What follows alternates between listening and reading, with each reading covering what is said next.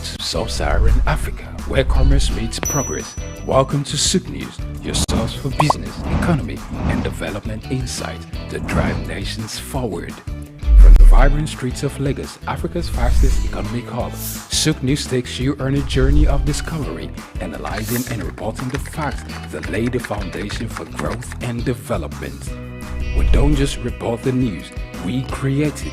SOUQ News is more than a channel. It is a catalyst for change, spotlighting the stories that shape economies, inspire entrepreneurs, and fuel progress. Covering business, finance, technology, energy, and many more, SOUQ News provides a daily deep dive into the stories that matter, interviews with industry titans, and analysis that empowers your understanding of economic landscape. Join us daily as we dissect, discuss, and deliver the most relevant and factual news on business and the economy.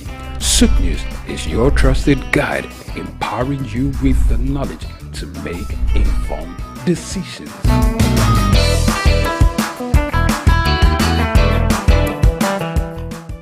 We've got just what you need right here at Femi Wash Media.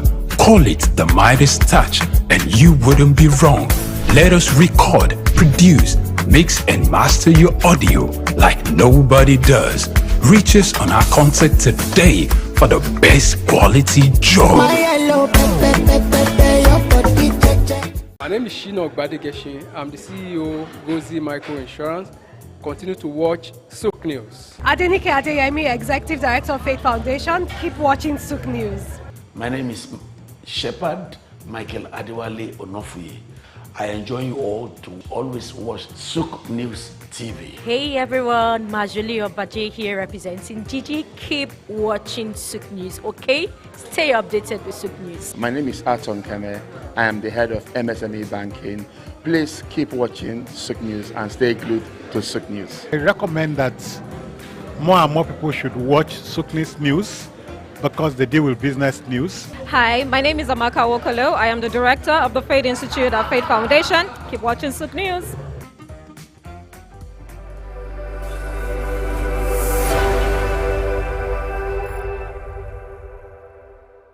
In today's fast-paced world, staying ahead of market trends is crucial. Whether you're an investor, a business owner, or just curious about the economy, you need reliable, up-to-date information to make informed decisions. When we pay our tax, or when participants pay or contribute their tax, there will be development in such an organization or country. The Ministry of Marine and Blue Economy that is going to address that alone. The National Security Advisor and the Office of the President also need to see to it to ensure that the security situation is being addressed. On Market Insights, we provide comprehensive market analysis, expert opinions, and actionable insights that you can trust.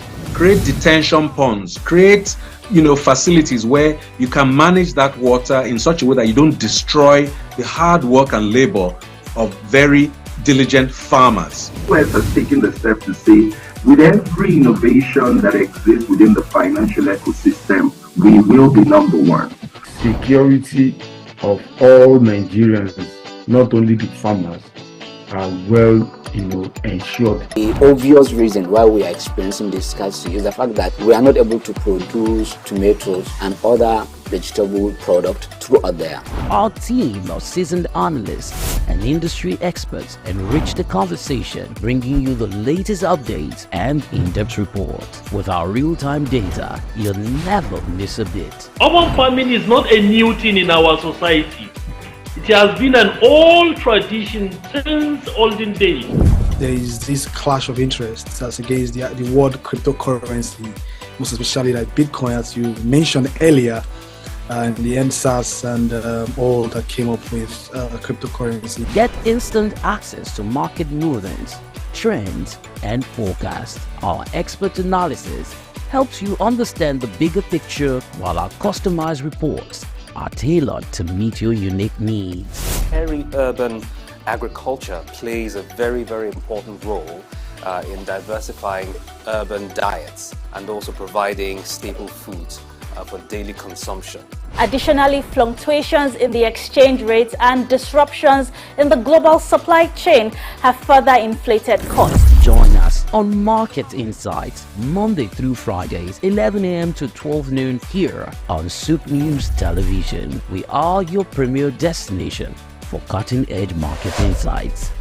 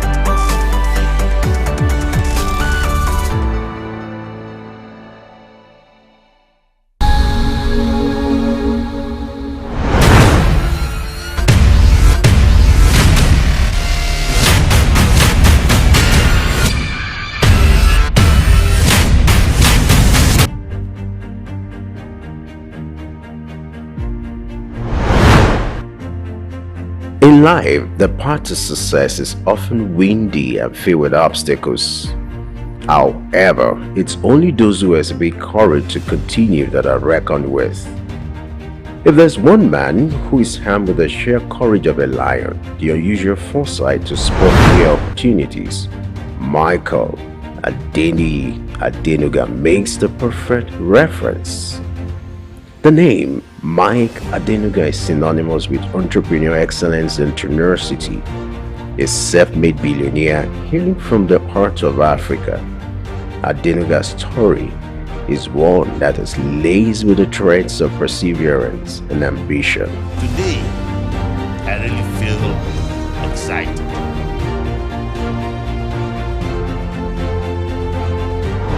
Against all odds, Adenuga has risen to become one of the wealthiest individuals on the African continent. His knack for spotting business opportunities and the courage to seize them has led to the creation of a vast empire that spans telecommunications, oil and real estate. But what truly sets Adenuga apart is not just his wealth, but the indomitable spirit that has propelled him to the pinnacle of success. His journey is a powerful narrative of a man who, despite the odds, has managed to carve out a niche for himself in some of the most competitive industries. From his humble beginnings to his rise as one of Africa's most influential business figures, Adenuga's story serves as a beacon of inspiration for aspiring entrepreneurs everywhere. Born on 29th of April 1953, Mike Adenuga's story begins in Ibadan, Nigeria, a vibrant city steeped in culture. Ibadan was the backdrop for Adenuga's early years. His father, a school teacher, and his mother, a businesswoman, were humble, hardworking individuals. Their influence on young Adenuga was profound, instilling in him the values of perseverance, integrity, and ambition. Adenuga's early education took place in Ibadan, a local school where he exhibited a sharp mind and a keen sense of curiosity. His parents, recognizing his potential, encouraged him to pursue his studies with diligence and tenacity. These formative years laid the groundwork for the Titan. Despite the modest means of his family, Adenuga was never deterred. He understood that the path to success was paved with perseverance and relentless work ethic. From an early age, he demonstrated a knack for entrepreneurship. His first ventures were modest, grounded, mirroring the reality of his circumstances. One of his earliest jobs was as a taxi driver. This experience was more than just a means to an end. It served as a classroom on wheels, offering lessons in humility, resilience, and the importance of understanding people from all walks of life. Adenuga's entrepreneurial spirit led him to explore the avenues He started selling soft drinks, an endeavor that required long hours under the scorching Nigerian sun. This venture was not glamorous, but it was honest, and it was his. It was a testament to his commitment to hard work and his refusal to shy away from the gritty aspects of business. From taxi driving to selling soft drinks, Adenuga was no stranger to hard work. This commitment to labor, this willingness to roll up his sleeves and get his hands dirty, laid the foundation for the empire he would later build. His story is a powerful testament to the fact that success is not an accident. It is the result of hard work, sacrifice, and most of all, love of what you're doing or learning to do. His journey began with an education in the United States where he studied business administration.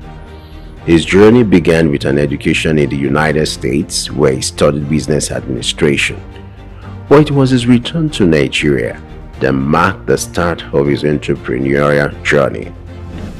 Adenuga dove into the world of business with a daring spirit and a keen eye for opportunity. He ventured into trading of lace materials and other commodities, a business that was booming at the time. His ventures were diverse and often bold, including the distribution of Coca-Cola within Nigeria.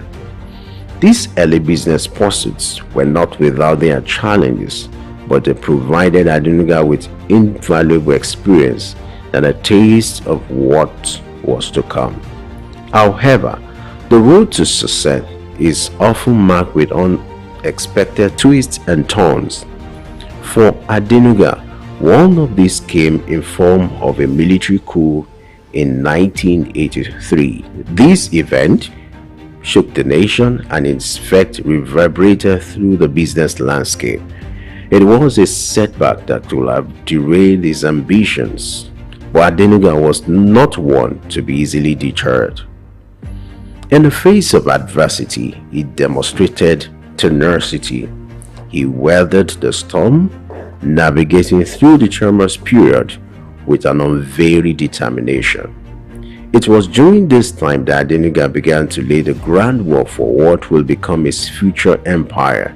He was building a foundation, brick by brick, on which he would erect a business dynasty that would span across several industries. Regarded as a titan in the telecom industry, Adenuga is the mastermind behind Globacom, Nigeria's second largest telecom operator. Under his visionary leadership, Globacom has grown exponentially, connect billions across West Africa and beyond. In the oil sector, Adenuga holds the majority ownership of Corn Oil, one of Nigeria's largest oil exploration companies. Corn Oil has been instrumental in shaping Nigeria's energy landscape, and its success is the testament to Adenuga's strategic acumen and drive for innovation. When it comes to wealth, Adenuga's net worth is nothing short of impressive. The billionaire businessman ranks high on the Forbes list of Africa's richest people, rubbing shoulders with the likes of Aliko Dangote. In 2003, Adenuga revolutionized Nigeria's telecom industry with the launch of Globacom. This was a pivotal moment, not just for Adenuga, but for the nation as a whole. Before Globacom, Nigeria's telecoms industry was dominated by a single player, but Adenuga had the vision to democratize telecommunications, making it accessible and affordable for all. Globacom entered the market with a bang. The company was innovative, offering unprecedented services like per second billing, which was the first in Nigeria. This level of innovation was a game changer, challenging the monopoly of the existing telecoms giant and forcing competitors to step up their game. But Adenuga didn't stop there. He knew that to truly disrupt the industry, Globacom had to grow rapidly. the company embarked on massive network expansion projects, erecting thousands of kilometers of fiber optic cables across Nigeria and beyond. In less than a decade, Globacom has grown from a new entrant to a major player in the telecoms industry. Its services reached millions of Nigerians, even in the most remote corners of the country. Adenuga's entrepreneurial spirit didn't stop at telecoms. In fact, his business acumen was put to the test in a whole new arena where he took over Corn Oil, Nigeria's first indigenous oil company. Under Adenuga's leadership, Corn Oil expanded beyond its initial operations, becoming a front-runner in the Nigerian petroleum industries. It now boasts a strong presence not only in exploration and production but also in downstream operation, such as the marketing of refined petroleum products. Yet, Adenuga's ventures didn't stop here. With a keen eye for lucrative opportunities, he delved into the world of real estate, immersing a portfolio of properties that span the globe, from commercial buildings in Nigeria's bustling city centers to luxury residences in some of the world's most sought-after locations. Adenuga's property investments are as diverse as they are extensive. Banking, too, has felt the Adenuga's touch. He has been instrumental in shaping the industry, contributing to its growth and stability. His influence and investment has helped foster a banking sector that is robust, reliable, and ready to serve the needs of Nigeria's growing economy. But Adenuga's impact extends beyond the world of business. His philanthropic endeavors are a testament to his belief in giving back to the community. Well, that's a special man to me. A very special person. That is a man that made my path, my ways very smooth. That's a God-sent person to me.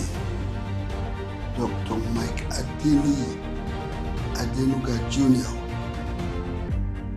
is somebody that I will continue to thank, to appreciate, and to continue to pray God to help him, to give him long life and good health.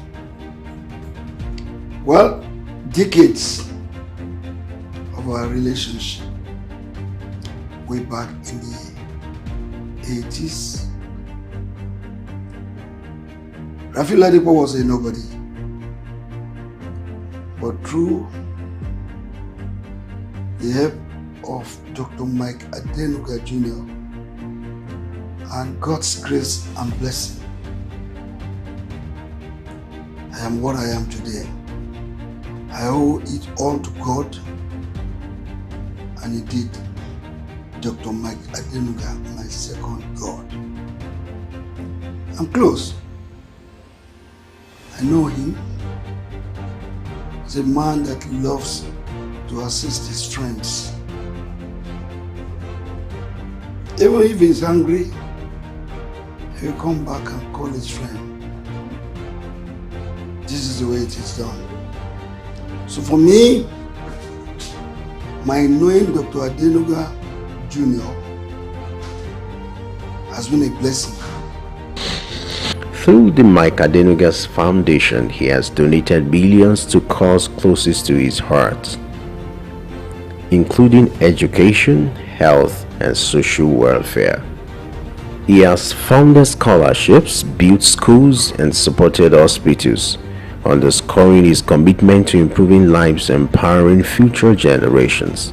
In essence, Adenuga's business journey is not just about creating wealth, but also about creating value. Several years back,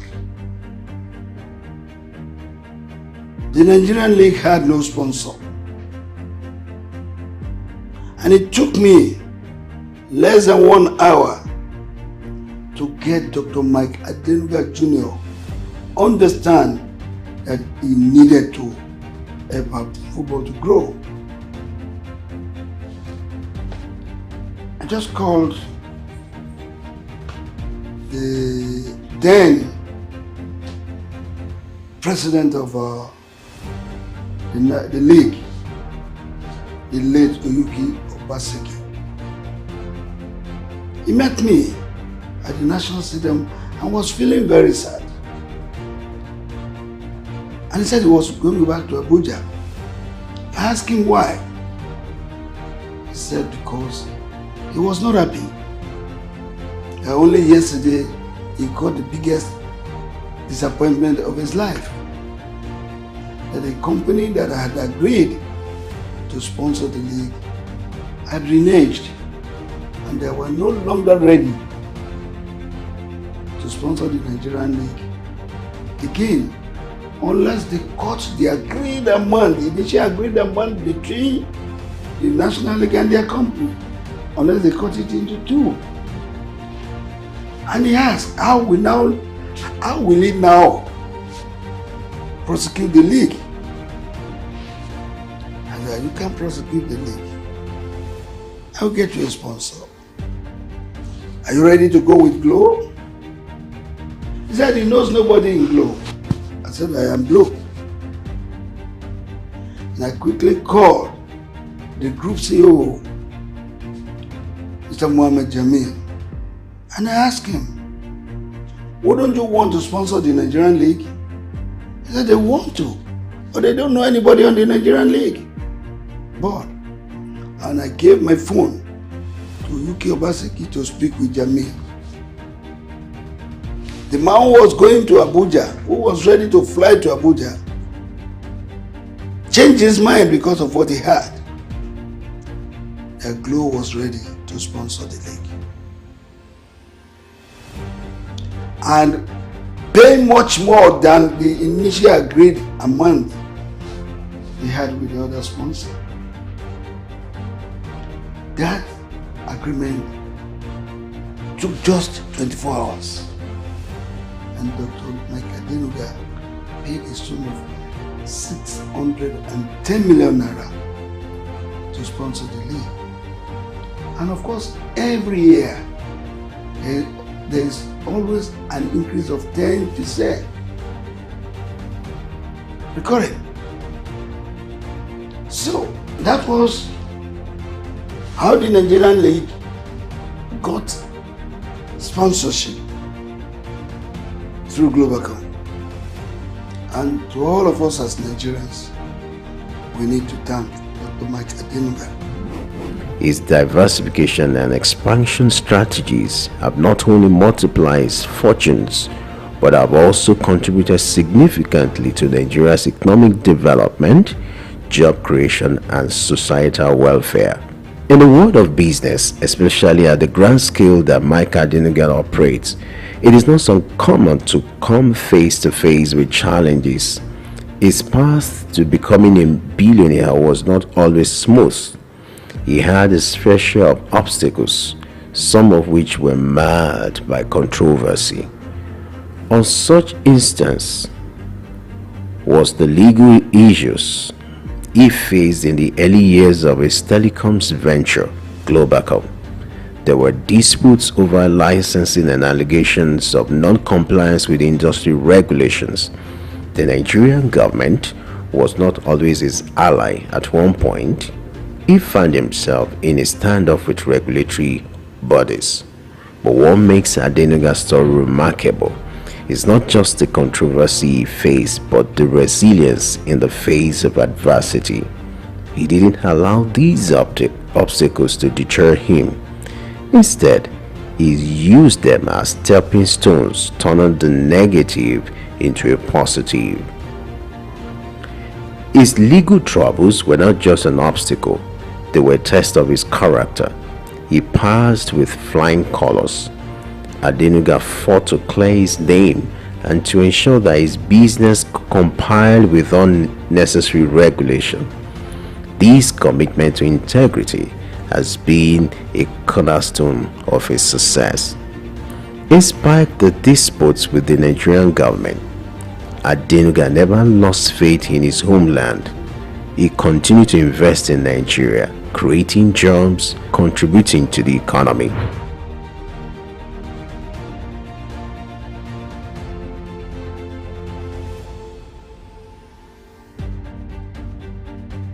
Indeed, the path to success is never easy. It is filled with trials and tribulations. But as Adenuga's story shows, it is not the challenges that defines us, but how we respond to them. Through it all, Adenuga has remained steadfast. His success, a testament to his resilience. Mike Adenuga's story is one of determination, ambition, and unparalleled success. As we delve into the legacy he has built, we uncover a narrative of resilience and visionary leadership that has left an indelible mark not only in Nigeria but across the continent and the world. His journey from taxi driver to billionaire magnate continues to inspire a generation of entrepreneurs who dare to dream and strive for success against all odds. Adenuga's contribution to the Nigerian economy are monumental. His businesses, from telecoms to oil and gas, have created thousands of jobs, fueled economic growth, and contributed significantly to the country's GDP. His generous efforts too have transformed lives and communities, further cementing his legacy as a leader who not only builds businesses but also uplifts society. The respect for Adenuga is universal. From world leaders to business leaders, many acknowledged and admire his entrepreneurial acumen, his relentless drive, and his unwavering commitment to excellence. His name is synonymous with success, and his story is a testament to the power of vision, hard work, and tenacity. Mike Adenuga's story is a testament to the power of ambition. His journey from the humble beginning of taxi driving and petty trading paints a vivid picture of what tenacity can bring. He treaded the paths of uncertainty and risk, but his unyielding spirit guided him through the challenges. His ascent to the pinnacle of success, becoming one of Africa's wealthiest individuals, is an inspiration. Adenuga likes singing one song. It's a miracle walking God. It's a miracle walking God. He's the Alpha and Omega. It's a miracle walking God. He loves him.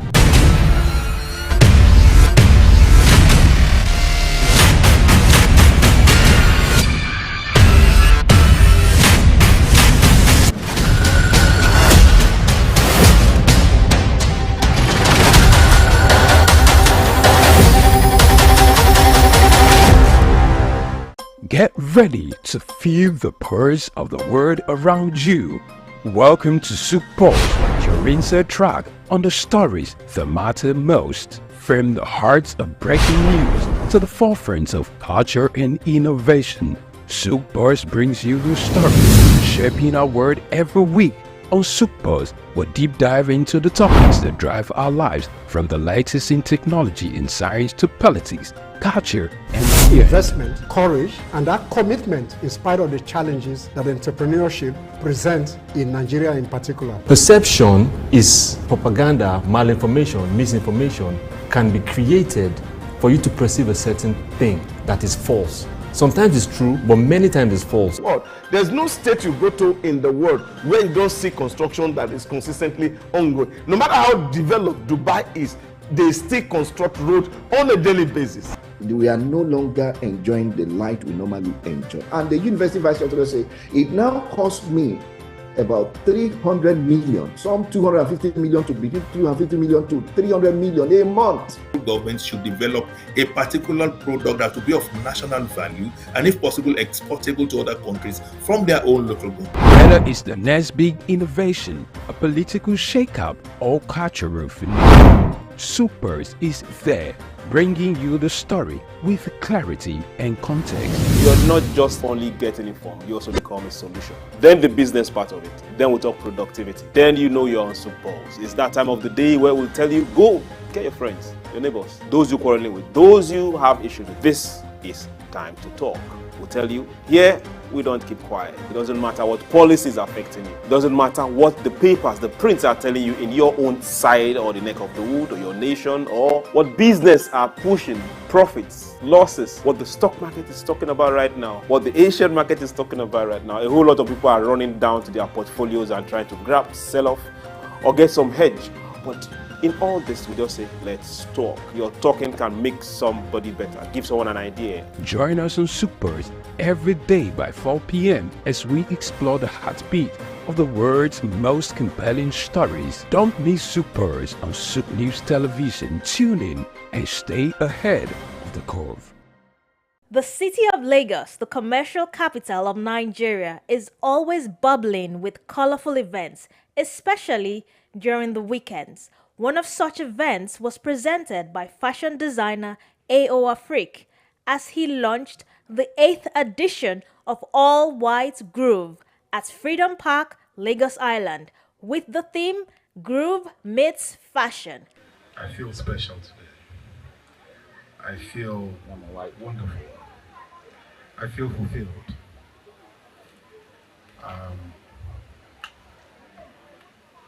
Thank God we did not postpone. And,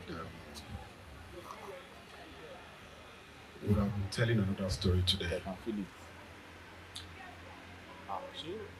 It's special thanks to God and special thanks to Mr. Theo, the chief warder, who told me a few years ago that rather than going and coming back to Freedom Park with your products, take a space there. And that was the turning point. An ascending step for the brand. We're glad we're here in Freedom Park. Thank you, Freedom Park. Thank you, Mr. Theo. Thank you, Yawa Ababa. Thank you very much. Beyond music and fashion, the event also showcased A.O. Afrique's latest designs and a variety of local brands. Pop-up shops and stalls offered attendees the opportunity to discover and purchase unique pieces, further elevating the fashion-forward vibe of the events.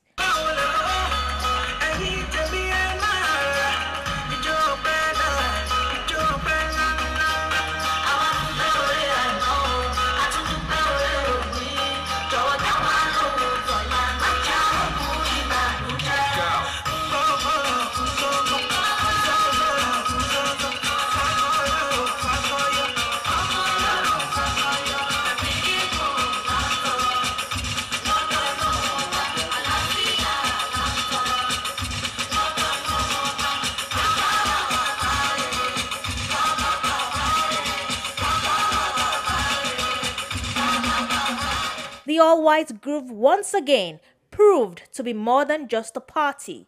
It was a cultural phenomenon that brought together people from all walks of life to celebrate African music, fashion, and the vibrant spirit of Lagos. Lavina Emma reporting for SOUQ News Television.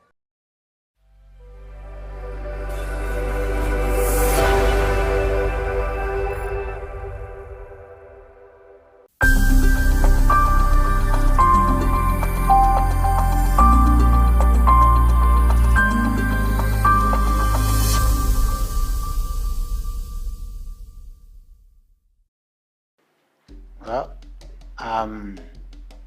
Prince Raymond Adekunle Olaya Kishemoy. I was born into a Catholic family. I was raised maternally by the Cardozo family. My paternal family, the Olaya Kishemoy family, are from Isaleko, and they own the entire space called Makoko.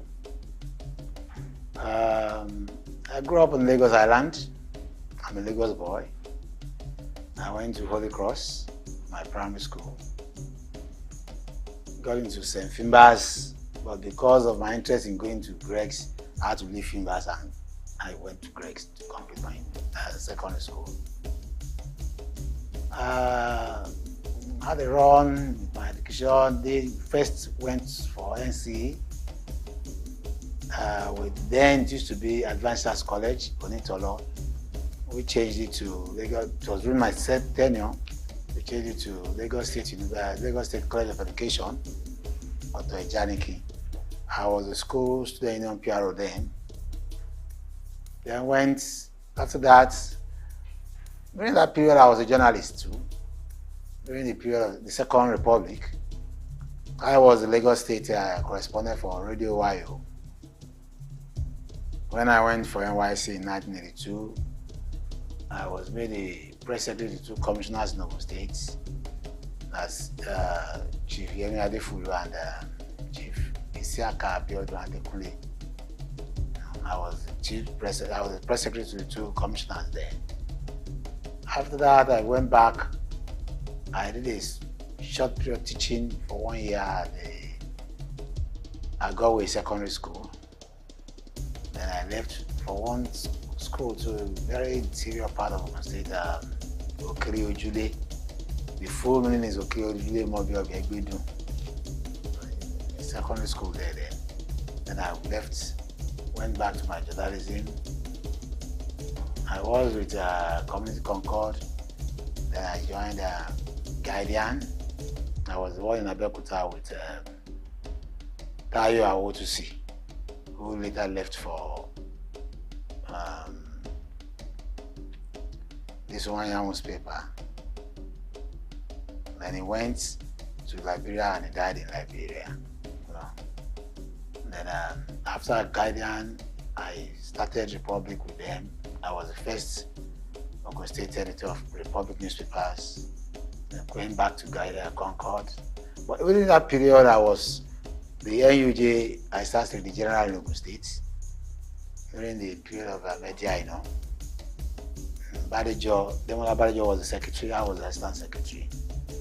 And after that stint, I was the national financial secretary of our SWAN, Sports Travel Association, during the time of Fan Ndubuisi. So I got fed up with journalism when we had June 12th and I saw the whole country in that terrible state. So I just left. Went back to school. I had OND, HND, MassCom. Then went back to school again for postgraduate marketing at the NIJ. And I did law. And right now I'm practicing law. I also was in politics.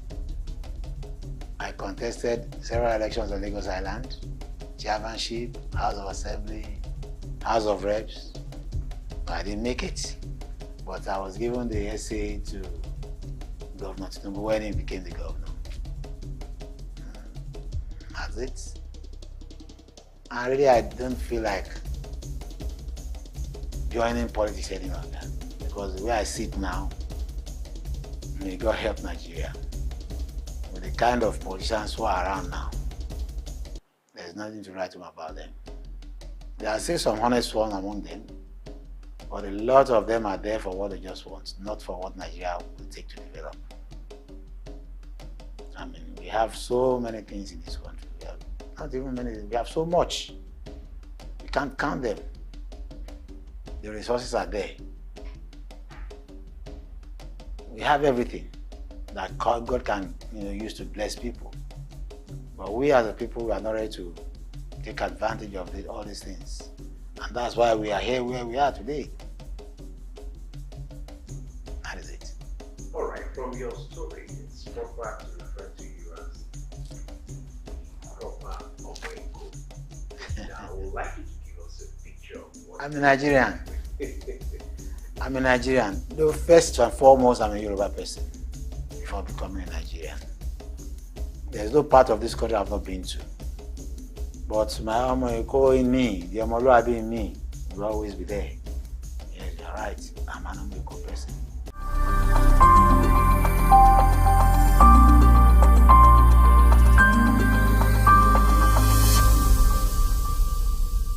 Let's take the length and breadth of Nigeria. Lagos used to be the most beautiful area in the whole country, the most beautiful. Talk of the waterfront here. I grew up in this Holy Cross. After the mass service at Holy Cross, where the young kids will all come there, flock down to the marina side, serve all the breeze, eat fruits, you know, look at the boats, the ships, and we'll all be happy. The breeze, you know, you will just be there enjoying yourself. It's not like that any longer. Later, the quayside came, you know, and there were shops. You could buy as many as you wanted. Then, Lagos was beautiful. Our taps went dry. We would do these small paper boats and we'll put them in our gutter in the house and we'll follow it to the flow. Where are those ones now? The drains are now just there. They are not moving. You see? They are like ponds. In those days, I could remember if you have thieves, there were not so many. Even the issue of stealing started becoming rampant, I think, after the Civil War, if I could remember. We were all sleeping outside our houses. We have our houses. Comfortable houses. Small as they were comfortable. But we were all sleeping outside, getting the breeze and everything. It used to be ECN then. Electricity Corporation of Nigeria. ECN, yes. And these days, you see armed robbers everywhere. You see armed robbers everywhere. So that is, you see, it's a pity that things like that are happening now. It was shortly after the war that we started seeing the case of armed robbery. And Babatunde Foronsho got himself in the history book as being the first set to be shot. You know? I could remember when my mom came back from England, 1967, and she got the house, I think number 6 or number 8, I'm not sure again, at Lawadin Street. She was working at Lutz as a nurse then.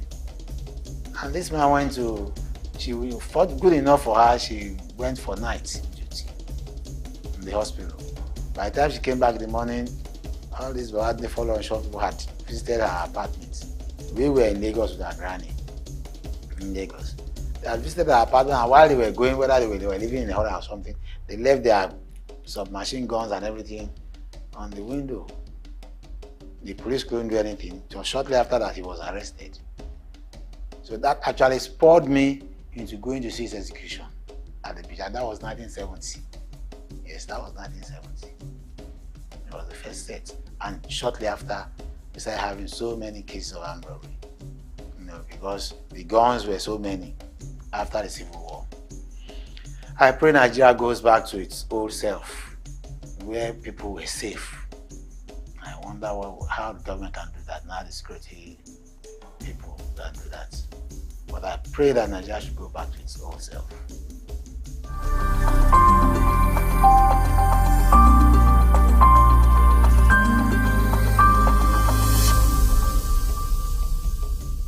Morocco is a coastline settlement, you know, and we acquired that place from the Oloto family around the 18th, 19th century, and they got all the papers from the Oloto family then,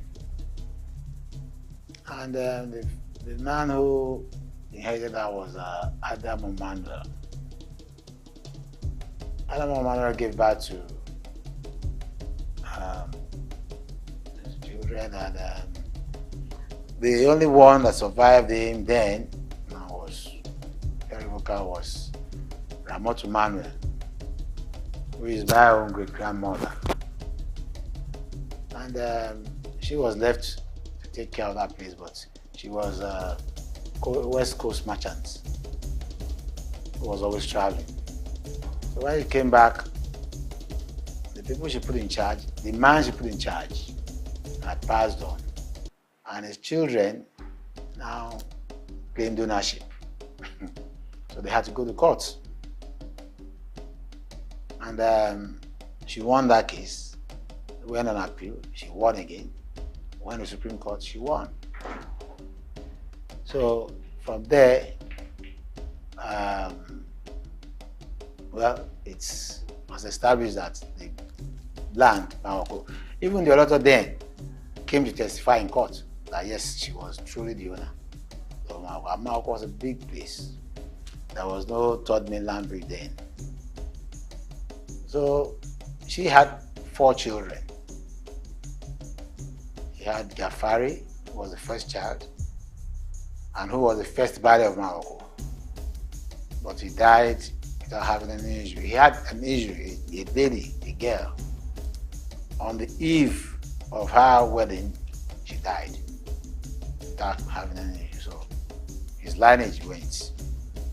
The second child was my own grandfather, Wahab Kadriola Yakishimori. He became the Bali after him, after the first Bali. And he ruled till 1970 before he died. The next person to Wahab was Rahim. Rahim was the first chief imam of Morocco. And his own son, one of his children, Kamaru, acted as the Baile of Morocco when my grandfather died. My father, who should have stepped in, was the accountant with NIPOST. Then, before he went to custom to become the accountant again, and internal revenue, federal inland revenue. So he didn't have time for the traditional things. So his junior cousin, Kamaru Adewale Olayakshemoy, took over. Then next to Rahim was the lady whose place I use as my palace today, and that is Sariyu. Sariyu too didn't have any child. So out of the 4 children, only Wahab and Rahim that have their own offsprings. And that's why the two branches are the ones ruling Morocco. The third we would have called part of us were people that Mama Ramotu took to be with her, and she was taking care of them. Their father's name was Yakini. So in her will, she put it there that they should give them, treat them as children too. So those are the four basic children of Ramotu Manuel.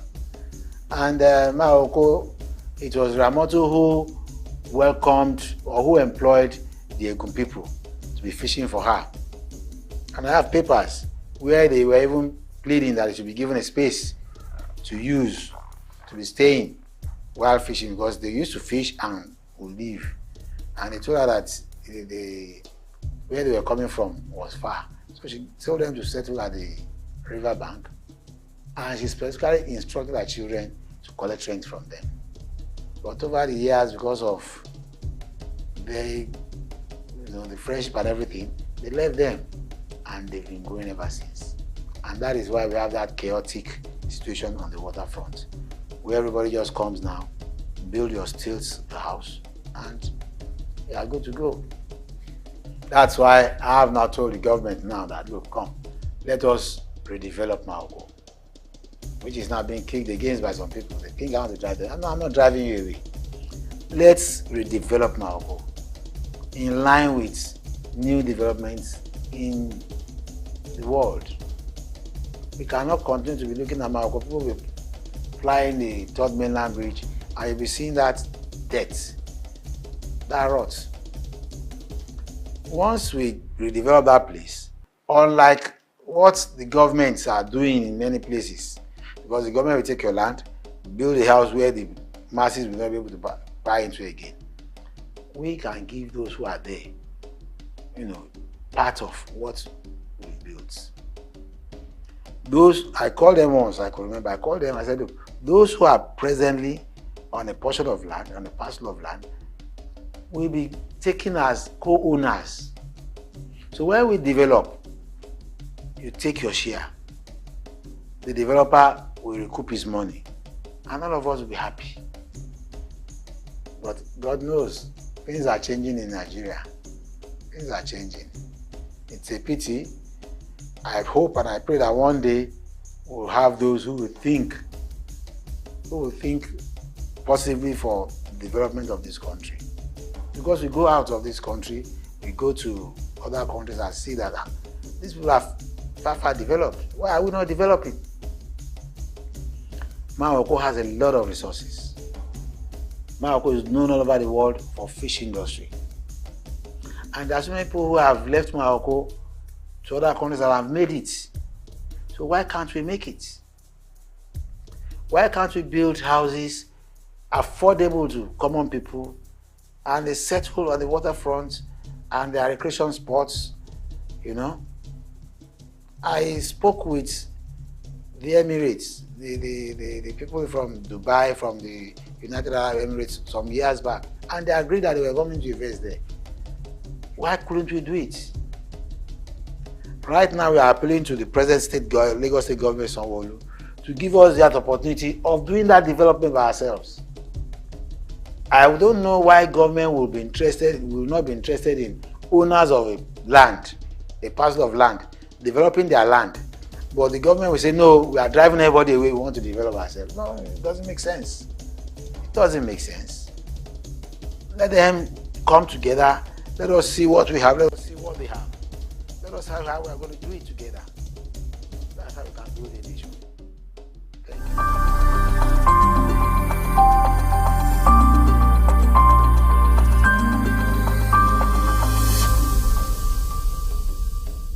The first I would say is misinformation. The world is being fed only about bad things about Morocco. Oh, Morocco is a slum. Morocco, they are living on water. Morocco, no, there are so many good things about Morocco. So many good things.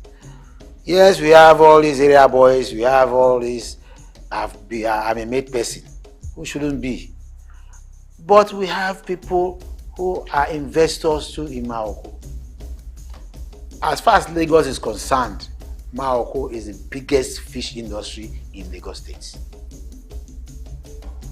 Are you getting what I'm saying?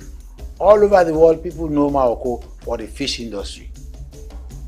And if government comes together and partners with the people and develop that industry alone, it's bam. The other one is this plywood industry. You get what I'm saying? Yes, government is trying to relocate them to elsewhere. But there are cottage industries that could be made for this kind of businesses in Morocco, and the people in Lagos will still be benefiting. And you won't lose all these spaces you are seeing being wasted. We organize it in such a way that every sector will be confined to specific areas, and government will make billions of money, and the people too will be happy. We don't do things haphazardly. We don't do fire brigade approach. No. Let us sit down and plan and say, look, this is the length and breadth of Morocco. This is what we are going to redevelop it into. This is the residential area. These are the recreation spots. This is what we are going to bring out from recreation services. For the other services being provided, this is how we're going to organize it. As I'm talking to you, as old as Morocco is, there is no single secondary school, government secondary school in Morocco today. None. We've been clamoring for this for years. But it's like they're not serious. The last time the Ministry of Education sent some people to me, I took them to a parcel of land that will, as usual, people will say, no, they are the owner. Who owns it? They are not. These are land poachers. We can send them off within weeks. Let them go to court, let them go to... They have no papers. You get it? But when they have politicians behind them, they draw the hands of the clock back. Let us move ahead. With a good secondary school in Morocco, all the children in Morocco will be going to that school instead of endangering their lives going far distances to look for secondary education. Do you get what I'm saying? We have the primary schools there. They are there. So, like I said, we have all those ones. Hospitals can be built. We have the primary health center, which is being run by the local government. But we can build a government model hospital in Morocco that can take care of that population and take care of the other people within or outside the Morocco environment. You know, we can do all these things. How much will it cost government? If government is not going to spend money, let us come together. We'll get organizations and people who will sponsor these kind of things. And it will be good for everybody. We will give them land.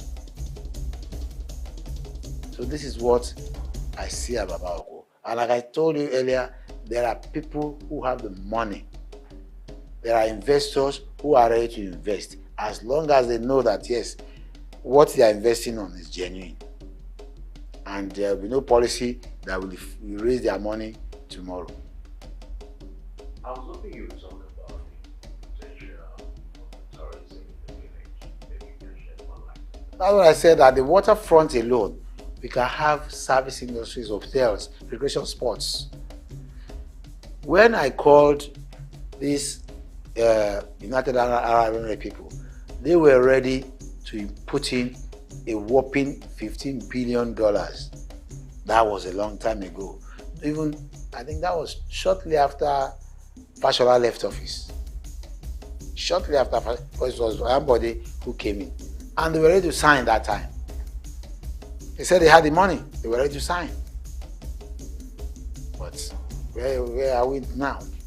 Before them, some group of people came. I will not mention the governor then. There was a particular governor that came and said, look, I have $3 billion to invest.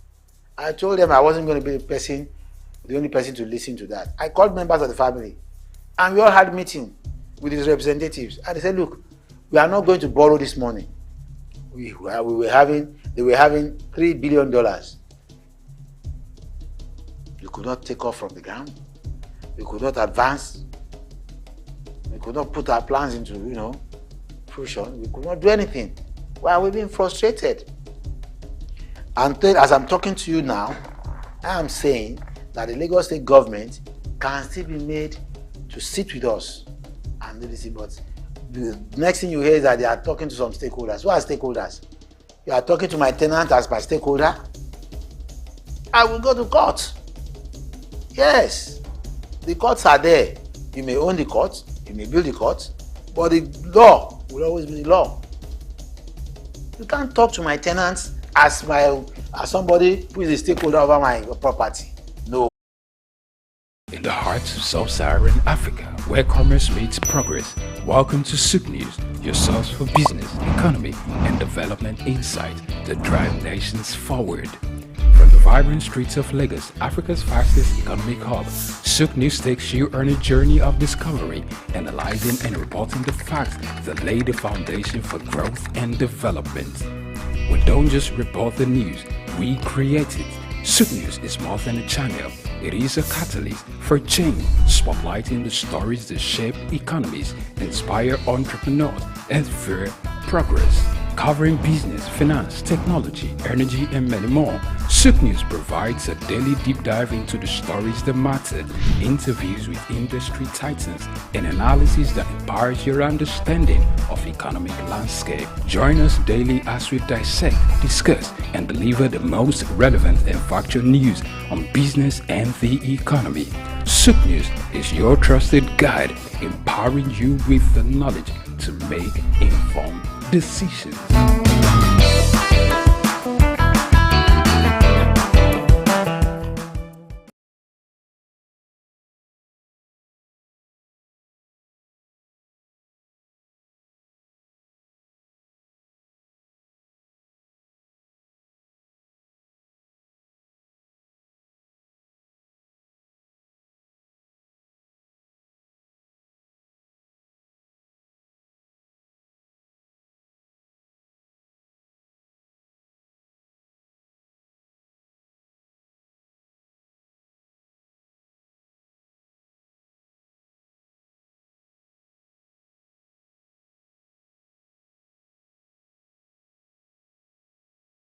In the heart of sub-Saharan Africa, where commerce meets progress. Welcome to SOUQ News, your source for business, economy, and development insight that drive nations forward. From the vibrant streets of Lagos, Africa's fastest economic hub, SOUQ News takes you on a journey of discovery, analyzing and reporting the facts that lay the foundation for growth and development. We don't just report the news, we create it. SOUQ News is more than a channel. It is a catalyst for change, spotlighting the stories that shape economies, inspire entrepreneurs, and fuel progress. Covering business, finance, technology, energy, and many more, SOUQ News provides a daily deep dive into the stories that matter, interviews with industry titans, and analysis that empowers your understanding of economic landscape. Join us daily as we dissect, discuss, and deliver the most relevant and factual news on business and the economy. SOUQ News is your trusted guide, empowering you with the knowledge to make informed decisions.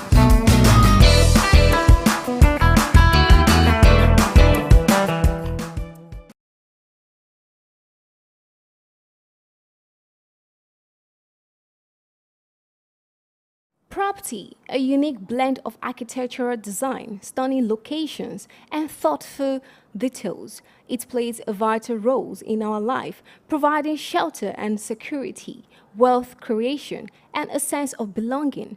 Properties leave a legacy for future generations, create business opportunities, and convey social status. The real estate market is constantly evolving, with trends and prices shifting in response to economic, social, and environmental factors. In-demand properties include sustainable homes, multi-generational homes, urban condos, and suburban single-family homes. The real estate market is a dynamic and ever-changing landscape, influenced by economic, social, and environmental factors. Otumbagbemi Oyeneyi, an expert in the field, shed more light on the real estate industry. The trend now, and that is where terraces are coming in now, so that you can have multiple, one bed apartment and all that, all structured together in, in a small space of land. So that is a trend. Developers are now building smaller apartments that are easy to sell or easy to rent or lease. Affordable housing initiatives are on the way to provide options for low-income earners, while luxury properties in cities like Lagos and Abuja cater to the growing middle class. Commercial properties such as office space and retail centers are also in high demand due to economic growth. Globally, sustainable living and smart homes are gaining popularity, with eco-friendly properties and integrated technology becoming increasingly desirable.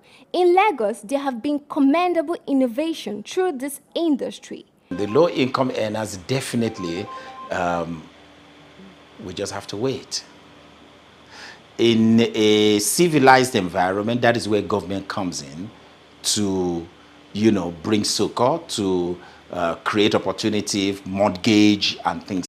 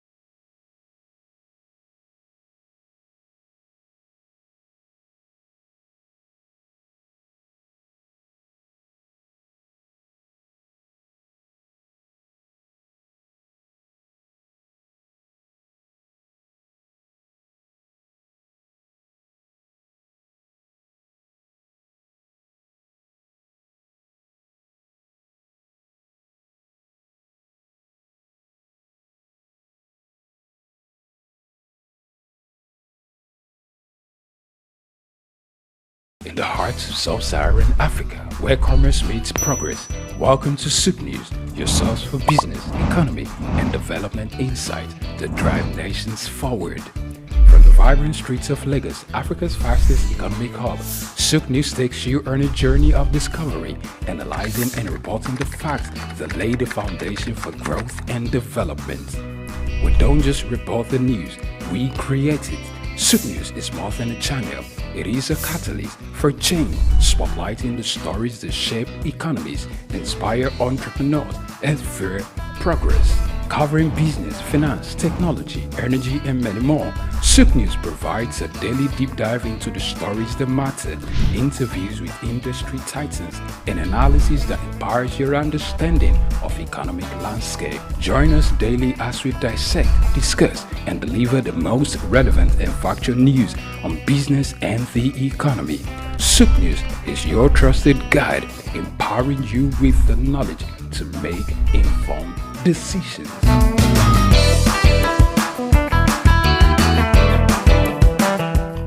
In today's fast-paced world, staying ahead of market trends is crucial. Whether you're an investor, a business owner, or just curious about the economy, you need reliable, up-to-date information to make informed decisions. When we pay our tax, or when participants pay or contribute their tax, there will be development in such an organization or country. The Ministry of Marine and Blue Economy that is going to address that alone. The National Security Advisor and the Office of the President also need to see to it to ensure that the security situation is being addressed. On Market Insights, we provide comprehensive market analysis, expert opinions, and actionable insights that you can trust. Create detention ponds, create facilities where you can manage that water in such a way that you don't destroy the hard work and labor of very diligent farmers. West has taken the step to say, with every innovation that exists within the financial ecosystem, we will be number one. Security of all Nigerians, not only the farmers, are well ensured. The obvious reason why we are experiencing this scarcity is the fact that we are not able to produce tomatoes and other vegetable products throughout there. Our team of seasoned analysts and industry experts enrich the conversation, bringing you the latest updates and in-depth reports. With our real-time data, you'll never miss a bit. Urban farming is not a new thing in our society. It has been an old tradition since olden days.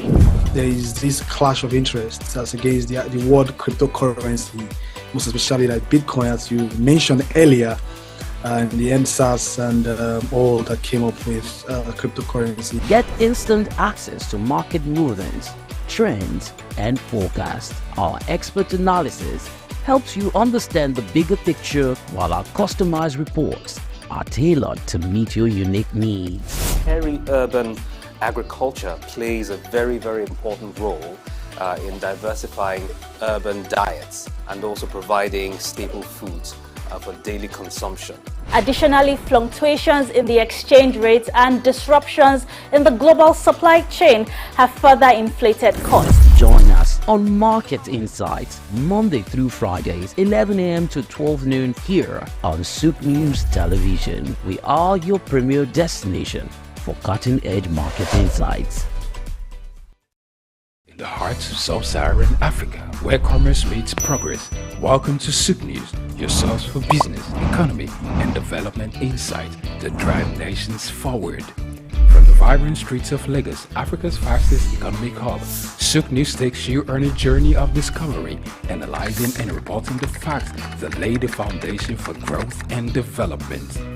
We don't just report the news, we create it. SOUQ News is more than a channel. It is a catalyst for change, spotlighting the stories that shape economies, inspire entrepreneurs, and fuel progress. covering business, finance, technology, energy, and many more. SOUQ News provides a daily deep dive into the stories that matter, interviews with industry titans, and analysis that empowers your understanding of economic landscape. Join us daily as we dissect, discuss, and deliver the most relevant and factual news on business and the economy. SOUQ News is your trusted guide, empowering you with the knowledge to make informed decisions.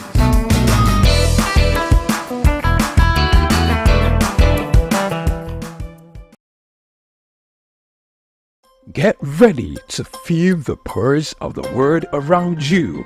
Welcome to SOUQ Pulse, your inside track on the stories that matter most. From the hearts of breaking news to the forefront of culture and innovation, SOUQ Pulse brings you the stories shaping our world every week.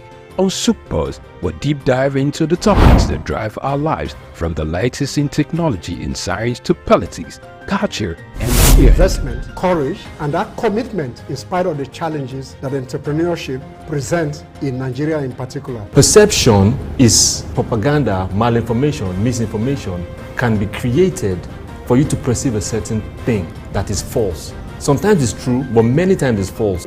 There's no state you go to in the world where you don't see construction that is consistently ongoing. No matter how developed Dubai is, they still construct roads on a daily basis. We are no longer enjoying the light we normally enjoy. And the university vice chancellor say it now costs me about 300 million, some 250 million to begin, 250 million to 300 million a month. Governments should develop a particular product that will be of national value and, if possible, exportable to other countries from their own local government. Whether it's the next big innovation, a political shakeup, or cultural phenomenon, SOUQ Pulse is there, bringing you the story with clarity and context. You're not just only getting informed, you also become a solution. Then the business part of it. Then we talk productivity. Then you know you're on SOUQ Pulse. It's that time of the day where we'll tell you, go, get your friends, your neighbors, those you quarreling with, those you have issues with. This is time to talk.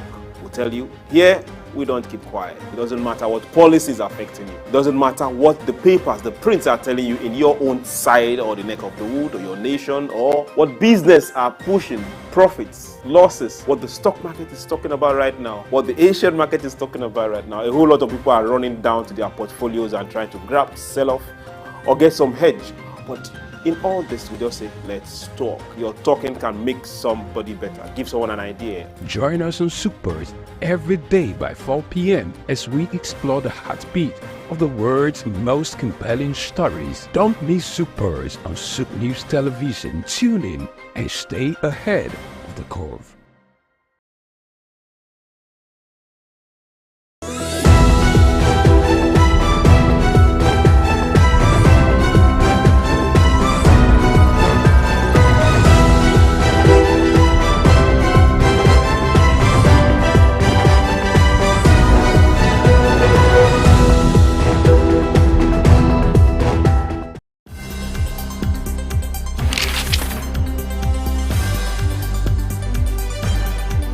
The challenge of governance is to see how we can leverage what is on the ground and convert this to wealth for the people. Russia, China are gaining entry into Africa, and it would appear that some Western countries are losing out. You're working as an expatriate worker, then you're paid in your currency. But then if you must spend those money, you need to convert those money to the local currency to spend. When we address this exchange rate volatility, we will see definitely cost of goods and services will come down. From a security point of view, we should employ the technology to ensure that we can track individuals and goods within the continent.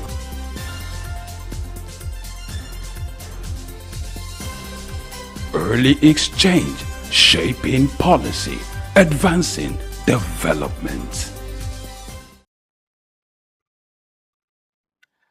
Good Nigeria, SOUQ Nigeria, welcome to Early Exchange. It's a wet Thursday morning in Lagos, Nigeria, but we're here and it's important because whenever we show up, the whole idea is to start conversations that shape policy in a bid to advance development. My name is Temple Barra, and as usual, I do have the delectable Blessing HF for company and partnership in this process of driving change?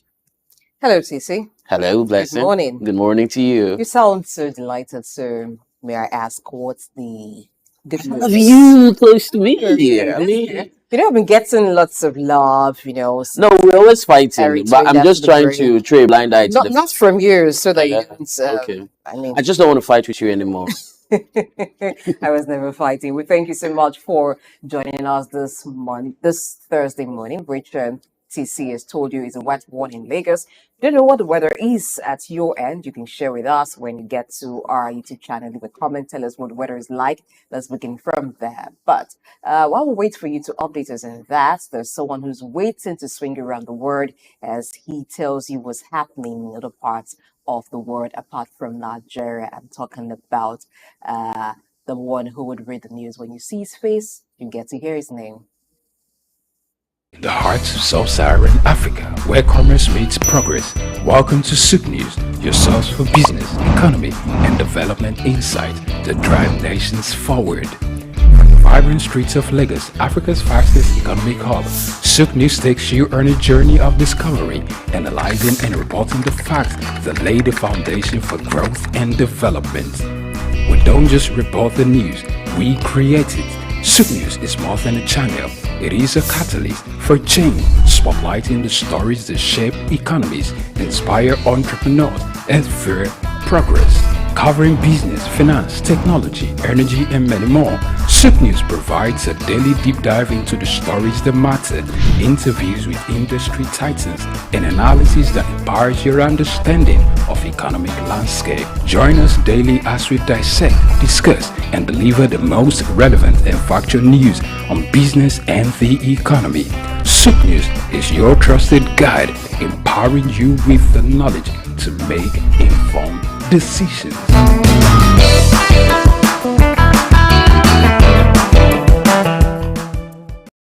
Get ready to feel the pulse of the world around you. Welcome to SOUQ Pulse, your insert track on the stories that matter most. From the heart of breaking news to the forefront of culture and innovation, SOUQ Pulse brings you the stories shaping our world every week. On SOUQ Pulse, we'll deep dive into the topics that drive our lives, from the latest in technology and science to politics, culture, and investment, courage, and that commitment in spite of the challenges that entrepreneurship presents in Nigeria in particular. Perception is propaganda, malinformation, misinformation can be created for you to perceive a certain thing that is false. Sometimes it's true, but many times it's false. There's no state you go to in the world where you don't see construction that is consistently ongoing. No matter how developed Dubai is, they still construct roads on a daily basis. We are no longer enjoying the light we normally enjoy. And the university vice chancellor say, it now costs me about 300 million, some 250 million to begin, 250 million to 300 million a month. Governments should develop a particular product that will be of national value and, if possible, exportable to other countries from their own local government. Whether it's the next big innovation, a political shakeup, or cultural phenomenon, SOUQ Pulse is there, bringing you the story with clarity and context. You're not just only getting informed, you also become a solution. Then the business part of it. Then we talk productivity. Then you know you're on SOUQ Pulse. It's that time of the day where we'll tell you, go, get your friends, your neighbors, those you quarreling with, those you have issues with. This is time to talk.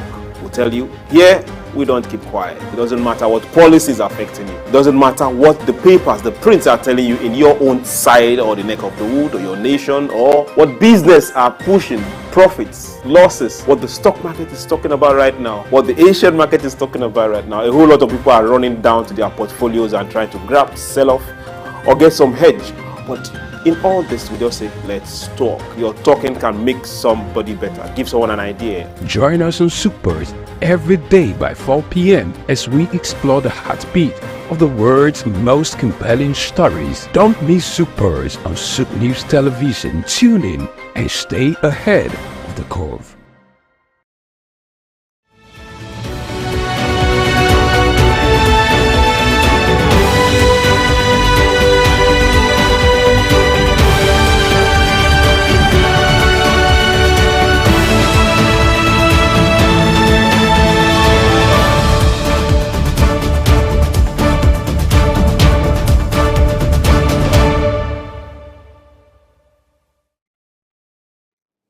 Hello there and welcome to the news update on SOUQ News Television. This Thursday morning, I am David Chiedu.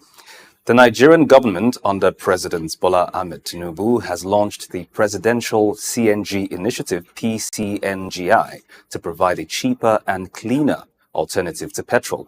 Compressed natural gas will be available for vehicles at 230 naira per kilogram, significantly lower than petrol's price.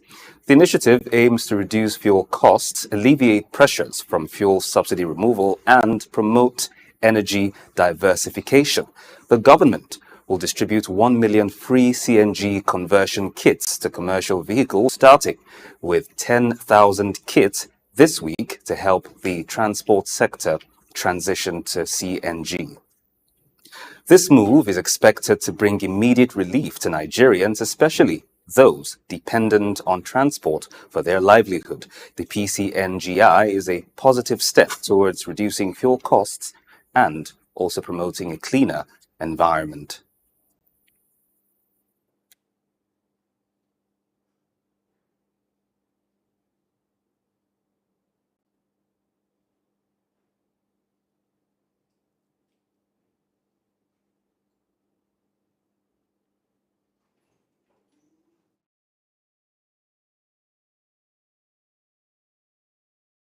Moving on, Nigeria's trade performance in Q2 2024 showed a strong export-driven surplus of 6.95 trillion naira, up 6.60% from the previous quarter.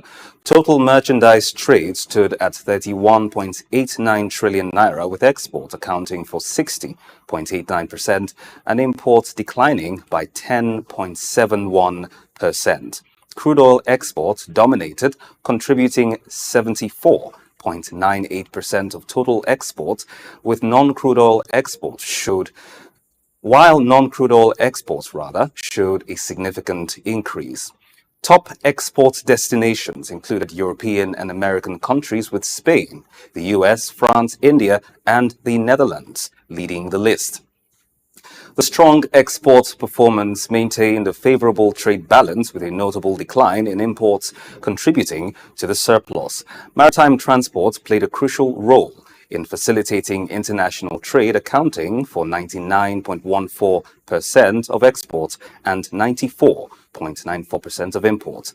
Nigeria's trade performance in Q2 2024 demonstrated resilience and growth, driven by a robust export sector. And elsewhere, Samsung Electronics is planning to optimize its global operations by reducing staff in some divisions, aiming to improve efficiency and also adapt to changing market conditions. The company has instructed subsidiaries to reduce sales and marketing staff by about 15% and administrative staff by up to 30% by the end of the year. This move is part of a routine workforce adjustment to enhance competitiveness and address global economic challenges. Samsung emphasized that there are no specific targets for the plans and that they do not impact production staff. The company is taking proactive steps to navigate the current market situation and also ensure long-term success. Back on the African continent, South African President Cyril Ramaphosa is set to sign the Basic Education Laws Amendments (BELA) bill into law, aiming to promote racial integration and prevent exclusion in schools. The move has sparked debate within the unity government, with the Democratic Alliance (DA) expressing concerns. However, Ramaphosa's office emphasizes that disagreements are expected and a dispute resolution mechanism is being established to address issues. The bill seeks to strengthen government oversight over schools' language and admission policies, ensuring inclusivity and equal access to education. The government remains committed to the Unity Coalition, and the signing of the bill is a step towards addressing educational inequalities and promoting social cohesion. And to the United Kingdom, the government there has taken a significant step to support Ukraine by imposing new sanctions on Russia's shadow fleet of tankers. This move aims to curb Russia's ability to export oil and fund its war efforts despite existing embargoes. The sanctions target 10 high-volume offenders, preventing them from entering UK port and accessing the UK ship register. This is the third round of sanctions, bringing the total number of targeted ships to 25. The UK, in partnership with other nations, is sending a strong message to Russia, demonstrating the international community's commitment to standing with Ukraine. Additionally, the UK and the US are exploring ways to enhance Ukraine's defense capabilities, including potentially lifting restrictions on firing Western weapons into Russia. This collaborative effort marks a significant development in the ongoing support for Ukraine. And that's all for now. On the news update, we'll bring you more in our major news bulletin later on at 3 p.m. today. For now, let's return to Early Exchange for more engaging conversations. Many thanks for watching. I am David Chiedu. Good morning.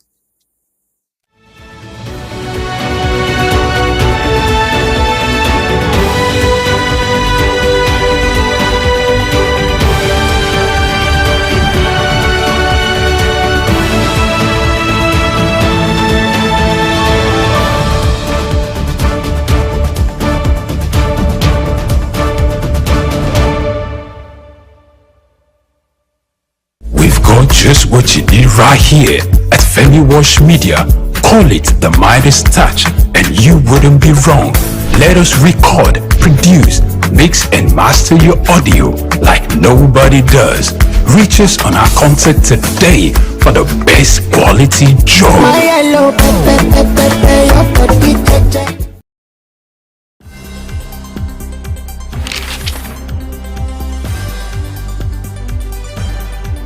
The challenge of governance is to see how we can leverage what is on the ground and convert this to wealth for the people. Russia, China are gaining entry into Africa, and it would appear that some Western countries are losing out. You're working as an expatriate worker, then you're paid in your currency. But then if you must spend those money, you need to convert those money to the local currency to spend. When we address this exchange rate volatility, we will see definitely cost of goods and services will come down. From a security point of view, we should employ the technology to ensure that we can track individuals and goods within the continent.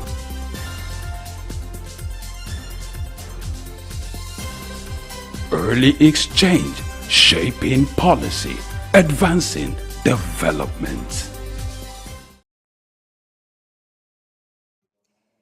Many thanks for staying with us. So on Early Exchange this Thursday morning, let's get into the conversation. So sometime in February this year, the Nursing and Midwifery Council of Nigeria made an adjustment to its policy on verification of qualified nurses. So at that time, it stated that for nurses needing verification of their licenses or authentication of their licenses, they must have 2 years post-qualification experiences. At that time, nurses around the country and even those who had relocated outside of Nigeria for search of greener pastures or taking jobs elsewhere protested, and they were assured by the leadership of the Nursing and Midwifery Council of Nigeria that the matter will be looked into. Now, this is months after that a lot of nurses outside of Nigeria are still complaining about the issue. Now, more worrisome is that the verification portal has been closed. Does that mean that foreign nurses, Nigerian nurses who are employed abroad to have their licenses verified by their current employers, they have to travel back to Nigeria to have that process completed? Let's find out as we have a nurse who is a Nigerian nurse who is practicing abroad, who will be joining the conversation this morning as he talks to us about if it has been a deal for him and his colleagues, what can be done about this. So we have Ayala Bolo, who's joining us this morning. Good morning. Hi, good morning, Blessing. How are you today? I'm great. I like how enthusiastic you sound. It means that we're in for a great conversation. How are you doing? I'm very well, thank you. And thank you for having me this morning. All right, so this issue that actually began sometime in 2023, but seemed to have become a real issue because reports have it that the verification portal was actually closed sometime in December 2023, and then what followed was the Nursing and Midwifery Council of Nigeria updating the requirements for verification, and months after that. Nigerian nurses who are practicing abroad, some of them are finding it difficult to have their licenses authenticated. What's the current state of things? Fill us in. It's quite unfortunate, to be honest, that we're currently in this situation today. When it comes to the ongoing concern, which to me it's growing by the day with regards to the verification. I think the whole thing actually started February this year when the Nursing and Midwifery Council of Nigeria brought out some guidelines that would therefore guide the verification process.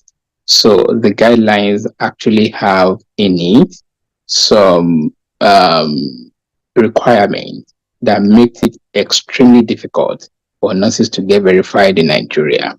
So because of those requirements, the guideline actually met a lot of resistance, from nurses home and abroad.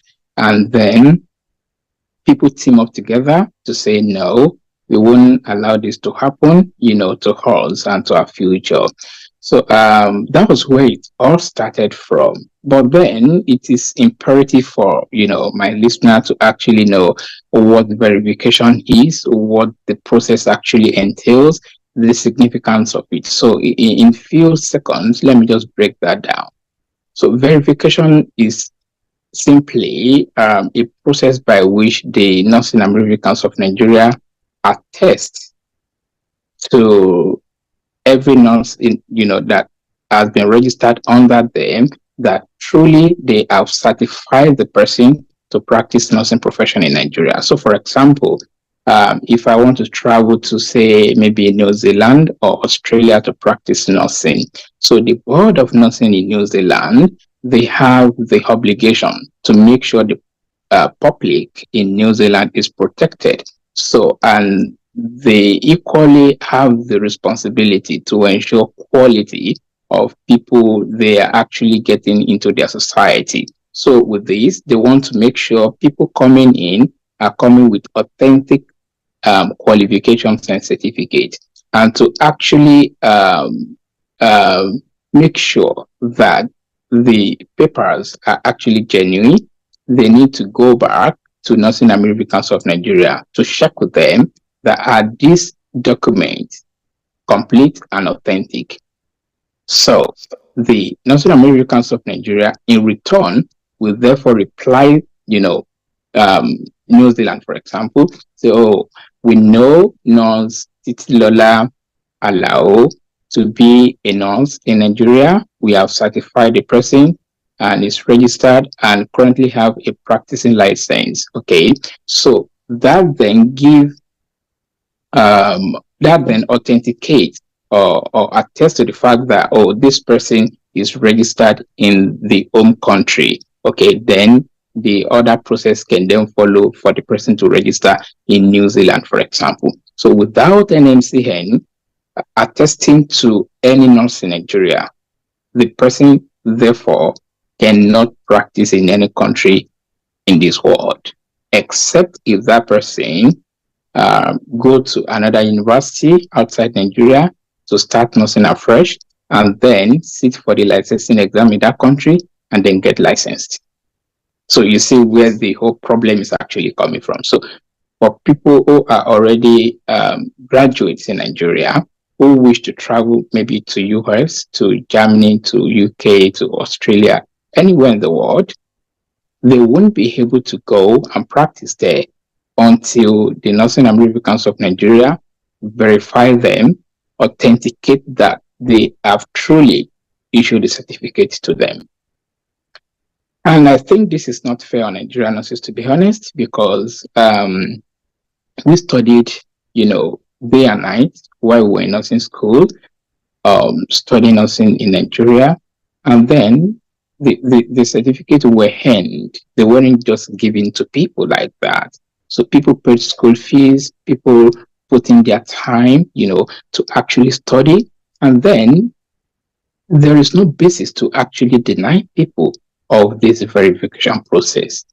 And let me quickly say, in other parts of the world, for example, if you go to, say, Canada, if you go to the United States of America, if you go to the United Kingdom, if you go to Australia, if you go to New Zealand, no country that I've mentioned,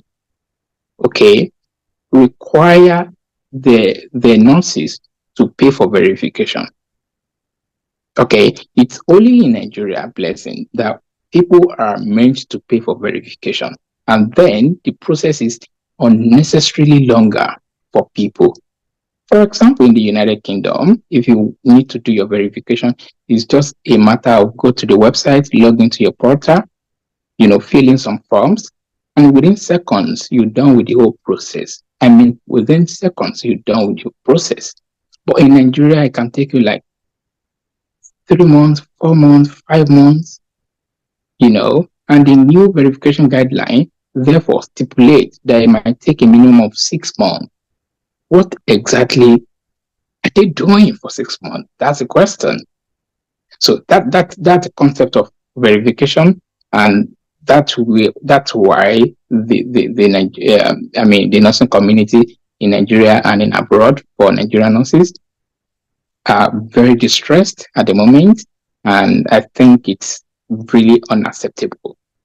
And NMCN, I think they're not ready at the moment to actually listen to the cry of Nigerian nurses home and abroad, because if they're actually ready to give listening ears, they should have done something since February this year.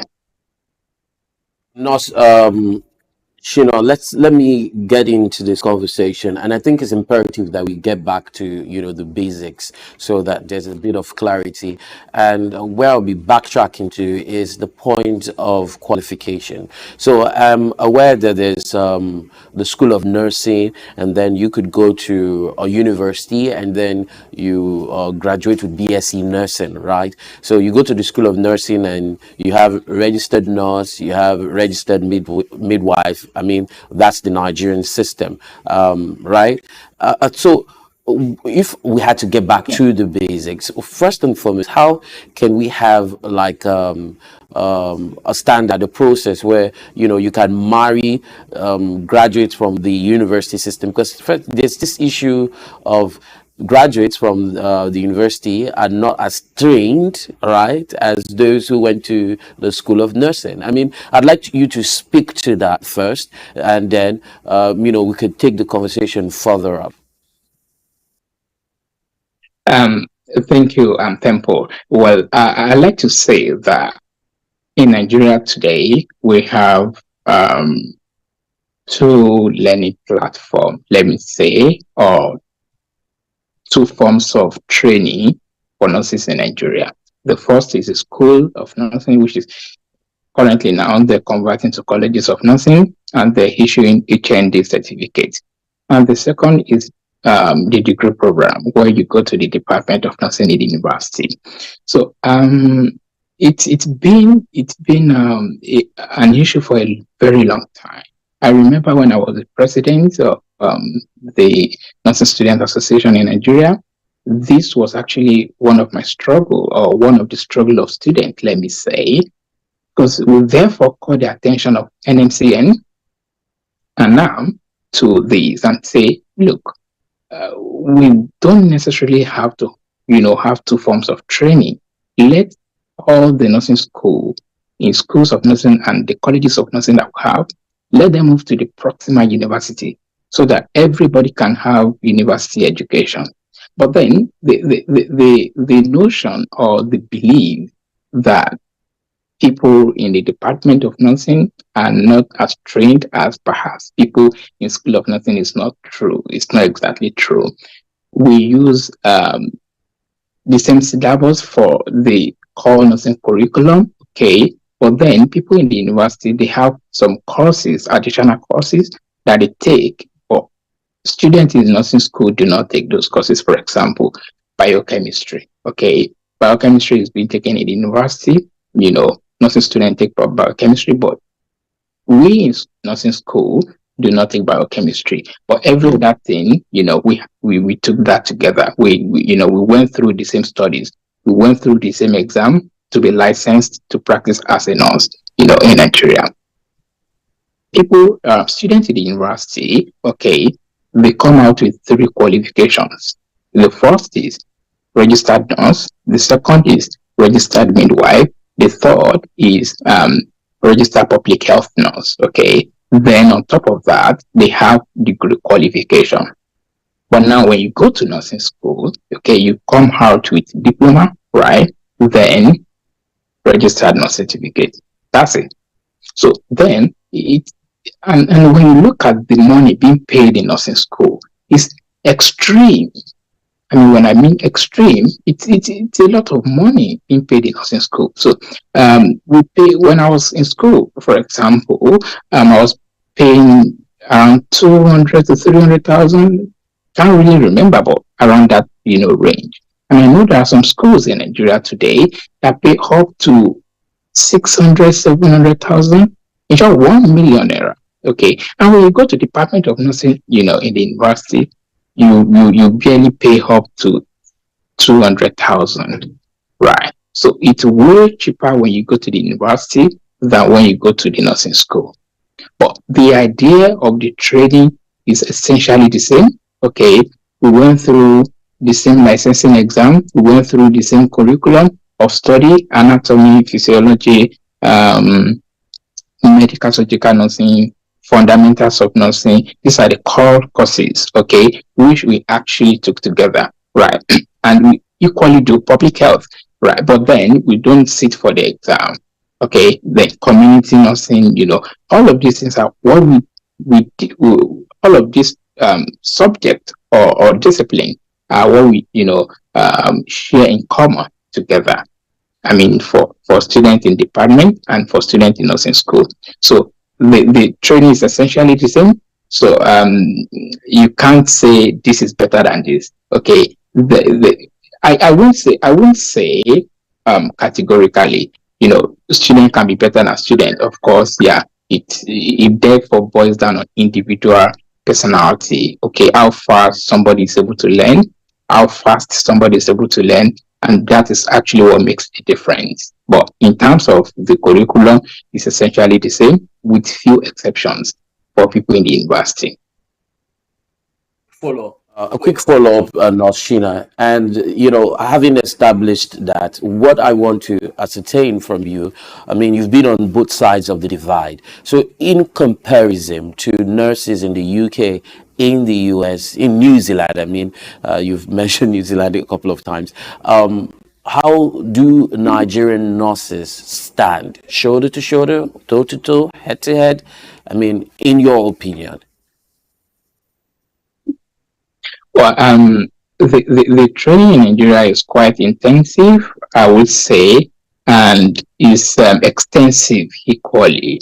When you train as a nurse in Nigeria, you are equal to every other nurses across the world, regardless of where they train, be it in the UK, in the US, in Germany, in Australia, and New Zealand. Yeah. So once you complete your nursing education in Nigeria, you are equal to every other nurse, at the same academic level. Let me put it that way. Okay, so if you finish your degree nursing program in Nigeria, okay, you are equivalent, okay, or you are equivalent to somebody who finished degree nursing program in the US, for example, or in the UK, for example. Okay, once you are in the same academic level like that, you are equivalent. So the training in Nigeria is not substandard now.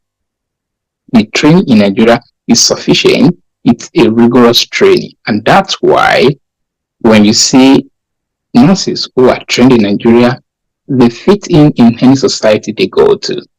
Okay, then, of course, when we travel from Nigeria to abroad, for example, UK, US, and any country that we want to practice, we will have to sit the exams there. For example, I came to the UK back then.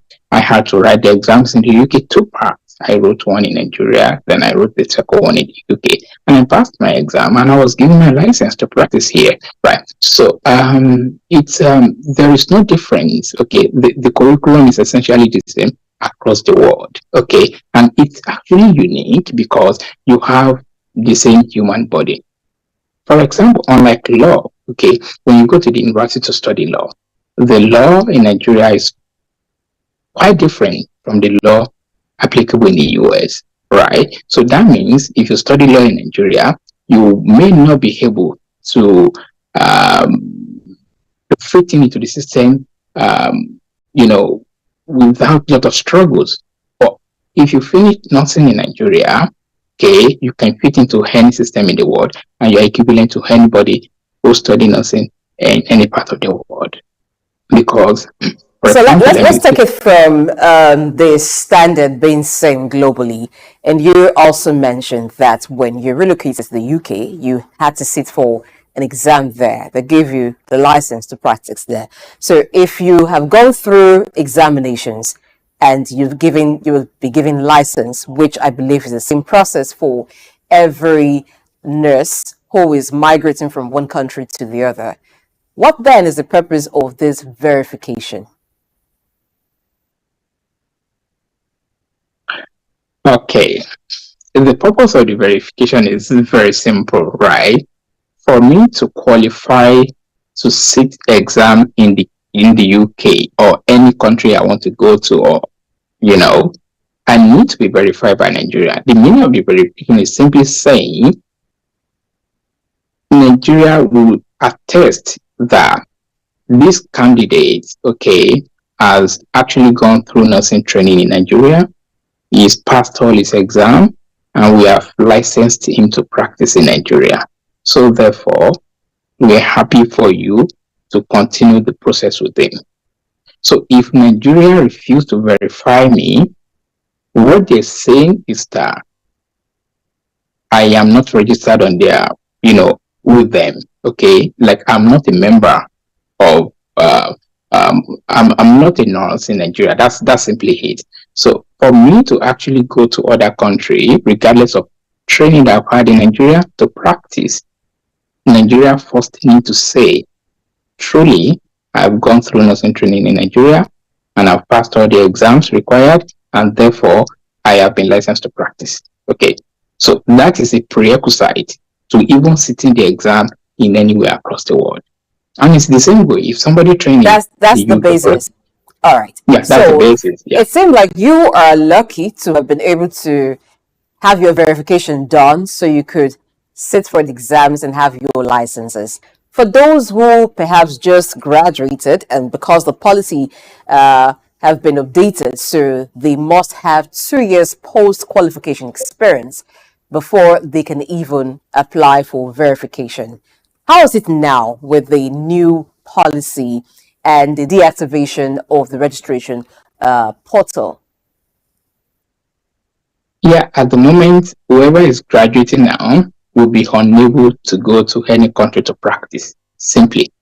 So if a new graduate in Nigeria, for example, or somebody who graduated after February 2024, wish to go to, maybe to US, to Australia, wherever country to practice, the person cannot simply go to practice there because the verification in Nigeria is pending until NMC verify a nurse.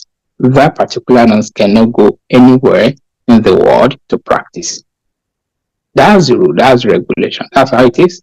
So, and that's why today, many people, some people who already got a job, who are trying to verify their license with Nigeria NMC, okay, they're losing their job very quickly. They're losing opportunities. You can only go and study, okay, in those countries, but you cannot practice. For you to be able to sit the exams in those countries, Nigeria has to verify you. So it's a prerequisite, a major prerequisite for that matter. So that's where the problem is now. So for whoever For whoever is in Nigeria at the moment, regardless of when the person graduates and is yet to verify a license, the person cannot travel to practice. The person can travel, of course, to go to school, to do whatever, but to practice in another country, no, the person cannot. We're pressed for time. I just have one question which I feel you could address in the next couple of minutes. It's common knowledge that medical professionals, dare say nurses, are some of the highest paid professionals in the world. And it's a field where you have a lot of Nigerians who live in the diaspora find themselves. Now, what impact will this have on diaspora remittances, especially when you don't have a large influx of Nigerians getting into that sector, anymore? Would it have any negative impact? And, cumulatively, what can be done to improve the situation? Thank you, Tempo. I've actually had this problem with people in the hands of affair in Nigeria. When you talk about the remittances, from people abroad, it's actually a major source of IGR for many countries, Nigeria inclusive. Okay, I can tell you today because the biting hardship in Nigeria, unfortunately, we can all see it, we can all feel it. The more people travel, I think it benefits the society at the long run. If the country actually has a framework, a good policy in place, to actually harness the expertise of people traveling abroad. Now, when you stop verification, what you do is you stop people to go to other country to practice. Okay, so the more people stay in Nigeria, the less the remittances I would say, because no matter how little, okay, when a nurse travel to other country, in the developed world, they will be able to generate some income from their job, and they'll be able to support their family at home, not only the family, also people whom they think might be in need. For example, now, there is flood in Nigeria at the moment in Maiduguri. It's actually devastating. I saw it yesterday. I was very despaired that how did we get here, right? I was able to, do a little bit, for some of my friends who are equally nurses who are in that part of the world. But then, if I was still to be in Nigeria, it would be difficult for me, okay, because let's break it down mathematically, right?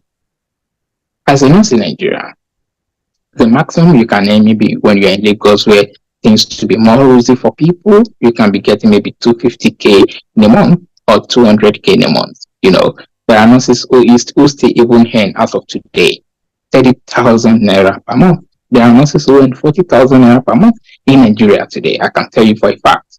So if I earn, say, for example, 150,000, okay, and my expenses in the month is running to 100K, and I have 50,000 left, it will be difficult for me to just give out 20,000 to people, like just for charity. Does that make sense? So therefore, I think that cutting the opportunity for people to migrate, reduce the financial benefit for the country, number one. Through remittances, of course, it will actually come down. So for me, I was able to support few communities because I'm able to do that, right, financially. But if I was still in Nigeria, I might not be able, and I might be able, and even if I am able, I might not be able to raise up to that amount to support people. And not only me, countless of nurses out there. Let's get to the way forward in this. Now, there is the National Association of Nurses and Midwives. What is the association doing, and what is the response of the Nursing and Midwifery Council of Nigeria to this challenge? Is it a temporary situation? Is it a glitch with the site? That's why it's been deactivated, or is it that verification has been stopped? What are they saying about this? Blessing, you see, this is a very big issue for the NAM nurse, and the NMCN. I think the NAM, as perhaps have not actually communicate in a way that radiates, hope and trust to Nigerian nurses. And my own view on this would be, if they've actually taken this issue with the attention it deserves and with all the seriousness it deserves, perhaps it wouldn't have festered to this extent. Okay. And the response from the NAM, I think, is quite weak. And that's why today we've seen so many nurses in groups, in individual, trying to fight for themselves. When you have an association that is supposed to stand in gap for you in time of need, especially in extreme times such as these, and the response is very weak and it's not commanding the kind of result that people actually anticipate. Therefore, you see plethora of responses from groups, from individual, and what have you. So I would rather say that, unfortunately, the response from now, I think, is very, very weak. And that's why we are in this situation today. And for NMCN, Northern American Council is an organ of government, right? It's more like an agency of government, okay? Which, to some extent, there are limitations to what the council can do, right? But then I'm not saying this to support the council, no. But I'm just saying that because of their limitation, NAM therefore have that power, have that influence, okay, to actually change the dynamics of things and to change the direction of things.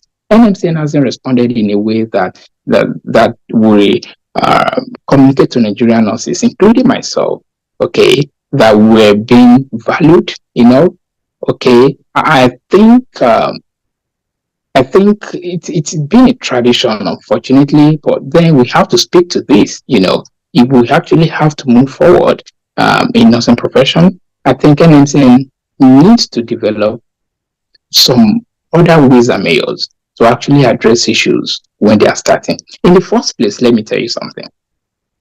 When this policy was actually, no, not policy, like the new verification guideline, when it was brought into play, okay, and more like shoved into our throats, the Nursing and Midwifery Council of Nigeria didn't have a board because the former board was dissolved, and Tinubu has not actually, endorsed a new board of Nursing and Midwifery Council of Nigeria.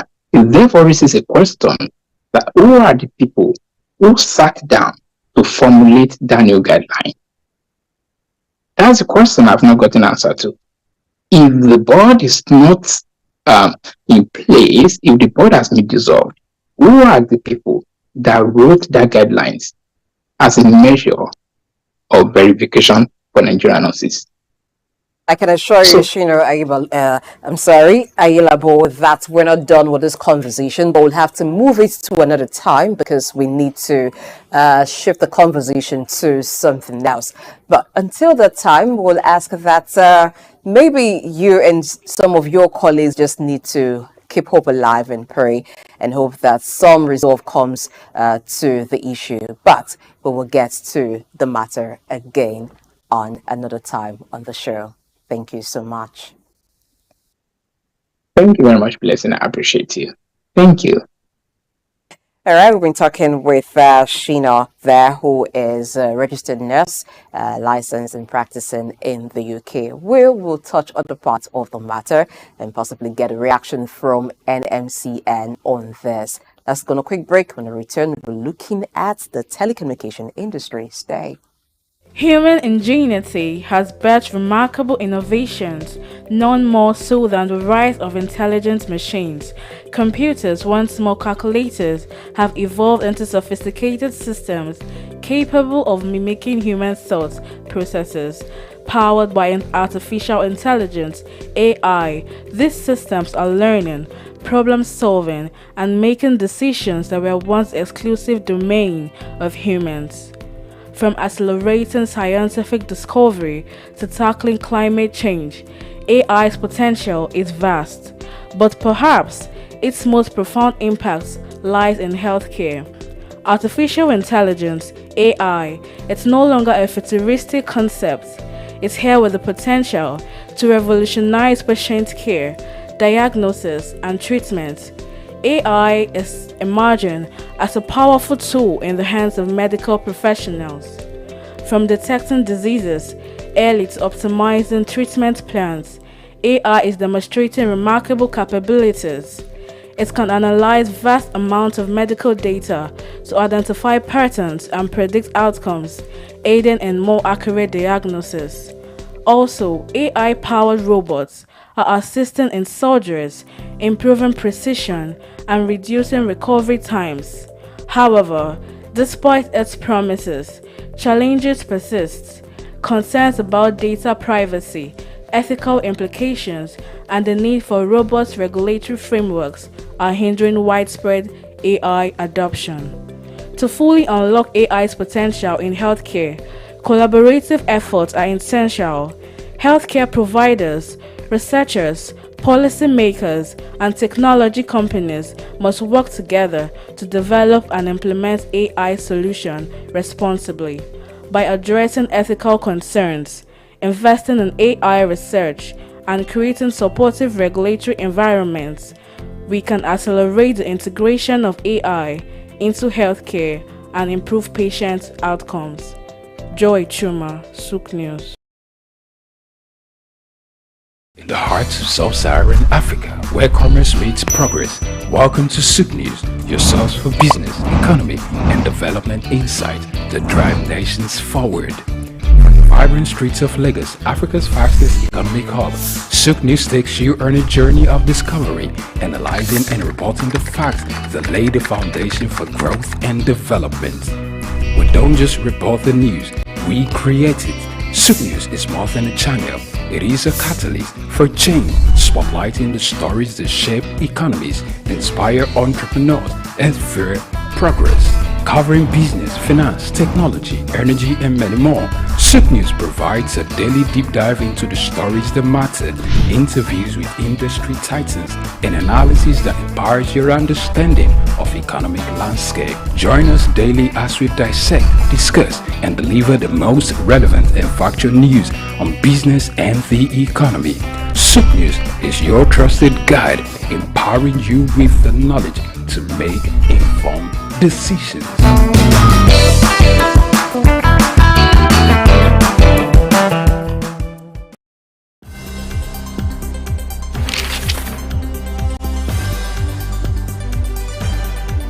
The challenge of governance is to see how we can leverage what is on the ground and convert this to wealth for the people.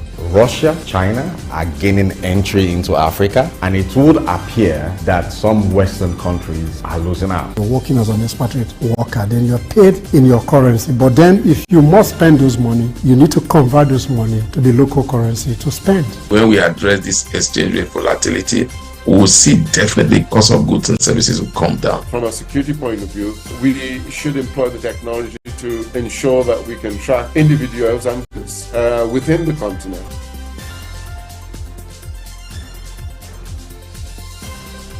Early exchange, shaping policy, advancing development.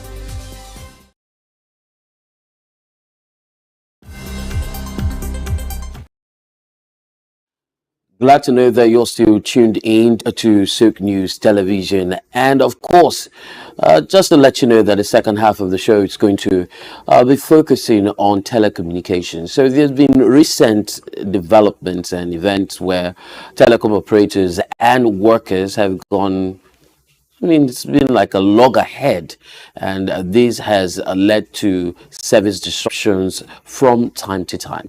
Now, there are fears that if there's a prolonged service disruption, which is as a result of strike actions, well, it might have a devastating effect on the economy, on the country in general. Well, this is coming on the heels of a new quality of service regulation, which is coming on board by the Nigeria Communications Commission. And all of that just seems to be amounting to, how do I describe it now?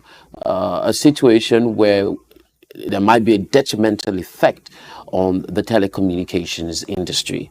Joining us this morning is SOUQ Okunade, who is an economic analyst, and he's going to be looking at some of this development with us. Of course, I still do have Blessing in the studio with me. Good morning to you, SOUQ. Good morning, Temple. Good morning, Blessing, and good morning to all our listeners across the globe. Glad to be here this morning.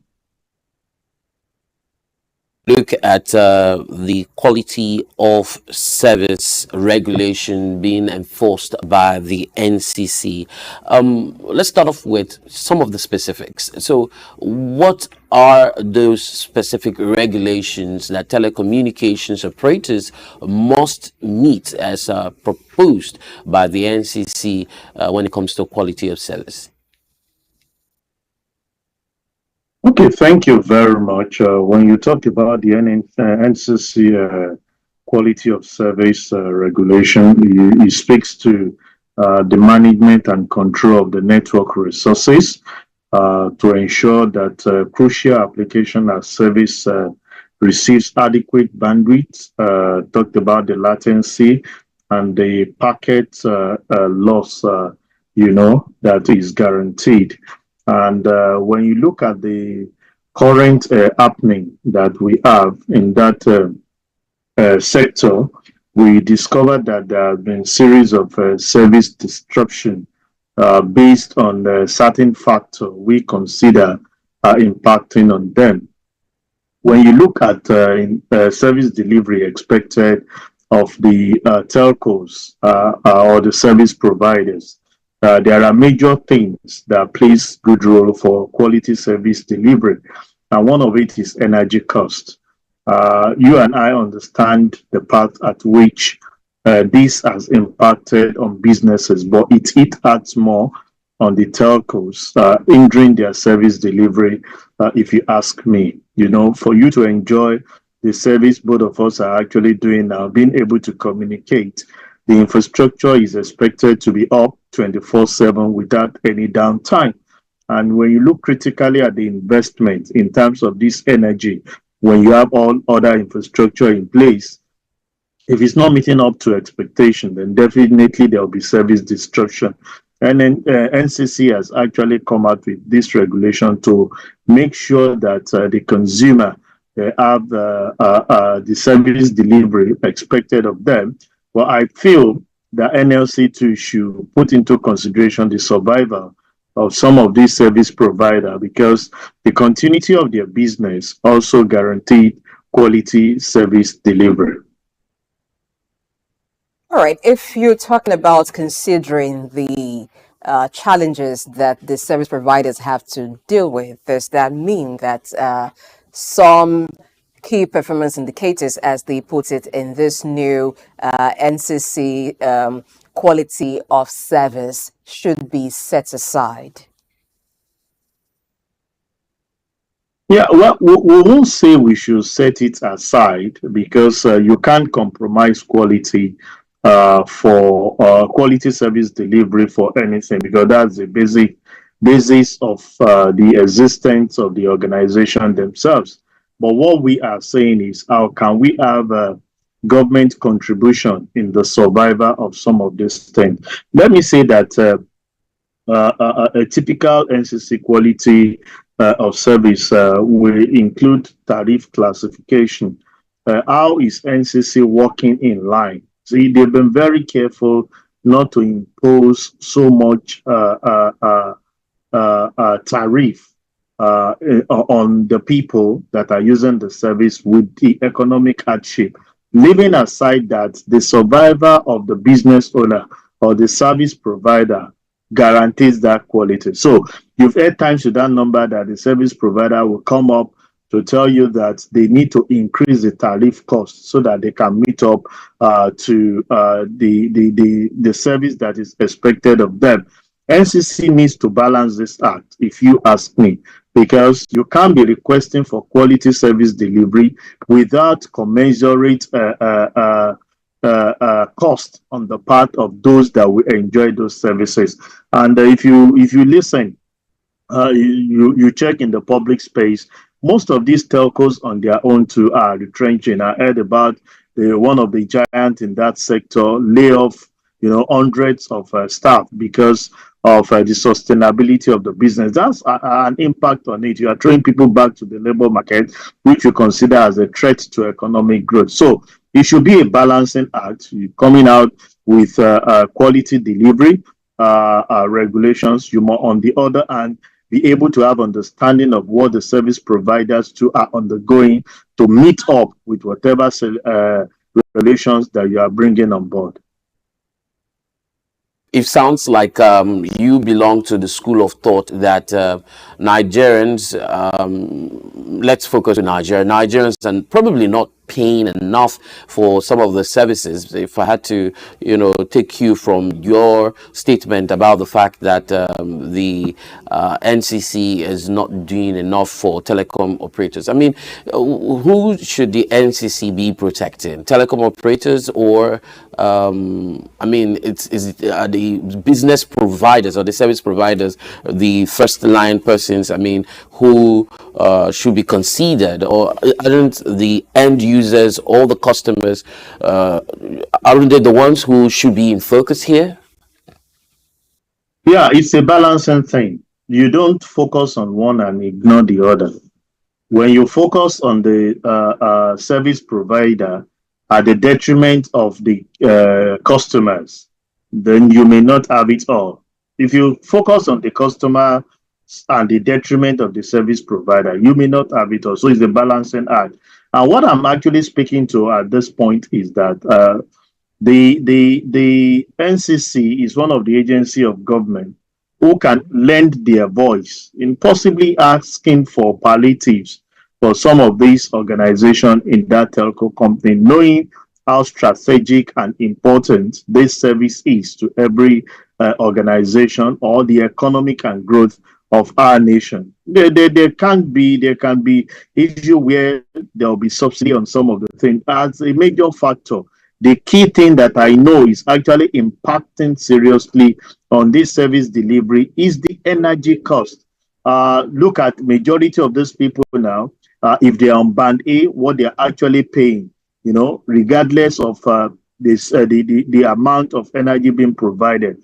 And when that energy is not, the main national grid is not available, they go on alternative. If you go to an average base station that you have out there, you have basically the national grid, the generating set, the solar energy. Look at the cost of setting up that base station. If we can streamline it in such a way that all other energy costs, can be abated, and you just face maybe once, and you minimize your cost of investment, definitely it will minimize the cost at which they will. So these are areas I'm saying that it should not be a situation where you consider the consumer at the detriment of the service provider. It should be a balancing act where you are bringing out your regulation in such a way that they are able to meet up with their KPIs as promised by them to the regulators. Besides the cost of power, which is an infrastructure issue, in what way can the NCC offer some support to the operators? Well, I think there's a part where majority of the equipment they make use of are more they are imported. They are not locally manufactured in the country. And I think the NCC has been able to assist some of these service providers to have access to the foreign exchange, rather than them sourcing outside, even though it's not as much as what is expected, but at least they have some leverage with the central bank in having access to the foreign exchange. That's a good relief. But I still feel that energy cost plays a major role. When you bring down some of those infrastructure, it's just like, you see, the way telcos run is the same way you producer, these television stations, radio stations, the same way you operate. You disseminate information and you are expected to be up and running 24/7.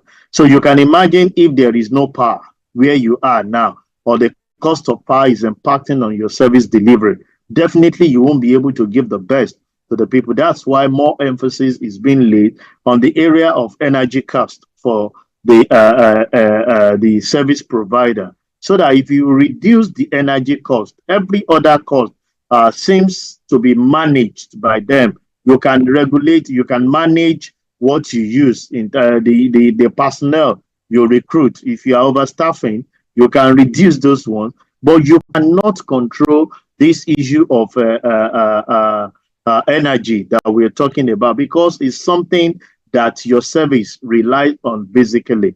And I think that is why we focus more on the area of energy cost for the survival of these service providers. Let's look at the focus now. And the focus here is telecom operators and workers. And, that propensity, that constant loggerheads could lead to disruptions in service and strike. Why are telecom workers, aggrieved? Well, what's the problem? What do they want? Why are they striking? Well, you and I understand the major reason why a worker would definitely hold his employer, to ransom at this time and issue strike. It's about the cost of living, of which is becoming unbearable to an average person. I'm sure ASU is planning to go on strike. The medical practitioners, the resident doctor are on strike.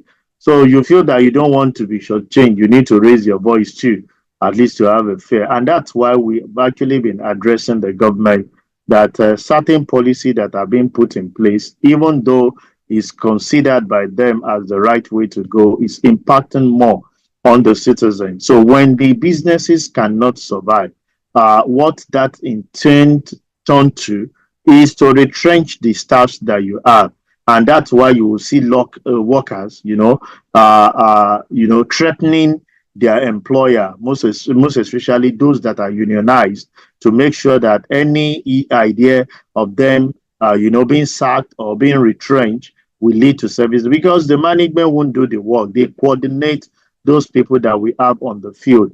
And I feel that the government needs to prevail on it, because when the organization cannot survive, there is nothing you can do to continue, running over bloated personnel costs, which you consider as germane for the survival of the business. So I'm sure the area is to focus on increasing their cost of living, which everybody practically is agitating for across every spectrum of the economy. There is no sector that I speak are not actually having this. In fact, organizations have resorted to people work from home and reduce their time of coming to the office so that they can augment and complement that which they are faced with currently. So it's nothing more than improving the cost of living, for the workers in that sector, which is a right agitation, if you ask me. But you must put it on the other side.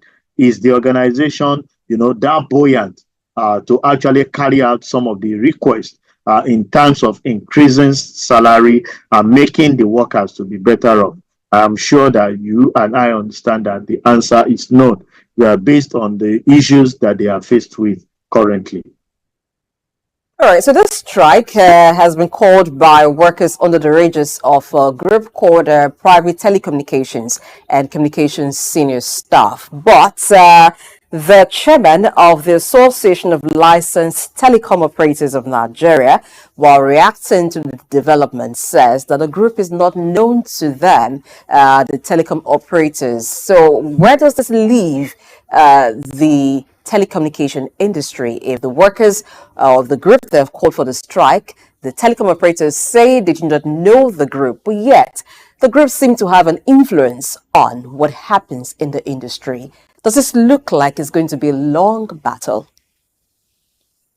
Yeah, well, it will be a long battle in the sense that if the employers are saying they don't recognize that particular union calling up for the strike, it will lead to them, going to the judiciary for interpretation and the existence of some of this union. It's not enough for you to just come together. There are basic process that you are expected to follow to set up union in an organization. And most organizations these days, look for way to discredit that arm of union coming together within their organization because they consider them more as threat. So if this is not recognized by the outcome, which is the regulator, these private operators, don't forget, majority of them are private firms, and they are not like government establishment that gives room for this union to strive. So what the union needs to do is first entrench themselves and have that recognition backed by law or the act that established them, put it across to the employers.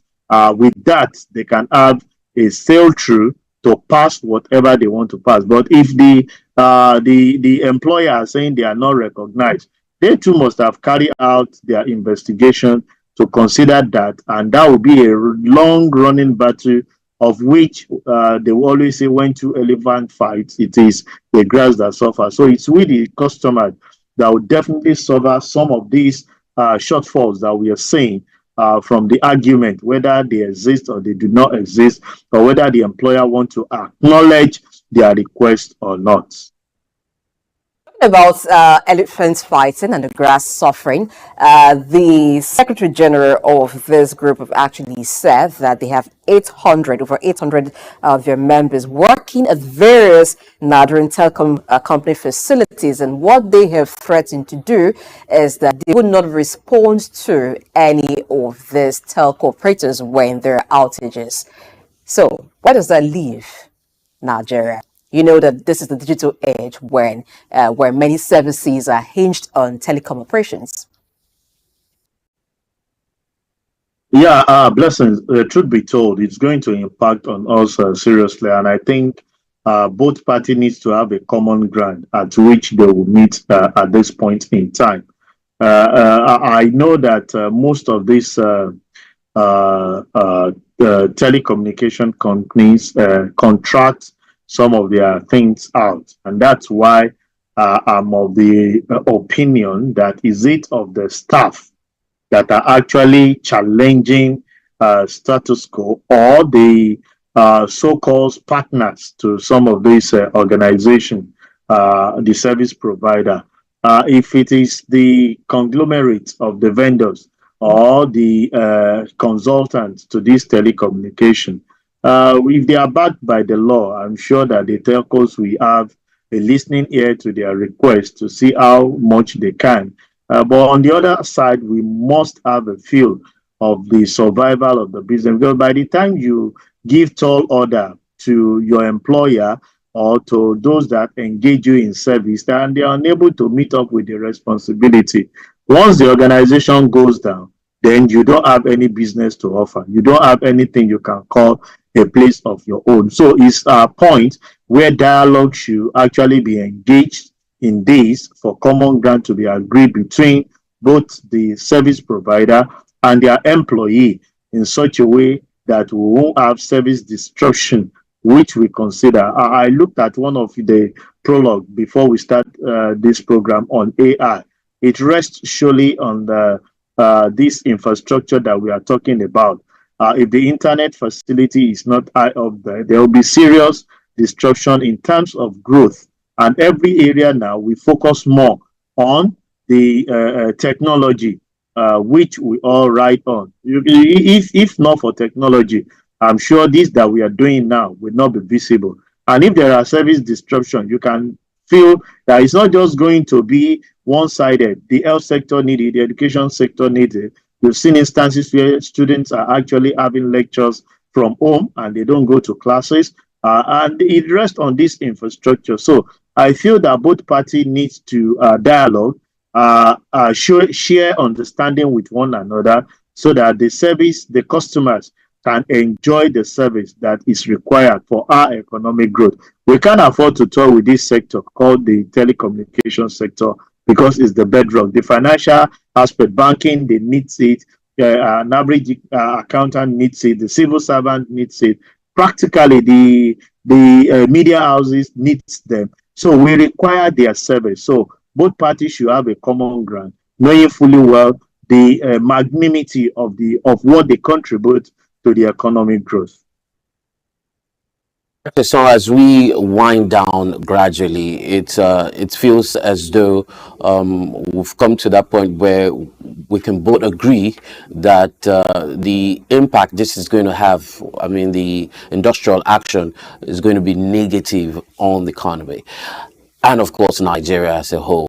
Now, earlier in this on the program today, you talked about the NCC providing balance. You said it's up to the NCC to ensure that telecos are represented, or like they get best deals, and of course the end users who are the customers also are not left out. You talked about balance. Now, in that balance, do you think the NCC also has a role or an obligation to telecom operators? And if yes, I mean, what can they do, or what should they do to salvage the situation so it doesn't degenerate? Yeah, well, as regulators, they need to prevail on the situation by intervening for both parties concerned, both the union and the employer, and they have a common ground. The regulators don't fold their hands. See the agency or the organization they are regulating goes down. If we have non-existence of those organizations, then there won't be any regulatory agency in existence, because you regulate organization that exists. So I feel that the regulators need to also intervene in the matter, call both parties concerned to a common ground. Don't forget, the employers are coming up to say they do not recognize this union. The NCC needs to come up to actually speak up if indeed they exist. If they exist, how can they prevail on the employer to have understanding based on the request? Don't forget, even with the federal government, when people go on strike, there are always common ground at which they will always reach. It's a win-win thing. And it is when the regulator prevail on some of these things that we can have that acted out. Otherwise, both parties may want to stand their ground, and that will impact on service delivery for as long as we can have that record. So regulator needs to play a key role by mediating on the part of both the union and the employer to have a common ground that will not affect service delivery for we the customers.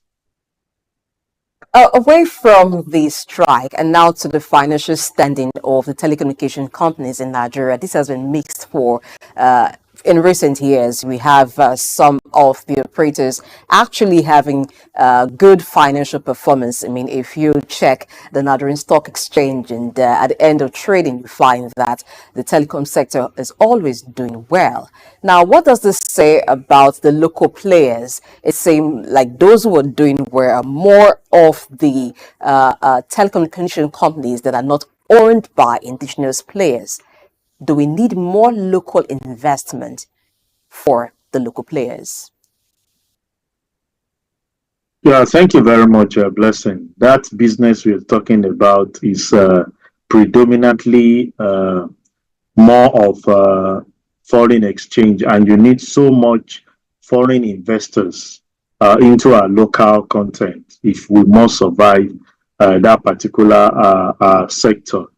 I understand your plight that a lot of foreign companies, you see, you can't take away finance from this because majority of those infrastructure you see out there, not just the building, we're talking of investment in base station that actually powered some of the areas where you see.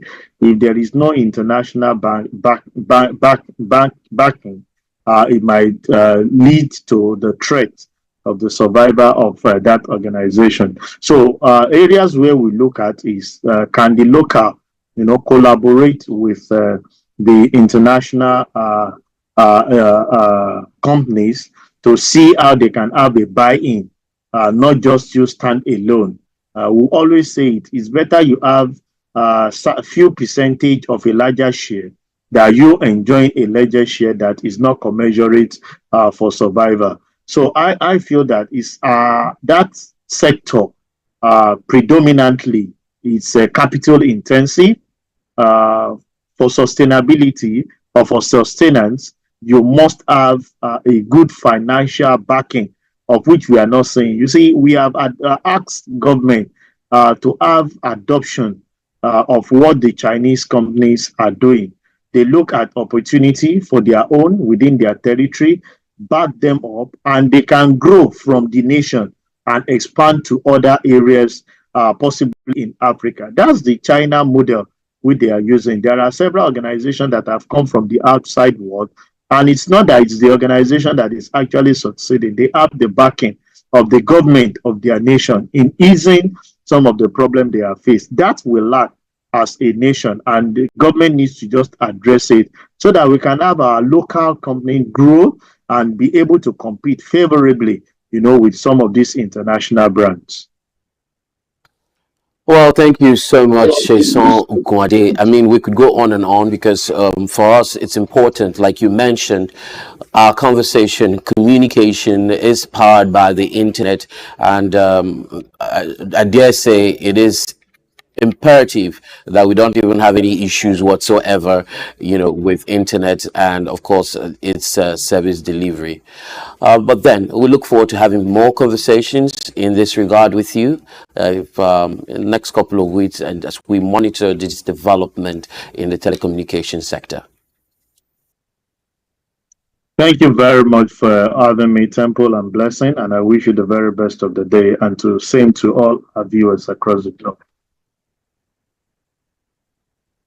All right, thank you so much, Nkwade, for your time with us on Early Exchange today. Yeah, Temple, it is time for you to pack your bag so we can leave you. It's been a wonderful time here. Well, indeed, it has. Of course, starting off from the conversation regarding nurses, and then moving to telecommunication, which are two key important sectors. And of course, right here on days like this, we focus on business and industry. And the idea is to start conversations in a bid it's not just talking, but starting conversations in a bid to prefer solutions. And that's why we have a select of individuals who, when they talk, they sound like solution. Exactly. And that's what this program is all about. So we are solution driven, oriented, and it's important that, some of the takeaways from this program, like the NCC, especially for the telecommunications sector, to wade into the disputes. Of course, in the Igbo language, there's something they say, Madujiji Jirimma, you have the knife, you have the yam. So the telecom operators have the skill and they have the expertise, and they decide to just, tamper with it a little bit.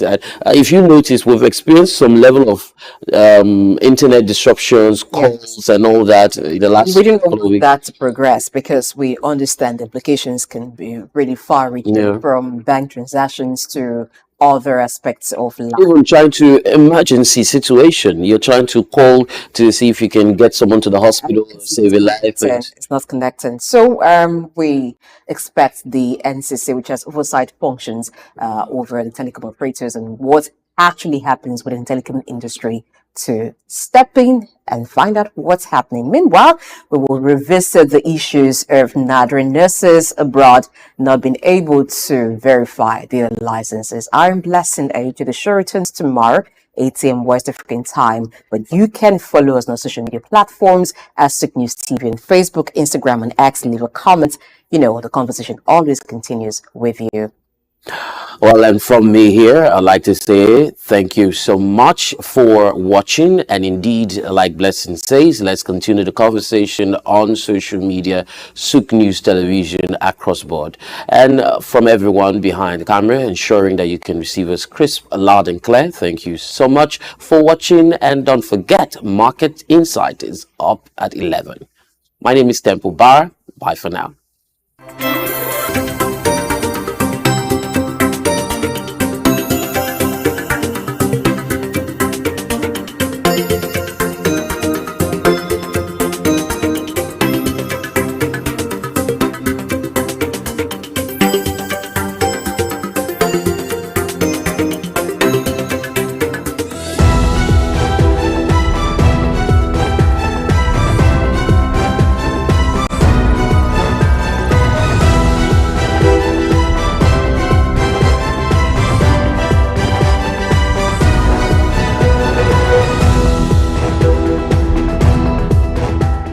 Today's fast-paced world, staying ahead of market trends is crucial. Whether you're an investor, a business owner, or just curious about the economy, you need reliable, up-to-date information to make informed decisions. When we pay our tax, or when participants pay or contribute their tax, there will be development in such an organization or country. The Ministry of Marine and Blue Economy that is going to address that alone. The National Security Advisor and the Office of the President also need to see to it to ensure that the security situation is being addressed. On Market Insights, we provide comprehensive market analysis, expert opinions, and actionable insights that you can trust. Create detention ponds, create facilities where you can manage that water in such a way that you don't destroy the hard work and labor of very diligent farmers. West has taken the step to say, with every innovation that exists within the financial ecosystem, we will be number one. Security of all Nigerians, not only the farmers, are well ensured. The obvious reason why we are experiencing this scarcity is the fact that we are not able to produce tomatoes and other vegetable products throughout there. Our team of seasoned analysts and industry experts enrich the conversation, bringing you the latest updates and in-depth reports. With our real-time data, you'll never miss a bit. Urban farming is not a new thing in our society. It has been an old tradition since olden days. There is this clash of interests as against the world cryptocurrency, most especially like Bitcoin, as you mentioned earlier, and the SOUQ and all that came up with cryptocurrency. Get instant access to market movements, trends, and forecasts. Our expert analysis helps you understand the bigger picture, while our customized reports are tailored to meet your unique needs. Peri-urban agriculture plays a very, very important role in diversifying urban diets and also providing staple foods for daily consumption.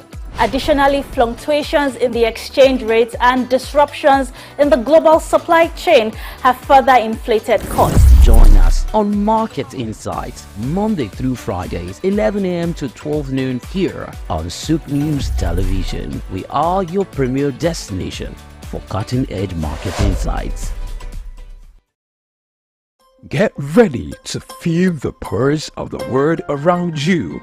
Welcome to SOUQ Pulse, your insert track on the stories that matter most. From the heart of breaking news to the forefront of culture and innovation, SOUQ Pulse brings you the stories shaping our world every week. On SOUQ Pulse, we'll deep dive into the topics that drive our lives, from the latest in technology and science to politics, culture, and investment, courage, and that commitment in spite of the challenges that entrepreneurship presents in Nigeria in particular. Perception is propaganda, malinformation, misinformation can be created for you to perceive a certain thing that is false. Sometimes it's true, but many times it's false.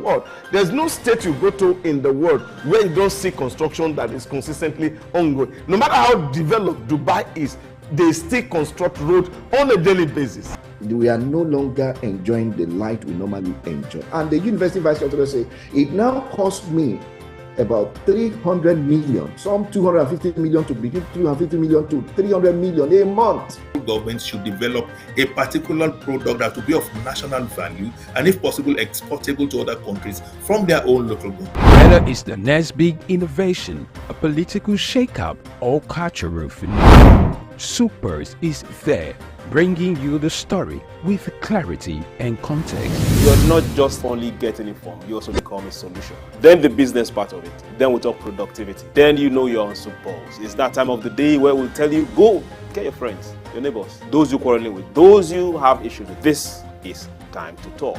We'll tell you, here we don't keep quiet. It doesn't matter what policies are affecting you. It doesn't matter what the papers, the prints are telling you in your own side or the neck of the wood or your nation, or what business are pushing, profits, losses, what the stock market is talking about right now, what the Asian market is talking about right now. A whole lot of people are running down to their portfolios and trying to grab, sell off, or get some hedge.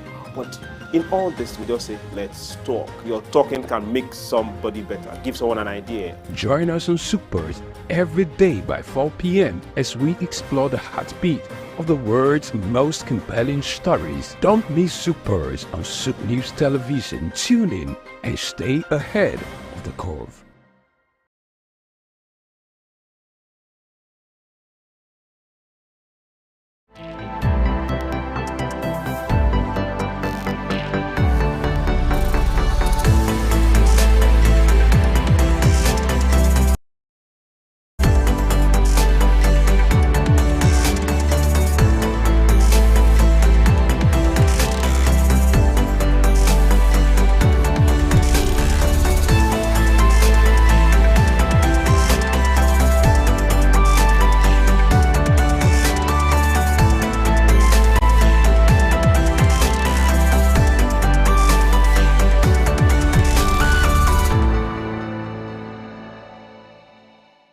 According to the former UBA Group Managing Director, Mr. Kennedy Uzoka, he's a man that knows it all. Also, another described him as an encyclopedia of knowledge. The both are now farther from the truth of a man whose career has spanned over 4 decades, being part of a dozen organizations in both the banking and manufacturing sectors. Serving in different capacities as either a director, board member, or chairman of organizations such as Honeywell Flour Mills plc, PZ Cussons plc, Nigerian Breweries plc, and the United Bank for Africa plc.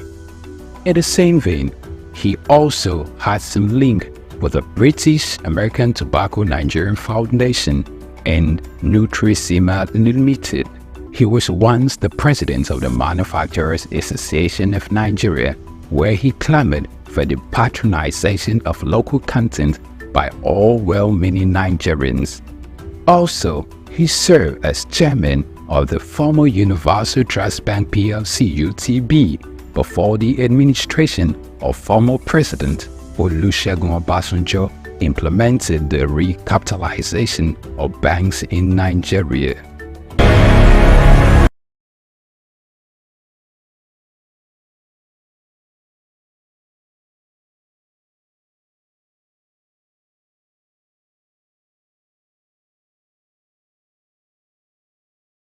Born Kolawole Babalola Jamodu on February 9, 1944 in Odo Ere, Yagba West local government area of the present Kogi State.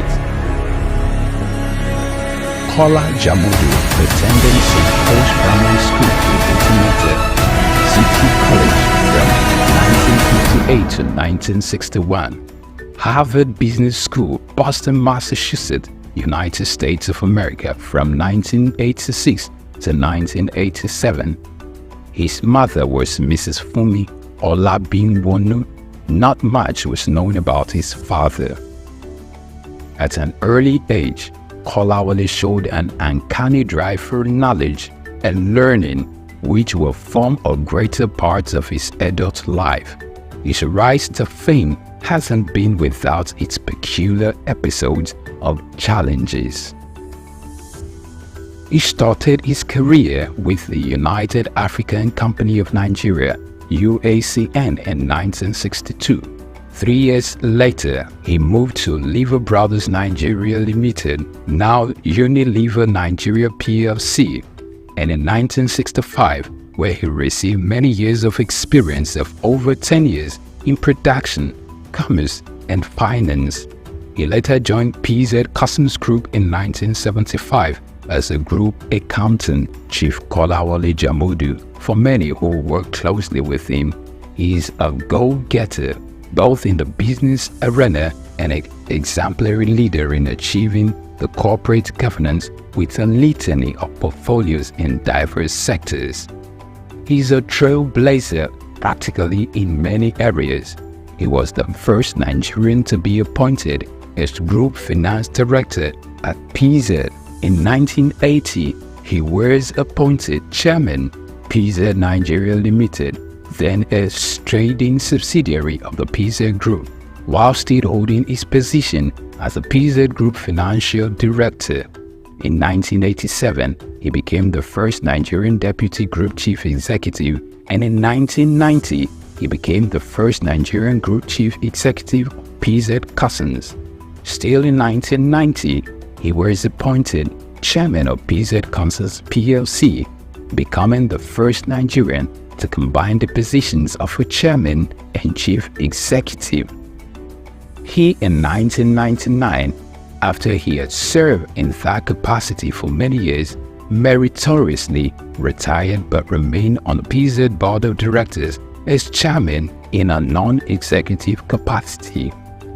Known for his strategic touch of class, Take 2, although his first appointment as Executive Chairman of PZ Customs was interrupted by his appointment as Minister of Industry in 2001, when PZ went through a tumultuous season in 2013, when revenue nosedived and profit hemorrhaged.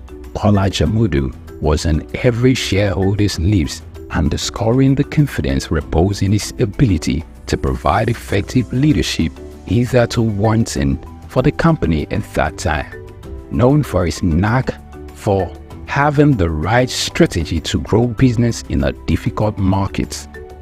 In his capacity as Chairman of Nigerian Breweries PLC, Kola Jamodu led the strategic investment and acquisition that have enabled Nigerian breweries seize key markets from competitors, positioning the company to maintain leading market share, moderate operating costs, and grow wealth for shareholders.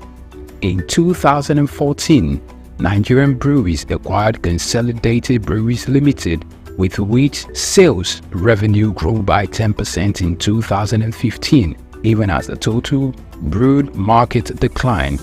The company saved cost and defended profit drop in 2015. Jamodu also served as Chairman of Universal Trust Bank PLC, a Director in Ashaka Cement, and a Director in Honeywell Flour Mills PLC, and also he's been a Director of United Bank of Africa since 2007. He's a Fellow of Chartered Institute of Accounting, Nigeria, Fellow of Chartered Institute of Management Accounts, London, and Fellow of Chartered Institute of Secretaries. The name Jamodu trumpets loud and clear in Nigeria's boardroom leadership, owing to his dedicated work and great accomplishments in building businesses. Jamodu has only been a seeker of new challenges, set to brave and break new grounds. Our key takeaways from his tenure as minister highlighted the introduction of various innovative backward integration policies that enabled self-sufficiency in the production of goods like cement and other staples. These moves led to increased foreign direct investment, job creations, and a major boost to national economy and GDP. Dr. Jamodu, after a hiatus from the private sector, was appointed to numerous board positions with reputable multinational companies in Nigeria. For a start, he was reappointed chairman of United Bank for Africa PLC as a non-executive director in 2007. It's worth of note to say that in 2006, Dr. Jamodu was appointed to the board of Nigerian Breweries PLC as a non-executive director and later moved to become chairman in 2008, where he served 17 years meritoriously, spending 15 of those years as board chairman, and on April 30, 2023, retired as chairman of the organization, leaving a legacy of growth, innovation, and continuous success. Under his watch, the Nigerian breweries grew in leaps and bounds, strengthened its brand presence, and continued to drive positive change in the Nigerian breweries sector. What was achieved during my period was a joint effort, because you can't say a leader if there are no followers. There are committees, and these committees are made of members of mine. Chief Dr. Kola Jamodu is a recipient of several national honors, including Member of the Order of the Federal Republic of Nigeria, MFR, Commander of the Order of the Federal Republic of Nigeria, CFR. Also, is a recipient of the National Productivity Merit Award, NPMA. Additionally, is a Chartered Global Management Accountant, CGMA, a Fellow of the Chartered Institute of Management, London, and Fellow of the Institute of Chartered Secretaries and Administrators. He is also a Distinguished Fellow of the Institute of Directors, Nigeria. During his 4-year stint at the helms of affairs in the Manufacturers Association of Nigeria, MAN, he served in different capacities like the National Treasurer, Chairman of the Economic Policy Committee, Chairman of the Policy Advocacy Committee, Vice President, and later President from 2010 to 2014. Also, he is the past President of the Harvard Business School Alumni Association of Nigeria, a former President of the Chemical and Non-Metallic Products Employees Foundation, and an honorary member of the Nigerian Industrial Policy and Competitiveness Advisory Council, chaired by the Nigeria's Vice President. He's also served in various capacities such as Member of Council at the Nigerian Employers Consultative Association, NECA, Member of Council at the Lagos Chamber of Commerce and Industry, LCCI, and Distinguished Member of the Board of Fellows of the Nigerian Institute of Management, NIM.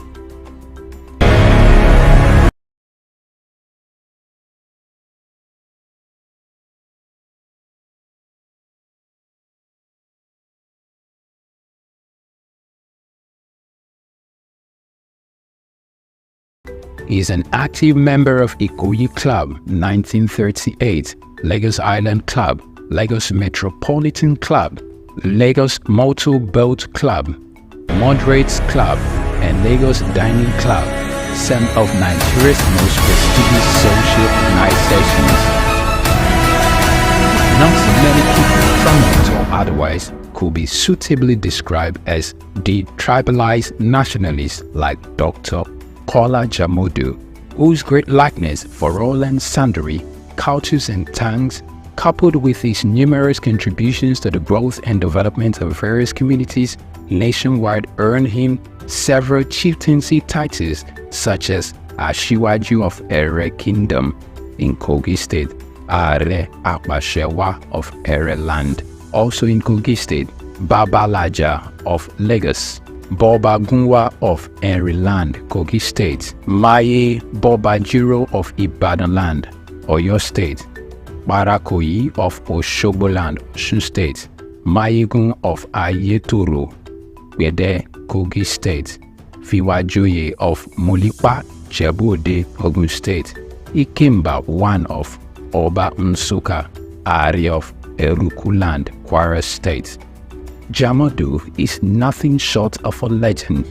Although with limited experience in partisan politics, he stood tall and stepped into the plate when occasion presented itself in Kogi State, when he took leadership of the People's Democratic Party (PDP) as minister, serving in the cabinet of the ex-president Olusegun Obasanjo. In the middle of 2020, Chief Dr. Kola Jamodu served as the pioneer chairman of the Elders Advisory Committee (EAC) of Pan-Okun Relief Response Agenda, which played a pivotal role when the world was faced with the coronavirus, mobilizing resources to provide relief materials for the entire Okun people, as well as address various issues relating to the pandemic in the land.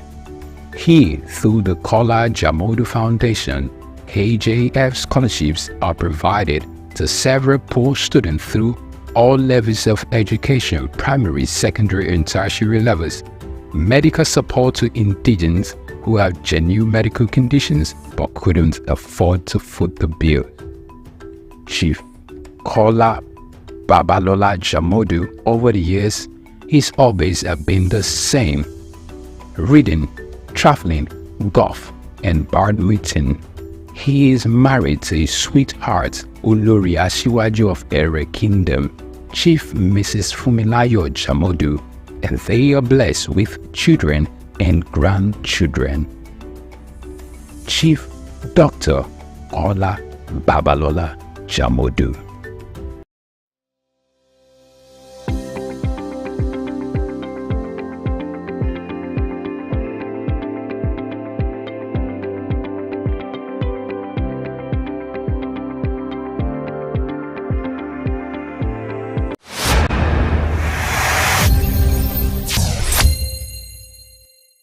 Thank you so much for staying with us on SOUQ Podcast. Like we promised, that we're going to be bringing to you some of the participants on today's training. Yes, the training is going to be a week long, but it started today, and so far it's been a very interesting one.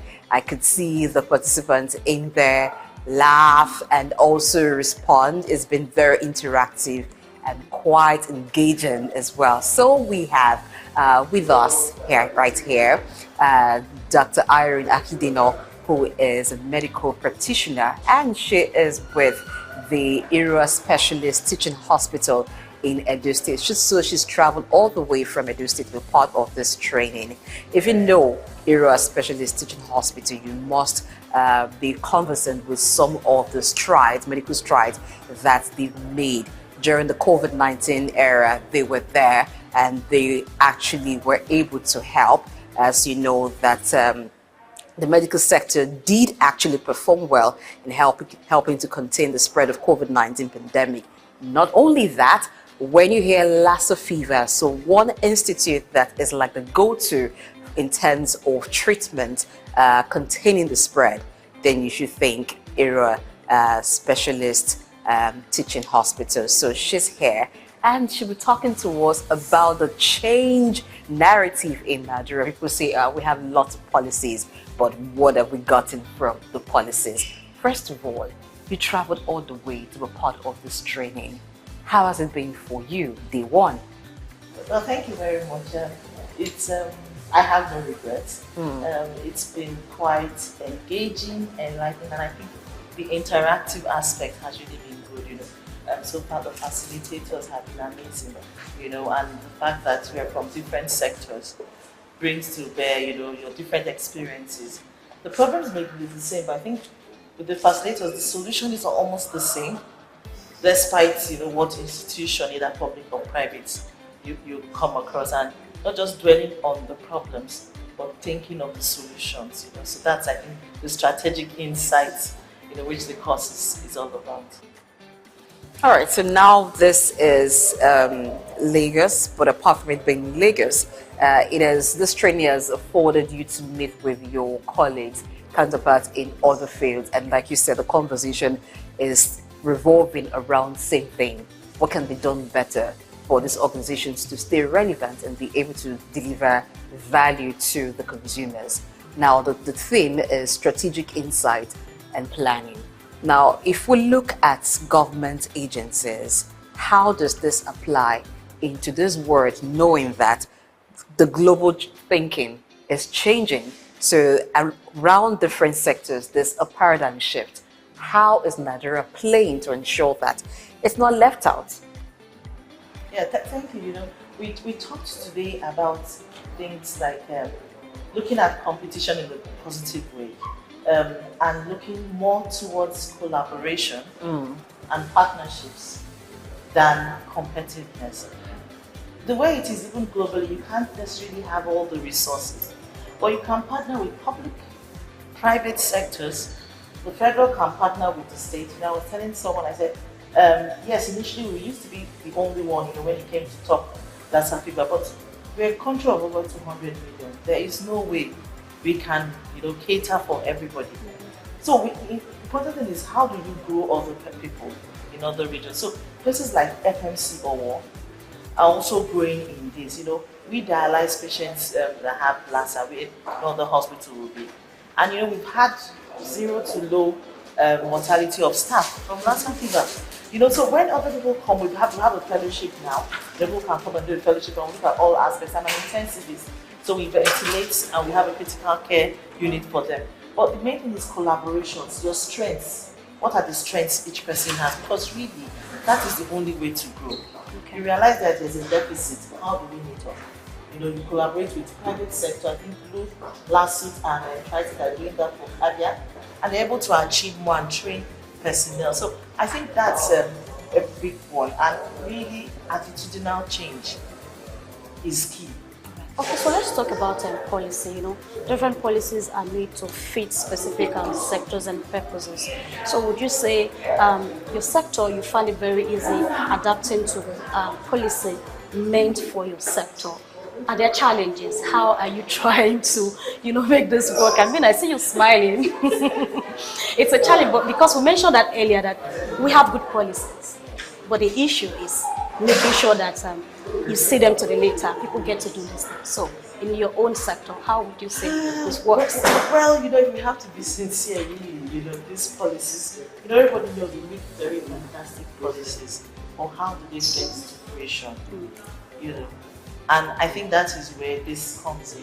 Like, these are the policies, you know. There will be a lot of challenges. We understand how the landscape is, you know.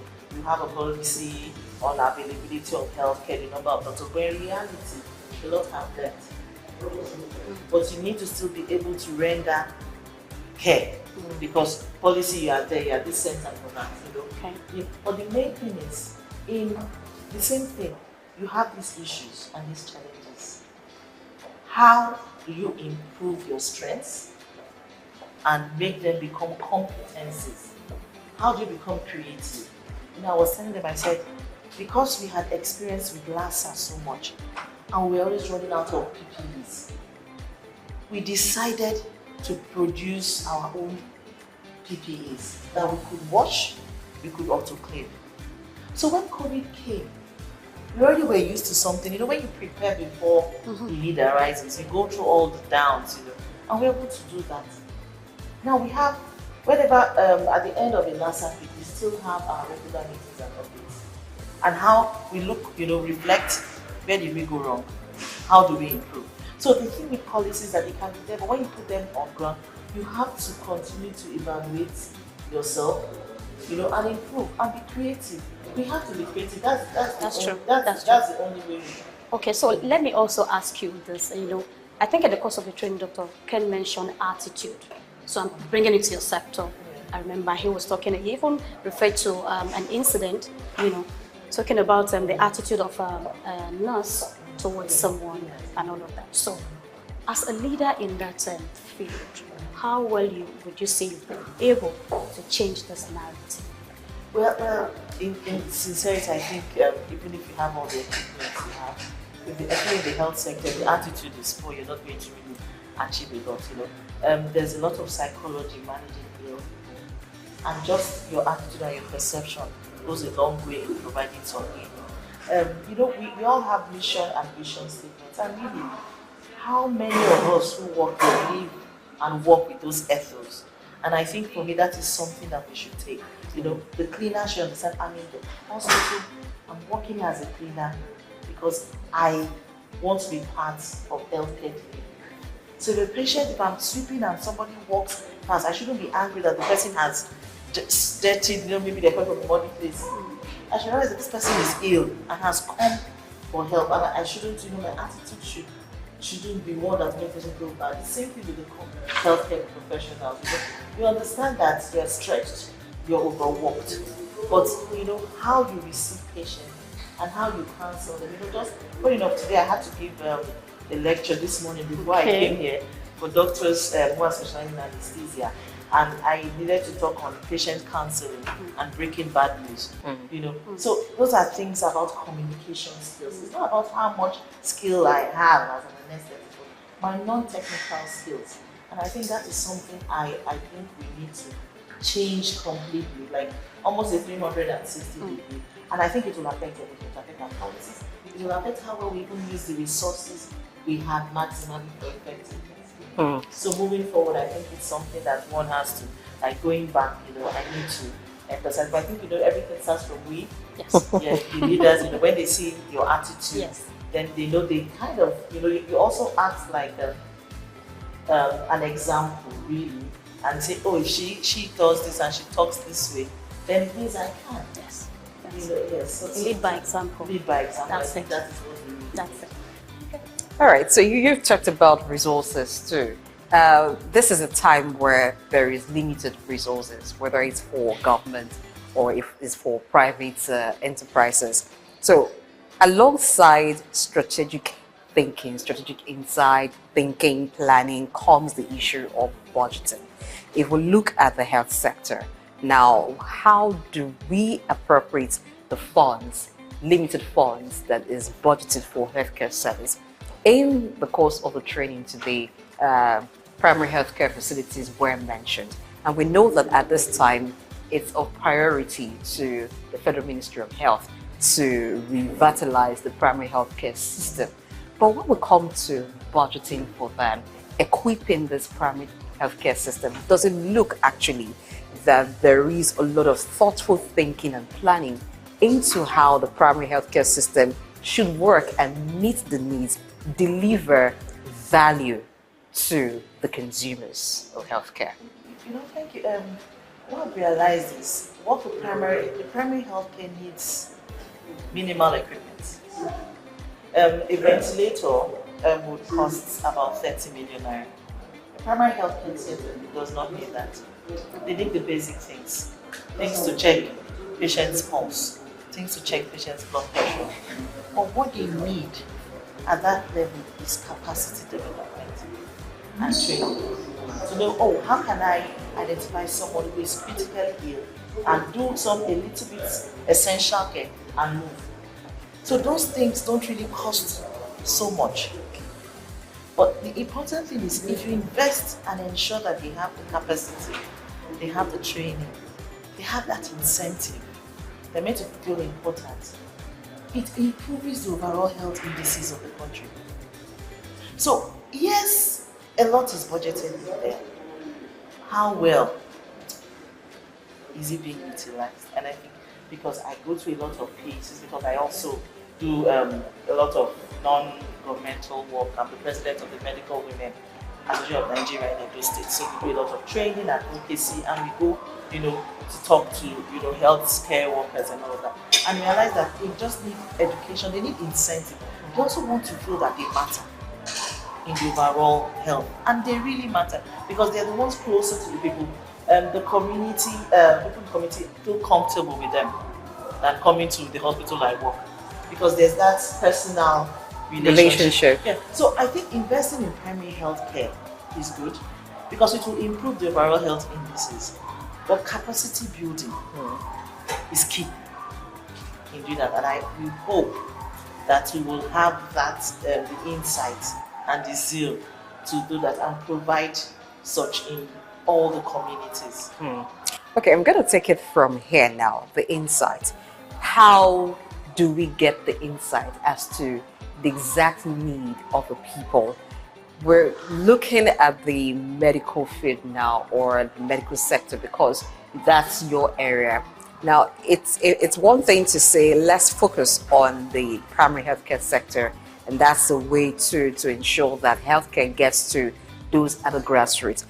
But how can these things be linked? So someone goes to the primary healthcare, like you mentioned that the primary healthcare center doesn't need much equipment, but if the case becomes severe, people go there for basic healthcare needs, maybe they're not feeling very well, for mild ailment, but where they're diagnosed with something more severe, then there's referral to a secondary healthcare system. You find that in some localities where you have primary healthcare centers, the nearest secondary healthcare facility is so far. So it's kind of hard for people to just move like from one level. So if it's very severe, then you easily move to the next healthcare facility that can attend to. Is that a missing link? Is that why sometimes certain policies that are supposed to yield results at the implementation stage seem not to be giving the right results? How can this be corrected? Yes, it's those are part of the things. You have to realize that there are a lot of delays in accessing healthcare and reducing all these mortality indices. From your home to the hospital, that's another thing. From the hospital to your referral center. Now, ideally, everything comes to get to even the primary healthcare center, the roads may be bad. So even if I know I should get them, I can't even access. But another thing, the very important thing is that these healthcare centers should have ambulances. Means to move patients from the primary. It shouldn't be their responsibility anymore to say, oh, I have to now think of how to move myself. And you can domesticate this. You see, these tricycles have been used in places like India as a means of moving persons from the primary health care to a secondary health care. And that responsibility is not borne by the patient, it's borne by government. I should be able to transfer a patient, even from my facility, to another facility that does more of the cardiac issues if I can't handle that, or in neurosurgical if we don't have limitations. Now, who bears that responsibility? Should it be the patient or the government? It should be the government. Because the person has come to a government facility to seek care.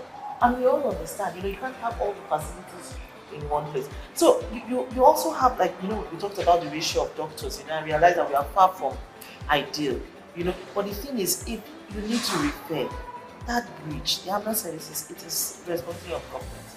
You have trauma centers, but if I have a trauma on the road, is there an ambulance that will pick me and take me to the closest trauma center, or I have to wait for passerby and good Samaritans who will take me, and sometimes they even increase the mortality in moving critically ill patients, you understand? So it's, I wouldn't say it's complex. Sometimes it seems daunting, but I think it is something that can be done. You see other societies and see, oh, these policies they've had, how did they, you understand it. And you should try and replicate it, not in full. You domesticate it based on your environmental factors, and all of that. But see how it works. I don't want to believe, oh, there's a problem that cannot be solved, because I think that's why we are humans and intelligent. Yeah.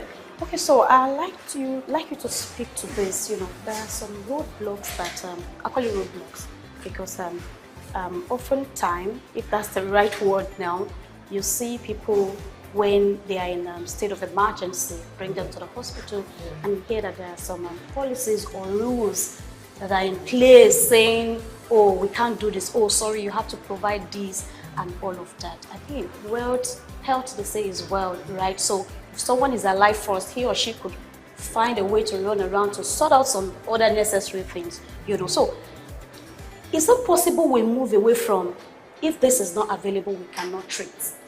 Those roadblocks. Is it possible? Oh, sure. Now there used to be a lot of hesitancy. Oh, do you attend to gunshot victims until you get a police report? Recently they have said no. You attend to them while in the process of doing that. And I think it's wrong to tell people to pay before, because that is where that is what you call emergency. That is in the first 24 hours, and that is critical in survival. Because I could be walking across the street, I wouldn't take my ID card, I probably didn't take my phone. I get knocked down by a vehicle. I get to the hospital, I'm unknown. Yes. Because at that point, nobody knows who I am. But that doesn't mean I'm not even on a health insurance policy. and all that. But it is important at that point in time to offer emergency and essential critical care. And that is something we're trying to advocate really, to ensure that that is available for 24 hours. Be able to give food, able to give oxygen the patient needs it, and stabilize that person in the first 24 hours at least. Subsequently, you can now find ways, and I think a lot of hospitals are actually changing that narrative. However, where I work, I can only speak for where I work in the ISTH era. For the first 24 hours, sometimes extended, you get emergency care. All right. I want to believe that is happening because it's a policy of the management that treatment should come first before other things while they're on the process. Okay, so this training that is for top level managers, I believe that all of you will go back to your respective organizations and begin to implement the changes via policy initiatives and all that. But we also find that in some organizations where policies have been made, the policies are not even understood by those who I may want to refer to as foot soldiers in questions, those who are on the ground to carry out the activities, the functions necessary for the full implementation of the policies. Some of them are not fully informed, they do not understand it, and sometimes there is no buy-in. And when there is no buy-in, you don't expect that people will do what is necessary to have this. So it doesn't really work. On paper, you have this policy, that policy. For instance, the issue of treatment or payment before treatment. That you say is happening in your organization, but if we go to some other medical establishments, particularly the private run ones, that may not really apply. So how do we ensure that top level managers communicate effectively policies, secure buy-in, and then they become things that the consumers enjoy? Even to what you were talking about when we talked about the primary health care, the ambulance situation that happens in other countries where the tricycles are used. In that training, I also listened, and I got a part of it when the facilitator for today, talking about Dr. Ikem Kenikewa, who was talking about the client's functions or consumer functions. So what you need to actually deliver the service that your consumers are expecting to get from you. So what is the role of the manager in all of this? Communicating the policy and also ensuring that the client functions are available, even the technology, and so everything is well structured to meet that goal. Well, the thing is really, you come here and you get all the stuff, you feel ginger and you're ready to go back to your school, like, I'm going to cause so much change. But it's very important to cascade it down, because of course, they have units and unit heads. And so it's important going back, you cascade and ensure it goes down. But the important thing is also monitoring and evaluation. And performance indices, what do you expect? Can I come back and have a discussion in the next month or 3 months? Should I do an evaluation?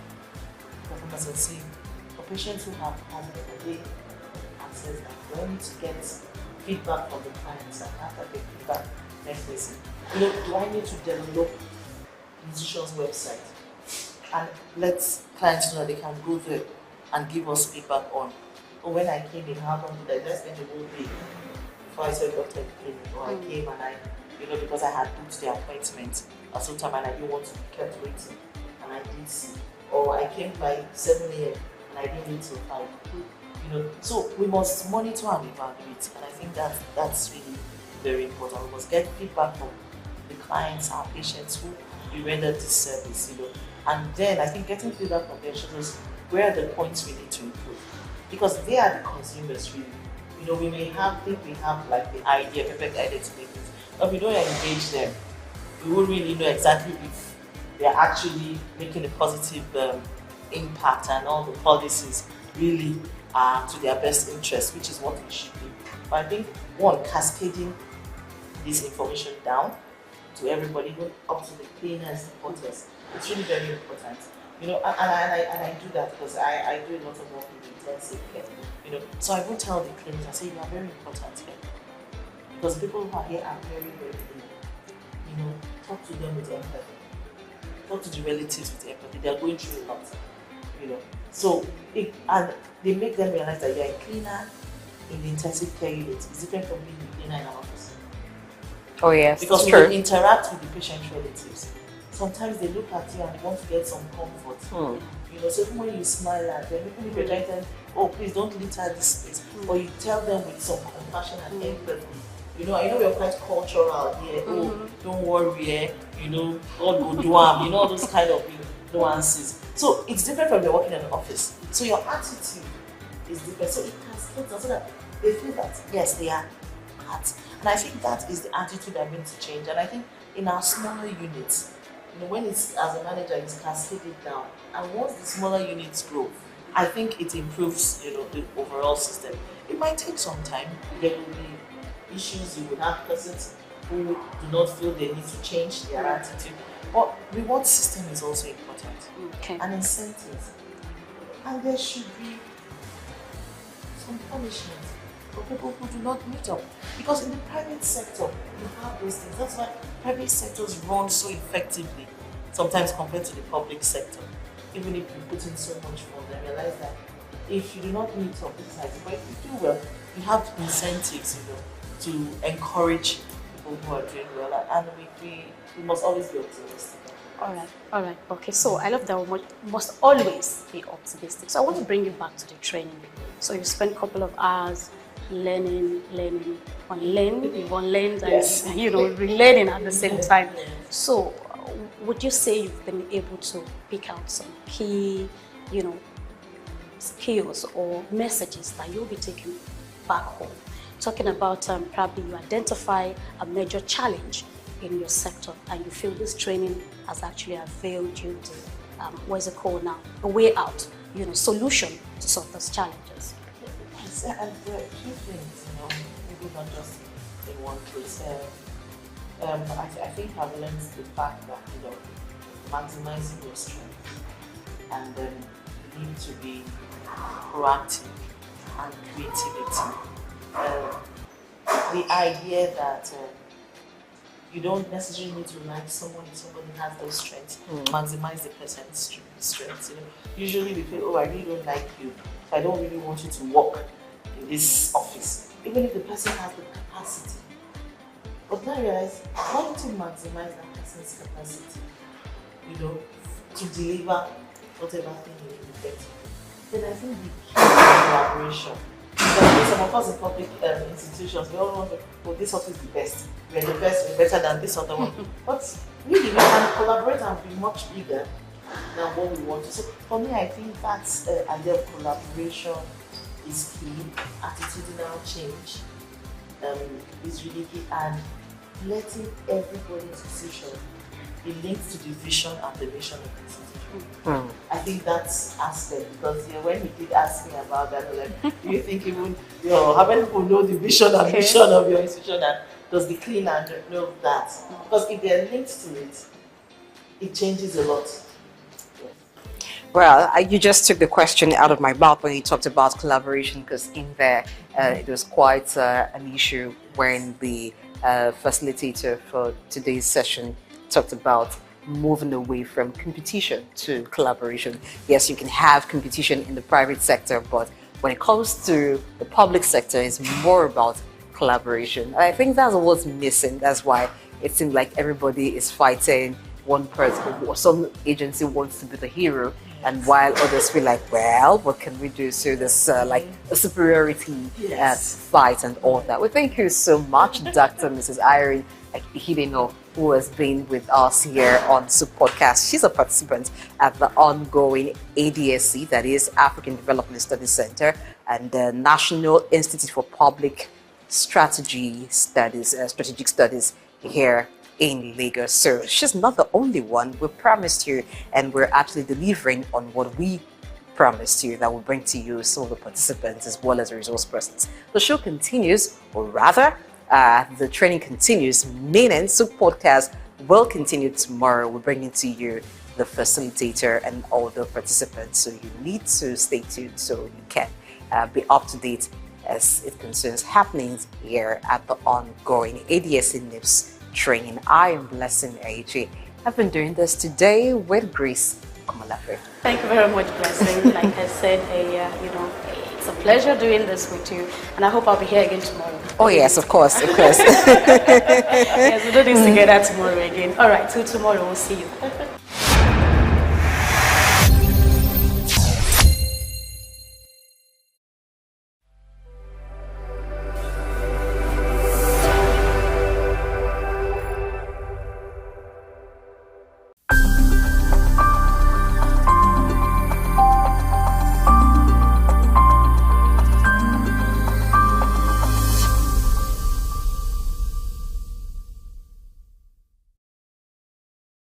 Hi, I'm Blessing H, and this is SOUQ Exclusive. You know, when it's time for exclusive, we've got a big fish in the pool.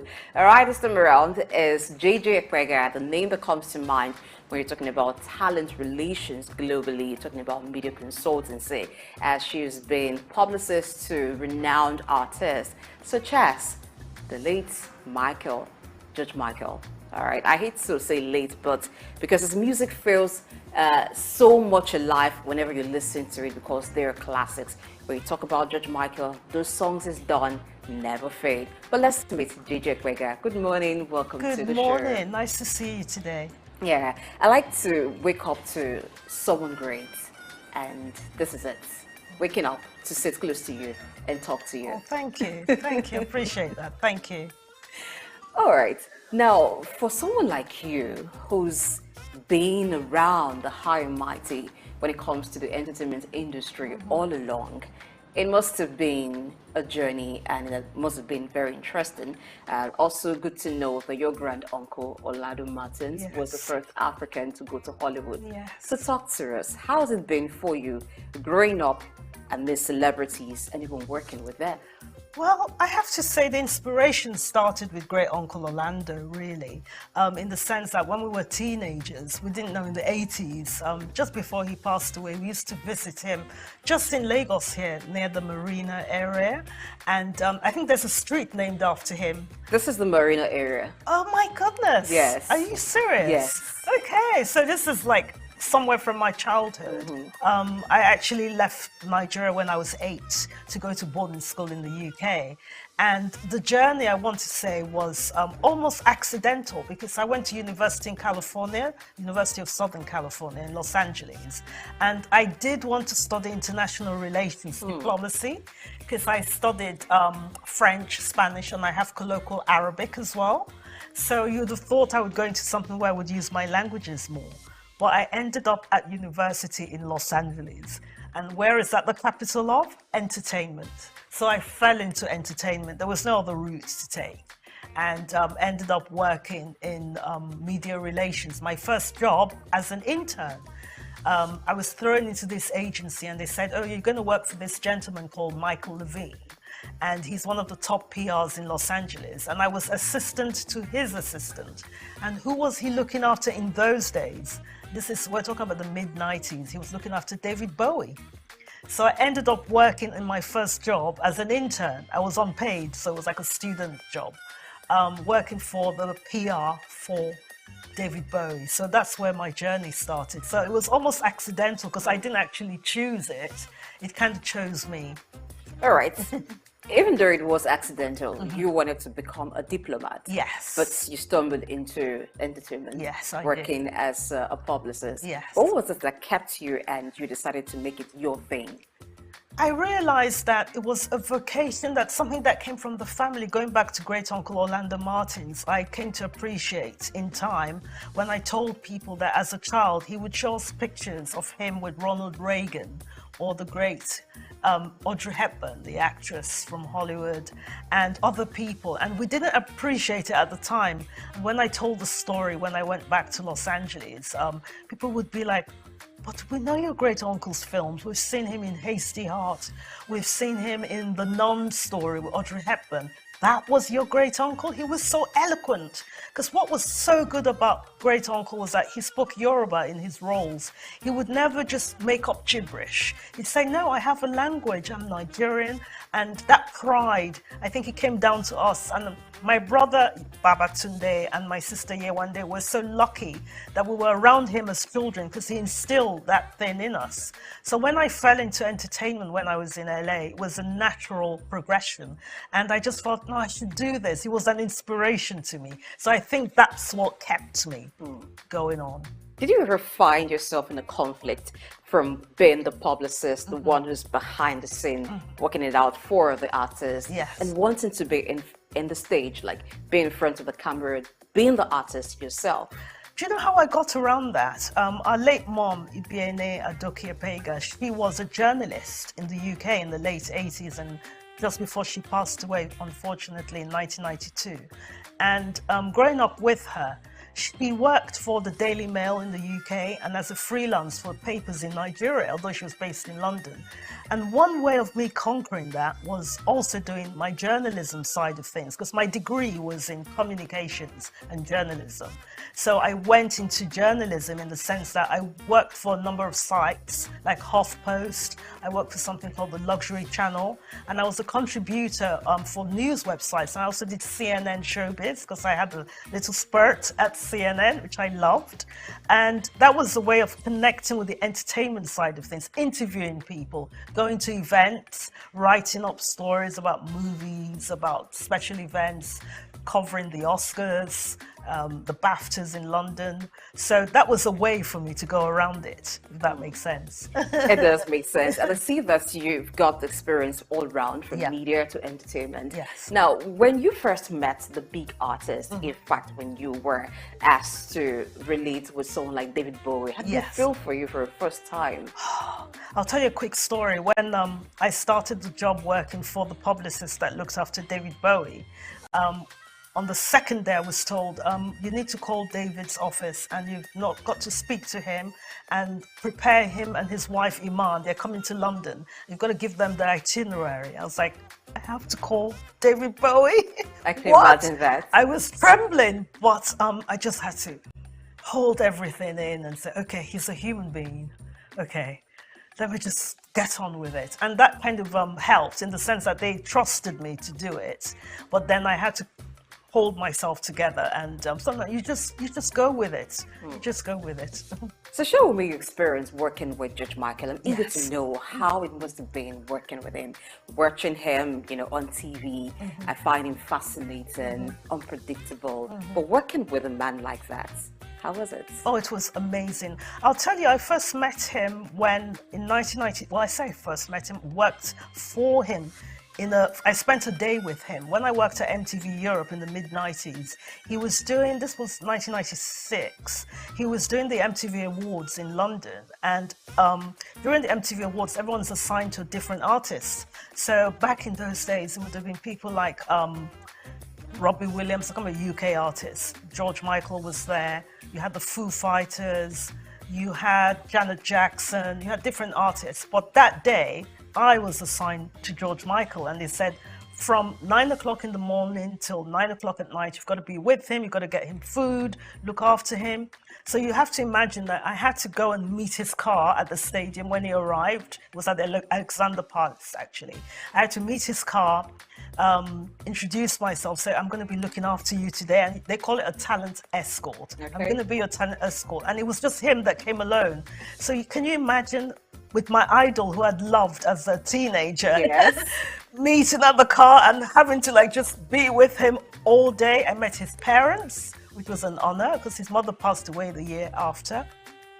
And he was just such a personable person. At that stage, I wasn't working for him. At that stage, I was just starting out in my career in 96. Starting out in my career, one of my second jobs actually at MTV Europe in London, and looking after George Michael. And it was because of looking after him that day, and I kept in touch with his management team, that literally, I want to say 12 years later, I worked for him. Okay. In 2008. So for me, it was like a journey, and it shows you what a kind person he was, because he remembered. He said, "Oh, you were that young girl who was all nervous and you looked after him and I just loved your company. Come and work in my office." It's because of him I can say a lot that I'm here today, because he gave me so many opportunities. I met so many people with him. One of the people that was looked after in his office was Donatella Versace.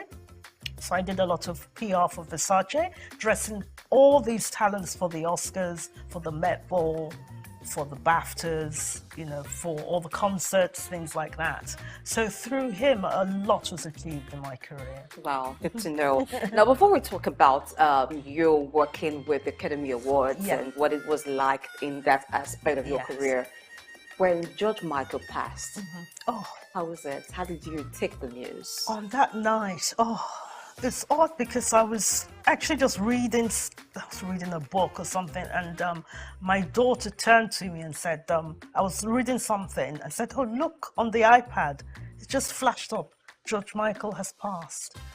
It was the worst. I still remember it very clearly, 2016. It was the worst night, I must say. And my phone started buzzing, and I got a call, and I wasn't working because I'm currently working with the BBC now, but I wasn't at the BBC at the time. But my best friend was working at the BBC News, and he said, "Jay, you've got to come on. You know, we've spoken to the management and one of the other PRs, but I know you. I want you to come and say something." And it was the hardest. I spent 10 minutes on BBC News, Global News, talking about George. What a wonderful person he was, personable, kind, you know, and when we worked for him, we would get bonuses so we could go on holidays. He was just the kindest, most humble man. He wasn't fond of doing PR, oddly enough. He was quite shy, very shy. Strange. Yes, and he'd say, "Oh, we have to do it," and he'd roll his eyes, "Oh, do we have to?" Like, yeah, oh, you know. But he was such a kind, personable, fun person. One of the greatest bosses I've ever had, and unforgettable. And I think his music, as you mentioned, you talked about listening to him in the office, is beyond time. Indeed, it is beyond time. And when you listen to songs done by George Michael, you don't feel like he's gone. Yes, you feel he's alive still again. alive and with us. Yes. Well, while you were talking about him, you mentioned that he was a shy person. Yes. That brings us to talking about shy people in the media industry. Yeah. You also reckoned with that in an Yes. interview that you granted. Yes. Talked about being shy. Yeah. Sometimes it's hard to believe that you can be around so much buzz. You could be even the person of focus, Yes. but yet you're shy. Yeah. How do you manage that? I think sometimes it's just taking a step back and sort of saying, okay, this is a little beyond me. I mentioned went to some Oscar parties just a month ago. We were in Los Angeles and we went to this charity event, which we thought would be a friend of mine invited me and said, "Oh, come to this. It's called the Green Charity." I thought, oh, it sounds simple enough, but it was at a very nice hotel. And who should walk in? Zendaya. And she's like the biggest star in the world at the moment. And she said, "Oh, hello, what are you here for?" And I said, "Oh, I'm just visiting from London." And talking to people like that, you kind of realize that we're all human at the end of the day, but we're all giving our gifts in different ways. Like you're here today, you're a wonderful interviewer. Thank you very much. You know, lovely surroundings and everything. So I think everyone has something to give, no matter how high, no matter how the journey is going. I think we're all humans. And the way she, took the time to say, "Oh, hello," and "Oh, what are you doing here? Where are you from?" And I thought that was really nice. And we just connected as human beings. So little things like that help, that you overcome whatever the personality is. Let's get to the Academy Awards now. I'm eager to know. Now, being in that space, it's a very influential space. It is. It gives you so much power to do a lot. I guess that there are not many Black persons in that space. So working in that space and doing your bit, how has it helped you? And how do you think it has also helped other artists of African descent in the entertainment industry? What have you learned that they should learn? I think we've come a long way. It's getting better. We're not there yet, but it's improving in the sense that there are people now able to make films. Just recently, actually, just this time, a cousin of ours through our mother's related to his father, Miss San Harriman. His father was the late Hope Harriman, who's well known in Nigeria. And he was a business partner of my father's, Ben Epega, Harriman, Epega and Co. They were land property developers, well known in Lagos. Miss San had a film at the Oscars, a short film that was nominated with the actor David Oyelowo in the lead. And when you have our work being honored like that, he was a nominee. He didn't win this time, but the fact that he was at the Oscars shows you that we're being recognized, not only as working behind the scenes like myself as a publicist. No, there are not many of me, because I'll tell you a very quick thing. I've been at events in the past with George Michael and his entourage, and I was the publicist there, and somebody came to me and said, could you go and find the publicist? And I had to say, I am the publicist. And they had to apologize. Why was it hard for them to detect who the publicist was? Is it that you're this person who likes to be in your space? Is it you're called out? At that time, I was there doing my work and being respectful, but I was the only person that looked like me. Oh, are you talking about color now? Yes. Okay. Yes. Because especially even now, in the sphere of publicists, I would say 3% of us are of ethnic minority in the UK, on par, you know, on that level where we've grown, and the level working with very A-list talent and things like that. There are not so many of us. It's getting better, but we still have a struggle. I've still had issues lately in my life, in this role that I've been in, but I refuse to step back when I've started a journey moving forward. You seem to be very comfortable in the UK or working in the UK. Yes. Most part of your career has been in the UK. Yes, most of it. What's it about the UK that makes you comfortable? If you were in America, would it be any different? I have worked briefly in the US and lived there as a student as well. And basically, and my ex-partner is from the US, Los Angeles. But essentially, the UK, because I went at 8, because I think I went as a young child, I went to boarding school there, so I really cultivated the culture there. And when you grow up somewhere, it becomes more familiar, if that makes sense.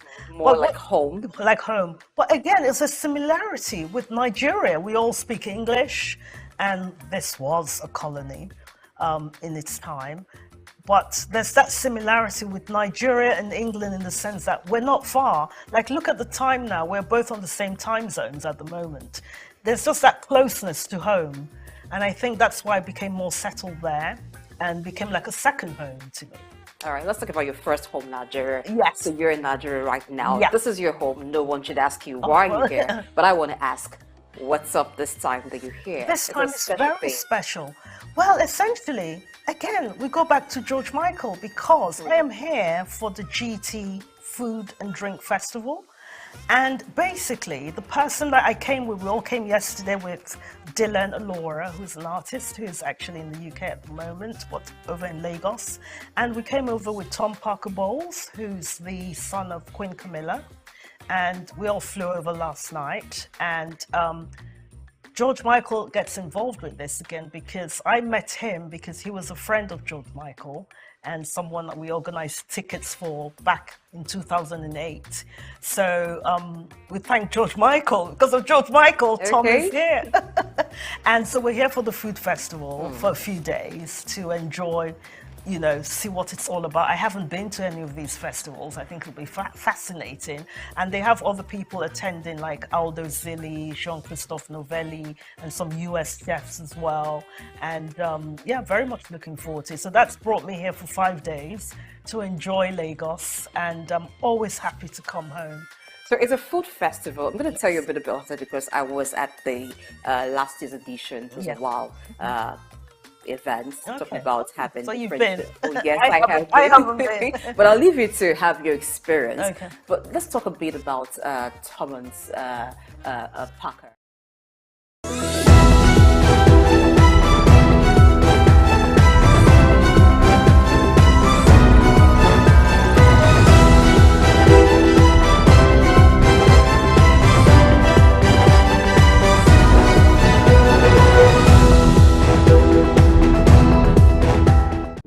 today's fast-paced world, staying ahead of market trends is crucial. Whether you're an investor, a business owner, or just curious about the economy, you need reliable, up-to-date information to make informed decisions. On Market Insights, we provide comprehensive market analysis, expert opinions, and actionable insights that you can trust. Our team of seasoned analysts and industry experts enrich the conversation, bringing you the latest updates and in-depth reports. With our real-time data, you'll never miss a bit. Get instant access to market movements, trends, and forecasts. Our expert analysis helps you understand the bigger picture, while our customized reports are tailored to meet your unique needs. Peri-urban agriculture plays a very, very important role in diversifying urban diets and also providing staple foods for daily consumption. Additionally, fluctuations in the exchange rate and disruptions in the global supply chain have further inflated costs. Join us on Market Insights, Monday through Fridays, 11 a.m. to 12 noon here on SOUQ News Television. We are your premier destination for cutting-edge market insights.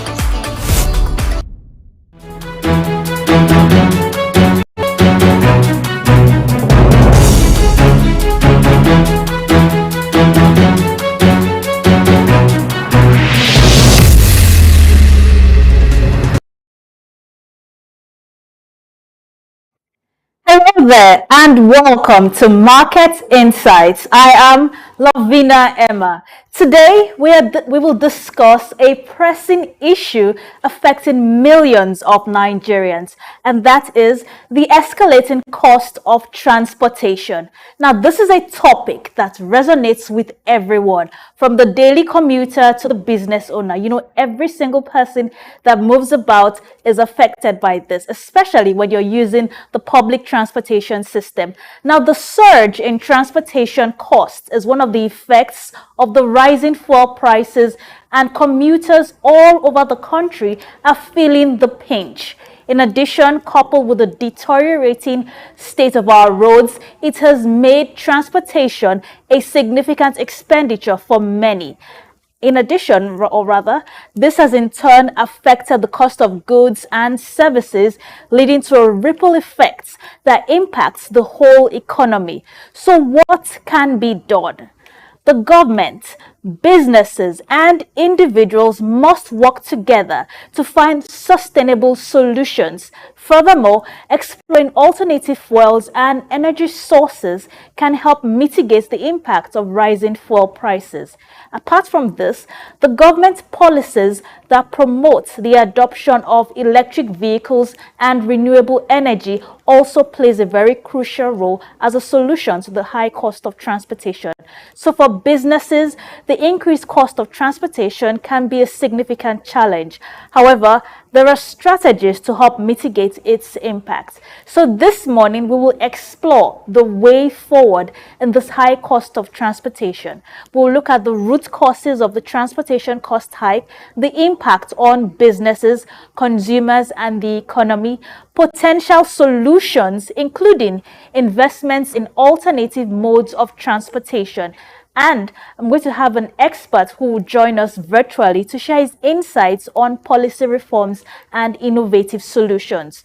Now, this increase in transportation costs has far-reaching consequences, and as I mentioned, you know, consumer spending is greatly affected, and this will lead to an increase in consumer spending and a decrease in economic competitiveness. So it's time for us to all come together to find more sustainable and permanent solutions. So whether it could be public-private partnerships to technological innovations, we will discuss it all this morning. So don't miss this crucial discussion on the future of transportation in Nigeria. Stay tuned.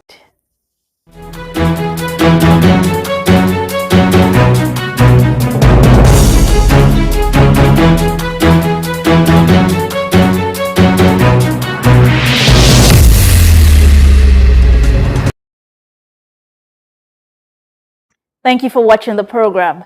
My guest, or rather our guest this morning, who has joined us virtually, is Honorable Bolaji Shoneye. He is a public affairs analyst. So welcome to Market Insights, Honorable Bolaji Shoneye.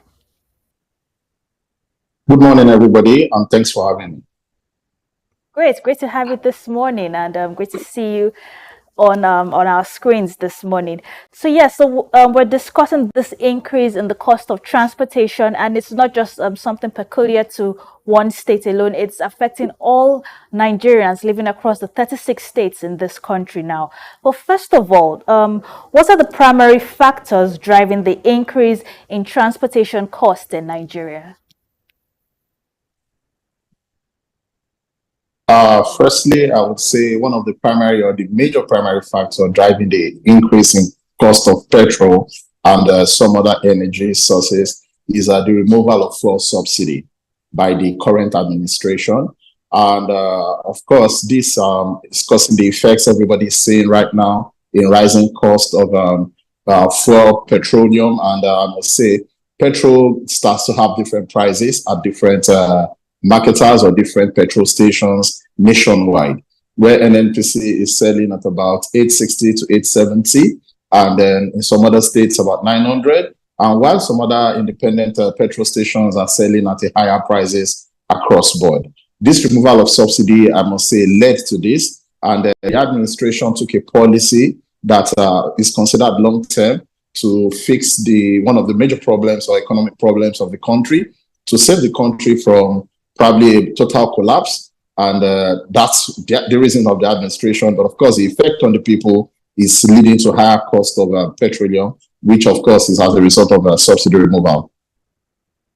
Okay, well said. Yes, we all remember the period when it was announced, and we saw that from last year till date. I mean, we've been seeing increase in everything, but particularly with transportation, whether you're moving within your state of where you reside or whether you're traveling to another state, the prices, if we compare it from 2022 till date, the prices have, in some cases, they've even tripled in some cases. Now, looking at this whole scenario now, yes, the government has recommended some ways to mitigate these factors, this increase in the cost of transportation, but it's not really having any impact on on citizens, or especially on commuters that take the public transportation system. Now, how have this rising cost of transportation affected businesses and consumers in our economy?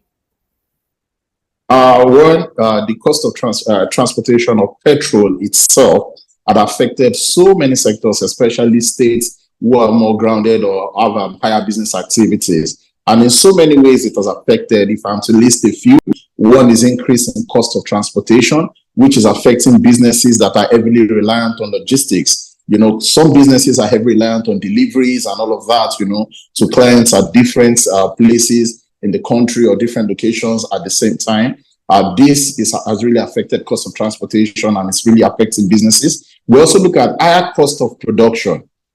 Some businesses are heavily reliant on machineries that are fuel powered, and generators and all of that. This is really affecting businesses because for their business to operate, they cannot do without petrol, and this high cost is affecting them. It will also reduce profitability in terms of profit margin for businesses, because once prices of production is going higher, profits one way or the other is affected directly, not even indirectly. And if these businesses wants to find a way to cut around this cost, or find a way to make sure they sustain profitability to be able to remain in business, then that means it will lead to another problem, which is increased prices on consumers. And increased prices on consumers for businesses to stay afloat will, of course, is a direct increment on inflation. It has this direct effect of inflation on virtually everything, and that's why we are seeing some prices of local commodities in the market continue to rise as increased prices, because businesses want to sustain themselves.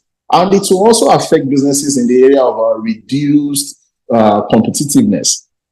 For majorly the small scale and medium enterprises will be heavily affected compared to some businesses who are operating in areas with lower cost of petrol, because some products which are produced in the country are also, imported in, also brought in into the country. So businesses here who are producing the same thing will find it a lot difficult to compete, as cost of fuel in those environments might be lower, and it will affect their cost of final produce in the market. And then another impact it also have is also on distribution chain. It goes a long way, all of these are just tied together. And that's one of the major reasons why we're experiencing inflation in the country right now. I must say the cost of fuel, high cost of fuel, is doing all of this damage to the economy. But that being said, industries and companies can also adapt by looking out for alternative sources, which we'll talk about if you permit me. Yes. Well said. Thank you, Honorable Bolaji. Yes, well said.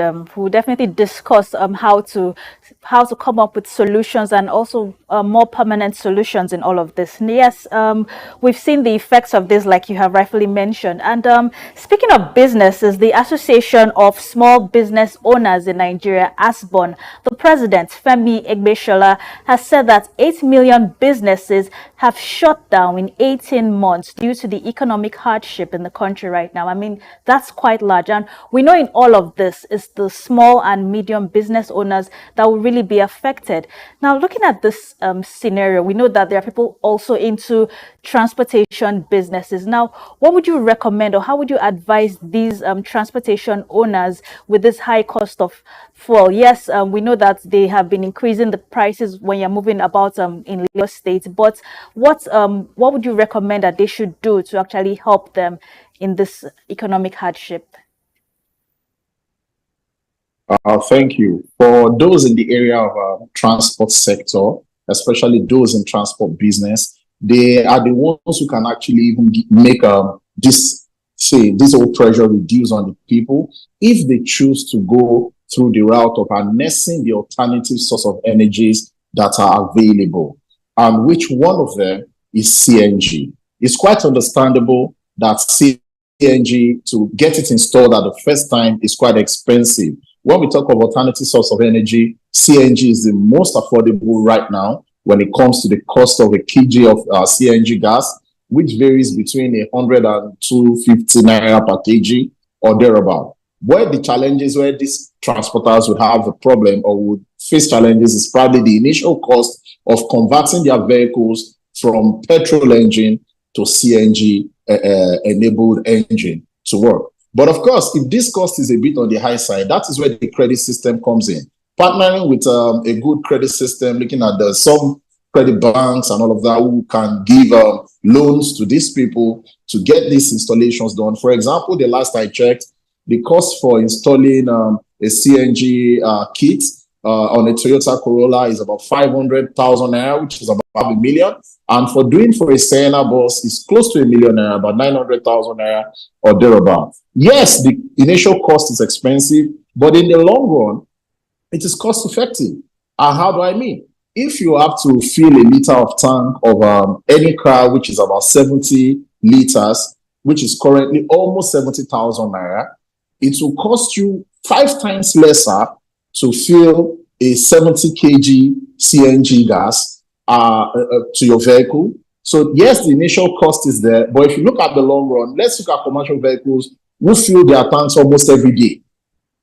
And then looking at the cost, 5 times lesser for doing a CNG gas. Filling your tank almost every day with 70,000 naira, and then you have to use CNG where you fill your tank with just about 15 to less than 20,000 naira per day. It's looking at the difference on the cost is a lot more, as in cheaper when for whoever is going through the alternative or choosing the alternative route.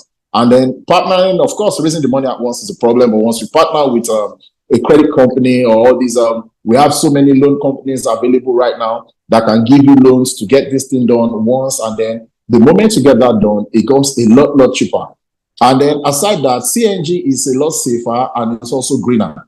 Okay. And then it's estimated that 1 kg of CNG gas will give you approximately about 5 kilometers more than what a liter of petrol would do. Because the last estimate I checked or I have is that a liter of petrol will travel about 13 to 15 kilometers, while a 1 kg of CNG gas will travel about 18 to 22 kilometers. which means you would have extra 5 kilometers in travel time or energy preservation when you're using CNG. So CNG will last you longer as against when you're using petrol. At the same time, the cost is also 5 times lesser than having to use petrol. So to get this problem solved and make life easier for Nigerians, especially for those in the transport sector, I would encourage them to go for this CNG. And then even for private investors, the CNG gas stations are not really available everywhere the way you would see petrol stations, you know, at almost every street or every junction.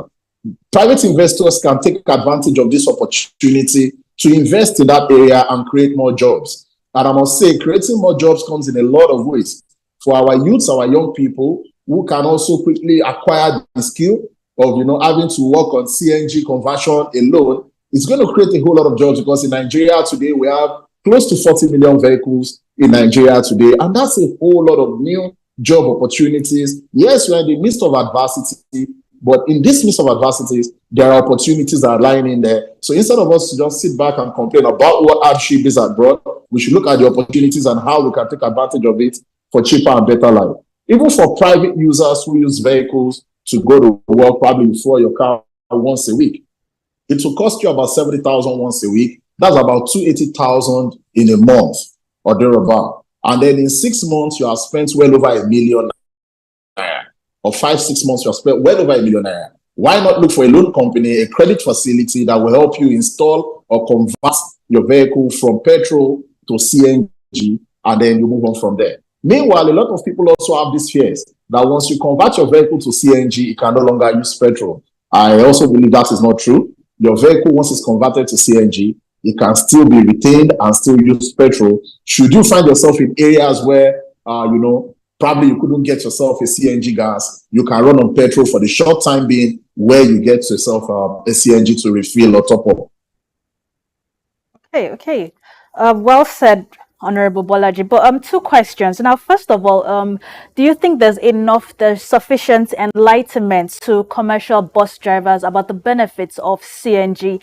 And another thing, yes, you mentioned, you broke down, gave us the figures, how much is the cost for conversion, how much people will be spending when they are using CNG when compared to fuel. But how easy is it for these transportation owners to get a loan, for them to be able to access the conversion kits? So your thoughts on this? Well, I must say that getting loans in Nigeria now, the credit sector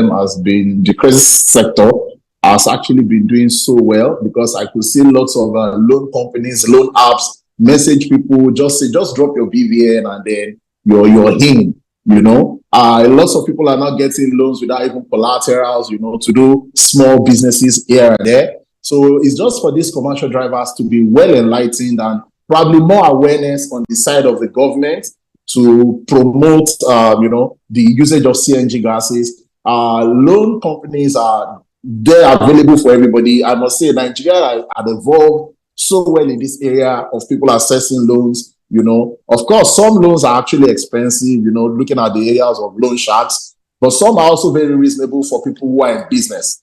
Okay, so these drivers can access the loans, not just the drivers, the commercial bus companies.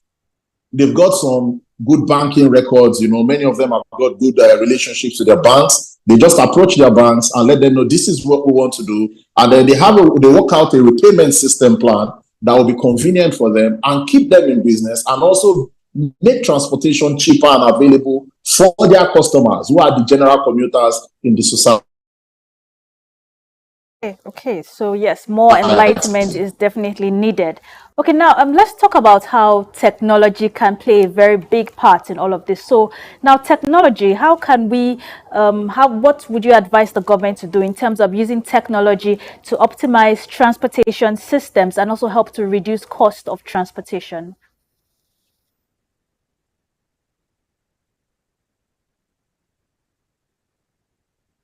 Bolaji?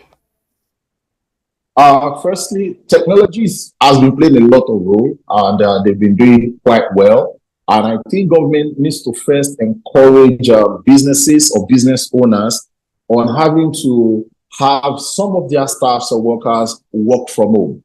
Okay, Right now, I'm talking to you from my location, which I don't think is cool to disclose, but at least I don't have to drive down to your station to be part of this program. And a lot of people can be very productive by having to work from home, so long the internet is available to them and all of that. And this is not a problem for a good number of businesses to do. Government needs to encourage that. And of course, businesses also, through their HR department, should also put measures in place that they get full productivity, that staffs who are asked to work from home. And once staffs are made to work from home, it takes away the burden of transportation. Probably you resume at work probably once a week, just to come and give reports physically if need be. But I can tell you that 80 to 90% of some operations can be done from home, which even government itself, like the Lagos State government, has done, saying that civil servants should operate from home. And it also brings about work efficiency. And this will also increase, profit for the company, because there's going to be more efficiency, and also keep more money in the pockets of their staffs or employees.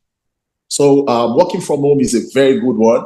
And then when we talk about other technology areas, government also needs to provide for people who are into cyberspace development to be able to, increase facilities and things that will make internet usage a lot easier.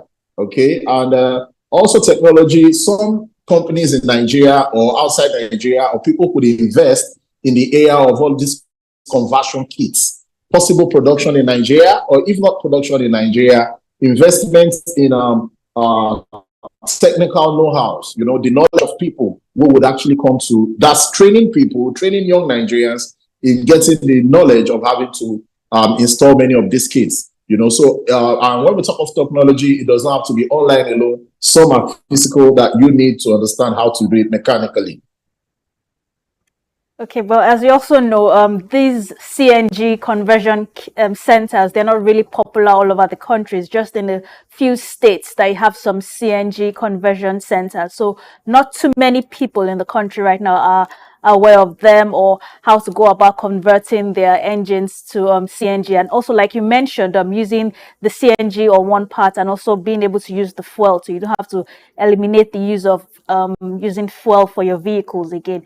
But now let's talk about policy reforms now. So looking at what the whole scenario right now, with the more there's an increase in the price of fuel, and it also affects the cost of transportation. It increases the cost of transportation now. So what policy reforms are needed to address this root causes of the rising transportation costs? Talking about policy reforms, I must say there are almost 2 to 3 different types. We have the short-term policy reforms, we have the long-term policy reforms. And from my understanding of this administration, they are taking the route of the long-term policy reforms. And I must say, for long-term policy reforms, we will begin to see the impact in over a year, probably a year, 2 years, or a bit more. That's when we'll begin to see the impact. Yes, for such long-term policy reforms, it brings about stability in the long run. It brings about better life for the citizenry. But while we wait for these reforms to begin to impact, it also comes with short-term hardship. And these short-term hardships are what we are experiencing now in terms of rising cost of petrol, rising cost of living, and so many others. But in the long run, yes, these policy reforms would have a strong and positive effect, which will be enjoyed by, of course, this generation and the next generation are coming. But of course, for us to get this done, we have to weather the storm, which is the difficult times we are currently experiencing. For how long this would stay, I don't know, I can't tell. But for my understanding of global economics, it takes about 2 years or a bit more for long-term policy reforms to begin to have effects. And one of the reforms that is being made by this administration, which I heard, especially in the area of energy, is the sales of crude in Naira to Dangote refineries. The sales of crude in Naira would have a lot of big impacts on the economy, because if, for example, not just Dangote refinery, I think to every other refineries in Nigeria, and some other refineries are also coming up, aside from Dangote refinery is currently functioning. I think there are some other modular refineries in Nigeria who will now be getting crude oil in Naira. This is a very big achievement for this from this administration. But of course, in the long run, it's effective. It's going to start to lower cost of energies, petrol, and others. How do I mean? If petrols are crude oil is sold in Naira to refineries, it just means they will sell the byproducts of crude, which are petrol, kerosene, and others, to the citizens and the people, of course, in Naira as well. What this has done is it has taken away the burden and the pressure on the Naira as against the dollar, whereby 40% of the demand of dollar in the economy is used in purchase of petrol to be imported into the country. The moment this 40% pressure leaves the Naira would have some breathing over a period of time. It's not something we'll see the effect immediately, but the moment this supplies goes to the refineries and importation of petrol stops, and then petrols are now produced locally and sold to the people locally, the 40% pressure on the Naira will be relieved. And as the Naira is relieved of this pressure, it will in turn have an effect on virtually every other facet of the economy. Remember, the rising cost of things started from when the exchange rate began to go up, floating of the exchange rate. But the moment the exchange rate begins to recover and fight its footing because of the pressure that is being lifted off it through the policy of this administration, which might still take probably some 6 to 8 months more before we start to see the effect. But by then, cost of things will begin to drop because the Naira by then would have started appreciating against the USD. Okay. Now, looking at this, I'm sure you've heard a lot of people say, oh, we have to reduce the way we spend on different things because it's affecting everything right now. It's affecting our feeding, it's affecting, yes, transportation, it's affecting businesses. So it's not just because the citizens have been told to reduce the cost of how they are living, how they are spending on different items. But do you really think this is just the role of the citizens alone? What would you say government also has to play in terms of reducing costs to also mitigate this high cost of living? When it comes to reducing cost of living, is a necessity in the situation we find ourselves as a nation. Because as it is right now, we are actually going through, in fact, for me, we have escaped a total collapse of the economy by the policies this government has taken. But of course, we are also still experiencing hardship internally, okay? But one of the ways to weather this storm is to do only things which are necessary. Like somebody said, you don't have to eat 3 square meals a day. What you have to do now is to feed to survive. Yes, eat good food, but you don't have to eat 3 square meals a day. That is one.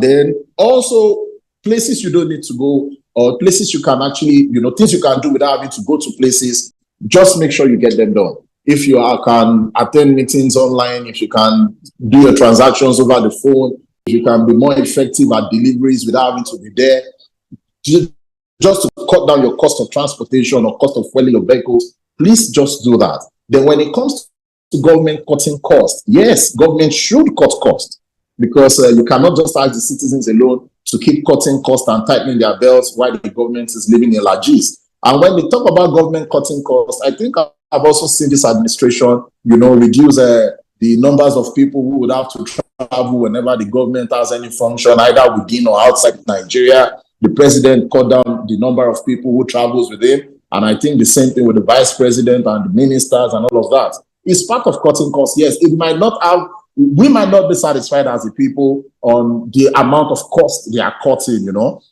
And same thing goes with some Nigerians complaining recently about the government having to buy a presidential jet or another presidential jet for the president and saying you're asking us to cut costs and yet you're buying presidential jets. The truth is this, every economy or in every country, the number one man of the country is a priority to the security agencies who have to protect him. And it is going to be a big loss for any nation to lose its president through an unworthy airplane. When a plane is not airworthy and you put your president in it, you're going to pay the price eventually. Just like the case of Iran recently, where the president and some of his cabinets, lost their lives. It's a pity it happened. But of course, I think they're just trying to mitigate such incidents. Okay. Thank you for that, Honorable Bolaji. Were you able to finish because you just stopped midway? I'm sure you had more to say, but let's not digress from this whole thing. We know that it's all about our economy and also how to improve the lives of our citizens in our economy anyway. But let's take a break now. When we return, we're going to discuss on more solutions, more practical and permanent solutions. Join us after the break. In today's fast-paced world, staying ahead of market trends is crucial. Whether you're an investor, a business owner, or just curious about the economy, you need reliable, up-to-date information to make informed decisions. When we pay our tax, or when participants pay or contribute their tax, there will be development in such an organization or country. The Ministry of Marine and Blue Economy that is going to address that alone. The National Security Advisor and the Office of the President also need to see to it to ensure that the security situation is being addressed. On Market Insights, we provide comprehensive market analysis, expert opinions, and actionable insights that you can trust.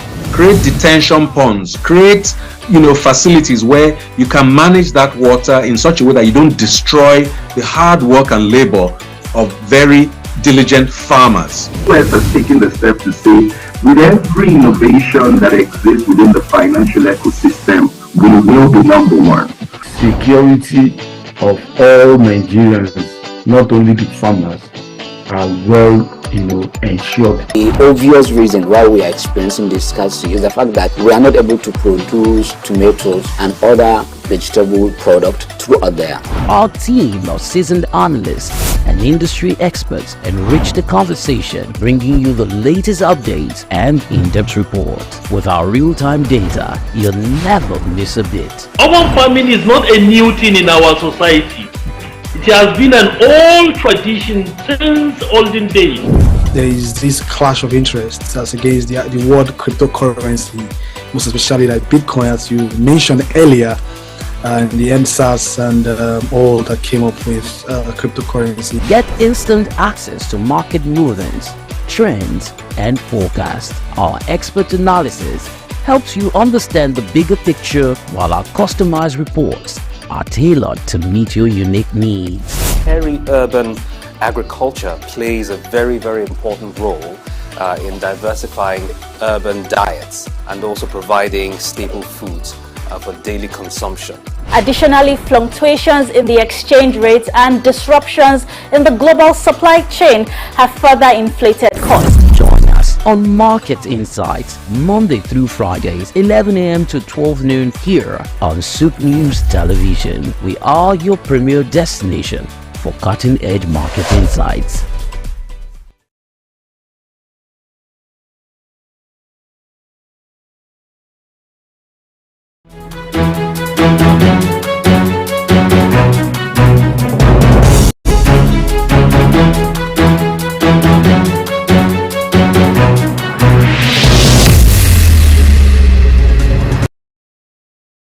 In the heart of sub-Saharan Africa, where commerce meets progress, welcome to SOUQ News, your source for business, economy, and development insight that drive nations forward. From the vibrant streets of Lagos, Africa's fastest economic hub, SOUQ News takes you on a journey of discovery, analyzing and reporting the facts that lay the foundation for growth and development.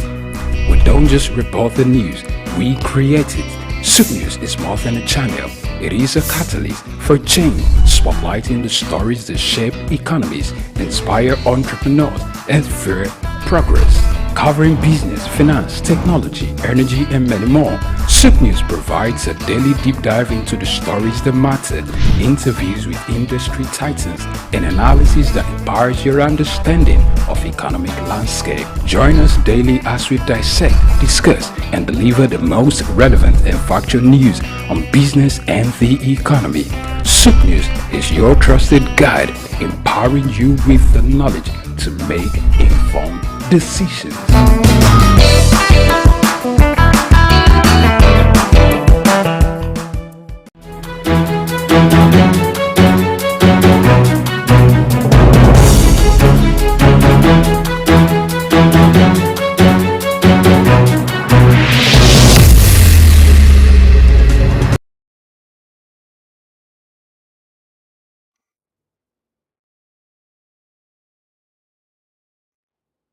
Many thanks for watching the program. I'm still discussing on the increase in the cost of transportation with our guest who joined us virtually. His name is Honorable Bolaji Shoneye. He is a public affairs analyst and he has joined us virtually. So can you hear me, Honorable Bolaji? Okay, well, he will join us in a few minutes. He gave a lot of insights into this, particularly with emphasis on CNG and its benefits and how we could actually, transportation owners can tap into the benefits of using CNG, the conversion kit. Yes, initially it's going to be the first time it will be very expensive, but subsequent usage, you will see that it's cheaper than using fuel. And he also talks about how reducing cost of everything is very, very key. Cost of transportation, cost of living, cost of how we feed. And it's not just the citizens alone. Even our leaders also need to adopt this so that we could brace ourselves for all this, what's currently going on in our economy. And hopefully in a few months, things will get back to normal and we can go back to living if I'm allowed to say, the way it was a few years back. So now looking at all the tips that Honorable Bolaji shared with us before we went on the break, he talked about how it's very key that we needed to focus more on looking at alternatives to the transportation system, and not just with CNG, but other means of transportation, whether it's the water transportation system. We also need to look into that and also tap into using that too. And if we could also, like he mentioned, the benefits of having to sell our crude oil in Naira. Now that would definitely play a very huge role, because it's when the fuel price was increased that the transportation was increased. So that's selling our crude oil in Naira will also help to reduce the cost of fuel. So Honorable Bolaji, are you here with us now?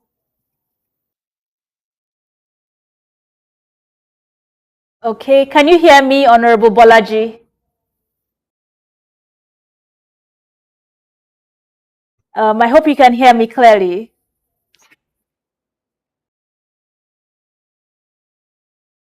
Unmute your microphone. Okay, I'm okay. If you can hear me, because I'm struggling to hear you clearly on this end.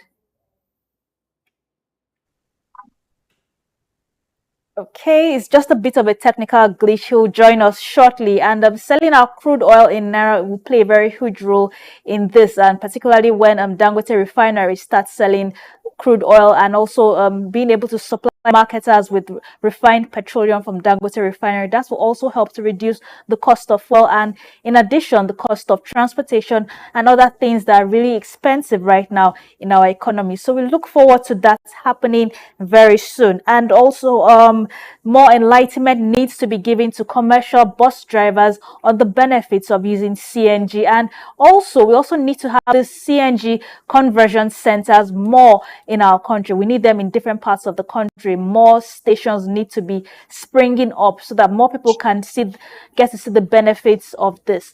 Now, my colleague went on the streets of Lagos to speak with Nigerians on this high cost of transportation and how they are coping. So let's take a look at this report. In the side of the passengers to start with, the passengers are no more like before. Most of them are no more coming. We stay here for hours, 2 hours, nowhere.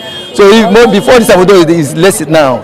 Before now, we go to the filling station, we sleep there. I know how many times I sleep for the filling station before I get fuel. So, but these days is not. But only the price is no more. And the price we now, because of the price we are buying fuel, the passengers are not happy with it. Every time we go out, if we don't take time, you fight with them because they were arguing with you. Say, well, why must you put so amount of money in place of 200 naira? You are not asking them to pay 300. If you don't take time, you will fight. 1,000 naira fuel. There's no availability of this fuel for procurement to buy. If it is available now, we'll see, okay, let me manage buy 10, 15 liters and, and get into the car and say, go and do my little obligation and whatever I have to do. There is no fuel. I couldn't drive.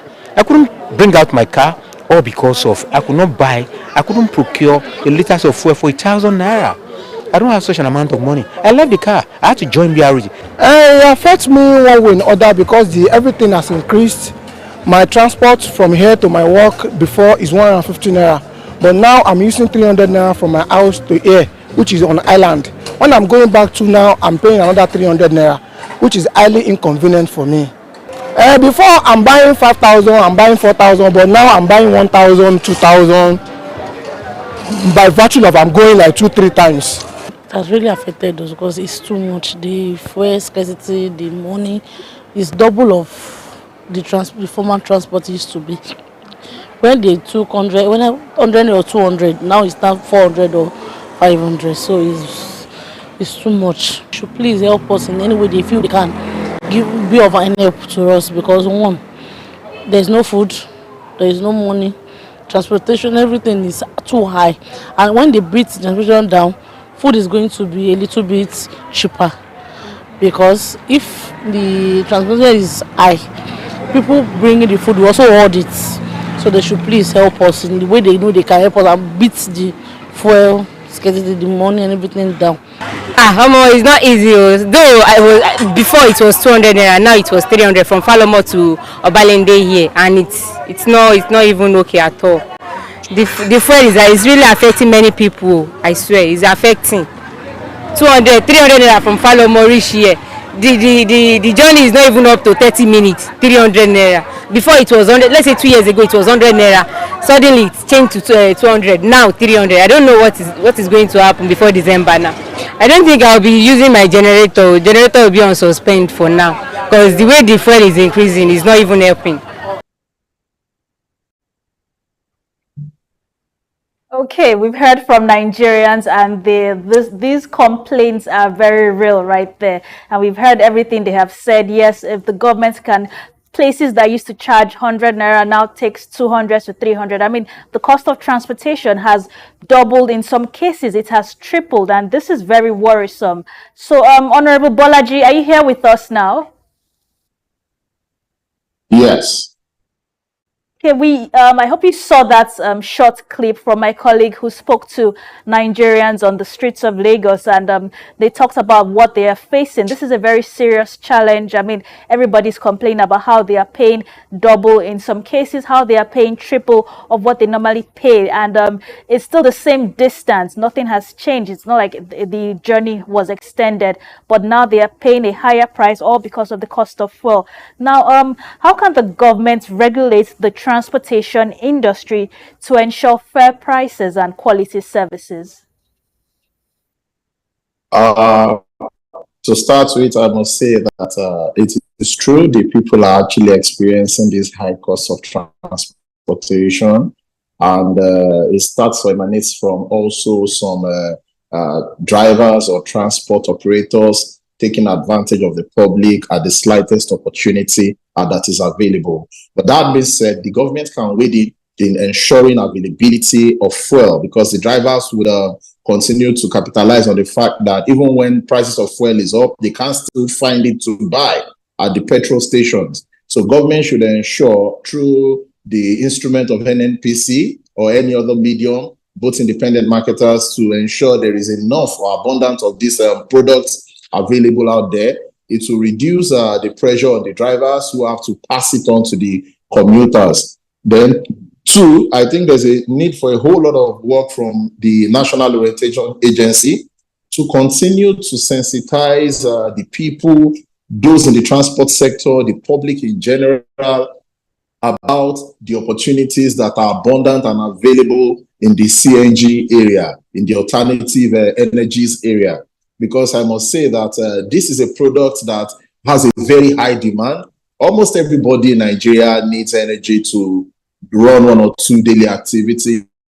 And this also opens up business opportunities, prosperity opportunities for the economy to grow. So they need to, make enough broadcast enlightenment programs, awareness programs on radio, on TVs, on platforms like yours, to ensure you have more people aware of this, more business owners are aware of this, and then they can actually start to invest in those areas. Because when we talk about CNG availability or CNG stations, yes, they are very, very small compared to the demand that is available out there. So private investors can also come in.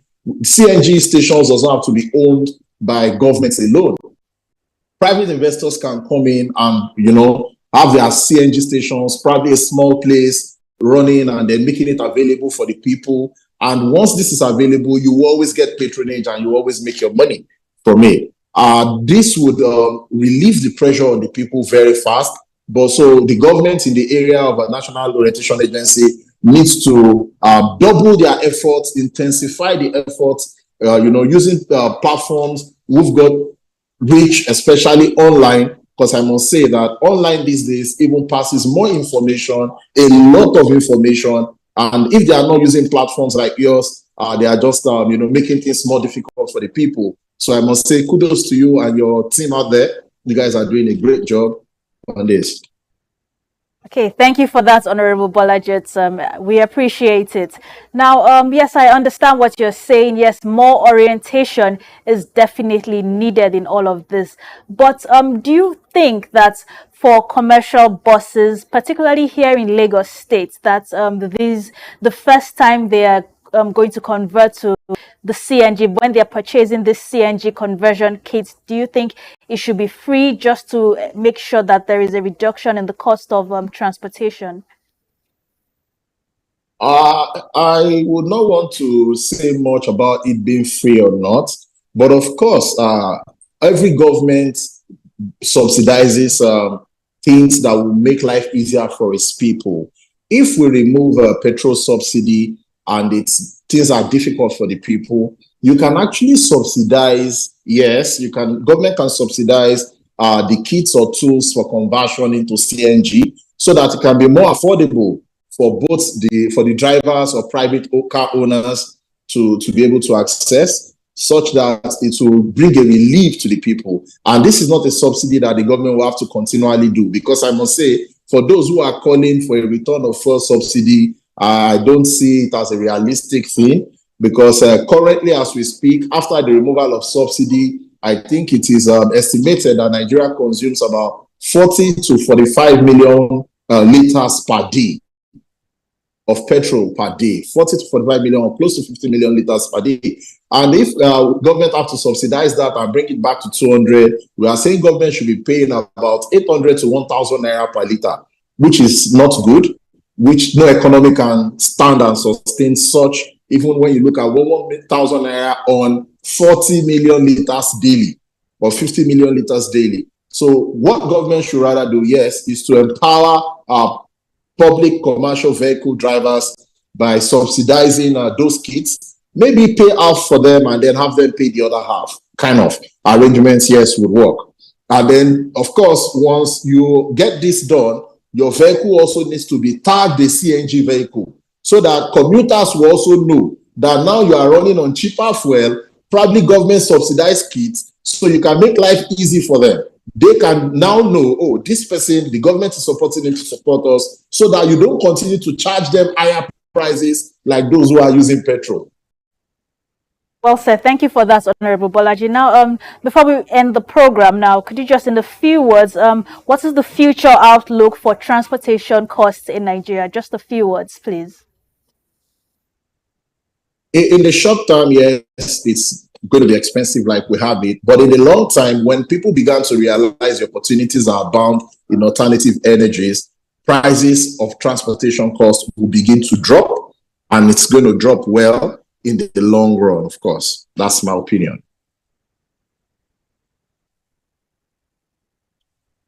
Discuss the increase in the cost of transportation and the way forward. Many thanks for sharing your insights into this, Honorable Bolaji. It is well appreciated, and we look forward to having you again on the program. Thank you. You're welcome. Yeah, thanks for having me as well. Okay, let's look at the money markets this morning, how the Naira is faring when we're going to sell against the dollars, the pound sterling, and the euros. For today, Thursday, 12th September 2024, we're looking at the Central Bank of Nigeria rate and the parallel market rate. So the dollar is currently selling at, this is the CBN rate, 1,575 Naira to $1 at the CBN rate. And at the parallel market rate, it is selling at 1,658 Naira to $1. For the pound sterling, at the CBN rate, it is selling at 2,086 naira to 1 pound sterling. At the parallel market rate, it is selling at 2,161 naira to 1 pound sterling. For the euro, the CBN rate is 1,766 naira to 1 euro, and the parallel market rate is 1,828 naira to 1 euro. So these are our money market figures this morning, and the parallel market figures are way higher than the Central Bank of Nigeria figures. Many thanks for watching the program Market Insights this morning, as our guest, Honorable Bolaji Shoneye, shared his insights into how we can look at the positive side of this. And like he says, it's a short-term storm. It's going to weather off very soon, and we should all look on the bright side and tap into more positive things. We should be more optimistic and tap into the benefits of CNG, and also the government also reducing its cost of governing will also help us in this country. So thank you so much for watching Market Insights this morning. I am your host, Lavina Emma. Do stay tuned to the news updates on SOUQ News Television.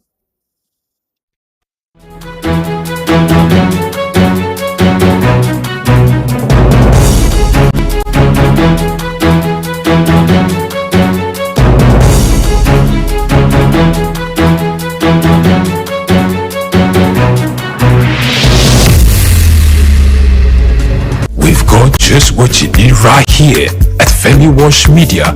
Call it the Midas touch and you wouldn't be wrong. Let us record, produce, mix and master your audio like nobody does. Reach us on our contact today for the best quality job.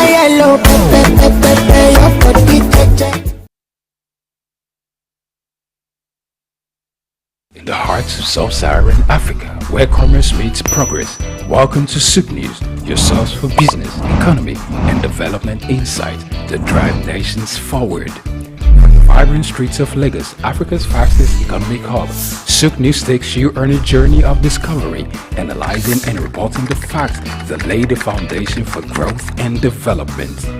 We don't just report the news, we create it. SOUQ News is more than a channel. It is a catalyst for change, spotlighting the stories that shape economies, inspire entrepreneurs, and fuel progress.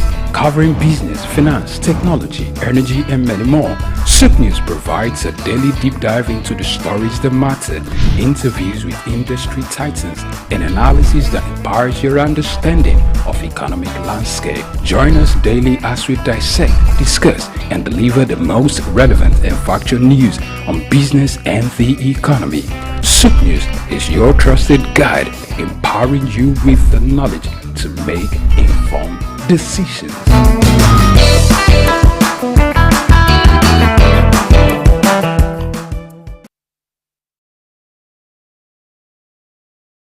Become a food critic, it seems like you've got to be a chef first, or you've got to have great love for food to be able to criticize the cooking of different people. Now that looks like a career that is not quite common, and working with someone like that, from where you're coming from, working with those in music, it's different. It's still in the realm of, in England, it's very popular actually. It's a very popular thing to be a food critic. There are quite a few that I can name, in the sense of, you don't have to be a chef per se. It's more like you're an editorial person. It's like you review films, review music, review films, and you review restaurants. So for example, we took him to, there's a restaurant called Enish in London, Nigerian restaurants, and they have them in Dubai as well. Very popular outside Nigeria. And the people, critics have often said, you know, we've written about food, Italian food, Spanish food, why not Nigerian food? And what I've really admired about him is that because he's written books, he writes recipes, and he works with chefs, and that's what food critics do. And it's a very popular thing to do in the UK right now. A lot of people are food critics, you know, writing for the Times. You either write for a magazine, or you write for the Bazaar magazine, Vogue, GQ magazine, Esquire. So the role of food critic is really, really something that's done worldwide. But I know maybe here, maybe in the in Nigeria it's not so common, but it's very lucrative. Yes, it's very lucrative. All right, so what would you think a Thomas Ball coming to the food court, the GT food court, writing about Nigerian food, giving reviews, is going to do for Nigerian food? Yes, there is a food that is very popular when you talk about Nigerian food. Even those who haven't had a taste of the Nigerian jollof just want to talk about it and maybe look forward to tasting it. But there are different kinds of food that will be sampled. Yes. What would that do to Nigerian cuisine? You see, there's a perception in Europe and in the bigger world. People assume, unfortunately, going on the darker side of things, they see a lot of people coming on boats trying to get into England. They feel like we don't have anything back here. We don't have the development here. You know, some of the buildings, the aspirational things of it. People are business-minded. Come into these studios for goodness sake. You can't imagine that this is all going on in Africa. I have people up to this day say, "Oh, do you have buildings in Nigeria? Do people eat? There's no food." That's funny. And they don't realize. So when you have an ambassador like Tom Parker Bowles come to Nigeria, and when he writes anything in England, everybody reads it, they comment on it. The fact that his mother's Queen Camilla of England, that might have something to do with it, but his voice is very loud. And what I'm really proud of him is that he said, "I want to come and see Nigeria for myself." You know, I hear these things at the foods, people like, "Oh, nobody goes to Nigerian restaurants. Who wants to eat Nigerian food?" It's growing now. There's that interest. And it's good for us because we can bring our food to the world. You know, for people who can't come to Nigeria immediately, people want to come and people will come. But people who can't come, people like him, food critics, can come back with that message that we've been to Nigeria, we see what they do, they're really doing well, they're trying. Yes, there's good and bad in everything, but they're promoting our food, promoting our culture, and it gives us industry, it gives us some business opportunities, it gives us partnership opportunities, and it's increasing our voice in the big global stage. I'd like to get back to your first love, which is being publicist for entertainers. Yes. Now, in Nigeria, we have A-list artists that are known worldwide. Yes. They have managers. Yes. Some of them also have publicists. Yes. Looking at the way they're managed and the way the publicists run, is there a thing or two you think they need to know and understand when working with artists? How could it also help their career?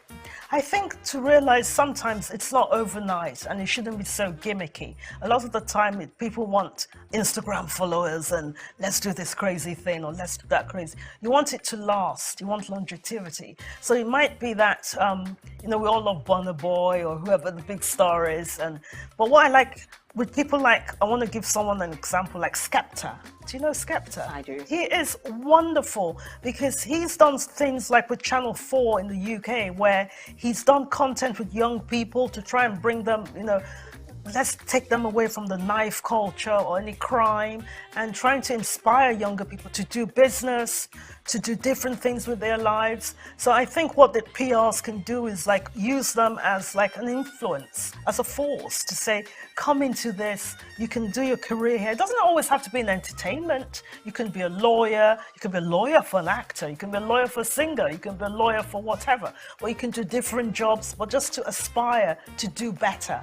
And I think that's what PRs can do a bit more of and use the talent, that platform they have, those 22 million followers on Instagram, use it as a platform to inspire young people to come up. And good enough, you are inspiring a lot of young people watching SOUQ News TV because this is what it's about. Yes. Changing the narrative, inspiring people to be Definitely. better.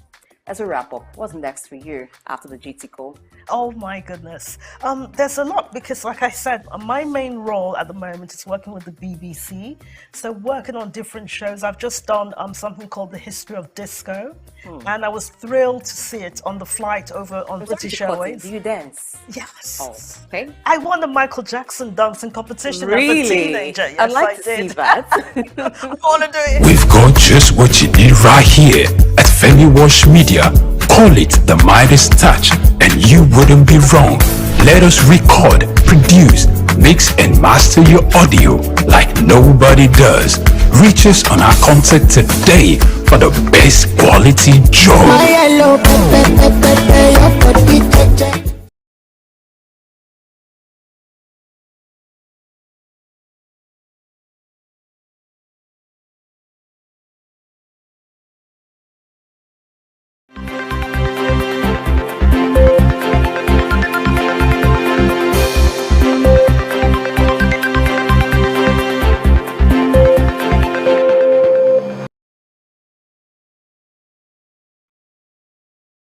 Welcome to the SOUQ News Update. I am Lavina Emma.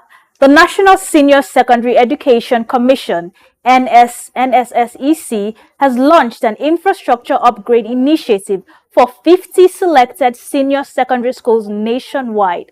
This effort aims to improve the learning environment and enhance the quality of education in these institutions. The Commission's Executive Secretary, Dr. Iyela Ajayi, announced that a comprehensive needs assessment has been conducted to identify specific requirements of each school. The first phase of this project will cover 50 schools with a budget of 47.5 billion naira. Dr. Ajayi emphasized that this is just the beginning and subsequent phases will address the needs of additional schools. The Commission is working to fulfill its mandate as directed by President Bola Tinubu to rehabilitate, upgrade senior secondary schools across the country. This initiative demonstrates the government's commitment to investing in education, providing students with access to quality learning facilities.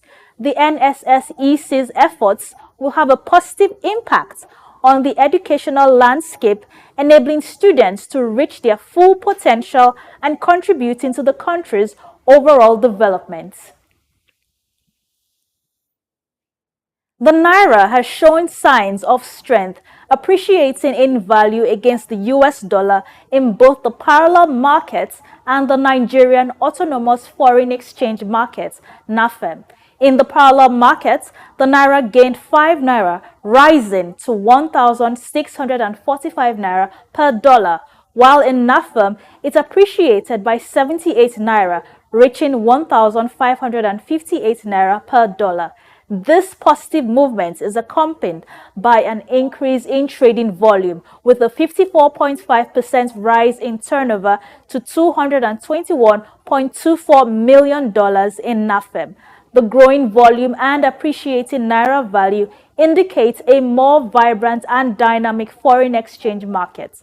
The widening margin between the parallel market and NAFEM rates suggests a gradual convergence towards a more unified exchange rate regime. Additionally, these developments signal a strengthening Naira and a more stable foreign exchange market, which can have positive implications for the economy. The Nigerian Upstream Petroleum Regulatory Commission, NUPRC, has launched a groundbreaking initiative, the Body of Neutrals, to facilitate alternative dispute resolution in the upstream oil and gas sector. This innovative approach aims to provide a cost-effective, efficient, and impartial platform for resolving disputes, promoting cooperation and partnerships among stakeholders. The inauguration of the Body of Neutrals in Yenegua, Bayelsa State, marks a significant milestone in the Commission's efforts to enhance access to justice and foster a culture of resolution and collaboration. The center will leverage technology, including online dispute resolution platforms and virtual mediation sessions, to ensure timely and effective dispute resolution. The launch was welcomed by Governor Doye Diri, who appreciated the Commission's decision to relocate the center to Bayelsa State, saving locals the expense of traveling to Lagos and Abuja for dispute resolution. The governor also emphasized the need for increased local participation in oil and gas industry, calling for the employment of Bayelsans in NUPRC and the amendment of the Petroleum Industry Act to benefit host communities. The Indian government has announced a supportive measure for soybean farmers in Madhya Pradesh, agreeing to purchase the oil seed at state-set support prices. This move aims to help growers who have been affected by declining domestic rates for soybeans. The government has already taken similar steps in Maharashtra and plans to extend this support to Karnataka, covering nearly 70% of India's total soybean output. This initiative demonstrates the government's commitment to supporting farmers and stabilizing the agricultural sector. By purchasing soybeans at fair prices, the government helps farmers maintain their livelihoods and encourages continued production. This, in turn, contributes to India's goal of reducing edible oil imports and promoting self-sufficiency. The government's efforts to support farmers are crucial, given their significant influence in the country's political landscape. By taking proactive steps to address the concerns of farmers, the government aims to build trust and confidence among this vital group, ensuring a stable and productive agricultural sector. China Development Bank Financial Leasing has announced a significant investment in its aviation fleet, purchasing 80 Airbus A320neo planes. The new aircraft will be delivered between 2030 and 2032, optimizing the company's fleet structure and increasing its proportion of next-generation planes. These advanced aircraft boast high fuel efficiency and wide market penetration, positioning the company for future growth. This move demonstrates the company's commitment to modernizing its fleet and adapting to the evolving aviation landscape. The acquisition will enable China Development Bank Financial Leasing to enhance its competitiveness and better serve its customers. The partnership with Airbus also underscores the plane maker's continued presence in the global markets, despite current supply challenges. The delivery of these new planes will contribute to the company's long-term development and sustainability goals, aligning with the industry's shift towards more efficient and environmentally friendly aircraft. Many thanks for watching the news updates. I am Lovina Emma.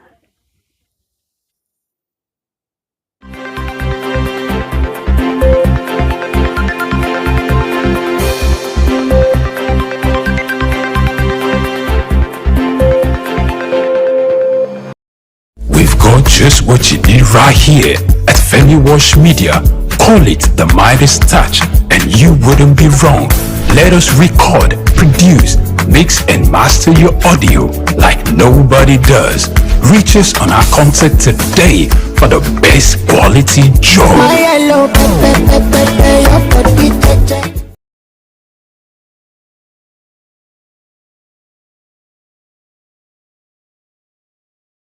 Broad Street. Broad Street, situated in Lagos Island, is steeped in Nigerian history. Once the biggest financial hub of the country, it housed the headquarters of major banks, linked the CBN, the stock exchange, and the loads of lender companies. Broad Street is a historically significant street. It has played a central role in the development of Lagos and history. An important commercial and administrative center for the British colonial authorities. It was also a home to some of the city's earliest modern buildings. Broad Street was a residential area in the pre-colonial era. With the British came the Methodist Boys High School in 1878 and the Broad Street Prison in 1882, renamed Freedom Park. The General Hospital, which was a British military hospital, was built in 1893, being the first general hospital in Nigeria. The old British Secretariat building, which is now the Federal Ministry of Justice, was built in 1906. Broad Street has seen a full turn into modern commercial office blocks, complexes, skyscrapers, and markets from the outer marina through Akpombo, early into the Adeniji Adele Road. Broad Street is one of the busiest streets in Nigeria on weekdays, where commercial activities take place day and night. From modern buildings to ancient structures, this street gives one a raw dose of life in Lagos. Broad Street is often referred to as Lagos Financial District. It boasts a mix of architectural styles, reflecting its long history, colonial-era buildings, Victorian and Edwardian architectural features, alongside more modern skyscrapers and structures. Broad Street remains a vital, vibrant part of the Nigerian economy. Broad Street. SOUQ Enlightenment. You are unable to understand why the Imo man, Imo woman, Bayelsa man, Bayelsa woman will blow earth to chicken and chicken will cry. What is, you are the one that don't understand it. You can't understand the science behind it. So what you should do is go and study how to understand it. That was why China closed their border for 25 years. Today, the Europeans and Americans are trooping to China to study TCM. They are in droves. Today, Ayurveda is a full ministry in India. The global center for traditional medicine is in Gujarat, in India. It became 1 year in March this year. Because these people refused to be intimidated. They even want to scrape us so that we will not talk. Because of the advent of drugs, hospitals, and modern technology, natural medicine in Nigeria have been relegated to the back for the longest of time in Nigeria. This situation has left Nigerians and Africans at large at the mercy of drugs produced abroad, as opposed to the effective, potent, and curing ability of leaves and roots. The Nigerian Natural Medicine Development Agency and natural medicine practitioners have partnered with Femi Walsh, owners of SOUQ News Television and the Isle 104.9 FM. The Memorandum of Understanding was signed at a meeting held between both parties on Wednesday, July 7, 2024 in Lagos.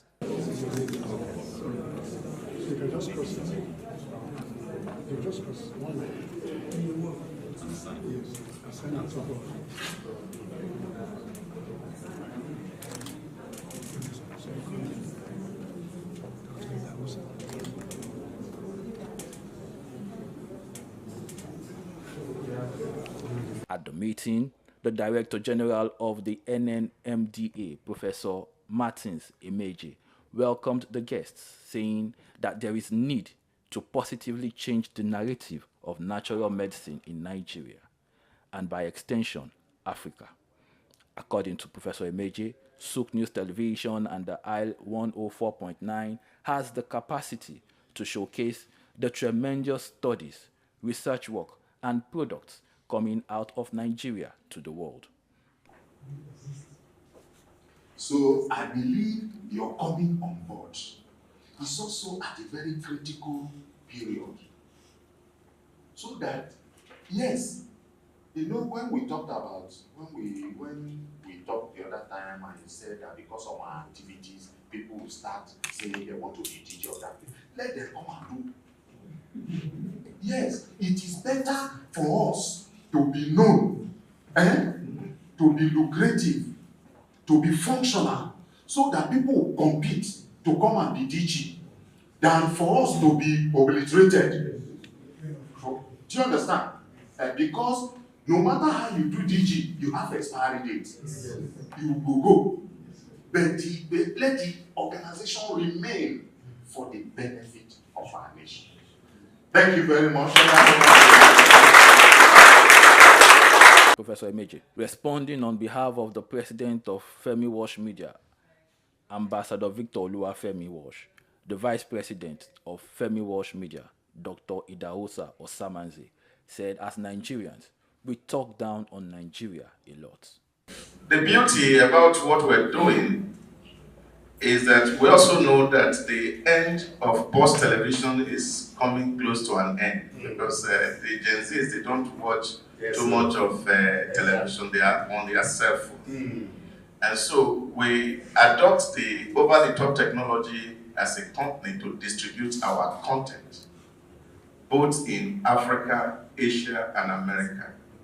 Yesterday, I was still talking to a friend of mine, I met him in Toronto, who's giving us an inroad into the Caribbean, where our brothers are living, who were moved from this place. So we show to the world what we are capable of doing, and this will attract attention of the world to the agency. I said to Prof the other day that I know that very soon people will be struggling to become DG of the agency, because now there's no budget in it. That's why people are not struggling. But very soon budget will come to it, and then everybody can live in decent and good life. So it's a pleasure to partner with you and to see how to drive this vision in the next 4 years as Prof is still here. Dr. Osamanze, in the presence of SOUQ News Television's Chief Responsibility Officer, Sam Orouje, Business Manager Shade Uwe, and Chooks John Rogers, appreciated the NNMDA management and staff for a wonderful meeting that has signaled the beginning of a beautiful relationship in times to come.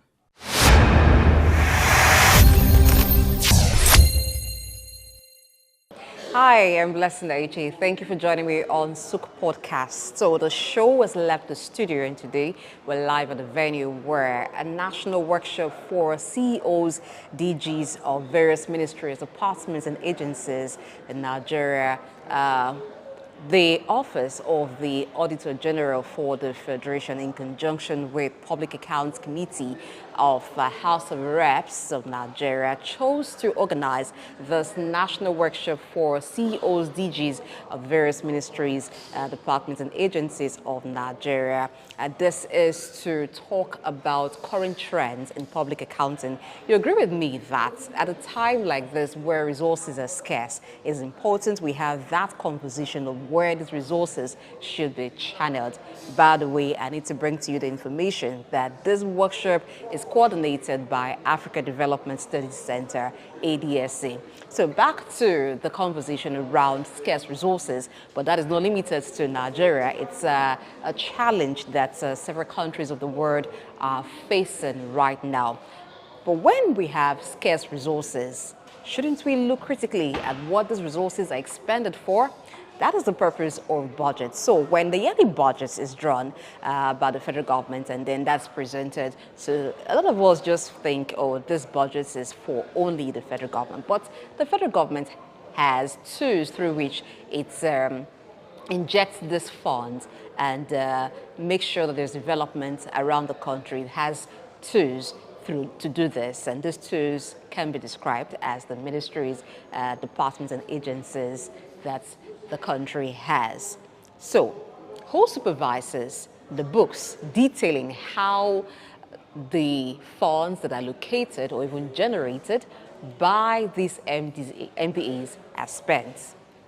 I have someone here who will tell us about that, and he is the Director Clerk, Public Accounts Committee, House of Reps. He is Olufemi Ogunsoya. He's a man who looks so good in white, just in case you're someone who likes other flashy colors, and you don't like white, don't like black, but this man makes you want to be in a white attire. It's nice to have you on SOUQ Podcast. Welcome to the show. Thank you. Yeah. All right, I've been talking about how it is important that the limited resources that Nigeria currently has, that's not the situation limited to Nigeria, but different factors from the pandemic era to the geopolitical tensions ongoing in the world, and even the fact that Nigeria currently still has oil as its major income earner. You know, these are some of the issues that have led to Nigeria not having so much resources to do all that the country would want to do at the time. So in this kind of situation, it's important to know where to put our money. Let's look at, first of all, the relationship between development and public finance management. These MDAs that submit budgets every year and then funds are released for them, they have targets, they have things they want to use money for. Sure. How do their spendings at the end of the day lead to that development that Nigerians want to see? Okay, thank you. Thank you for that questions and bringing the public opinion to what we are doing this morning. Just like you said, the ADC are being cooperated with the Office of Auditor General and the Public Account Committee in order to know and to enlighten the implementers or the people that see to day-to-day affairs of these countries in the public sectors. One, the committee, Public Account Committee of House of Reps, is one of the constitutional committee that be empowered by the constitutions to see how our public fund have been expended by the MDAs. If you go to section 82 down to 89, you'll see how the committee have been empowered to see how our resources are being financed. And in relation to development, year in, year out, there's what we call physical policy, which goes with the budgeting of what each MDAs need to embark on each project that are to be implemented in their own area. They are transformed to public use. I agree. The members of the public wants to know where the money, where the resources goes to. Yes. And at the same time, how do we do this finance to fund all the projects? We all know that majorly our source of revenue in this country is majorly based on oil. And this oil prices is being determined by OPEC, which you transform to what the limit of what you can do or what you cannot do. So in the course of this, at the end of every year, each ministry accounts to what they have been expending for through the Office of Auditor General and the Accountant General. The Accountant General would demand from the Office of Auditor General by requesting the MDAs to give their statement of account or audited account to them, which will transmit back from the Office of Auditor General to National Assembly, which they will lay before National Assembly. Then it will be referred to the committee to go into it by way of scrutiny. And by that, the committee do not just act on their own, but what they do is to rely on what is being submitted or being laid before the House, based, which we call Auditor General's report. There are forms of it, consolidated, account reports. Also, will also justify what comes into the MDAs and what is being expended. In the course of it, most of these MDAs mismanage the fund, environment, without an approval from National Assembly.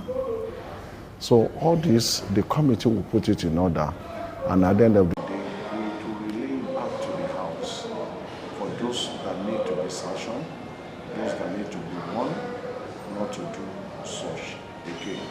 With this, members of the public get the feedback of how the money, all the resources of this country is being expended. All right. So you talked about the PAC, which is the Public Accounts Committee of the House of Reps, and what they do, going through the books. If there is mismanagement, then there are sanctions. But what are the things that the committee looks at beyond the accounts being balanced? Or let's say if XYZ amount of money, if X amount of money, for instance, was allocated to a certain ministry, and after doing the plus and minus, using layman's terms now, it checks out that, okay, yes, this is what you spent and this is what you were given. Are there other things that the committee looks at to certify a particular report to say, oh, you've judiciously used this money, you've been efficient in managing public funds? Yes, just like I said in my earlier statement, the committee relies on the report of Auditor General, which the expertise goes to feed, audit the MDAs, see where there are lapses in their expenditures. And at the time, they give them times to correct all these lapses. But if these lapses are not being responded to or corrected, the Office of Auditor General reports this to National Assembly by way of transmitting it to the committee, Public Account Committee, which is being constitutionally empowered to summon and to look into how public funds or resources are being managed in this public. Okay, let's come to this workshop now that is being organized to train those who are in charge of the various MDs. Why did did PAC find it necessary to collaborate with the Office of the Auditor General to have such training for CEOs and DGs of MDs? Yeah, the committee found it necessary to do, because if you find out in the last sessions of National Assembly, there is no such of things. But under the leadership of Reps Bamidele Salam, we found out that some of the auditors, the accounting officers of MDAs, were not well broad knowledge into what they're doing, or to know what the committee is all about. And because of this, because most of the agencies, the MDs will be invited, they will skip it because they don't know what exactly they are coming to meet in the front of this thing. And that's why you find it necessary that with the Office of Auditor General and the ADSC, in conjunction with the committee, to bring out these people in order to broaden their knowledge, train and retrain, for them to know what the committee is all about, what their own office is all about, what the Office of Auditor General is all about, and for them to work hand in hand in order to manage the public fund properly, and to avoid any leakages or mismanagement of the public, the country revenue. I imagine that it's a very tasking job to actually go through the reports of various MDs. So at this point, I don't think I envy any member of the of the Public Accounts Committee, because I know it's rigorous going through financial reports, but it's something that they must do to ensure that the resources that the country has well utilized. Before I let you go, could you tell us more about what the Public Accounts Committee of the House of Rep PAC does? Some people may be hearing about that committee for the first time. Yes, actually many people doesn't know what public account committees are, and many people also know what it takes. As been stated in the Constitution, like I said earlier, if you go to section 85 particularly, it will tell you more about it, how the committees have been empowered. It's not just to wish out or to look into a book in order to damage or to just bring a detriment to someone's name as a head of an agency. In order for us to rub minds together, the committees has always been working hand in hand with MDAs to see where they lack as well, where funds that are being given that are not released, or where money that have been allocated to MDAs is not enough to embark on certain projects that might be titled to. That's why you find most of these projects being abandoned, because year in, year out, governments out, governments in. A certain fund might be allocated to construction of road, which is not enough to do such. And because of it, the thing will be abandoned to a stage in which member of the public wants to know why was it done that way. So the committee now cry out. The members of those committees are representative of people. They too are affected. Their roads, schools, and everything in their constituency. Also, they need to report back to their people and everything. So this is one of the committee is there to enlighten, not to win short, to enlighten the members of the public, also the MDs that are appearing before them day in, day on how to go about public fund, and to caution people, particularly now that the government is all about fighting corruptions. And again, that openness, transparency, and accountability to members of the public of this thing. We'll see what happened in Kenya, and we'll see what happened in other countries. It is very, very important for members of the public to know how their resources is being expended. And because of it, the Public Account Committee is always there to give accounts for MDAs to come and give accounts on the money that has been allocated to them, how it's been expended to the members of the public. All right, the functions of the Public Accounts Committee that you mentioned are very interesting to know, that they go in detail and they go at length to carry out some of these functions. Like I said earlier, that the committee is one of the constitutional committee. In short, is a constitutional committee amongst others committees that have been mentioned in National Assembly, both in the Senate and House of Reps, and which is being empowered is Section 85 of the Constitution.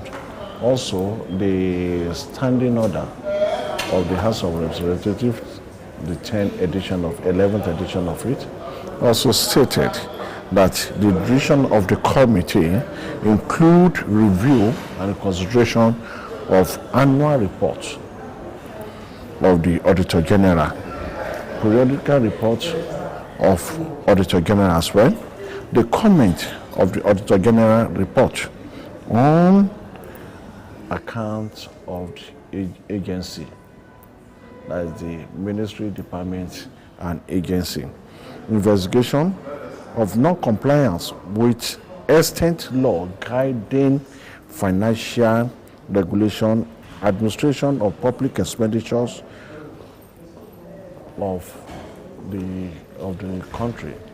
You know, there are financial regulations in which are to be guided, in which the ministry, the directors of finance, and all the accounting officers, and all the civil servants are needed to be guided of. For instance, you cannot find an officer using a capital expenditure to take care of the overhead or the current expenditures. This is one of the violations of these things. So all these things have been brought before the committee, and the committee will look into it to be case if anybody violated any aspect of the financial regulation.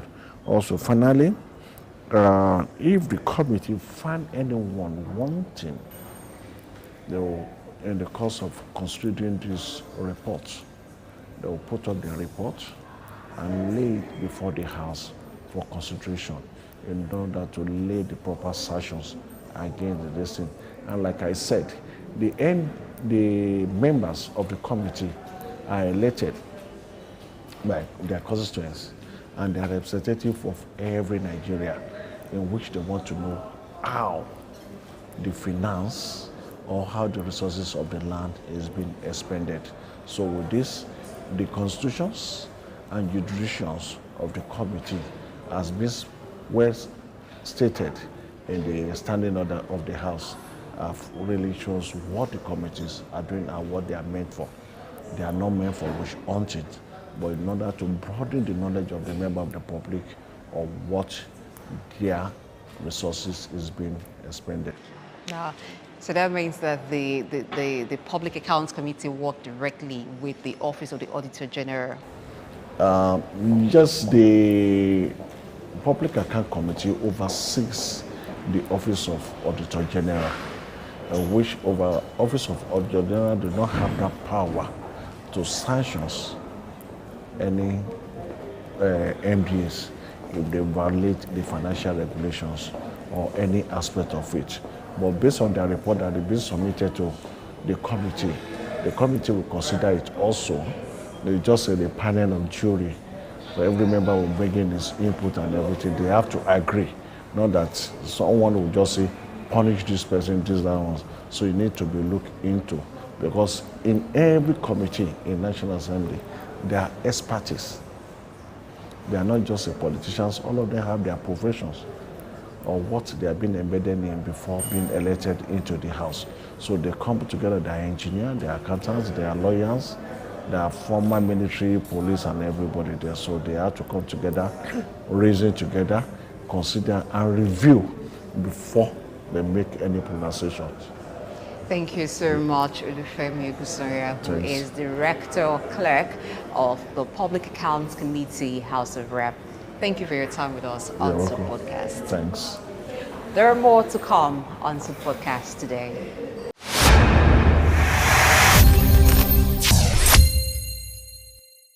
having spoken with the director and clerk for the Public Accounts Committee, House of Reps, and also a participant at this national workshop, joining us now is the Auditor General for the Federation. Nice to have you on SOUQ Podcast, sir. Yeah, you're welcome. I'm just curious as to why your office thought it's necessary to partner Public Accounts Committee in having this workshop for CEOs of the various MDAs. Yeah, as the Auditor General for the Federation, our functions are clearly stated in the Constitution of the Federal Republic of Nigeria and various rules and regulations of guiding the operation of public finance management. So, as I said, that the office is very lucky that the person who is on the helms of the affair, the CNC, was an accountant and was an auditor. So he knows what he's going to do for the country. He's not there by accident. That is why, all hopes were lost that Nigeria will not be able to achieve what it is achieving right now. That is why he capped his agenda, Renew Hope agenda. And the president has policy directions that he is following. His first policy direction is public finance. Second, infrastructure and security. Third, human capital development. The fourth one, public service reform. And then the economy. So, in order to key into the agenda of the government, that is why the Public Accounts Committee thought it wise to invite and to collaborate with my office, the Office of the Auditor General for the Federation, to invite Chief Executive to come and have this workshop with them, that they should know what is expected of them in this government, so that once they start inviting them, that not somebody come and say, I didn't know that what I'm doing is correct or is not correct. We are telling them it's a practical session, and the people who are speaking on these various reforms are practitioners. They are very vast in public financial management. We invited the Auditor General staff, they are here, who have been doing the work. We are interacting with the Chief Executive. We have people from the Accountant General's office, which are resource persons, that are talking. If you see the way the Chief Executive are responding to the questions, and they are asking questions, and we are telling them what they are supposed to expect. You see, that is why you have we have sessions that we deal with each of the current trends in public financial management. We did one in the morning. We are just finishing the second one, which if you have time, you'll see the reaction of the Chief Executive. When you are talking to somebody and he's getting that you are talking to them, you know that you are impacting the knowledge to them, and they are very, very happy. I wish every Chief Executive should have been here so that we have these interactions. All right. So as Auditor General, what is the role of your office in ensuring that there is efficient management of resources beyond checking the books? What do you look out for to certify a financial report as having met the standard? Auditing has gone beyond compliance and regulatory. There's no any office that doesn't have an objective. And there's an audit we call performance audit. We have a lot of audit. We have environmental audit, we have forensic audit. We have a lot of new audits that are coming out. So, performance audit, we look at what the little resources that have been given to you, how have you been able to utilize the resources given to you? That is value for money, to achieve the intended objective. Okay, so before I let you go, in there I saw the interaction. It was really practical. It seemed like the CEOs have been waiting for an opportunity like this to be able to interact with the Office of the Auditor General, ask questions that have been bothering them. Now, beyond this workshop, are there other avenues that will be explored to ensure that the challenges that some of them have made known in preparing financial reports and in having public accounting done will be addressed if they need further help? Yeah, we have available. You see the current trends, like this year alone, we have issued circular and Accountant General also has issued circular. You see, IFSA started 2016 with 3 years gestation period to end at 2019. That any financial statement prepared after 2019 should be IFSA compliance. And we see that that is not happening. That is why we feel it necessary with the Public Accounts Committee to inculcate, to bring people, to tell them that this is what you are lacking. Preparing standalone financial statement to include the legacy asset. How can you prepare the assets, the consolidated financial statement of the federal government without the assets, legacy assets? And the Accountant General has issued a circular in respect of that. And we have also issued a complementary circular in respect of that to ensure that ONDAs are able to prepare a standalone financial statement that will enable us, when you pick a financial statement of the government, we are all at par.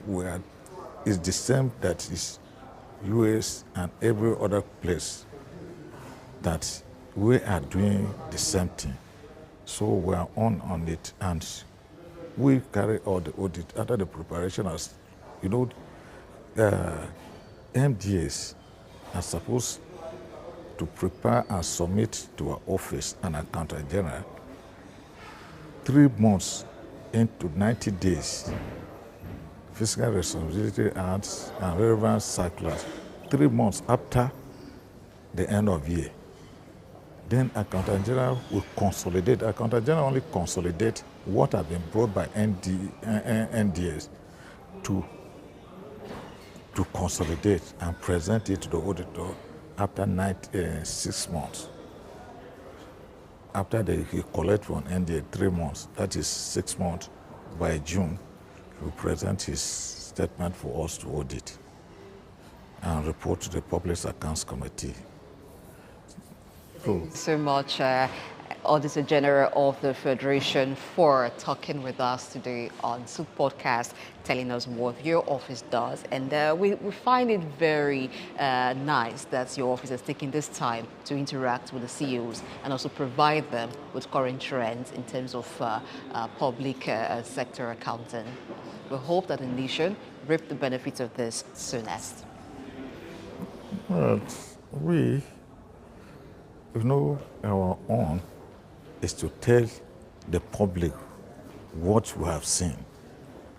And we tell the public through the Public Accounts Committee whatever we have observed in your financial statement that is being prepared to the public through the representative, that is Public Accounts Committee of the Senate and the House of Representatives.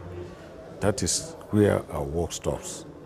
Our work doesn't go outside that.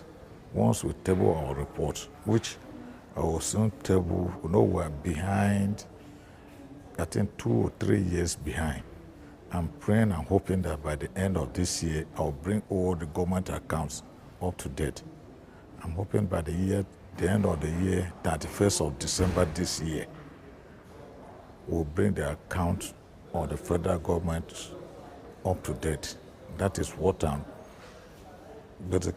doing now. And despite that, we have some teething challenges like funding and the intricacies that are involved. When you are used to doing a system and you have to convert to a new system, definitely you have to encounter some intricacies and some differences, but we're on it, which we're hoping that we soon be resolved and the accounts will be perfectly presented. That is what the chief executives who are here are happy, and they will say a lot of good things that what they thought they were doing, there's a better way of doing it. Well, thank you again, and we wish you success in your agenda to see that proper public sector accounting is done, and we wish you a successful workshop at the end of the week. Yes, thank you. All right, that's been it with the Auditor General for the Federation. So podcast still on.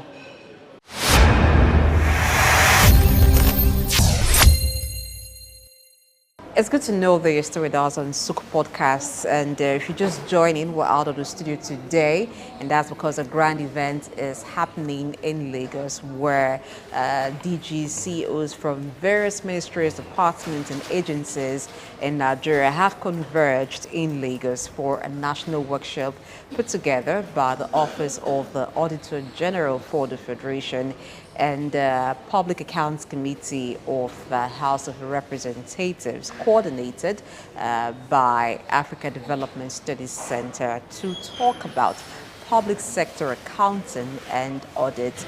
Now, with me on the show today is Sam Arumuloran, who is, I do hope he pardons me for pronouncing his name that way. It's a mouthful. Now, he's from the Ministry of Solid Mineral and Development Fund. He will be talking to us today about this workshop. So I'm going to try that exam again. Sam Arumuloran. Yes. Okay, yes. Yeah, you pronounce very well. Thank you so much. Yeah. Thank you so much for coming out. Now, this workshop has been on for some hours so far, and from what I've seen so far, it looks pretty intense, talking to public officers on the need for public accounting, not just anyhow accounting, but an effective one that shows that the funds committed have been judiciously used. What's your take on a workshop like this? Well, thank you very much. As you said, my name is Samuel Arumuloran. I'm the Director of Finance and Account of Solid Mineral Development Fund.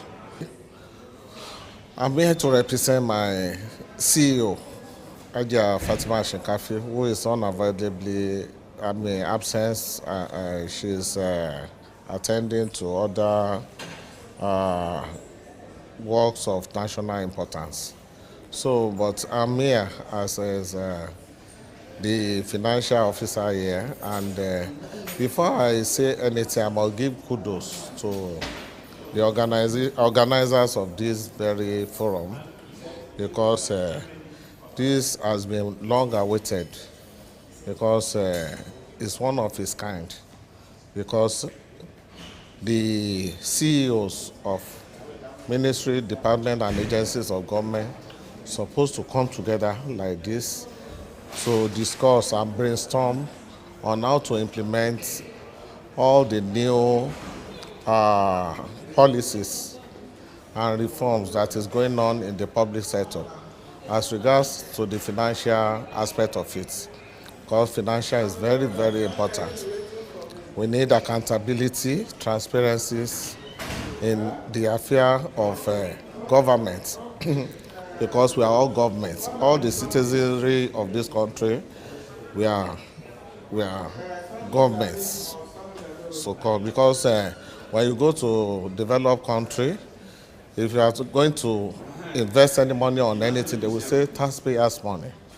Any money we spend in the public sector, we refer to it as taxpayers' money, and it must be judicially spent and also spent for the purpose for which they are meant to be.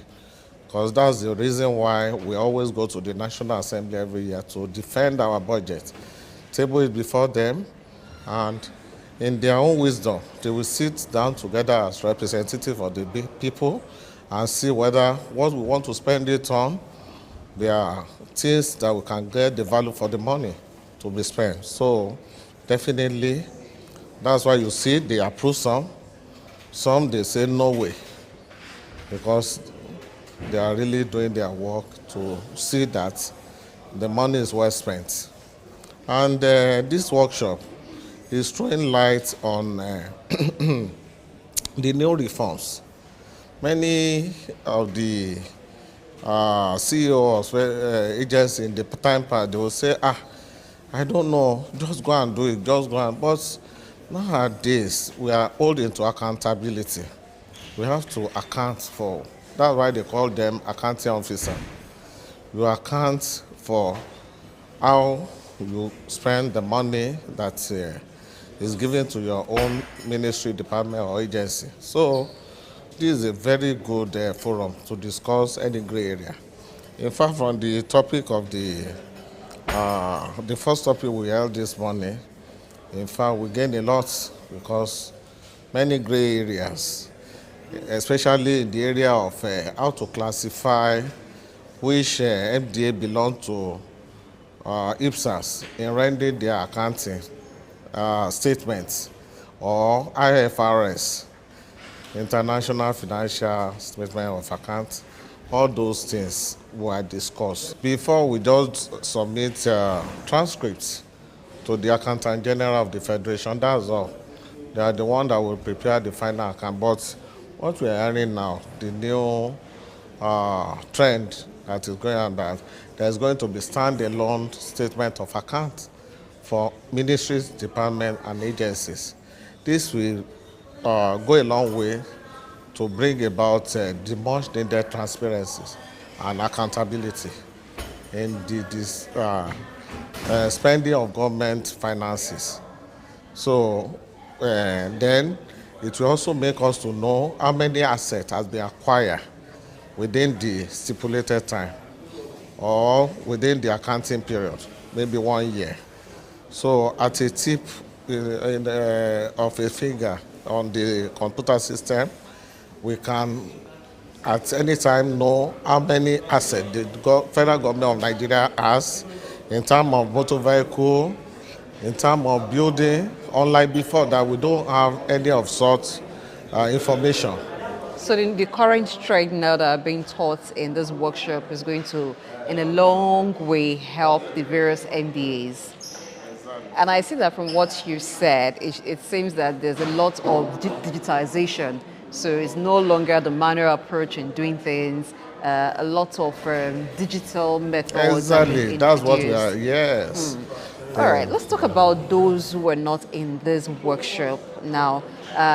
For you who is a financial officer, you have people working with you, you have people who are lower cadre, who have to feed you with certain information and documents. Now, how do you intend to pass on this knowledge to other colleagues, and how would you expect that those who are in this workshop also train those who another opportunity to be part of it? Thank you for that very question. I believe in any workshop that I'm opportune to go, I always make sure I pass through all the knowledge that I gain in such workshop to my subordinates and even to my colleagues in other departments, because we are working as a team. We must have a unity of direction in whatever we are doing. By so doing, they will not say, this thing is going on and we don't know about it. Especially in my department, finance and account department, I will always hold meetings from time to time where all these new trends are discussed, and I have made myself available to them most of the time. I also call all head of sections we interact, I tell them that this is the new trends, new reforms that is going on, especially even if there is a financial circular that is come out from Office of Accountant General or Office of Auditor General of the Federation or elsewhere. I always call myself and educate them on them so that they also will be part of the information. Thank you so much, Sam Arimularon, representing the CEO Solid Minerals Development Fund. Thank you for being Thank on you so SOUQ much. Podcast. And I hope you enjoy the rest of the workshop. Very well. It's my pleasure being here. We're not done. More will come your way on SOUQ Podcast.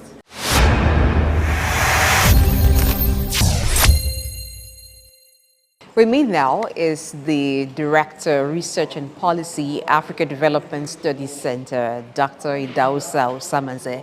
ADSC is the coordinator of this national workshop that has brought CEOs of ministries, departments, and agencies together to be lectured, not just lectured, to be taught current trends in public sector accounting. So every time taxpayers ask, what is our money being used for? How do government spend our money? Government doesn't spend money alone. Government has MDAs through which they spend money for various purposes.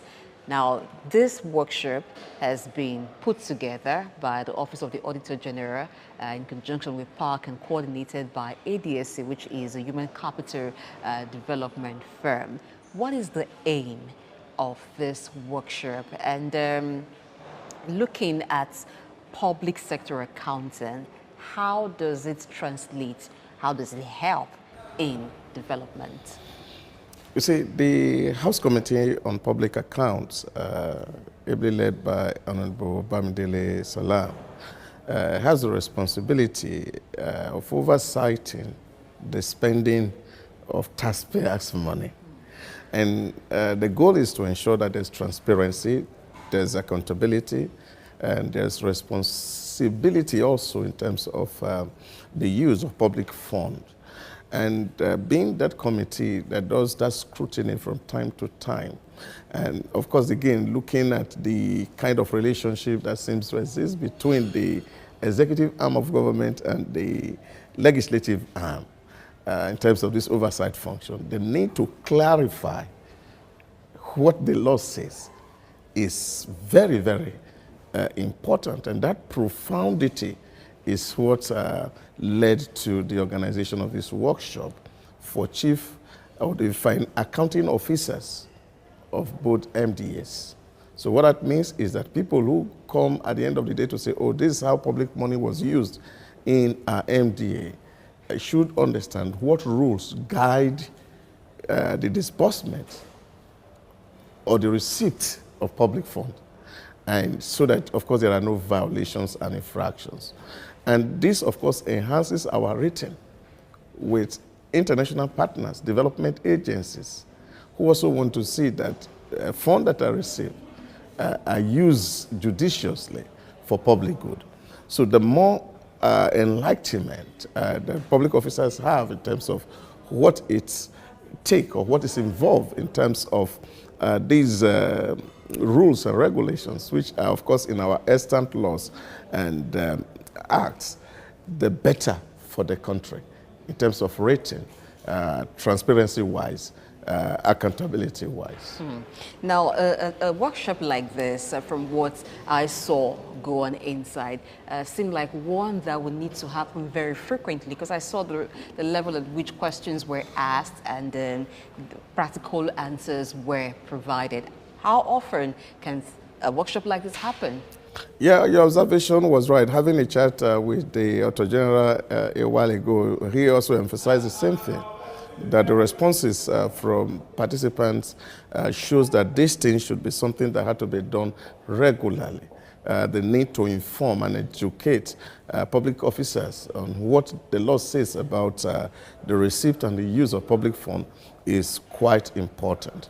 And I think these are things that we intend to do and partner more with the Committee of Public Accounts, which of course we consult for.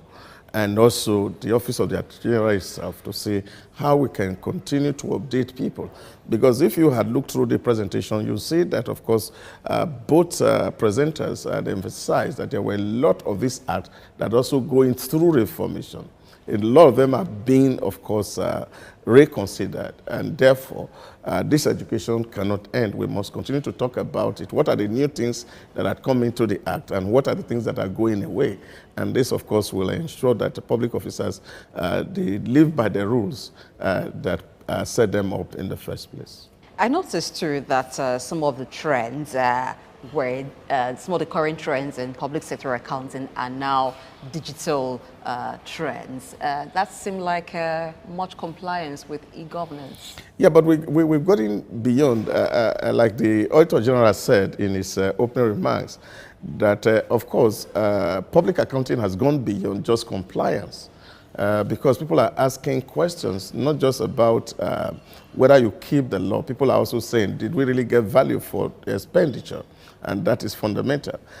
People also asking questions, what we are buying, how does it help the environment? So auditing has gone beyond just looking at receipts.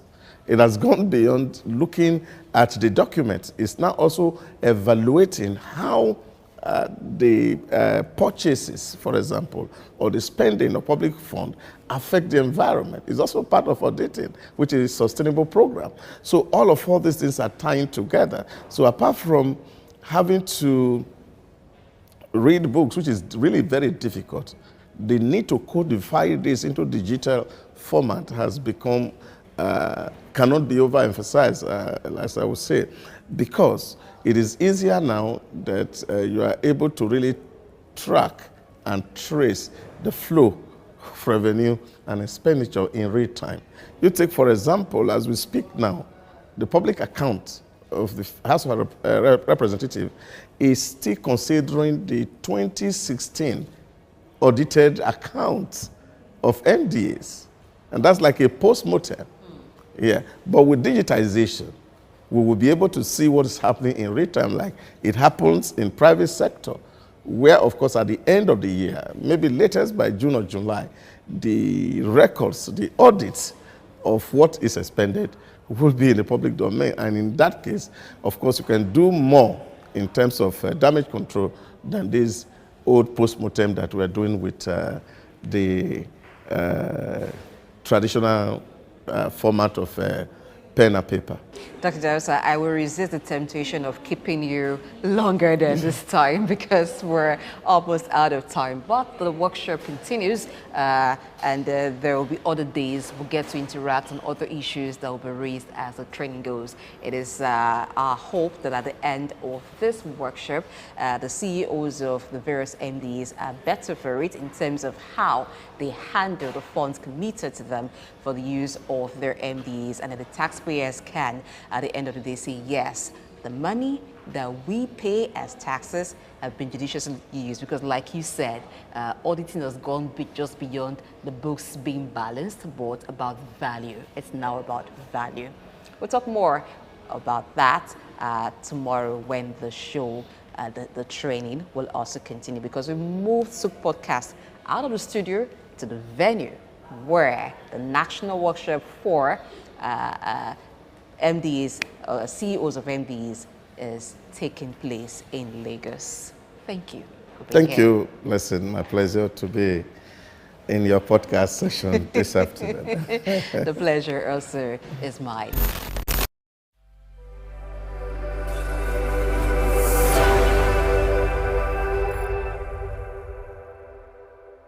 Augmented reality, AR, is a technology that merges computer-generated images with the user's real-world view, creating a composite experience. This interactive experience integrates various sensory modalities, such as things you can see, hear, and even feel, making the experience interactive and immersive. In recent years, the emergence of this transformative technology has seamlessly integrated digital and physical realms. This groundbreaking innovation relies on specialized hardware like smartphones and smart glasses equipped with cameras and sensors, AR software, and Apple's AR kits and Google's AR Core, then creates immersive experiences by overlaying virtual content onto the user's real-world environment. AR software such as Apple's AR Kit and Google's AR Core then creates immersive experiences by overlaying virtual content onto the user's real-world environment. AR's applications span diverse industries from gaming to education, healthcare, retail, and manufacturing. In education, AR enhances learning through interactive and dynamic experiences, while in healthcare, it aids surgical planning and medical training. Retail experiences are transformed as AR enables customers to virtually try on products and visualize furniture in their homes. Despite its potential, AR faces challenges such as technical advancements and user privacy concerns. Overcoming these hurdles will unlock even more seamless and immersive AR experiences, making it an integral part of our daily lives. As technology progresses, the horizon for AR broadens, promising a future where our interactions with the world are richer and more interconnected. Augmented reality is not just a trend, it's a revolution shaping the way we live, learn, and work. Goma Fortune, SOUQ News.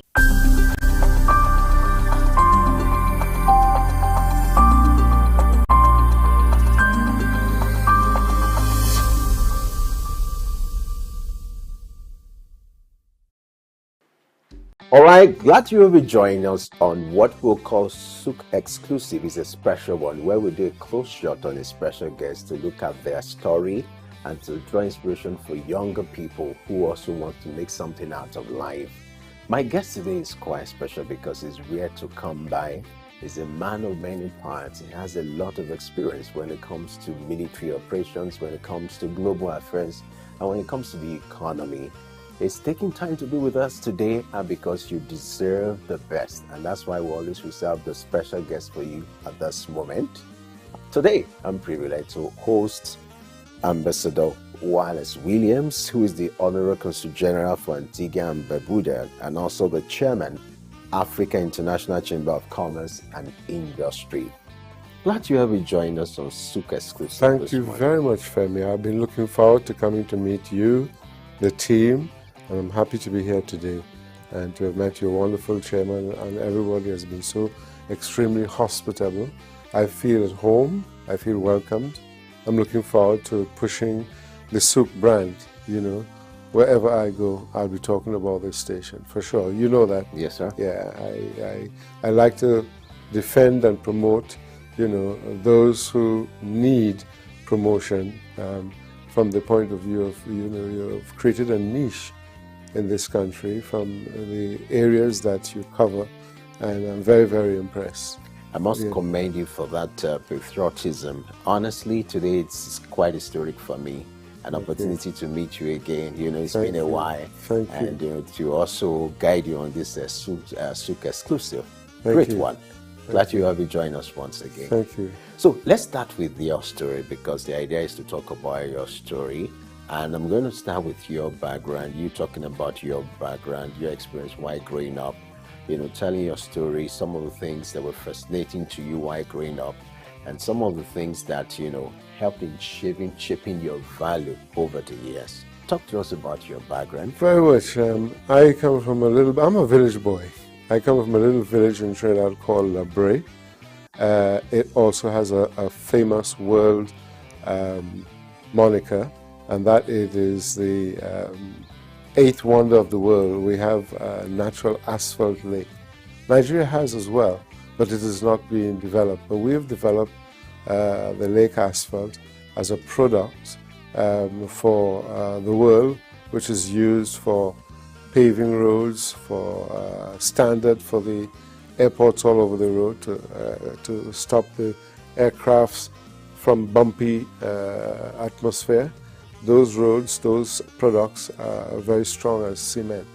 So that's where I'm from. I went to a school on the lake called Bright New Sea, where as a young, inquisitive young man, I was always searching for knowledge.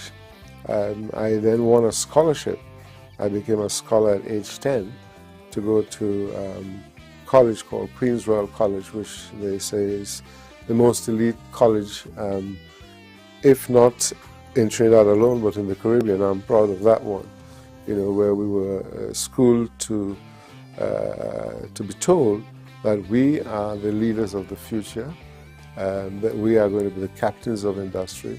So when you grow up with that mindset, you think nothing is impossible. At a very tender age, to have that told to you, you feel proud, that you belong to a very close circle of elite. I think it's like your King's College here.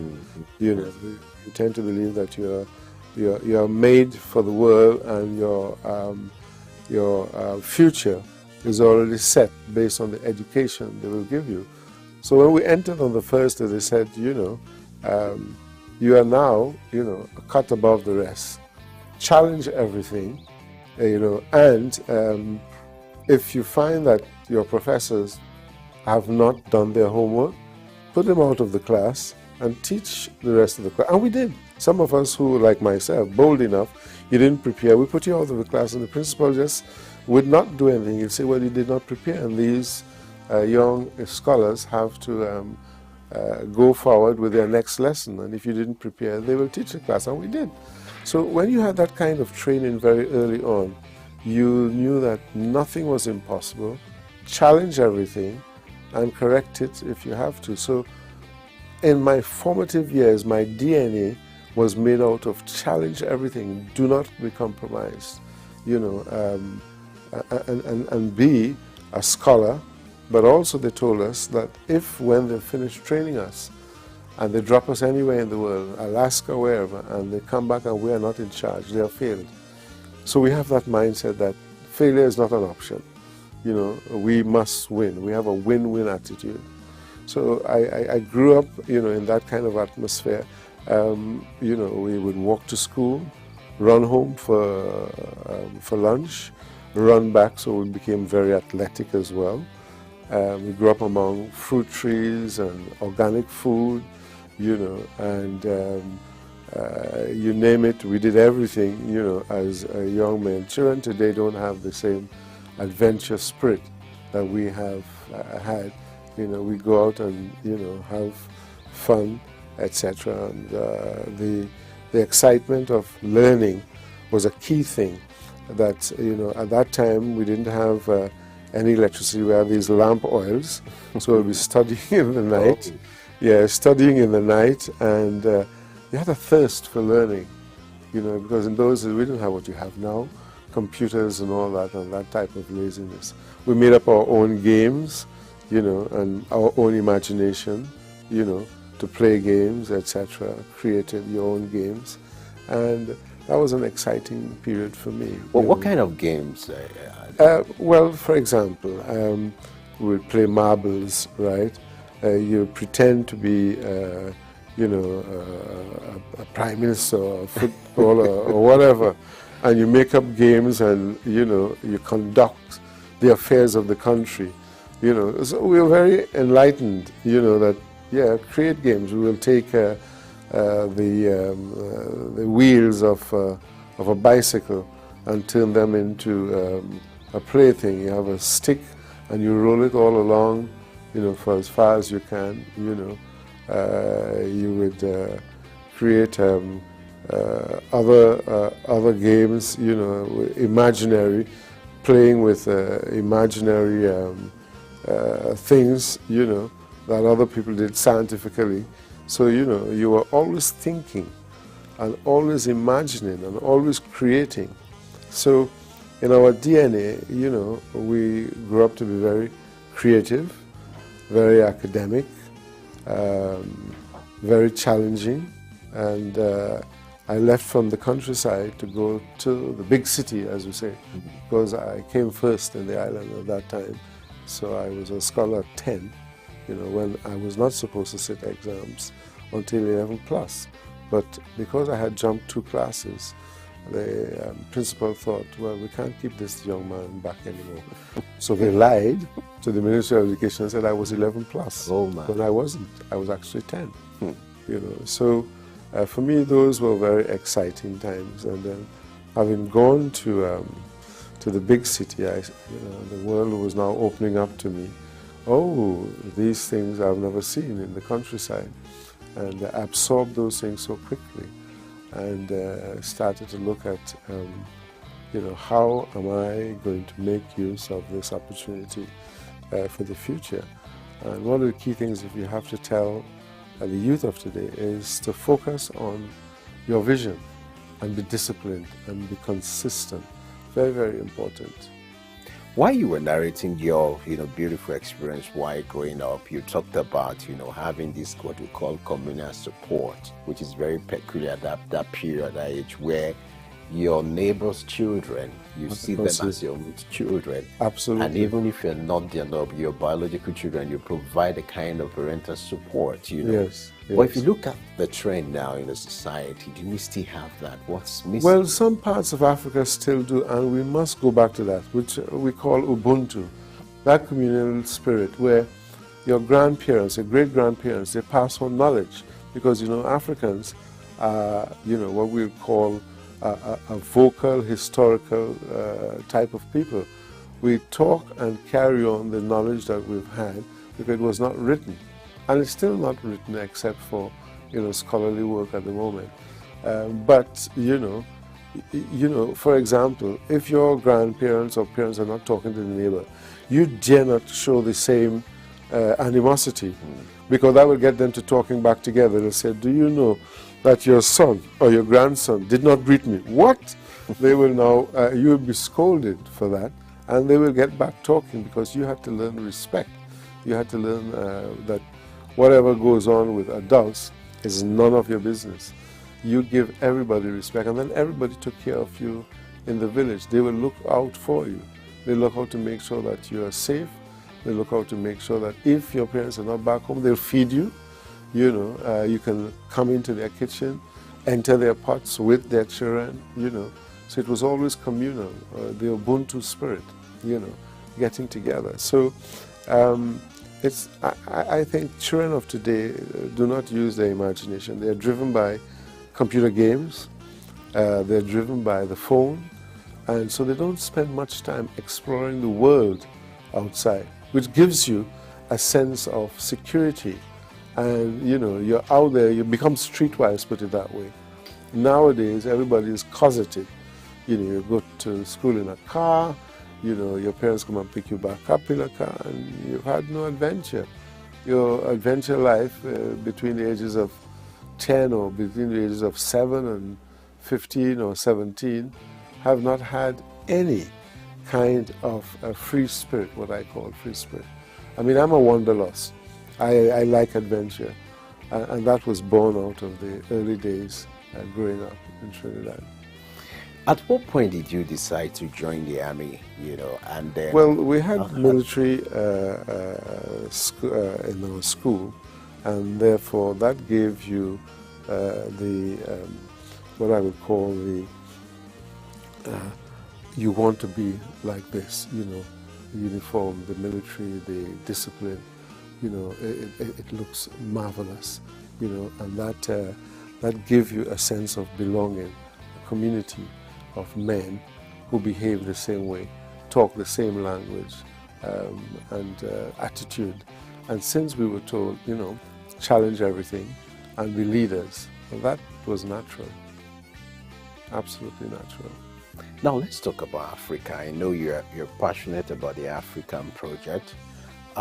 If you compare to the resources that Africa is blessed. Absolutely. Natural resources, human resources, Africa is blessed. But when it comes to the value these resources are adding to this continent, it's if you look at if you compare, it's just not there. Well, what do you think is the reason? What is wrong is leadership. That's first and foremost. Second, patriotism. Thirdly, selfishness and greed. Right? If you look at those three combined, that's very toxic for the continent, because it means that we are giving away our fathers' wealth to foreigners for free, and then taking the crumbs That doesn't make sense. A continent that has trillions in reserve of whether it's gold, diamond, bauxite, whatever, you use that to sustain one currency, a central bank, we will beat anybody in the world, whether it's China or whatever, and we need to get to that point. So what is wrong is that we need to harness these resources for ourselves. Do not be, consumers, rather be producers. So we need to produce, we need to locally manufacture. I'm happy to see that Ghana has gone the way now of refining their gold. Burkina Faso has also kicked out those who are exploiting their gold, and I think they're going to go that way. That is what we'll need now. The kind of leadership we're going to say, enough is enough. Let us now not be consumers. Let us be manufacturers, put a factory in every community where the resources are, and let the community be shareholders. We are not wage earners. We are shareholders because this is our patrimony. This is what we were blessed with, and we in these communities with this, the government should say, okay, you want to come and exploit, transfer your technology, transfer your training, right? Participate with our locals to develop the resources. You get a profit, but there's a win-win. They also get a profit. And what the country or the nation has to do is be part of the value chain. And that is what Trinidad did with their oil and gas. They became part of the value chain. They intervened and said, we are not going to stay back on the dole and take a few crumbs and the rest of the country, starve. No. Our strategic policy is we want to be in every aspect of the value chain of our resources. And that's what they did. And that's why their GDP was so high, 25,000 plus per individual per capita, right, in Trinidad. And I brought that to Nigeria, to the Nigerian Gas Master Plan. I showed them this is what Trinidad did, also with local content. So develop your local content to fit your particular reserves. So you have gold, then train a lot of your community in gold refining, owned by you. Train them in gemstone, cutting, enhancing the value of that. Set up a commodity exchange, not wait for Hallmark in the UK or a commodity exchange in Brussels or Holland to tell you and determine your resource value. No, you need to be part of the value chain, and you now export rather than import your own resource which went out and came back with added value to give to you for you to consume. Does that make sense? It doesn't. So we have got to change the paradigm and say we will now participate, and the government has to make that policy. A strategic policy. You're coming into our country, you want to help us to explore and or exploit this particular resource. Here's what. We're participating as partners and shareholders. And we must do it in a manner that fits our strategic policy. We want to be in all aspects of the value chain. You are just giving us an advantage from the fact that you have developed a technology to help us to exploit this more. But you are not going to be left with it alone. Right. We will be part of the value chain with you. And if you're aligned with that, come in. If you don't, stay out. That has to be the attitude. Great. Yeah.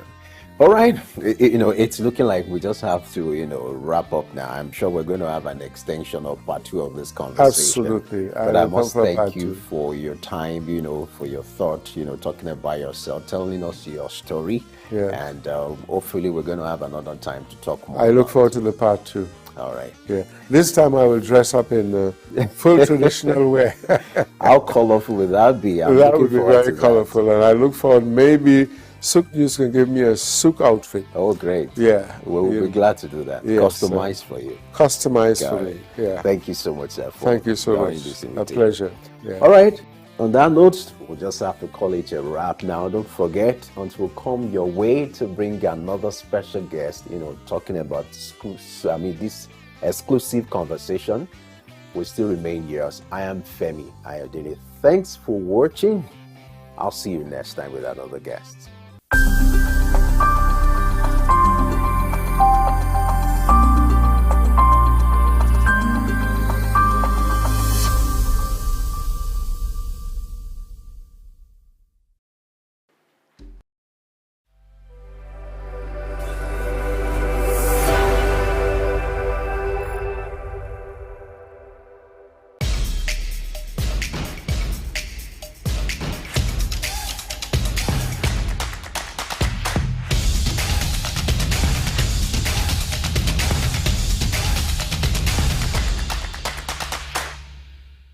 Congratulations on the new channel, and I'm happy to be here.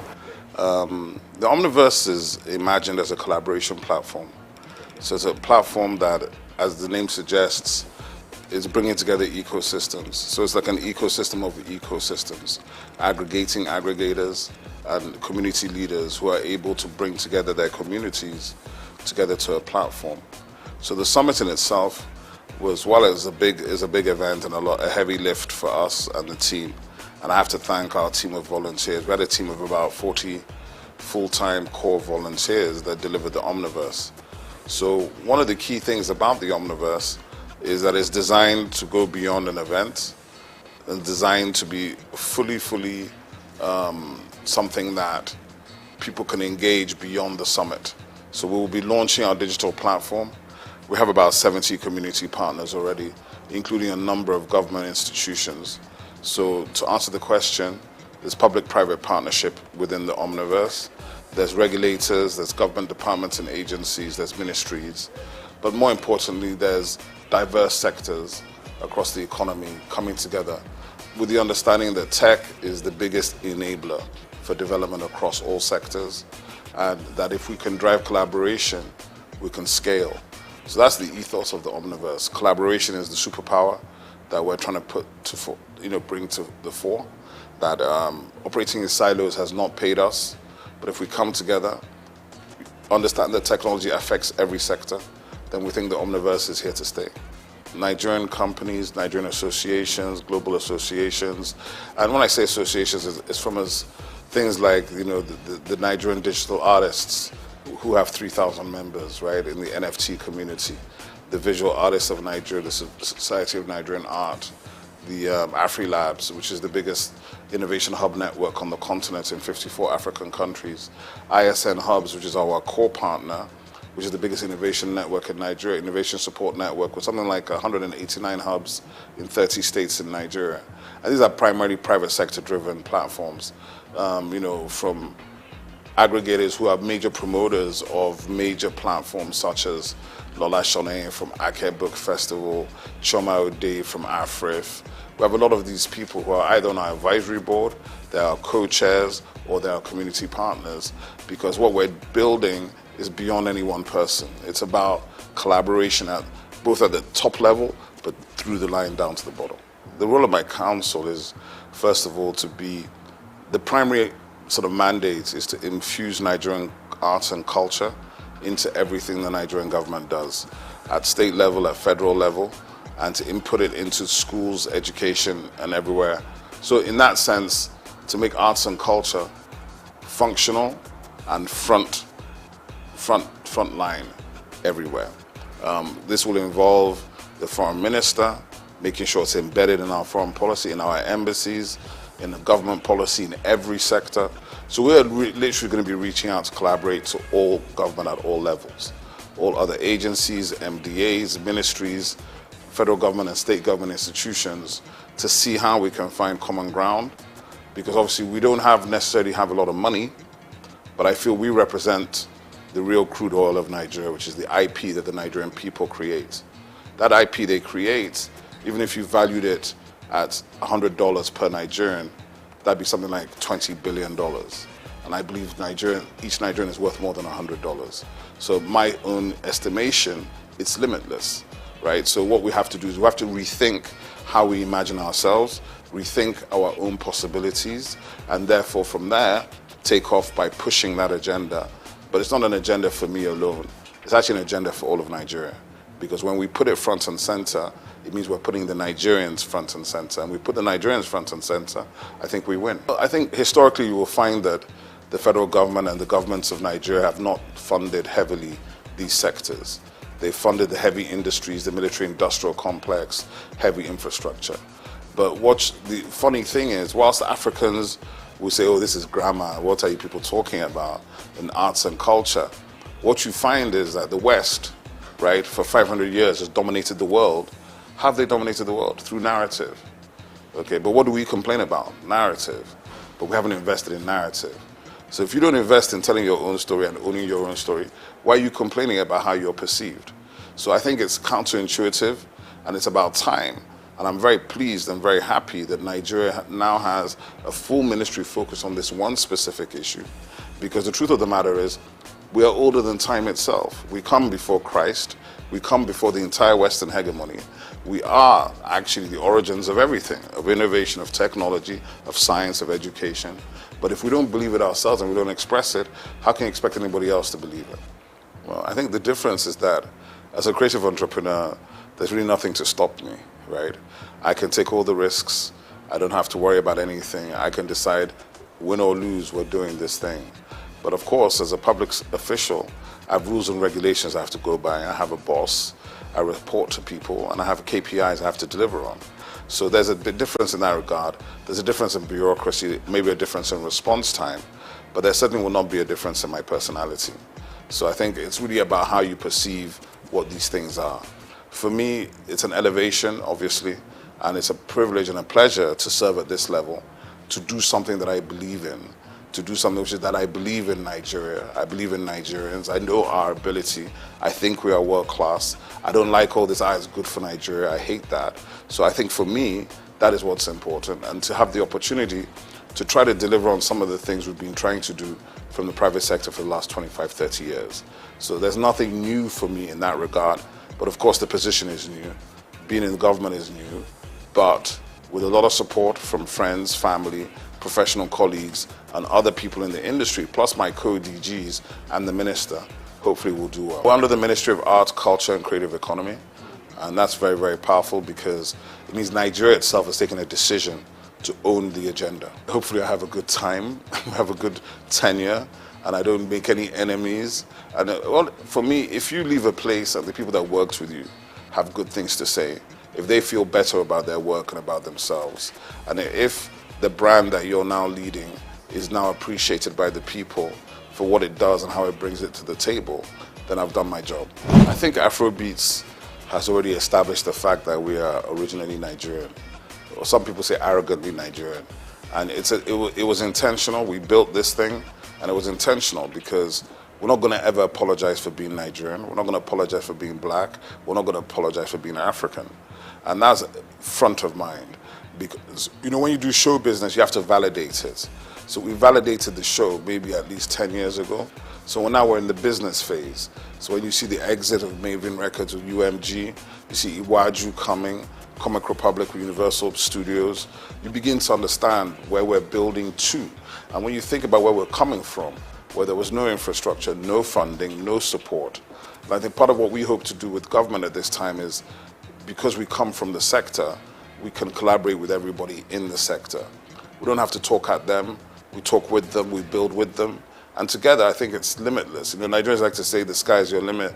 I think it's limitless. There's no limit to the whole situation. One of the things I talk about all the time is what's the difference between Thor and Shango? Thor is approaching $50 billion in revenue. Shango's broke somewhere outside Lagos. And that's a lack of imagination on our part. That's a lack of us delving into the richest thing we have, which is our mythology. Our mythology is endless. If you look at the Marvel universe and the DC Comics universe, the Orisha are basically the same thing as the X-Men. But the Orisha, some people are still afraid of them, whereas the X-Men are north of $100 billion in revenue. So I think we have to understand and reimagine our mythology, our history, our stories, and how to bring them to the world in new formats. It's not just film. It could be live action, it could be gaming.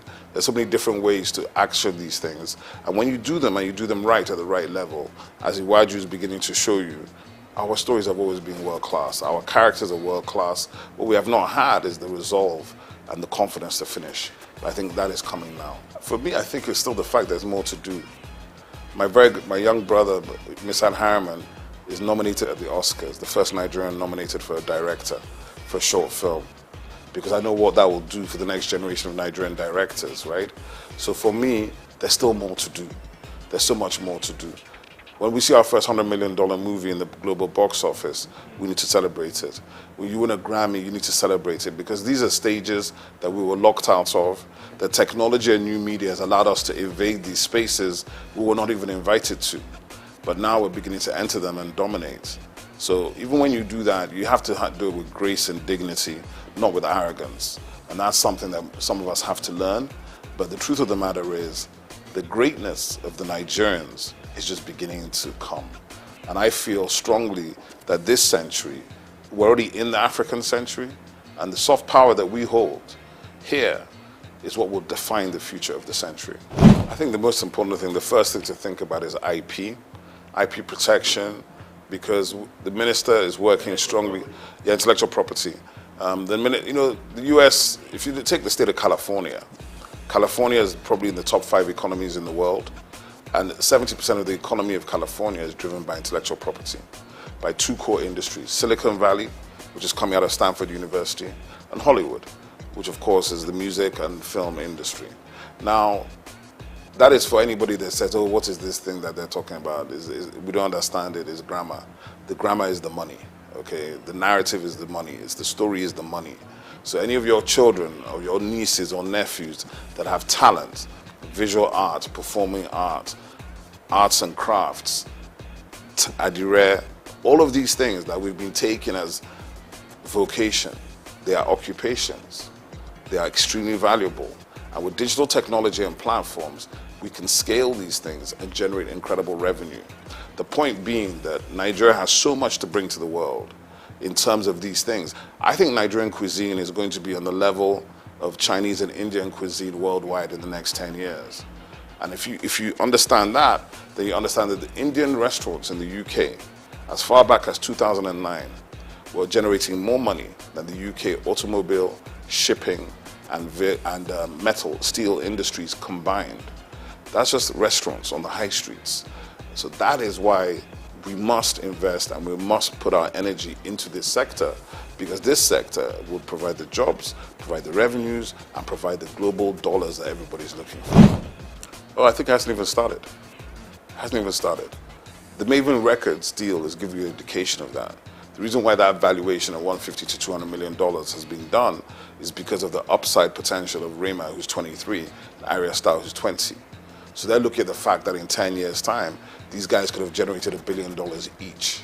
Do you understand? So it's a safe bet when you already have a built global talent at 23, when it normally takes years and years and a lot of money to build the talent, right? So what has happened is that we Nigerians have been able to build global talents, global following, with a percentage of the money it takes people in other places to do the same thing. So because of that, the value and the valuation is much bigger, right? So I would say the Afrobeats wave, it's not even a wave. It's been going for 15 years already. So when you encounter it is when you encounter it. If you think it's an overnight success in 2024, that means you were not around in 2008.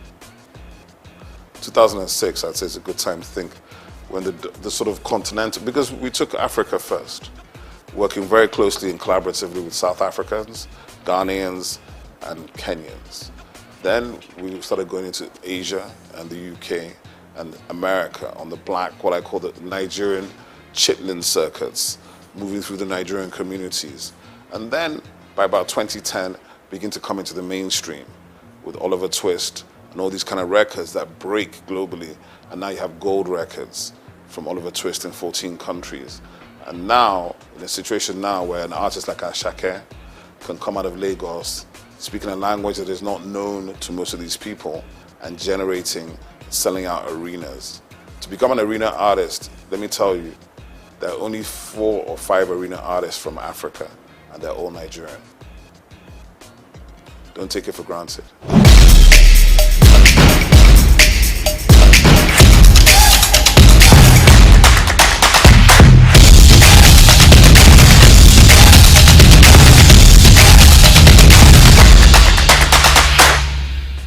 I think a lot of people feel that, but what I should tell the rest of the country is that the rest of the continent is also trying to get to Lagos as well, right? It's not just the rest of Nigeria. From Accra, from Luanda, from everywhere on this continent, they're trying to get into Lagos, because if they can break in Lagos, they can break anywhere else in the world. But what I would say is this, from the perspective of my agency, our purview is national and global. We have 10 regional offices. We'll be visiting all of them. And our duty is to spotlight and showcase everybody. So we can't deal with just Lagos. And I think as we go forward, people begin to see the activations and plans coming. But the easiest way to do it, and the way we're going to do our best to do it, is to provide digital platforms to give everybody the opportunity to be seen. Because in this world, you know, we live in the attention economy. So to be seen and to be noticed is very hard if you're not in the place where all the noise is being made. But I know for a fact there's significant talent in all parts of Nigeria. I was watching last week, a gentleman called Ehi Benite was showing me all this content from Jos with these guys rapping, serious stuff. They're rapping in Hausa, they were doing ciphers. And he was like, what do we do about these guys? I said, just keep pushing them, because there's an audience for everything. There's an audience for everything. Don't be worried about that. There's an audience for every single thing, including the thing that you may be doing in your bedroom, but you think is not important. Somebody's interested in it. My label was a hip-hop label. I even refused to sign singers.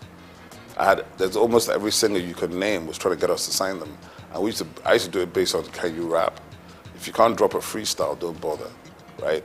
It was that simple. And we helped all the other singers get signed to labels that we thought could help them and develop them in that direction. Hip-hop has changed, and obviously it's generational, right? So hip-hop has changed, and you know, everybody approaches music from their own generation. Like, oh, I like this kind of hip-hop or that kind of hip-hop. What I feel is that Afrobeats became overwhelming, and it overwhelmed every other genre here. So the hip-hop guys had to fight for relevance, but the best ones always rise to the top. That's just the simple truth. So I don't worry about that. And I've heard enough guys. I even saw, there was a whole Instagram series some guy was doing about a year ago, where he was just bringing out fresh rappers every day, from Enugu, from Jos, from Kaduna, from Kano, from Benin. I love it. I think they're incredible MCs in Nigeria. A lot of times they need to focus on doing better songs, right? Not just being a freestyle rapper. If you want to get paid to rap, you've got to do better songs. You can't just do the freestyles. And that's something they've got to think about. You've got to balance the commercial side of it with the business side of it. And what has happened is, to a large extent, the commercial side has won because you've got to pay bills. But hip-hop, it never dies.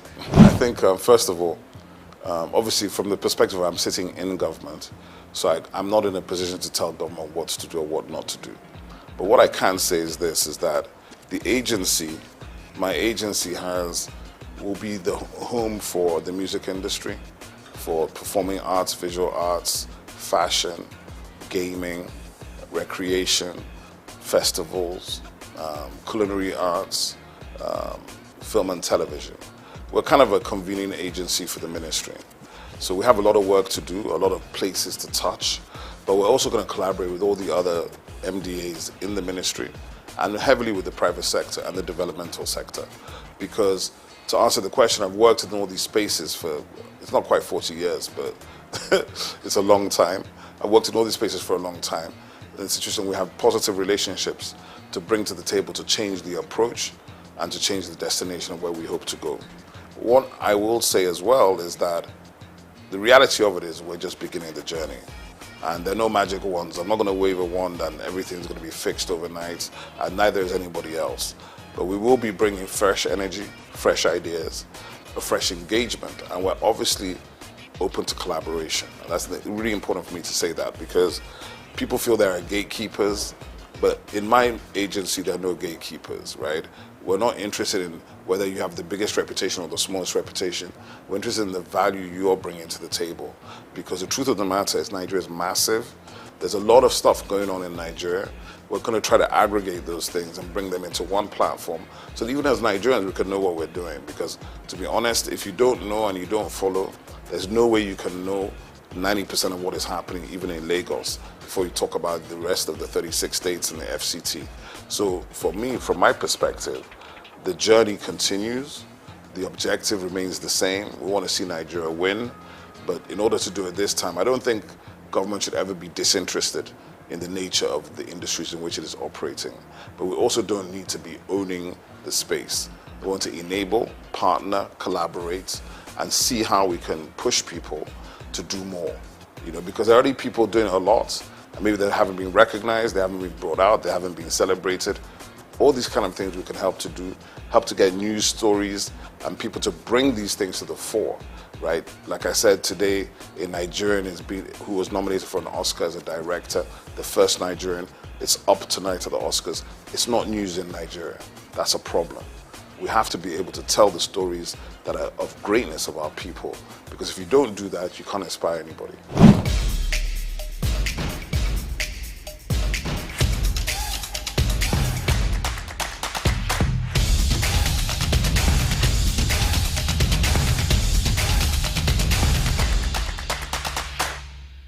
My name is Shino Gbadegeshin. I'm the CEO of Gozi Micro Insurance. Continue to watch SOUQ News. Adenike Adeyemi, Executive Director of Faith Foundation. Keep watching SOUQ News. My name is Shepherd Michael Adewale Onofuye. I enjoy you all to always watch SOUQ News TV. Hey everyone, Majuli Obaje here representing Gigi. Keep watching SOUQ News, okay? Stay updated with SOUQ News. My name is Aton Keme. I am the head of MSME Banking. Please keep watching SOUQ News and stay glued to SOUQ News. I recommend that more and more people should watch SOUQ News because they deal with business news. Hi, my name is Amaka Wokolo. I am the director of the Faith Institute at Faith Foundation. Keep watching SOUQ News.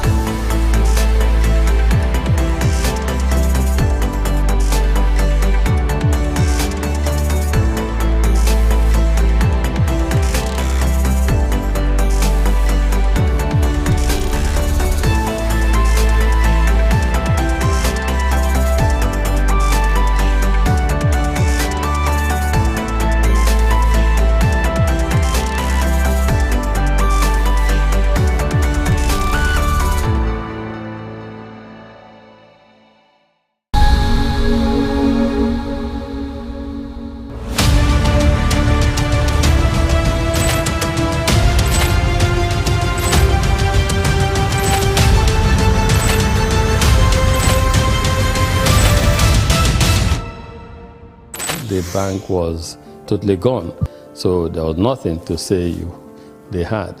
But we still approached them and said we would like to take over this bank. The journey since 1997 has been one thing or the other, and I'm happy that many years down the line we look back and we're happy that we're audacious and bold to make that move at the time. That's why today in UBA, perseverance, resilience is a core virtue, a core attribute, a core value of ours, because we apply that early on in this journey. So that's how it all started. Leadership, according to Tom Peters, entails vision, enthusiasm, trust, verve, passion, and consistency. If there's one man who graciously combines these virtues, the name Tony Elumelu comes to mind. They say that success to a large extent is dependent on being at the right place at the right time.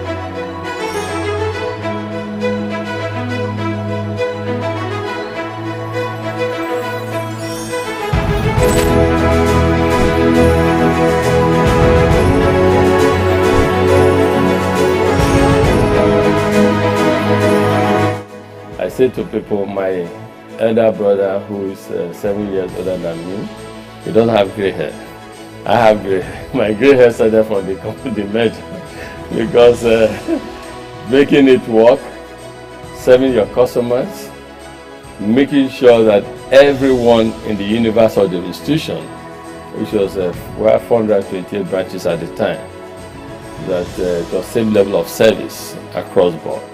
Customers of standard trust brand that were used to a certain level of service delivery, you will not want them to come to the new institution and have a drop.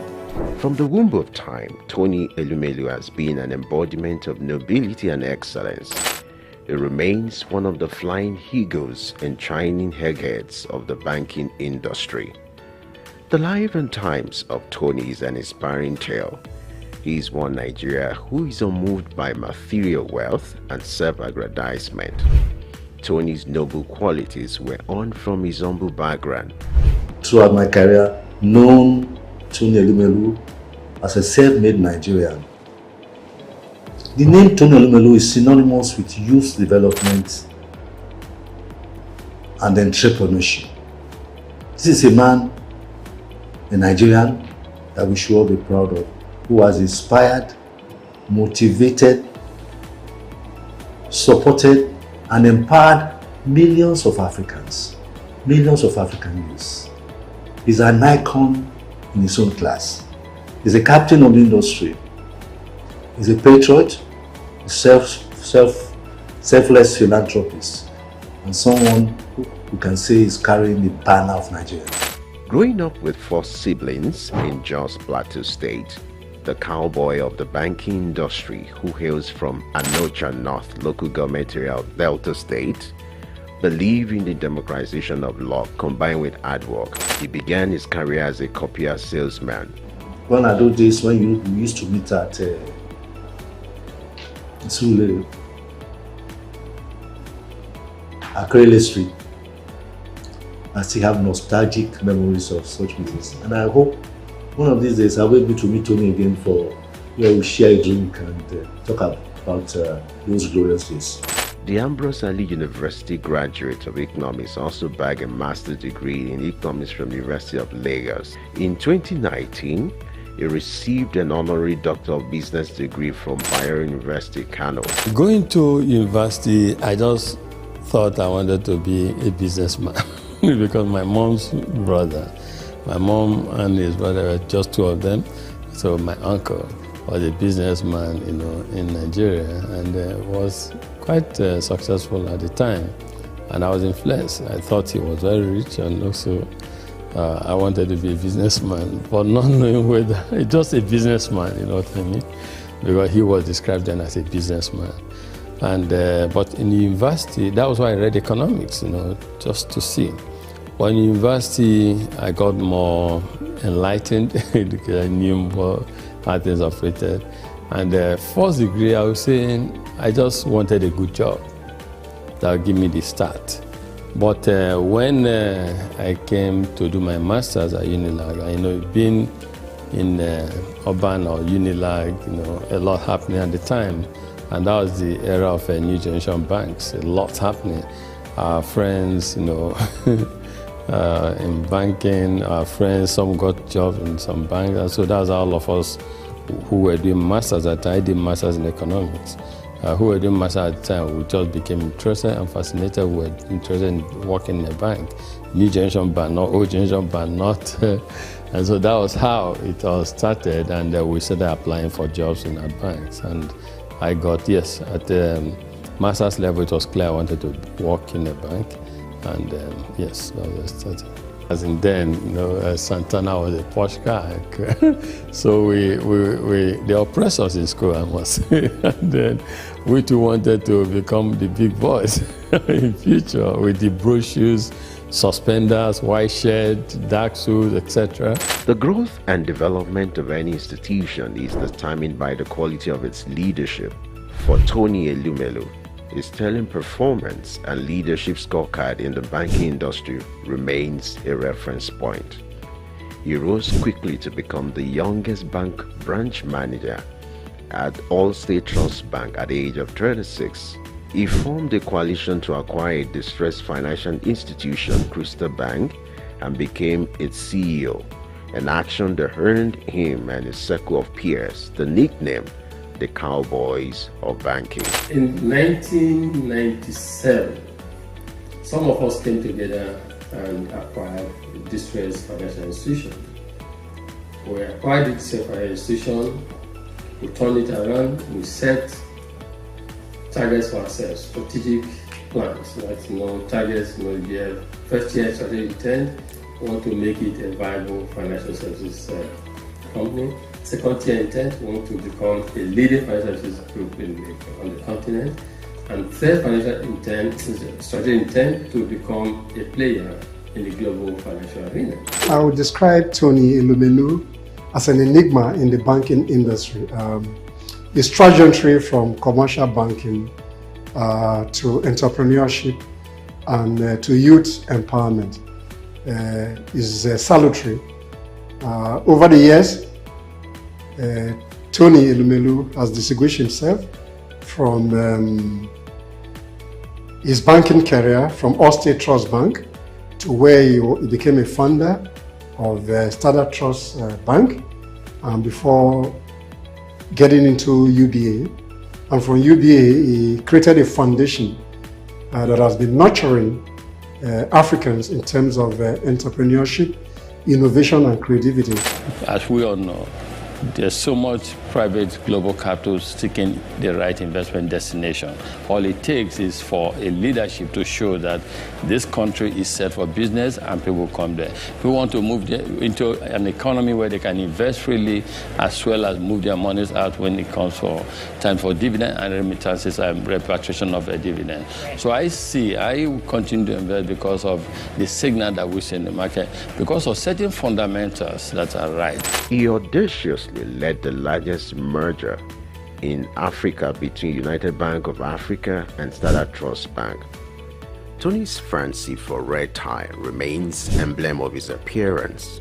He retired as CEO of United Bank for Africa in 2010. He is presently the chairman of Heirs Holdings, the United Bank for Africa, Transcorp, and founder of the Tony Elumelu Foundation. I can't express how excited I am in words to be here and to be selected among the 1,000. It's the opportunity for me to realize my dreams. So I go into business and start to make my way. It challenges you to do things you never thought you could do. Maybe if you'd have gone to a private school or an MBA, you must have paid a lot to get this kind of, enlightenment. Ça me fait plaisir de voir des frères et sœurs qui veulent se rencontrer, se connaître, et partager et créer un réseau, peut-être le plus grand réseau africain. Venho de Cabo Verde. Je suis tunisien. Je viens de la République du Bénin. I'm from Edo State, Nigeria. I'm from Ghana. Zimbabwe. Sudan. From Rwanda. Gabon. Uganda. Senegal. Niger. I'm from the Gambia. Welcome and thank you for coming to Lagos. I'd like to start by congratulating all of you. You have done well. Most entrepreneurs are creative people. They have creative mindset. They're innovative. Those who dare to dream and who dare to innovate in Africa should have the opportunity to prove their innovation. And that is why we have $10,000 for these 10,000 Africans to help prove their concept and prepare them for bigger scale financial support. We don't give because we see it as a moral burden to just give charity. But we want to give people because we want to uplift them. We want them to be self-reliant. We want them to be fishermen. We want them to do what we are doing. We want them to prosper in material education, catalyzing job creation across all 54 African countries and increasing women economic empowerment. I want to refer to the recognition by the Harvard Business School. The Harvard Business School has recognized the Elumelu Foundation for its unique style of philanthropy and has recommended it as its case study in its business school. This is no mean achievement, and while congratulating the federal government, while congratulating Tony himself, this should be an inspiration to all Nigerians that regardless of our position, regardless of our status, we should all come together. There should be concerted efforts at improving the youth. Over the years, he has created a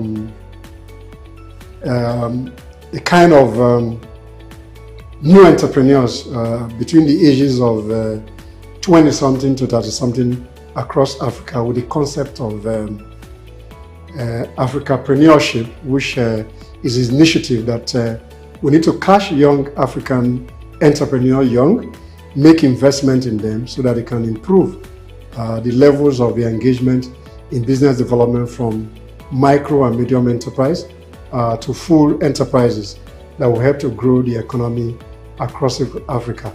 In that respect, Elumelu is a leading light, to some extent, a big torchbearer when it comes to banking and innovation. He has even moved from banking to oil and gas by acquiring some offshore oil rig, which he has developed optimally, and that is adding to the revenue of Nigeria. Since the launch of the entrepreneurship program in 2015, the foundation has trained over 1.5 million young Africans on its digital hub. Tony, the Nigerian economist, entrepreneur and philanthropist, holds the Nigerian National Honors, the Commander of the Order of Nigeria, CON, a member of the Order of the Federal Republic, MFR. He has been responsible for creating business that are critical to Africa's economic development. He is a proponent of Africa capitalism, an economic philosophy which advocates for the private sector's commitment to Africa's development through long-term investment in strategic sectors of the economy that drive economic prosperity and social wealth award. He was awarded the Daily Times the Nigerian Man of the Year in 2016. He was honored with the National Productivity Order of Merit Award in 2019. He is also on the list of Time magazine's 100 most influential people of 2020. On October 11, 2022, Elumelu received the National Honor of Commander of the Order of the Federal Republic of Nigeria. Tony, as a staunch professional and chairman of Foremost Bank, may understandably runs a busy daily schedule like that of a bee, but he balances the equation with creating time for sports. His love for lawn tennis and football stands undeniable. My good workout beverage, I think I would say that I like to jog on the spot. I love yoga, as you said. Yeah. But these days I'm trying to get in the group on planting. Tony is not just a champion in the backyard. He equally balances the equation when it comes to family life. For me, as a family man though, I try to make sure I balance things. I try to make sure my family side so in that process, I was also growing a family, having my kids and co. So, but everything came together. Tony is happily married to Awele Vivian Elumelu, who is the chairperson of Harvey Medical Practice Limited. Vivian also oversees the healthcare investment of his holdings. She holds a Bachelor of Medicine and Bachelor of Surgery degree from the University of Benin. The marriage was consummated in 1993 and blessed with 7 children. According to Forbes' list, Tony is among the top 10 richest entrepreneurs in Nigeria with a net worth estimated at $1 billion. We don't just preach. We don't just theorize, we practice. Tony has stooped to conquer not just in the banking industry, but in life. The strides of this living legend, popularly referred to as the Lion of Africa's financial industry, remains iconic. So entrepreneurs who are listening, quick one, short one, straight to the point. Entrepreneurship is a long-term journey. Stop seeing it as a short-term goal. Long-term journey. Great companies, great and accomplished entrepreneurs did not make it in 1 year. They didn't make it in 3 years. It's a long-term journey. So move in, dare to dream, implement your dream, and stay focused.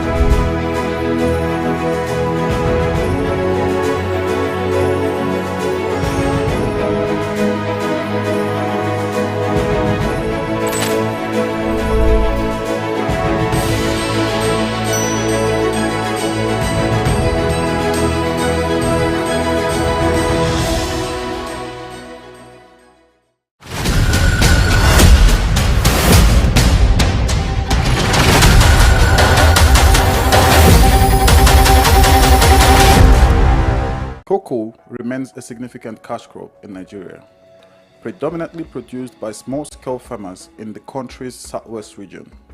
Historically, cocoa served as a major source of foreign earnings until the 1970s, when the discovery of petroleum shifted the focus away from agriculture. Despite various challenges from its introduction in 1807 to the present, efforts by successive governments and the resilience of cocoa farmers have sustained its production. To better optimize productivity and ensure fair prices for farmers and high economic returns for the government, the Cocoa Marketing Board, CMB, was established in 1947. However, the goal was not totally achieved as pricing policy weren't favorable, discouraging farmers from producing export crops, and that eventually led to the board's abolition in 1986. These resulted in reduced yields and lower quality cocoa beans.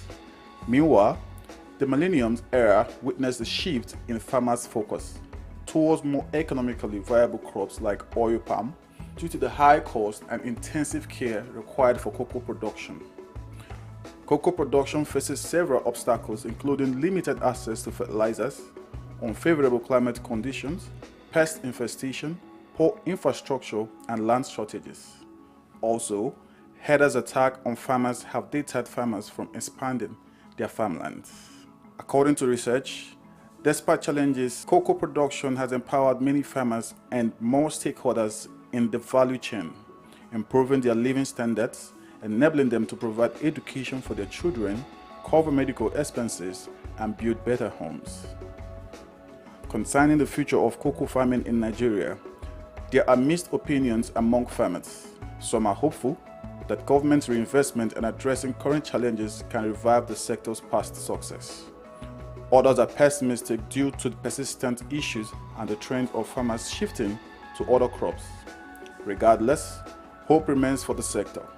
Solutions like improving land-labor relations, infrastructure, and financial support could revitalize cocoa production, reduce out migration, stabilize prices, and enhance value chain development, ultimately securing a brighter future for Nigerian cocoa farming and its stakeholders. Ojai Michael, reporting for SOUQ News.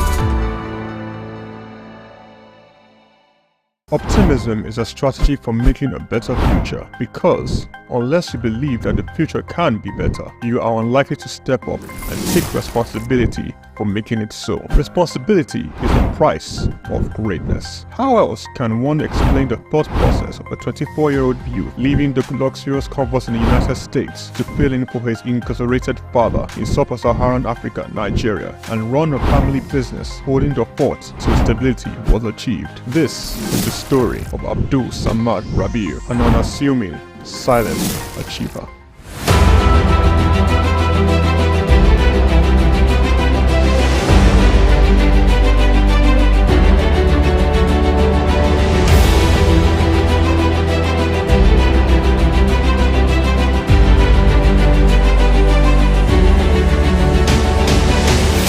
Abdul Samad Rabiu attended Capital University, Columbus, Ohio, and returned to Nigeria to oversee the family business when his father, SOUQ Rabiu, was detained by the administration of General Muhammadu Buhari for allegedly not paying the rice report duties.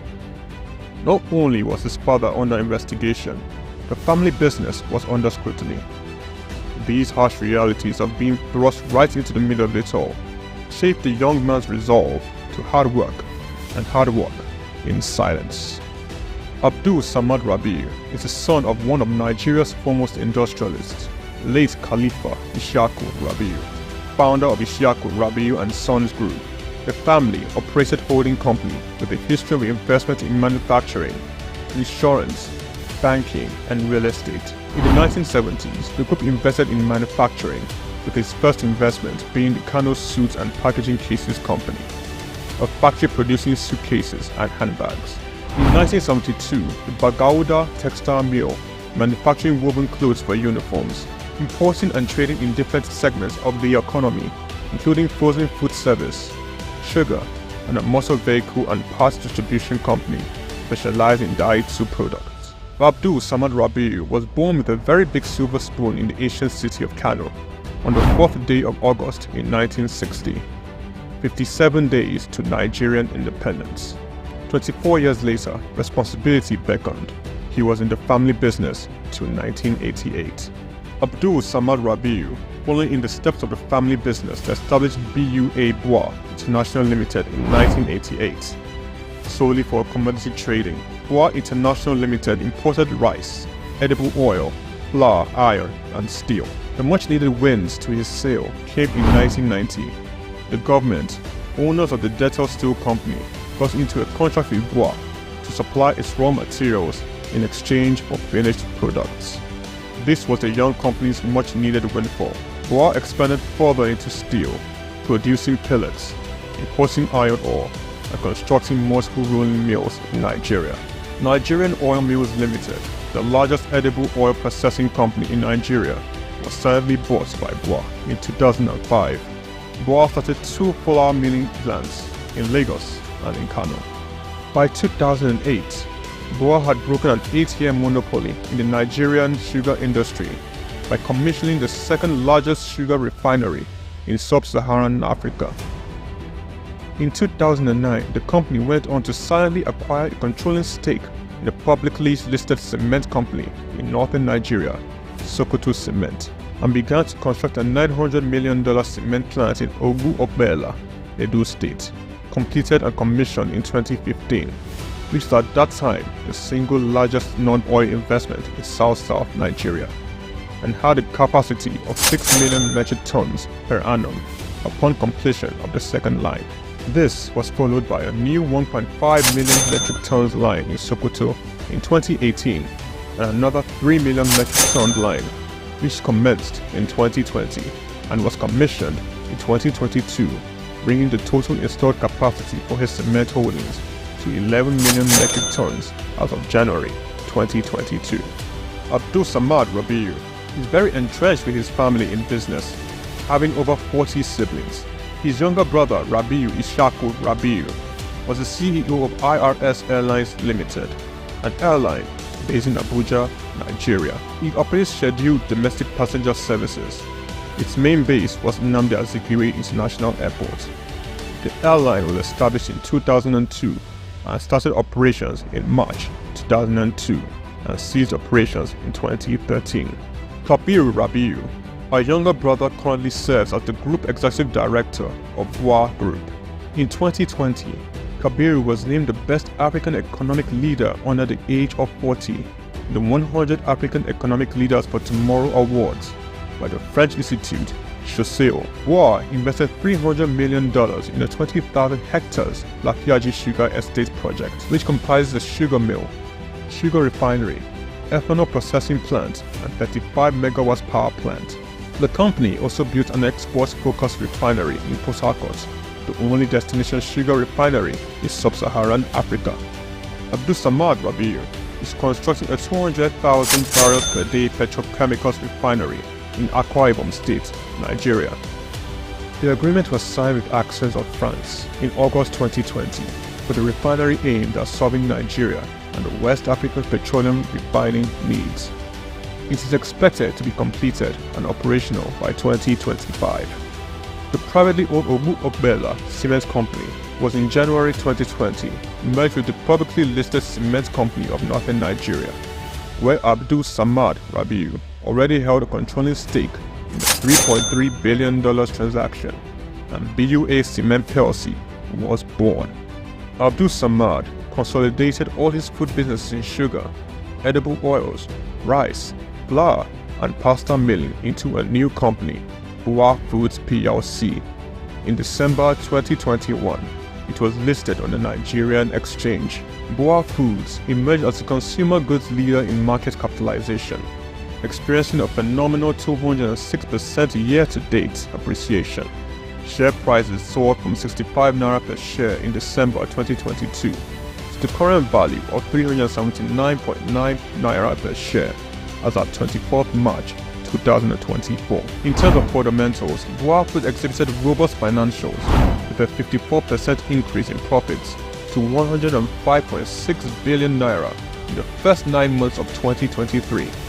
Revenue witnessed an impressive 80.95% year-on-year growth, reaching 524.428 billion naira, and return on average equity stood at 43.42%. Despite challenges, Rabiu strategically increased its direct shares in BUA Cement by 56.37%, totaling 96.12% ownership. This move, executed on June 26, 2023, demonstrates Rabiu's confidence in his company's future growth. BUA Foods PLC and BUA Cement PLC companies are among the top 10 most valuable publicly listed companies in sub-Saharan Africa.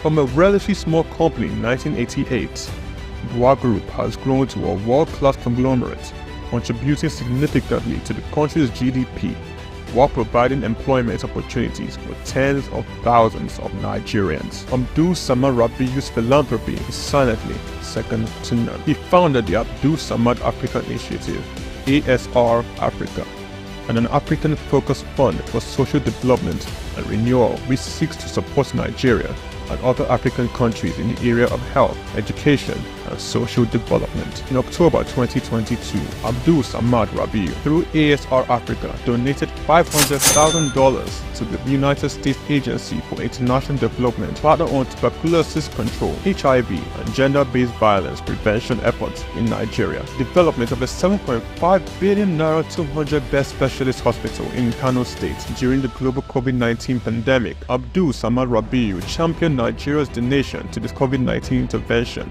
by a single individual or corporate donating, amongst other things, 1.35 billion naira to the COVID private sector coalition, 300 million naira to the Presidential Task Force on COVID-19, over 1 billion naira in cash donations to 10 state governments across the country, 70 ambulances, medical equipment, face masks, provision of foodstuffs for over 1.5 million persons in Kano, Lagos, and Rivers States. ASR Africa Initiative donated a 4 billion naira police hospital in Abuja and donated 1 billion naira each for 6 universities across Nigeria through the ASR Africa Tertiary Education Grants Scheme for infrastructural development. The beneficiaries of the 6 billion naira tertiary education grant schemes are Ahmadu Bello University, University of Ibadan, University of Maiduguri, Nnamdi Azikiwe University, University of Ilorin, and the University of Benin.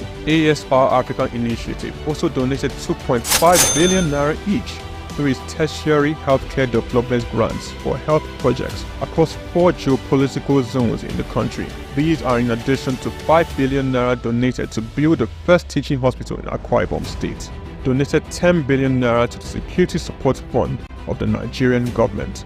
Abdul Samad Rabiu was awarded the 2022 CEO of the Year at the African CSR Awards, 2016 African Industrialist of the Year Awards by the All African Business Leader Awards, the 2022 Sun Man of the Year Awards, 2020 Vanguard Business Person of the Year, and the New Telegraph Philanthropist of the Year 2021, a recipient of several honorary doctorate degrees from various universities, including the University of Benin, Nasarawa State University, Sokoto State University, and Crescent University. Abdul Samad Rabiu is a fellow of the Institute of Directors, and he currently holds the prestigious Nigerian National Honors, Commander of the Order of the Federal Republic, CFR, Commander of the Order of Niger, CON, as well as the highest civilian national honor in Niger Republic. Abdul Samad Rabiu is married with children. His children are Mustafa Khadija Kupi Rabiu, Ishaku Khalifa Rabiu, Junad Rabiu. On the 22nd of January 2024, Forbes estimated Rabiu's wealth at $5.9 billion,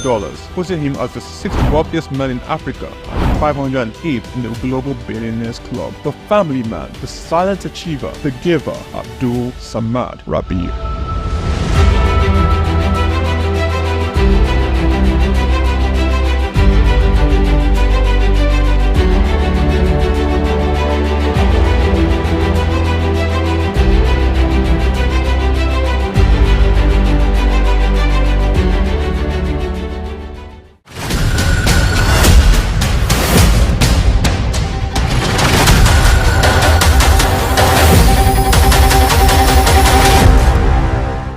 Broad Street. Broad Street, situated in Lagos Island, is steeped in Nigerian history. Once the biggest financial hub of the country, it housed the headquarters of major banks, linked to CBN, the SOUQ Exchange, and the loads of lender companies. Broad Street is a historically significant street. It has played a central role in the development of Lagos and history, an important commercial and administrative center for the British colonial authorities. It was also a home to some of the city's earliest modern buildings. Broad Street was a residential area in the pre-colonial era. With the British came the Methodist Boys High School in 1878 and the Broad Street Prison in 1882, renamed Freedom Park. The General Hospital, which was a British military hospital, was built in 1893, being the first general hospital in Nigeria. The old British Secretariat building, which is now the Federal Ministry of Justice, was built in 1906. Broad Street has seen a full turn into modern commercial office blocks, complexes, skyscrapers, and markets from the outer marina through Akpombo early into the Adeliji Adele Road. Broad Street is one of the busiest streets in Nigeria on weekdays, where commercial activities take place day and night. From modern buildings to ancient structures, this street gives one a raw dose of life in Lagos. Broad Street is often referred to as Lagos Financial District. It boasts a mix of architectural styles, reflecting its long history, colonial-era buildings, Victorian and Edwardian architectural features, alongside more modern skyscrapers and structures. Broad Street remains a vital, vibrant part of the Nigerian economy. Broad Street. SOUQ Enlightenment.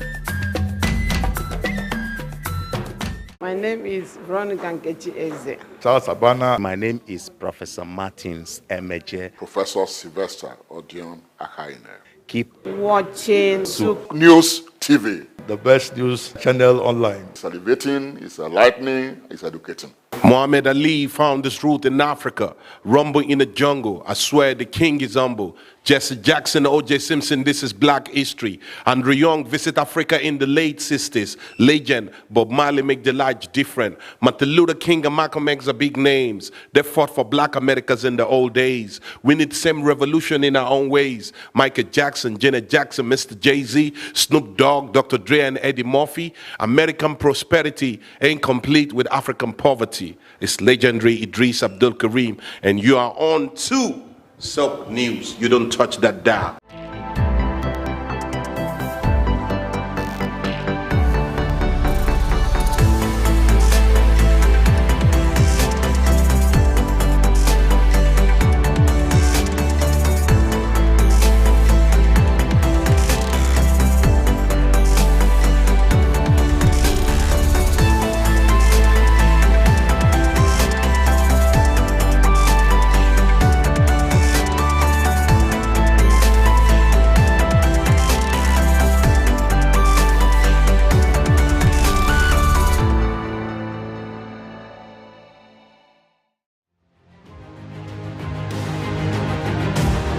The world of business is one filled with men and women willing to dine with risk.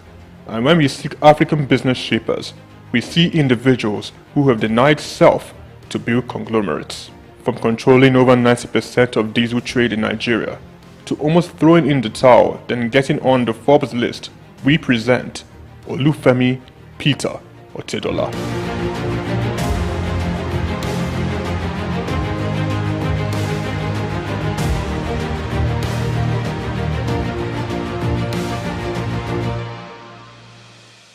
The Nigerian businessman and philanthropist was born in Ibadan, the capital of Oyo State, on the 4th of November, 1962, into the family of late Sir Michael Otedola, the governor of Lagos State from 1992 to 1993. The University of Lagos Staff School, Akuka, welcomed Olufemi for his primary education and secondary education at Olivet Baptist High School, Oyo.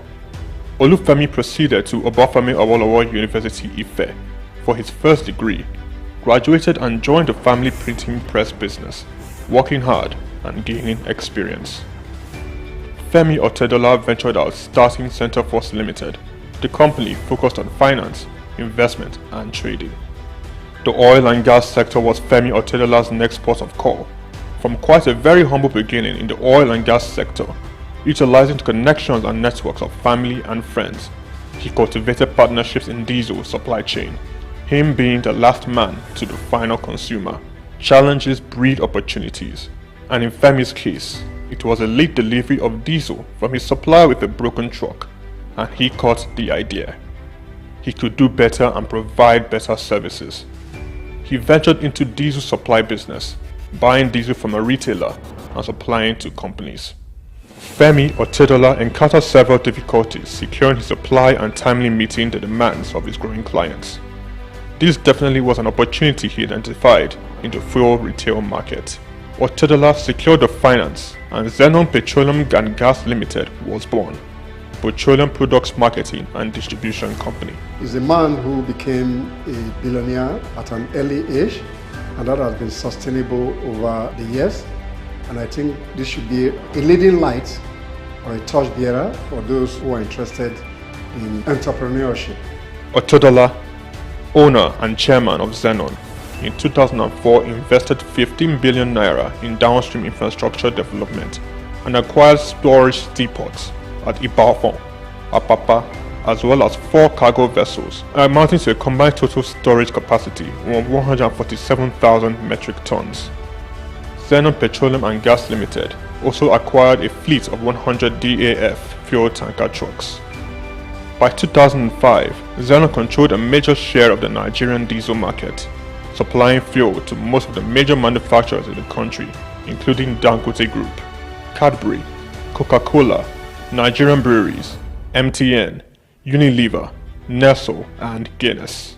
Zenon Petroleum and Gas was the name on major invoices and Femi Otedola the name on every lips, playing toe-to-toe with major multinationals. Zenon, in a very short period, silenced the competition and almost unilaterally determined the price of diesel in Nigeria. The competitors came to Zenon for supply. Femi Otedola, with the massive success Zenon Petroleum and Gas achieved, bought a 28.7% stake in African Petroleum. Otedola branched into the financial sector and aggressively stocked up the shares of leading financial houses. He became a top shareholder in Zenith Bank, United Bank for Africa, and the largest importer of diesel in Nigeria. He acquired major shares of Africa's Finance Corporation, Mobile Oil Nigeria Limited, Chevron Texaco, and Visa Phone. Otedola has his hands deep in real estate investments, including an acquisition in February 2007 by Zenon of Stalin House in Victoria Island, Lagos from the federal government. Lagos, London, Dubai, Monaco all have the signatures of FO Property Limited. He was appointed chairman of the Transcorp Hilton Hotel Abuja and tasked with driving its expansion and upgraded to a 7-star facility. Otedola has served as a member of the Nigerian Investment Promotion Council since 2004, was appointed by President Goodluck Jonathan to Nigeria's National Economic Management Team. Otedola is Chief Executive and President of the Seaforth Shipping Company Limited and was at one point Nigeria's largest ship owner after extending control over the distribution of diesel products. One of his ships, a flat-bottom bunker vessel with a storage capacity of 16,000 metric tons, was the first of its kind in Africa. In January 2006, Otedola was appointed a non-executive director of Transnational Corporation of Nigeria PLC, a multi-sectoral conglomerate established in 2004 by then President Olusegun Obasanjo to respond to market opportunities requiring heavy capital investment in Nigeria and across sub-Saharan Africa. He held this post until February 2011. Otedola was appointed chairman and chief executive of African Petroleum in 2007 through the acquisition of controlling stake in the business.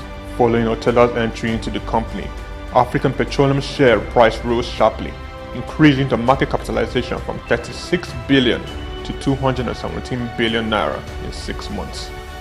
In March 2009, Otedola became the second Nigerian after Aliko Dangote to appear on the Forbes list of dollar-denominated billionaires with an estimated net worth of $1.2 billion. Otedola announced a move to upgrade African Petroleum's liquefied petroleum gas storage terminals in Lagos, Kano, and Port Harcourt in October 2009. Harsh economic conditions necessitated by the slump in the oil prices and credit squeeze of 2008-09 led African Petroleum to record a loss in 2009. With the world oil price crash came difficult moments for Zenon and Otedola. He was very close to complete bankruptcy. By selling some of his assets and turn them into liquidity that helped him to pay off his outstanding debt, particularly with the banks. I think this is very remarkable in the sense that to a very large extent is driven by core personal values, where he could have made a decision to file for bankruptcy, which is not really popular in Nigeria. But that decision he made to be able to pay his debt off shows a man that is disciplined, a man that is driven by value, and to that extent, these lessons can be taken by other entrepreneurs who want to venture into some uncertainty when they make business decisions. I said to myself, I was not going to have friends and enemies. I was going to have only competitors. I had two options: commit suicide or weather the storm. African Petroleum, rebranded in December 2010, changed its name to Fort Oil PLC. Otedola paid his near $1 billion debt and invested in the financial industry, making him a top shareholder in Zenith Bank and United Bank for Africa. Otedola restructured the business, focusing on technology and improved corporate governance, and in 2012, Fort Oil returned to profit. Otedola financed 57% of Fort Oil subsidiary, Amperion Limited, which acquired the 414 megawatt Kirigu power plant for $232 million in 2013. Fort Oil improved financial position and diversification into power generation resulted in a 1,321% rise in the share price. The first half of 2014 saw the company's pre-tax profit more than double year-on-year to 4.1 billion naira. Revenue growth for the whole year was 33%. Fort Oil sold 70% of its equity to Swiss commodity trader Mercurial Energy Group in September 2015, giving Fort access to global commodity markets. The deal was thought to have given Otedola an estimated $200 million. In 2019, Femi Otedola sold Fort Oil PLC and announced plans to change focus from oil to power with his company, Kirigu Power PLC. Otedola has always been a fascinating businessman in the Nigerian business ecosystem, particularly based on his ability to navigate from one business ecosystem to another business. He's known particularly in oil and gas, and he's been able to move from that and is making inroads into the power and energy sector. Kirigu Power PLC became the first power generation company to list on Nigerian Stock Exchange, demonstrating to stakeholders in the sector how they can fix financing and make profits sustainably. The company's market capitalization is now 726.75 billion naira, and the share price now 290.7 naira from the 2.5 billion shares that were listed at 100 naira each. Otedola, the chairman of Kirigu Power, sold down a Kirigu stake to bring on institutional investors. In October 2021, Femi Otedola was announced as the single largest shareholder of First Bank PLC. FBN Holdings, the parent company of First Bank Limited, witnessed a commendable 437.9 billion naira surge in market capitalization. FBN Holdings appointed billionaire Femi Otedola as the new chairman of its board of directors effective January 31st, 2024. Femi Otedola has had its share of controversies. Zenon was among a number of companies named in an alleged fuel subsidy scam report. This was followed by a case against Farouk Lawan for bribery. Otedola has also lost in the ever-evolving competing space of business acquisitions. Transcorp and Huheli Power Plant are two notable projects he closely bidded and lost. Femi Otedola's philanthropy is quite remarkable. Otedola made a 300 million naira donation to the completion of the National Ecumenical Center in Abuja. In 2007, he gave 200 million to the State Security Trust Fund in a drive to reduce crime in Lagos. Donated 100 million naira to the Otedola College of Primary Education in Ekpe. In 2008, he donated 80 million to the Faculty of Agriculture at the University of Port Harcourt. Femi Otedola pledged and redeemed $25,000 to the Super Eagles in the match against Algeria in 2019 AFCON. He gave all 750 students of Augustine University 1 million naira each. Femi Otedola is unique in many regards. Number one, he has continued to be a torchbearer to the young generation, that entrepreneurship is sustainable once you are disciplined. On the other hand, he has also proven that those who, to a very large extent, were born with some silver spoon can equally carve a niche for themselves in entrepreneurship. So in terms of discipline, in terms of focus, Otedola remained one of the very fascinating Nigerians that we need to find a way to study. Then those who are equally in business and facing challenging times can equally take some understanding from how Femi Otedola has carried on in the business horizon. Finally, youths, whether you are from a humble background, whether you are born with some silver spoon, once you stay focused and you're determined to make good use of your talent, your skill set, and the knowledge, what Otedola has done is to provide a pathway for us in terms of personal development, in terms of personal discipline, in terms of the spirit of entrepreneurship. Once you're focused, once you can make some right business decision, then the business place can sustain people once you remain focused and determined. Femi Otedola sits comfortably on the Forbes billionaires list of top 20 richest people in Africa. Femi Otedola is married to Mrs. Nana Otedola and have 4 children: Olawumi Christy Tolani, Florence Ifeoluwa, Elizabeth Temi, and Fewa Otedola. Olufemi Peter Otedola is a standout astute business executive.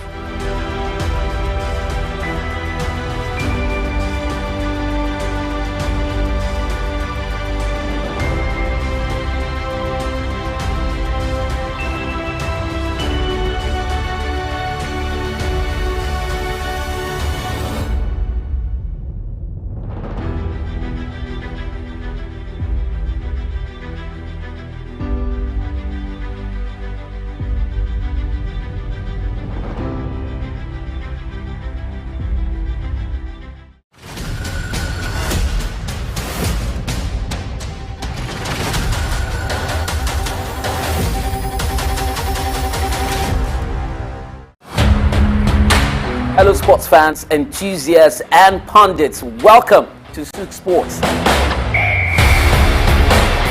Welcome to your humble boy, your loyal boy from the hood, Kevin Ojefe, and I'm glad to be here. This is SOUQ Sports.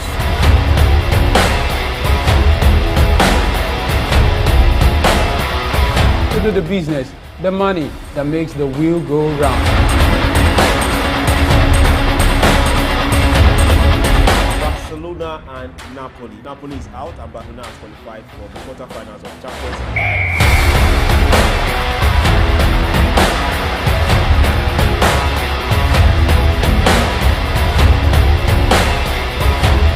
League. For different ways to make money.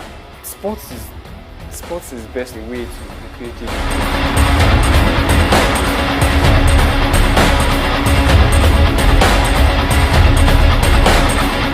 Now the next 45 minutes are going to be very exhilarating.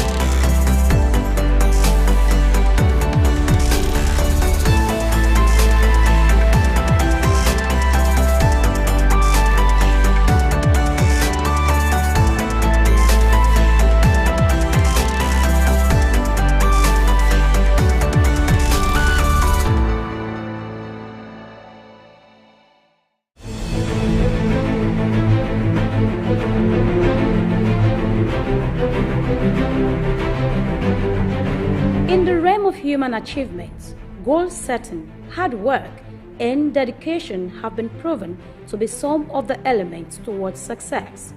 The journey of remarkable individuals with lasting impact on the world are often filled with manifold stories, but through determination, they build their lives and make extraordinary contributions. Join me on the story of a trailblazer in business and philanthropy, Aiboje Ag Mokwede, a lawyer turned banker who has done well for himself, made an indelible mark within the banking sector, and has continued in his ambition of touching lives within Nigeria and across Africa. Aiboje Ag Mokwede.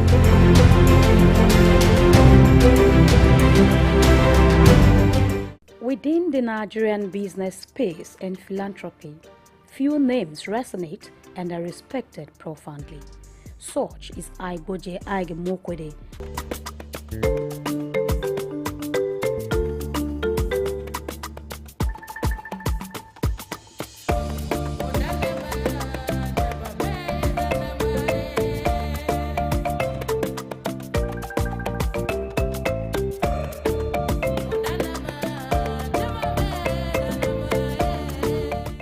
If you're just watching, kindly subscribe to our YouTube channel for more great documentaries. Like, share, and comment. Known as a successful business mogul, banker, investor, and a philanthropist who cares about making difference, Ag Mokwede's story is one of hard work, creativity, and a desire to drive positive change across Africa. Born to civil service parents on September 24, 1966 in Ibadan, Oyo State, Nigeria, he hails from Sabongida Ora, Edo State.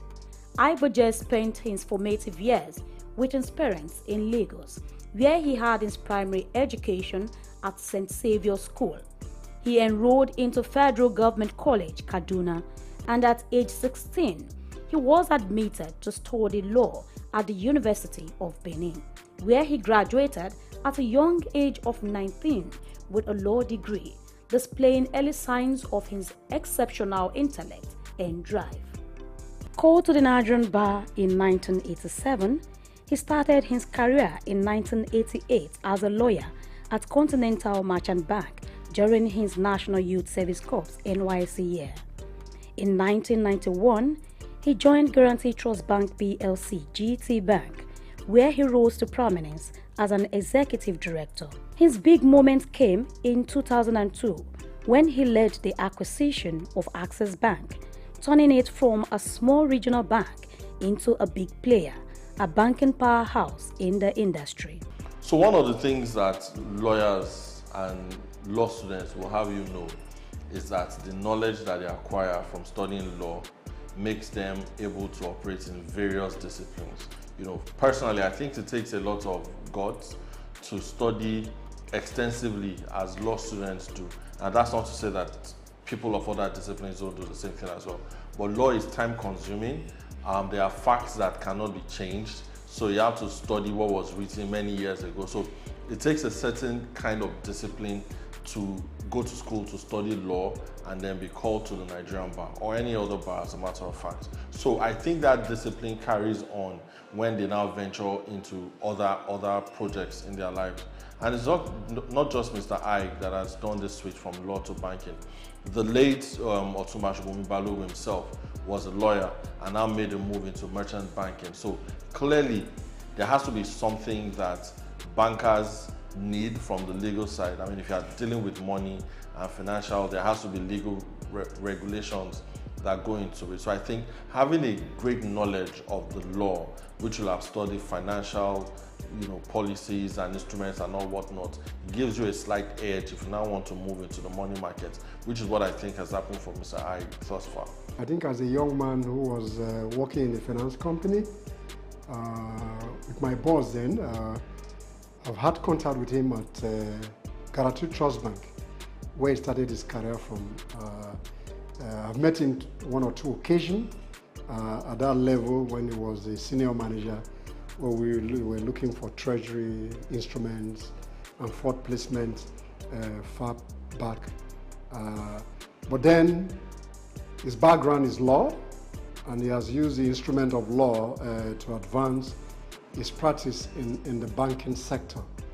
But in my view, what is more remarkable in his journey to success, and having made success of banking, particularly with the acquisition of former Intercontinental Bank, which is now Access Holding, and with some other business that is involved, Coronation group of company, comes to me as a very shrewd businessman, somebody that is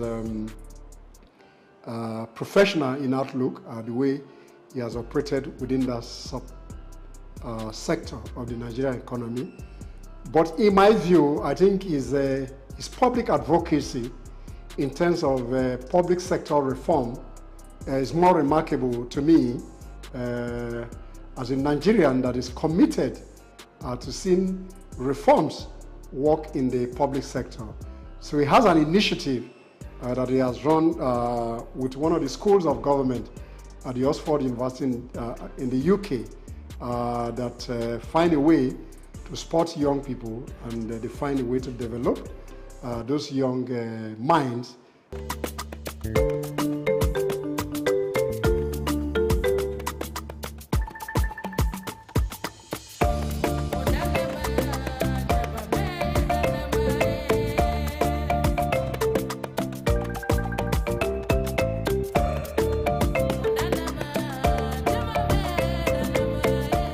Throughout his career, Ike Mokwede has taken on different leadership roles, including Group Managing Director and Chief Executive Officer of Access Bank until December 2013. He later became President of the Nigerian SOUQ Exchange and retired in 2017, but remains on the National Council.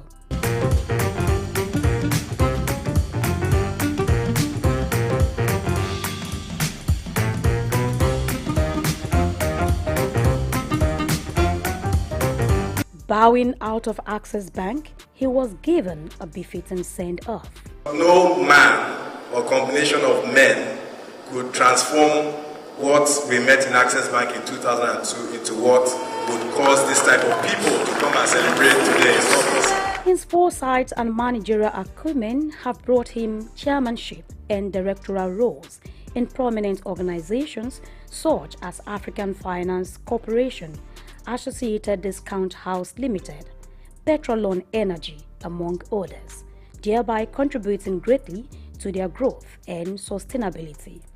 In every generation, there are outliers. There are people that are almost supernaturally inclined to do certain things, and that's not to remove the place of hard work. Now, if you look at how children today go to school, we tend to finish school early, like 19 and 20, right? So in an era that the average graduating age was, say, 22 and 23, and you have a guy that has graduated at 18 and 19, he naturally has a head start, you know, among his peers that will have gone to secondary school. But beyond that, genius, you know, it's not as important as hard work. You know, if you're a genius, yes, you might have that gift, but if you don't work hard at it, it's not going to drive you anywhere. For somebody to be this successful, it can't just be happenstance. It can't just be a gift. Yes, you might have the natural gift for learning quickly, for being brilliant, but if you do not study and apply yourself, there's no way that genius can shine through, which is what I think is the case, you know, with Ike at this point. So him having that head start played a role, but him also being aware of his brilliance and applying it appropriately plays a major role in some of his moves that you've seen. I'm sure there are other people that are graduated at that same age, 18, 19. In some cases, you might find 17, but how far have they gone in creating legacies such as this? How far have they gone in working on institutions that is going to outlive all of them? So those are some of the things that I think stand Ike apart, and the proof is in the work that is done thus far.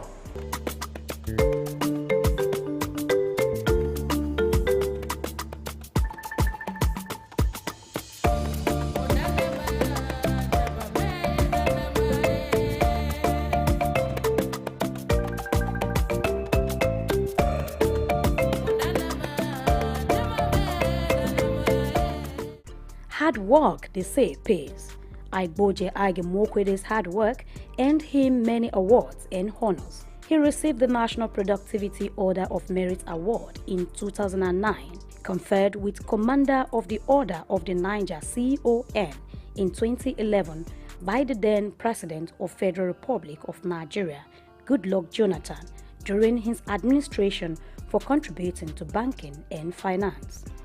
As a visionary leader, he was installed into the E&Y World Entrepreneurs Hall of Fame in 2011 as the EY West Africa Entrepreneur of the Year and named African Banker of the Year in 2013. These amounting to how much others values his leadership and ideas. He got honored by Chartered Institute of Stockbrokers of Nigeria. Beside his work, Aige Mokwede also gives back to society. This philanthropist is involved in efforts to improve governance and healthcare across Africa through his Aige Mokwede Foundation, making a positive impact on people's lives. He initiated the Adopt a Healthcare Facility program in 2019, and he is the chairman of ABC Health and director of the Private Sector Health Alliance of Nigeria. He also had done some great work beyond advocacy in terms of actual initiative, particularly in the health sector, health service delivery across Africa. To me, is corporate social responsibility beyond just giving handouts to immediate community, in my view, is one of the greatest testimony that we can say of Imokwede in recent times. So it's somebody to be reckoned with. For me, what is unique and what is outstanding, which you can describe as one of the best Nigerian men of this generation that have impacted their immediate community, that have impacted Nigeria as a whole, and that they are impacting Africa, particularly in the reform which is undertaken in the public service in Nigeria. That initiative has done a lot of service delivery in the public sector. He is the founder of Chairman of Coronation Capital Limited since 2015 and has contributed to the growth of the Coronation ecosystem. Coronation Capital Limited, with other arms of its businesses, also bettered Coronation Art Gallery in Lagos on the 13th of May 2022, a platform for showcasing exceptional works of art that embodied the essence of cultural significance and artistic expression. Aigboje Mokwede founded Coronation Art Gallery with the vision of democratizing art, foster appreciation and understanding for the artistic world, and making it accessible to a wider audience. Bumi Augusto is, I knew Bumi when she was born. I know her parents, and I know all her siblings. She's a beautiful, wonderful, gifted Nigerian artist, and just like many of the others here. The piece behind me is a triptych, long throats, all up to longer throats. I actually thought that I was going to caption this collection. This is really a microcosm of my entire collection, but I was going to capture it longer throats because this represents a lot of this collecting I did during COVID. Many of these pieces actually were not in Nigeria. I brought them home. I'll tell you something. I'm known for collecting masters, the Enwonwus and the Yusuf Grillos and so on. I still do, okay? And I kind of stuck to that genre of classic. Those are the people who, when I was growing up, as I told you, those are the people who were my parents, either just older than them or contemporaries. So I grew up knowing these artists as my uncles, okay? So my first collecting was, from works, done by masters like that. After a while, these works are really priced in. But Bumi Augusto, her works, which may appear even a bit pricey now, in 10 years' time, So this is also hosted by Coronation, which are companies that are all about wealth creation. So there's also the investment angle. I don't collect for investments, but with all that these great Nigerian and African artists, the young ones, have been doing, and the way their prices have been rising, I've got to focus on investments now. Even though he's not in the academics, I see some element of scholarship in him, in the way he drives his foundation in particular. And I've spoken to some of those aspects of Ike in Mokwede. I think for people to see how they can impact society based on evidence-based research that they believe in, and that if we go into a certain sector, have them make good of their professional calling and investing in some other sector. I do know for sure that they have a registrar department. I think they have insurance businesses, they have services businesses. Just shows a man that is driven by an uncommon knack for entrepreneurship and enterprise development. And I think it's one of the iconic Nigerian of this generation that will continue to impart in terms of mentoring, in terms of coaching, in terms of providing a leadership compass to the new generation. And to that, I salute his courage, I salute his resilience, and I salute his simplicity.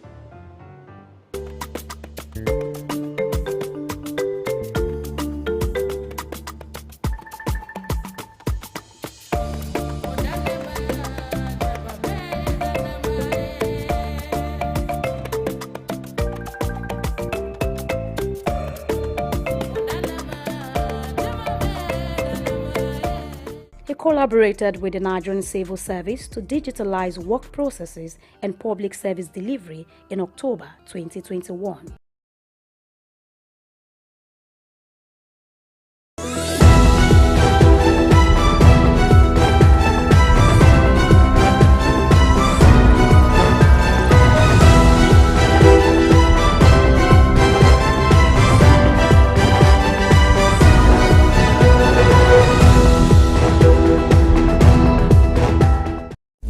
Just what you need right here at Femi Wash Media.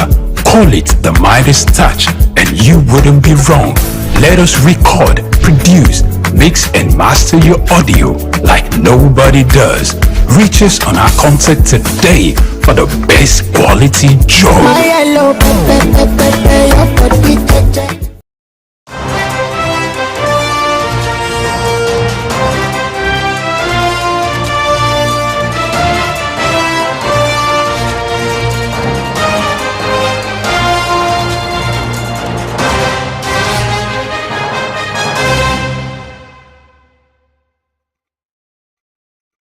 Good afternoon. It's news hour on SOUQ News Television. I am Grace Komalafe. First, the headlines.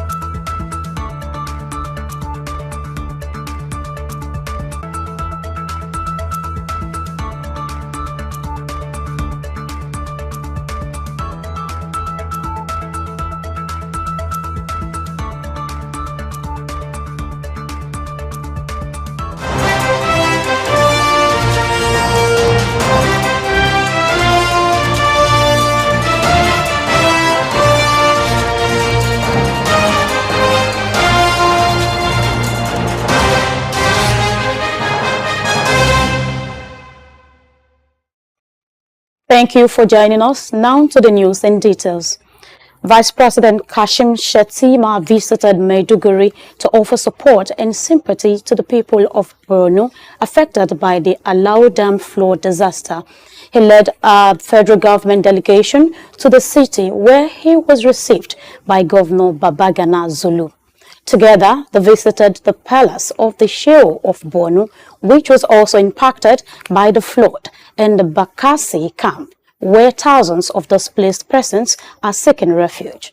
During his visit, Vice President Shettima announced that the government would provide 50 trucks of rice to support the affected individuals. He also pledged to work with the Northeast Development Commission and other agencies to ensure that the displaced persons do not spend more than 2 weeks at the camp. This prompt response demonstrates the government's commitment to providing relief and support to those affected by the flood. The visit and subsequent announcements are directed towards bringing hope and comfort to the people of Maiduguri, who have been severely impacted by the flood. The government's efforts focus on providing immediate assistance and finding long-term solutions to mitigate the effects of such disasters in the future. Vice President Kashim Shettima has announced the federal government's commitment to incorporate technology into Nigeria's education system to improve learning outcomes. Speaking at the meeting with the World Bank Nigerian theme in Abuja, Shettima emphasized that the initiative aims to address challenges in human capacity and resources. He pointed to India's success with Kayan Smart Class Solutions, which have transformed education in rural areas as a model for Nigeria to emulate. The Vice President stressed the need for a comprehensive approach, including upgrading infrastructure, enhancing teacher training, and leveraging technology. He called for the cooperation of all stakeholders, including state governors, to ensure the successful implementation of these reforms. Dr. Ndiami Diop, World Bank Country Director for Nigeria, highlighted the bank's efforts to improve governance, healthcare, and education through projects like the Hope Series, which focus on human capital development across the country. Away from that, the Federal Ministry of Housing and Urban Development has initiated a major effort to address the issue of unregistered and untitled lands, which comprises 90% of the country's land mass. The Director of Information and Public Relations, Salisu Haiba, announced the National Land Registration and Titling Program aimed to unlock over $300 billion in debt capital tied to these untitled lands. This initiative, developed in collaboration with the World Bank Group, was introduced during a visit by Vice President of Infrastructure, Guangze Chen, and highlights the need for formalizing land transactions to enhance economic growth.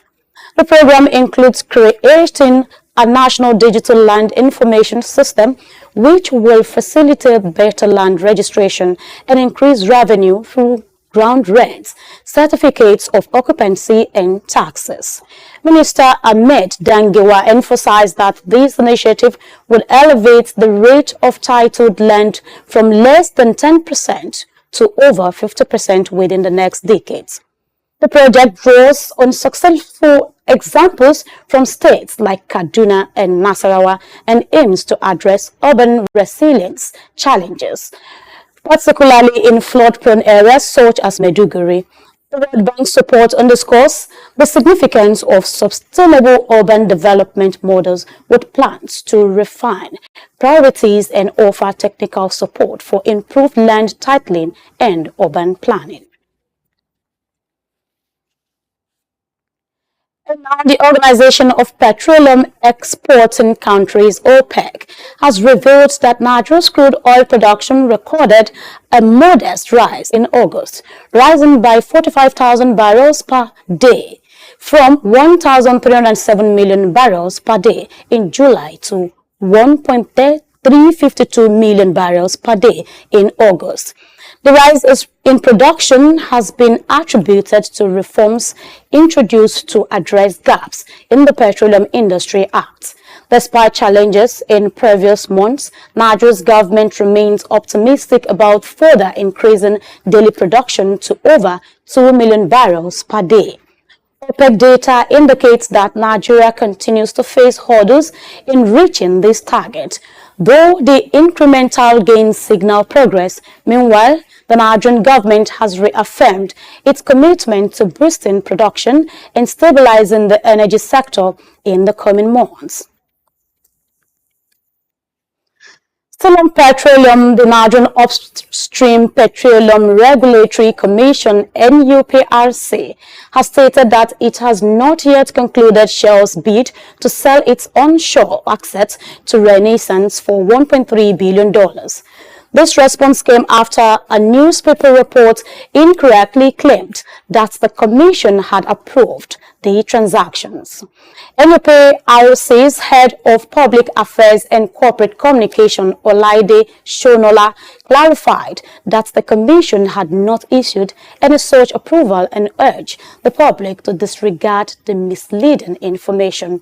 Shell's proposed sale of its Nigerian onshore subsidiary, the Shell Petroleum Development Company of Nigeria Limited, to Renaissance, a consortium of 5 companies, remains pending.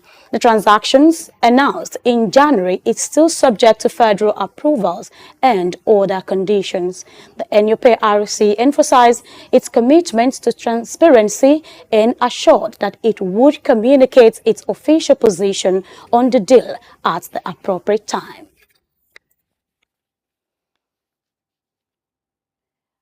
And to the northern part of Nigeria, Zamfara State Governor Dauda Lawal has unveiled a major education reform project with a 11.7 billion naira grant aimed at renovating and rehabilitating 322 schools across the state.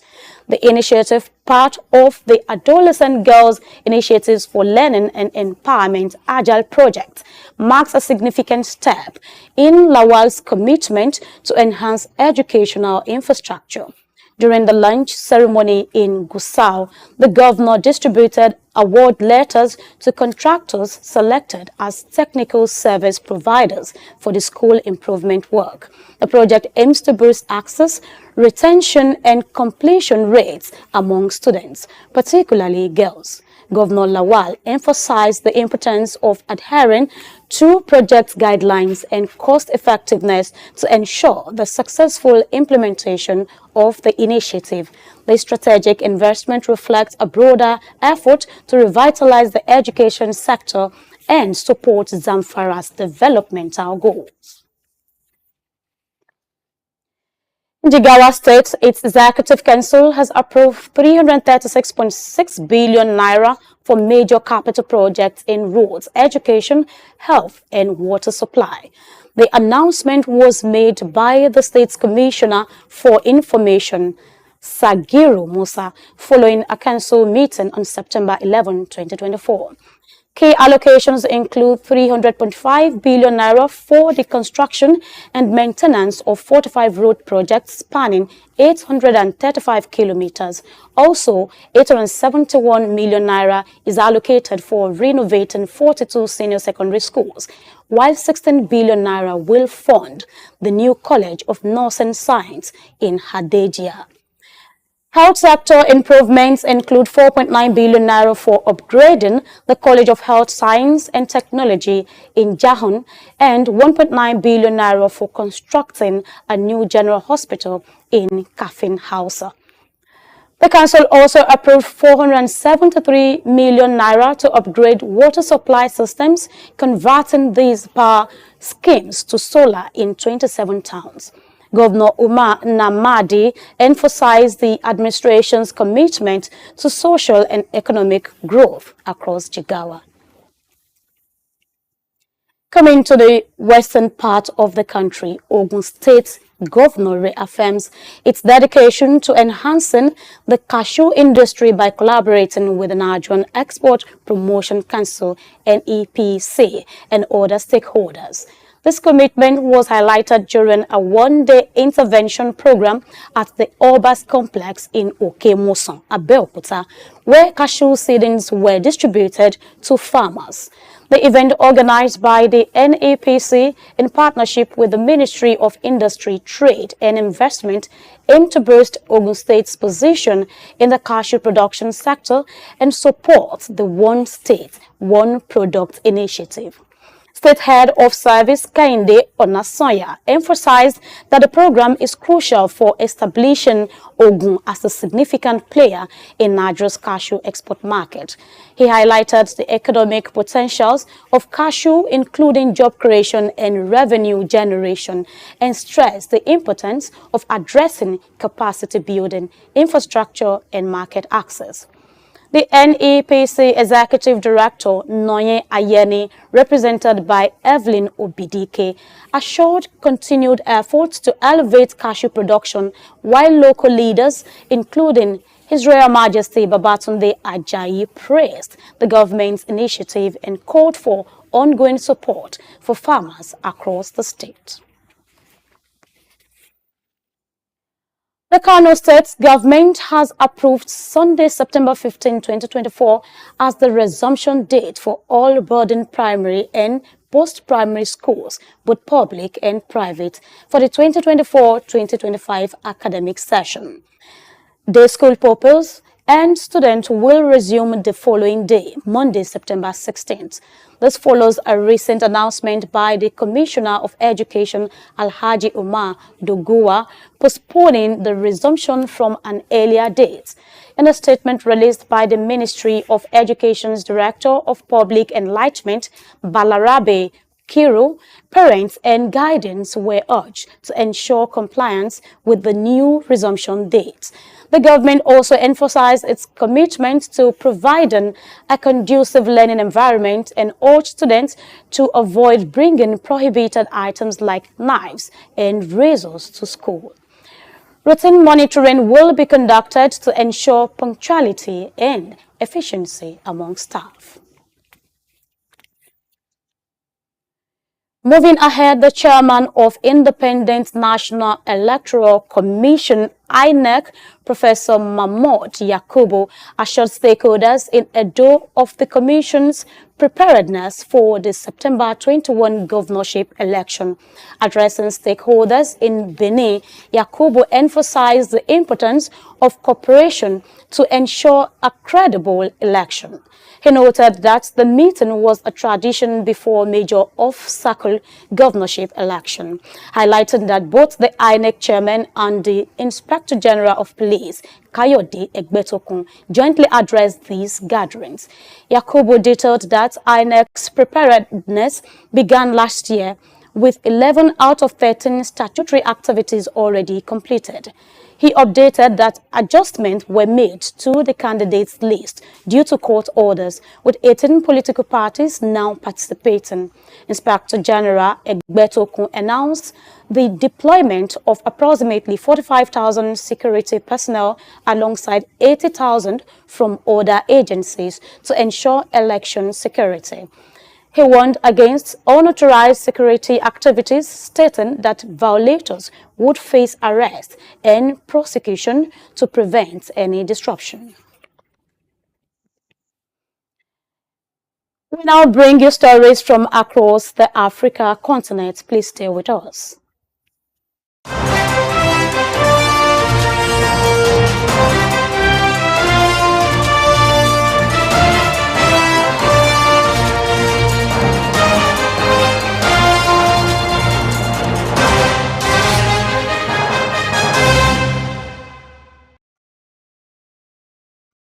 Ghana has raised the producer price of cocoa by 45% for the 2024-2025 session, increasing the payment per 64-kilogram bag from $132 to $192. This significant hike, aimed at curbing cocoa smuggling and improving farmers' welfare, brings the farm gate price to $3,063 per ton, marking a 129% rise compared to last season. Agriculture Minister Brian Achiapong emphasized the government's commitment to boosting the cocoa sector and supporting farmers amid soaring production costs and challenges like the cocoa swollen shoot virus disease. The decision follows last year's mid-session price adjustment, which responded to the global surge in cocoa prices. Experts suggest that this price increase could discourage illegal cross-border cocoa sales and help ease global supply shortages. Cocoa contributes about 10% to Ghana's GDP, but production has been impacted by poor weather, disease, and rising costs. The government's new policy seeks to address these challenges and stabilize the cocoa industry. The Democratic Republic of Congo has brought forward the launch of its mpox vaccination campaign to October 2, 2024, in response to the ongoing outbreak declared a global health emergency by the World Health Organization. Initially planned for October 8, the early start was made possible by logistical improvements, according to Chris Casita, head of the outbreak response. The 10-day campaign will prioritize high-risk groups, including healthcare workers, park rangers, and sex workers across 6 provinces. Director DR Congo recently received 265,000 vaccines dosage from the United States and European Union, but the supply remains insufficient for full national coverage. Also, doses from France, Belgium, and Japan are expected soon, including 3.5 million doses for children, the most vulnerable population. Efforts to combat vaccine mistrust and ensure effective distribution are on the way, with officials striving to curb the virus spread in the resource-limited nation. Still in Africa, Libya's National Oil Corporation, NOC, is taking steps to manage the current situation concerning some cargoes and declaring force majeure on individuals' shipments. Despite the challenges, NOC has allowed some tankers to load crude from storage to meet contraction obligations and avoid penalties. Efforts are underway to resolve the crisis with the United Nations support mission in Libya, facilitating talks between the country's 2 legislative bodies. The parties have agreed to jointly appoint a central bank governor within 30 days, a positive step towards resolving the issue. The situation remains fluid, but NOC is working to minimize disruptions. The corporation has not declared force majeure on all port loadings, indicating a commitment to maintaining some level of oil export with ongoing talks and efforts to find a solution. There is potential for a resolution that benefits all parties involved. In Zambia, farmers are poised to capitalize on the growing global demand for blueberry, with production already doubling to 7,000 metric tons last year. The country's favorable climate and growing horticultural exports exceeding $100 million annually presents a significant opportunity for expansion. Self-funded growers like Willard Zireva are leading the charge, cultivating large hectares of blueberry crops and aiming to export to key markets like the UK and East Asia. However, they highlight the need for financing and government support to overcome barriers like uncertain land tenure and high startup costs. The Zimbabwean government and financial institutions are being called upon to provide concessional funding and interventions to support the growth of the blueberry sector. With the right support, farmers like Zireva aims to double output and expand operations, contributing to the country's economic growth and increasing its global market share.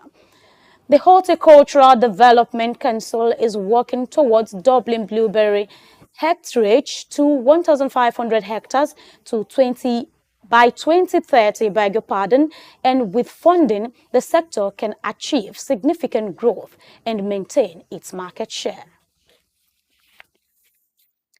Again, Uganda's economy is poised for significant growth, with the International Monetary Fund (IMF) projecting a 10.8% expansion in its 2025-2026 fiscal year. This surge is driven by imminent start of commercial crude oil production expected to commence in 2025 after nearly 2 decades of delay. The oil production will bring a lasting improvement to Uganda's fiscal and current account balance, according to the IMF. With estimated reserves of 6.5 billion barrels and a peak production capacity of 240,000 barrels per day, the country is set to become a significant player in the global oil market. The IMF also highlighted the need for prudent economic management to ensure sustainable growth. Recommendations include reducing government imports, increasing foreign exchange purchases, and implementing greater exchange rate flexibility. By taking these steps, Uganda can maximize the benefits of its newfound oil wealth and drive economic prosperity for its citizens. It's now time to shift our attention to stories trending in the Middle East. Please stay with us. We'll be right back.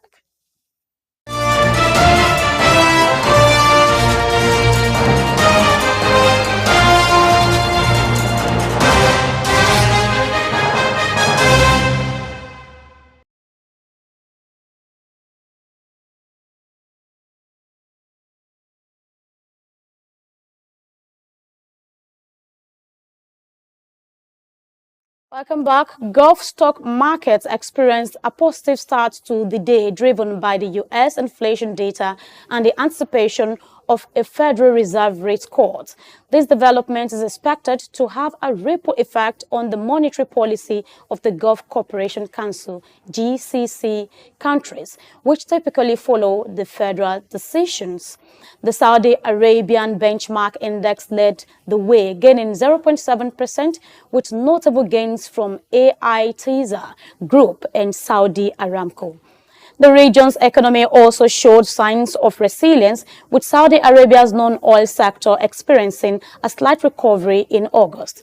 This growth was supported by an increase in new orders and jobs, indicating a positive trend. Additionally, oil prices rose by over 1%, driven by concerns about Hurricane Frances' potential impact on U.S. production. The positive sentiment was not limited to Saudi Arabia, as Dubai's main share index also saw gains, led by Ema Properties. Qatar's benchmark index experienced a significant surge, driven by a strong performance from Qatar National Bank, which approved a share buyback program. Overall, the Gulf markets are demonstrating adaptability and responsiveness to global economic developments, showcasing their capacity for growth and resilience. In response to regional tension, several international airlines have adjusted their flight schedules and routes to ensure passengers' safety. Some airlines have suspended flights to specific destinations, while others have routed flights to avoid affected airspaces. These proactive measures demonstrate the airline's commitment to prioritizing safety and adapting to changing circumstances.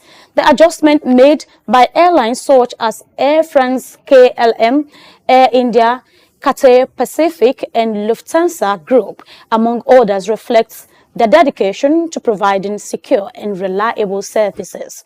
By taking these steps, airlines can minimize potential risks and maintain trust with their customers. The aviation industry's swift response to regional development showcases its ability to adapt and evolve in response to changing circumstances. As the situation continues to unfold, airlines will likely reassess and adjust their operations accordingly, prioritizing safety and customer satisfaction. Dubai will soon introduce a centralized population registry that will provide a comprehensive real-time database of all residents. Sheikh Hamdan bin Mohammed bin Rashid Al Maktoum, Crown Prince of Dubai, issued the resolution to create the unified registry of the population of the Emirate of Dubai on the digital platform of the Dubai Data and Statistics Corporation. The registry will be the sole official source of population data and aid in government planning, policies, service improvement, and future population forecasting. The Dubai Data and Statistics Establishment will oversee the registry's management, working with government entities to gather necessary data. It will also ensure data security in collaboration with the Dubai Cybersecurity Center while updating and linking the registry to other records. The initiative is expected to enhance the accuracy of government programs and guide social and economic policies across the Emirate. Now we'll bring you stories from other parts of the world right after this break. We'll be right back.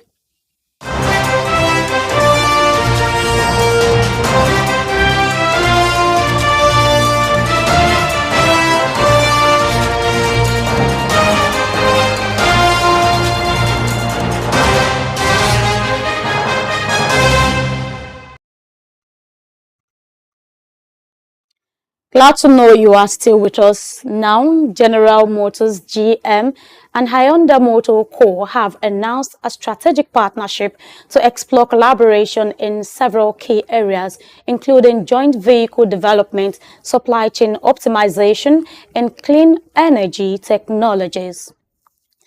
The two automakers have signed a non-binding memorandum of understanding to leverage their combined strengths and skill to reduce costs and accelerate the delivery of new vehicles and technologies.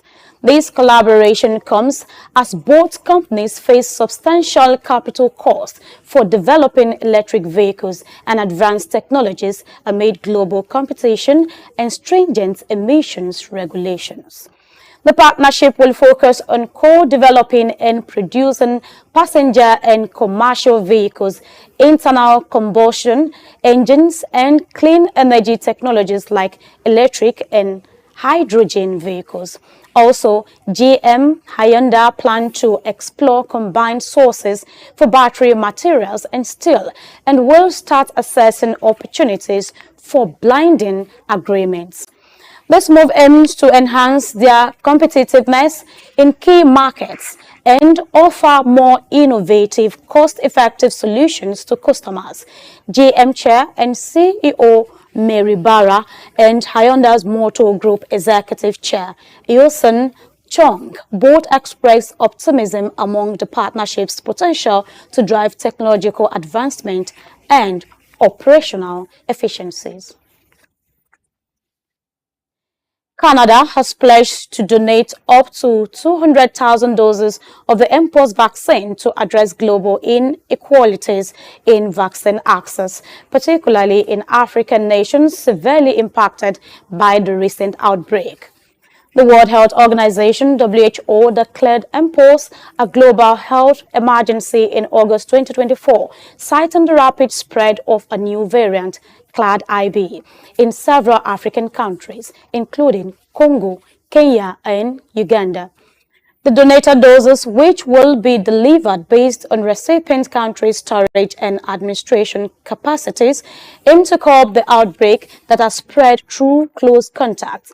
Canada is working with global health organizations, including GAVI and WHO, to coordinate vaccines distribution, while Canada remains discreet about its own national vaccine reserves. Estimates suggest it holds over 2 million doses. This donation highlights Canada's commitment to global public health and the equitable distribution of vaccines.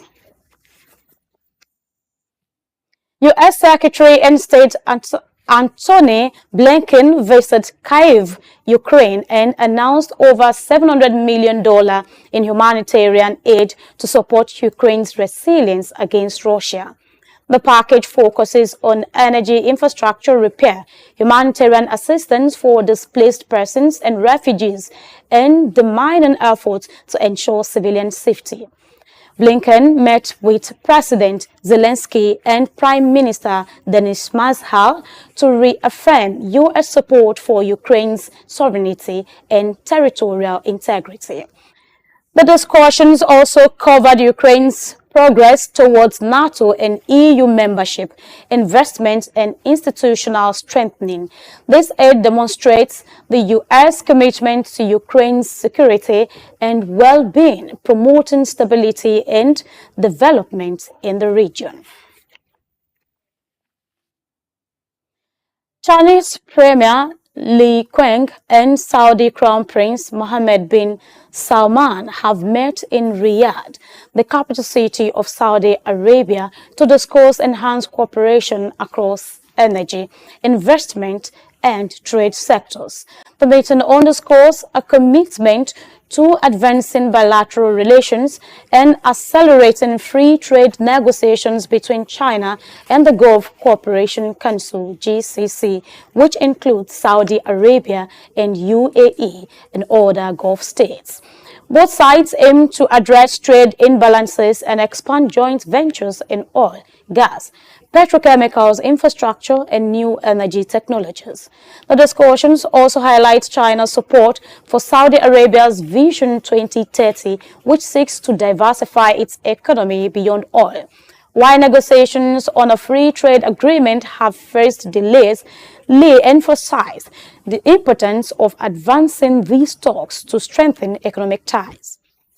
This strategic partnership reflects both nations' effort to enhance their global influence and economic resilience. Moving ahead, the Australian dollar AUD to US dollar pair has gained ground following the release of soft customer inflation expectations from Australia and improved risk sentiment after the US inflation report. The Australian dollar has been supported by comments from former Reserve Bank of Australia and RBA Governor Benny Fraser, who suggested that the currency RBA board should lower the cash rate to mitigate recessionary risk and prioritize the job market. Also, the U.S. Federal Reserve is expected to begin its easing cycle with a 25 basis point interest rate cut in September, which has also contributed to the Australian dollar's gain. The Australian dollar gain against the US dollar pair is trading near 0.6680, with technical analysis indicating a bearish bias. However, the pair may face resistance around the 9-day exponential movement average EMA at 0.6694, followed by the upper boundaries of the descending channel near 0.6720. A breaker above these upper boundaries could diminish the bearish bias, potentially opening the door for the pair to retest its 7-month high of 0.6798. The Australian dollar and the US dollar pair is experiencing a positive trend driven by improved risk sentiment and expectations of a rate cut by the Federal Reserve. Oil prices stabilized on Thursday following a slight increase in the previous session due to hurricane impact on U.S. output. Brent crude futures rose 0.34% to $70.86 per dollar per barrel, while U.S. crude futures increased 0.30% to $69.52. The gains were moderate as the market's focus shifts to demand concerns after the storm's landfall in southern Louisiana. The oil market is awaiting the International Energy Agency monthly report for insight into the demand outlook. Despite concerns, the market is taking a cautious approach, considering the Organization of the Petroleum Exporting Countries' recent forecast, revising for global oil demand growth in 2024. The U.S. Energy Information Administration's data showed a rise in oil's stockpiles, but the market is focused on the bigger picture, looking for signs of weakening demand outlook. Hurricane Francine experience led to landfall in Louisiana as a Category 2 storm brought widespread flooding and power cuts to the state. The storm, which carried winds of 100 mph, 155 km per hour, caused a flash flooding emergency in New Orleans with between 6 and 8 inches, 15 to 20 centimeters of rain falling in the city.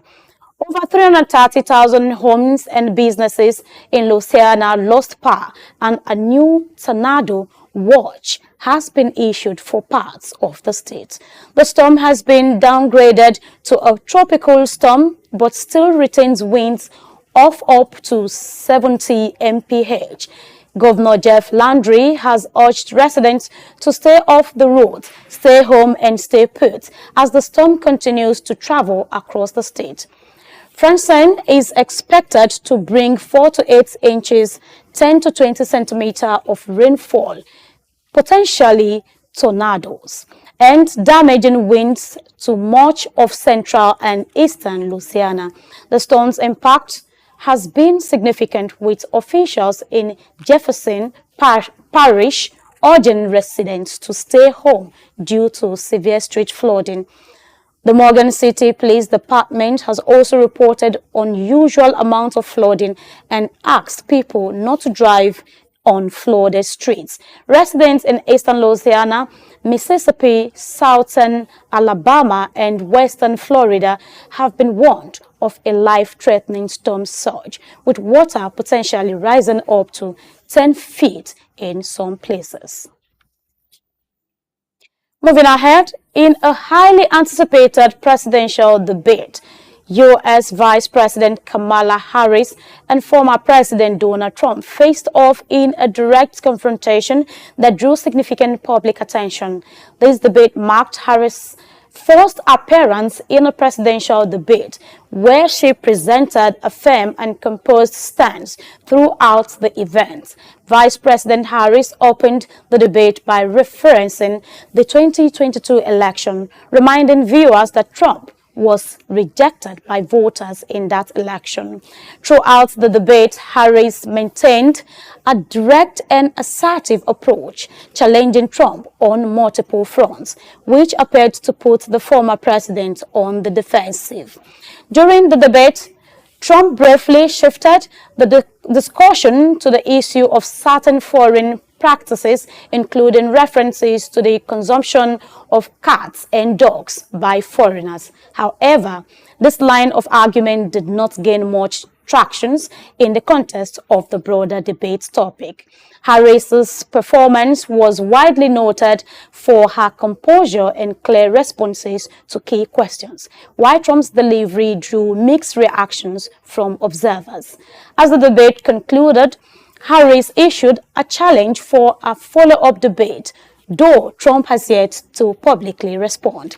The event is expected to fuel further discussions as the presidential race continues to unfold.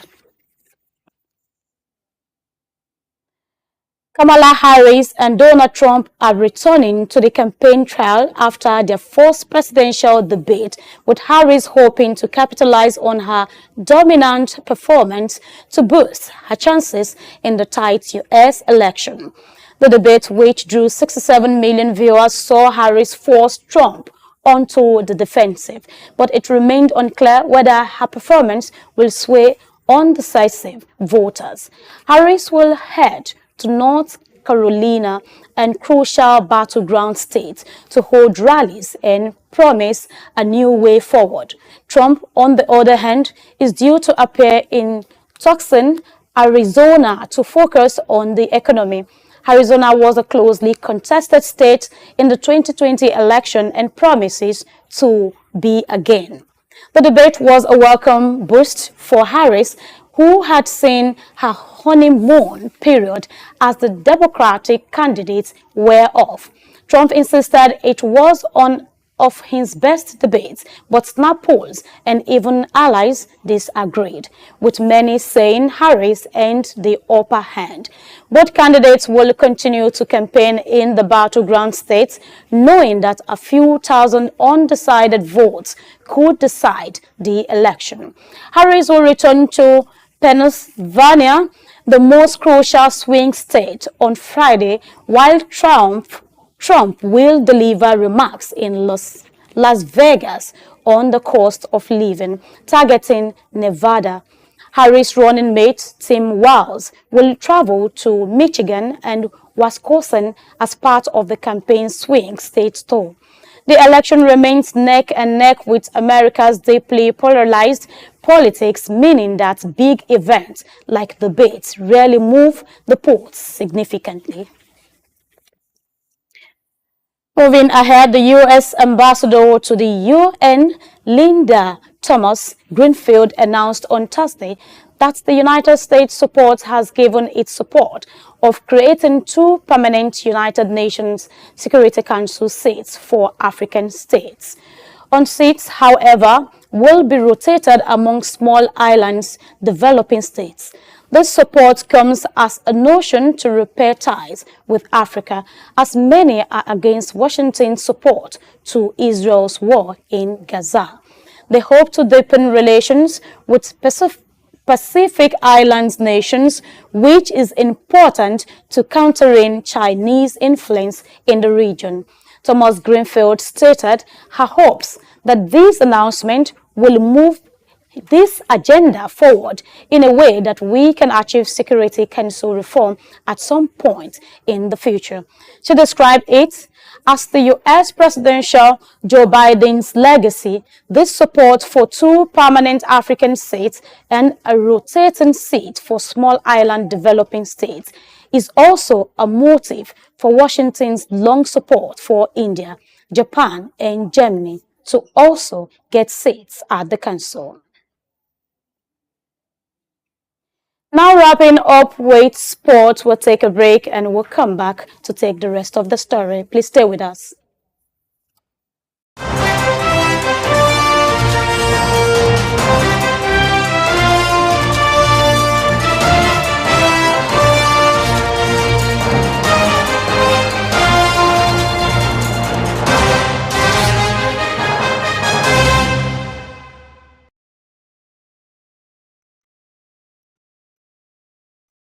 Nigeria's the Tigress have advanced to the 2024 AfroBasket Under-18 Women's Championship semi-finals in Pretoria, South Africa. The team triumphed over Egypt in a decision 66-51 win on Wednesday night, marking a strong comeback after losing their first encounter to Egypt earlier in the tournament. Nigeria dominated the fourth quarter with a 24-13 lead and maintained control throughout the game, heading into halftime with a 37-23 advantage. Egypt struggled to close the gap and the Tigers secured their spot in the semi-finals. Mali overwhelmed Rwanda 86-57 in another quarter-final matchup, ending Rwanda's championship hopes. Mali led throughout the game, with Mama Sidiki Doumbia scoring 21 points for her team. Despite strong efforts from Rwanda's Brigitte Nibishaka, who contributed 16 points, Mali secured their place in the semi-finals. The Tigers will face Uganda in the next match on Friday with Cameroon, and Cameroon will take on Mali in other semi-finals. And lastly, Leon Wilcox, a 38-year-old ultra-endurance cyclist from Alaska, has set a new world record for the fastest woman to circumvent the globe by bike. Wilcox completed the 29,169 kilometers, which is 18,125 miles journey in 108 days, 12 hours and 12 minutes, beating the previous record held by Scotland's Jenny Graham by 15 days. Wilcox's journey, which started and ended in Chicago, took her through 21 countries and required her to cycle up to 14 hours a day. This achievement is a testament to her physical stamina, mental toughness, and determination. According to experts, ultra-endurance cycling can burn anywhere from 6,000 to 10,000 calories a day on the bikes. Wilcox's record will now be verified for inclusion into the Guinness Book of World Record. Her journey was documented on social media and through a daily podcast, which chronicled the daily ups and downs of her trip. This record may already be under threat. However, as 25-year-old Indian ultra cyclist Vedangi Kulkarni is currently attempting to complete her own ride around the world in 110 days. Kulkarni is 65 days and roughly 7,700 kilometers into her attempt. Despite this, Wilcox's achievement has been hailed as a motivation for others, with Cycling Weekly's Anne Marije Rock saying that Wilcox and Graham are pushing the boundaries of what is possible for women athletes. And that's all we've got for you on News Hour. Do stay tuned for other interesting programs coming your way in a bit. I am Grace Komalafe. Good afternoon.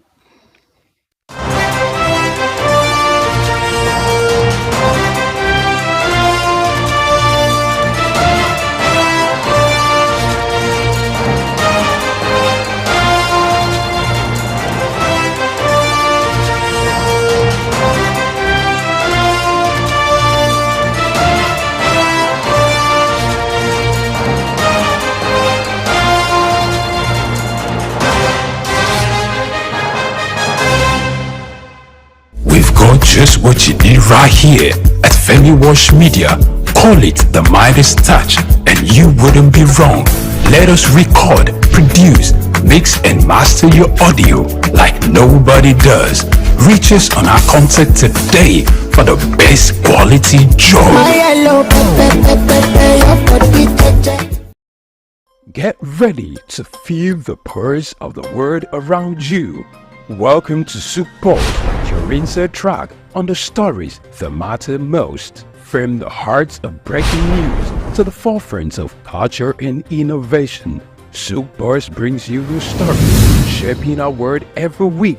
On SOUQ Pulse, we'll deep dive into the topics that drive our lives, from the latest in technology and science to politics, culture, and investment, courage, and that commitment in spite of the challenges that entrepreneurship presents in Nigeria in particular. Perception is propaganda, malinformation, misinformation can be created for you to perceive a certain thing that is false. Sometimes it's true, but many times it's false.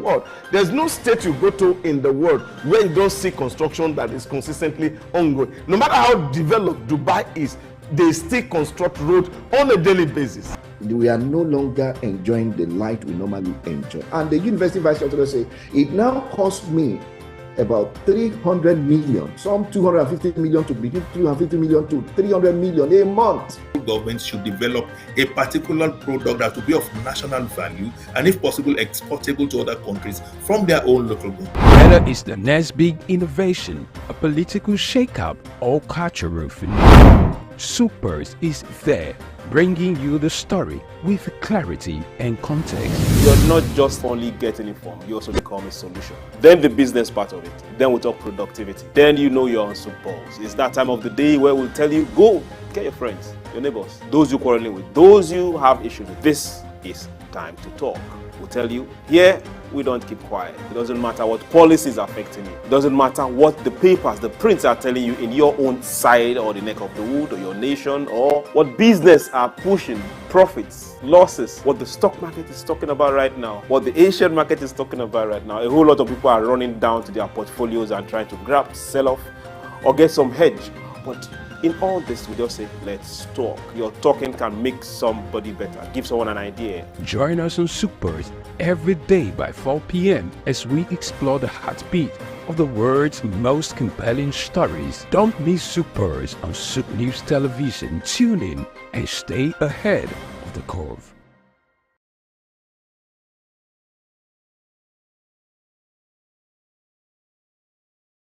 Recognizing 43 public servants at the 2022 Civil Service Award ceremony on behalf of the Ige Mokwede Foundation with an encouragement of cash prize worth 500,000 naira for each awardees.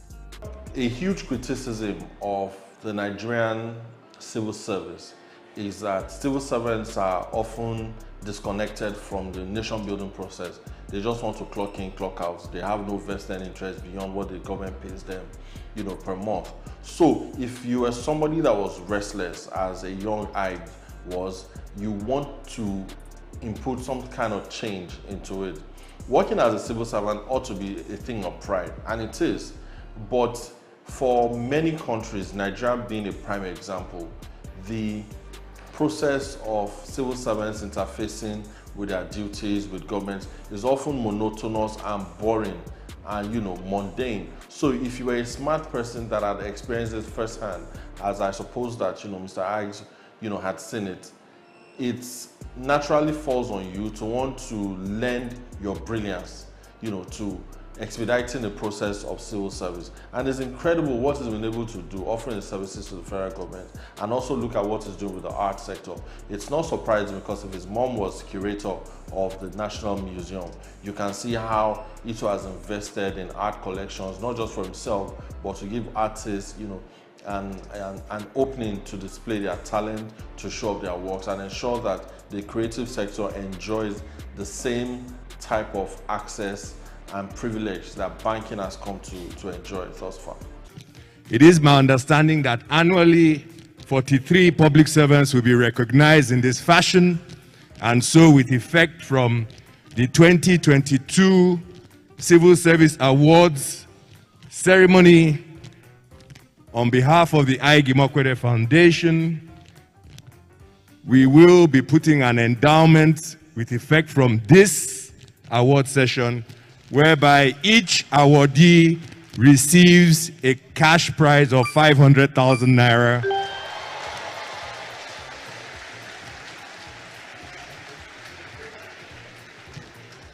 And in the interest of digital culture, the credits will go directly to your accounts.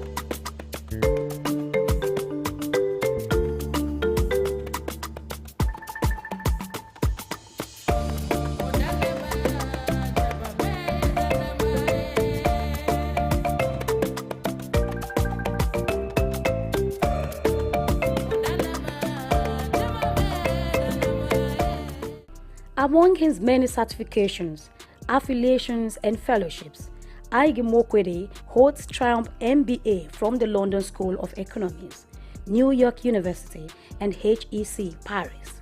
He attended an executive management program at Harvard Business School in the year 2000, and he is a member of the American Academy of Arts and Sciences, also appointed to the International Advisory Board of Oxford University's Blavatnik School of Government.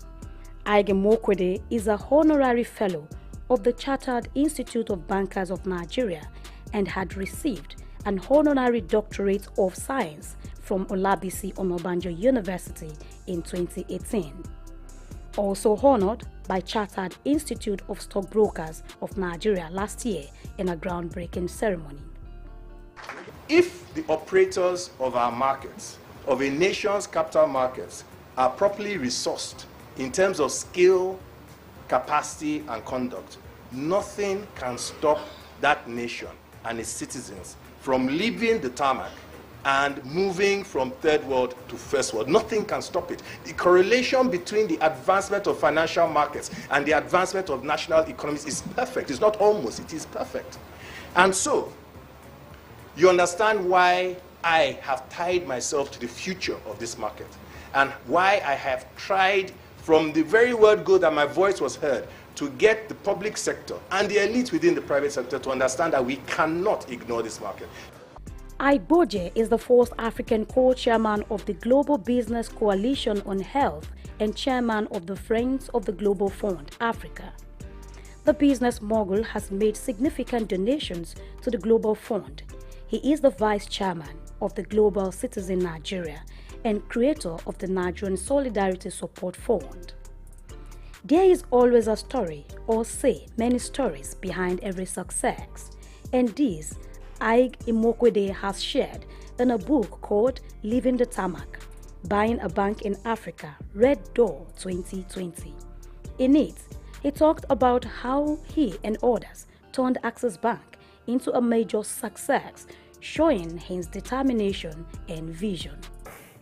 On a personal note, I think the first thing is that I left Access Bank. I retired as CEO in 2013, and I knew that I needed time off just to recharge my battery, so to speak. I didn't think I would have more than a year and a half before my perpetual motion character, kind of took over once again. And so I wanted to use that period as productively as possible. So I had a year and a half, and what better to do in a year and a half, than write a book.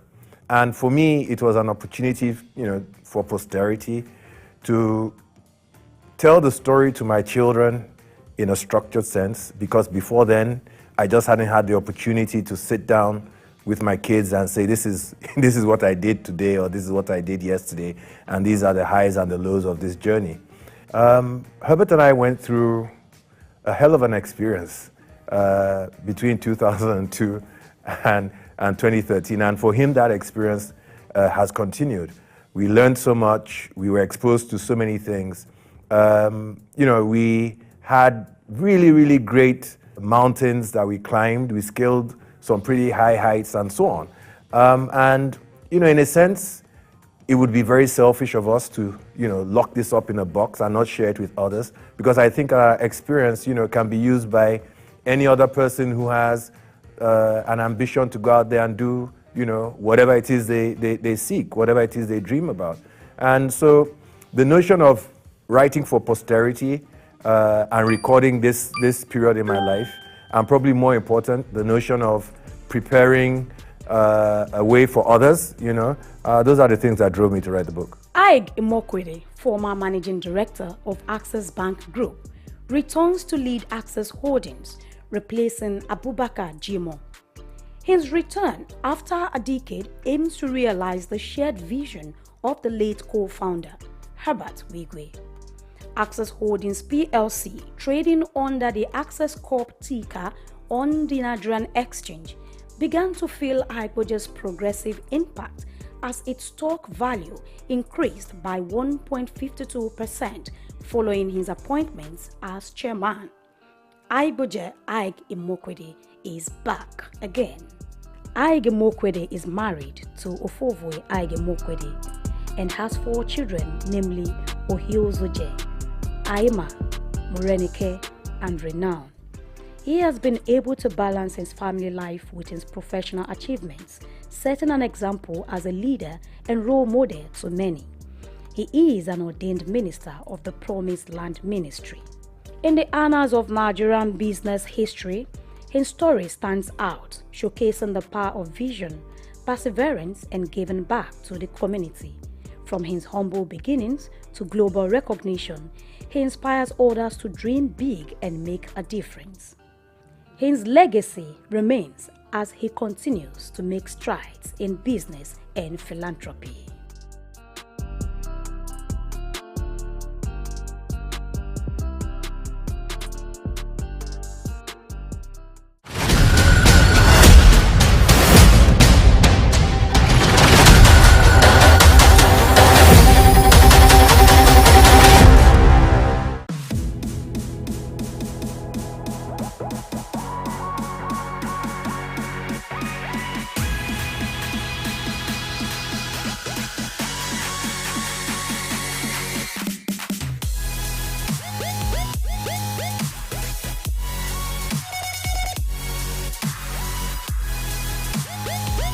And you know, I could be a that we so it's another briefing and the opportunity for us to look at issues related to business, finance, and economy. Yes, it was really, really extremely powerful just to help you start to inspire you to have.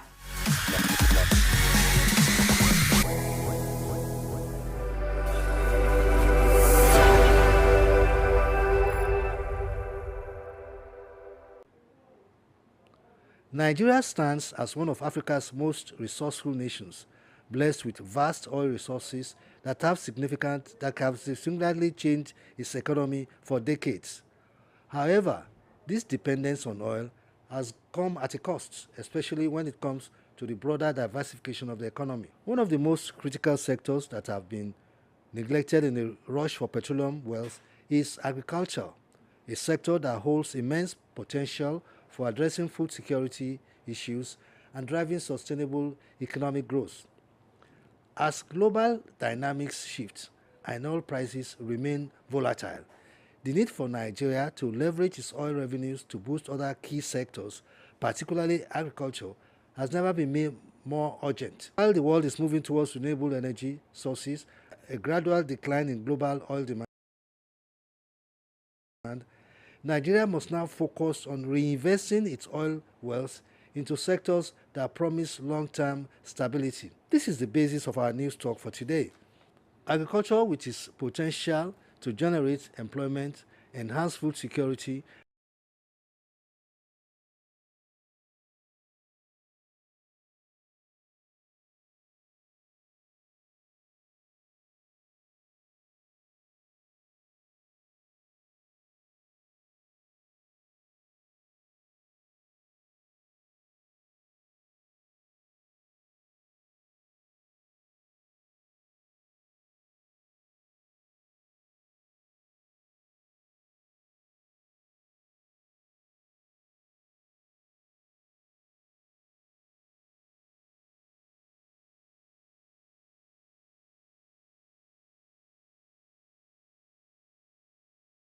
Get ready to feel the pulse of the world around you.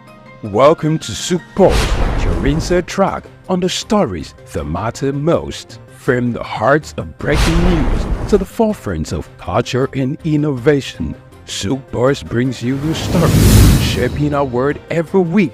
On SOUQ Pulse, we'll deep dive into the topics that drive our lives, from the latest in technology and science to politics, culture, and fear. Investment, courage, and that commitment in spite of the challenges that entrepreneurship presents in Nigeria in particular. Perception is propaganda, malinformation, misinformation can be created for you to perceive a certain thing that is false. Sometimes it's true, but many times it's false. There's no state you go to in the world where you don't see construction that is consistently ongoing. No matter how developed Dubai is, they still construct roads on a daily basis. We are no longer enjoying the light we normally enjoy. And the university vice chancellor say, it now costs me about 300 million, some 250 million to between 250 million to 300 million a month. Governments should develop a particular product that will be of national value and, if possible, exportable to other countries from their own local government. Whether it's the next big innovation, a political shakeup, or cultural phenomenon, SOUQ Pulse is there, bringing you the story with clarity and context. You're not just only getting informed, you also become a solution. Then the business part of it. Then we talk productivity. Then you know you're on SOUQ Pulse. It's that time of the day where we'll tell you, go, get your friends, your neighbors, those you're quarreling with, those you have issues with. This is time to talk. We'll tell you, here, we don't keep quiet. It doesn't matter what policies are affecting you. It doesn't matter what the papers, the prints are telling you in your own side or the neck of the wood or your nation, or what business are pushing, profits, losses, what the stock market is talking about right now, what the Asian market is talking about right now. A whole lot of people are running down to their portfolios and trying to grab, sell off, or get some hedge. But in all this, we just say, let's talk. Your talking can make somebody better, give someone an idea. Join us on SOUQ Pulse every day by 4 p.m. as we explore the heartbeat of the world's most compelling stories. Don't miss SOUQ Pulse on SOUQ News Television. Tune in and stay ahead of the curve.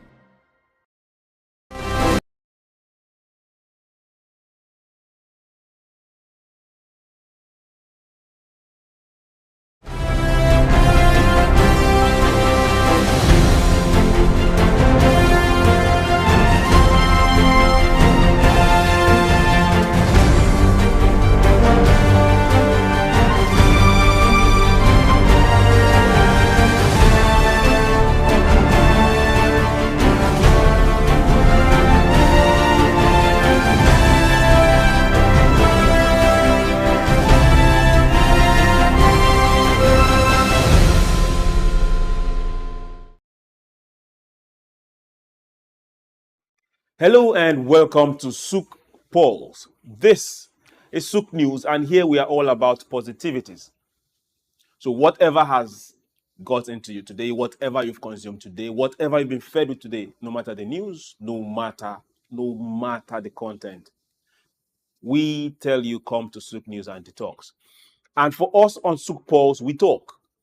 And when we start talking, we tell you same thing. Do not keep quiet. So it doesn't matter the side you stand on. It doesn't matter what you believe. It doesn't matter the policy. It doesn't matter the business. It doesn't matter the money. It doesn't matter who is losing, who is winning. We talk. And when we talk, we seek solutions. We bet businesses. Then if possible, we'll make profit and share if you're that nice. But hey, this is SOUQ Pulse. We talk. My name is SOUQ, John Rogers SOUQ. And today we will be looking at ourselves. And I'll tell you the same thing. Turn a mirror. And when we are done today, I believe you can't lie to yourself.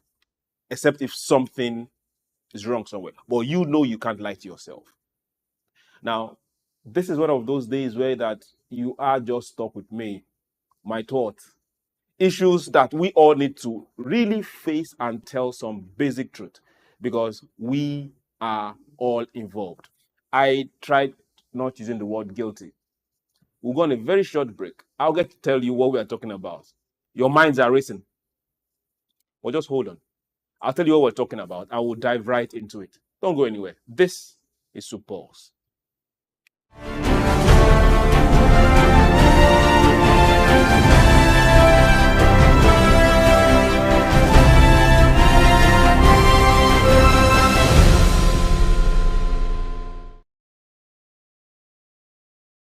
Welcome back. Now, today on SOUQ Pulse, we are looking at something that has gone beyond a crime, something that is more of a character, something that we've imbibed, something that is hampering creativity, something that is stopping productivity, something that people see as normal. We say Africa should join the race. We say every single one of us should bring something to the market. Then why are we shooting ourselves in the feet? Piracy. That's what we are going to. But to be specific, piracy of creative content. For the man that has a very good, beautiful iPhone, Samsung, be it any of the mobile devices, no matter the platform.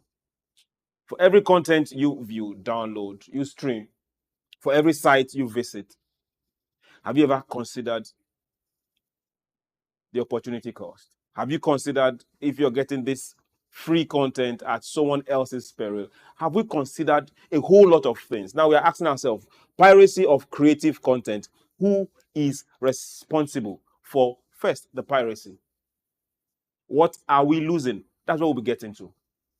Now, don't need to bother yourself. Like I say, let's talk. Let's not be quiet about this.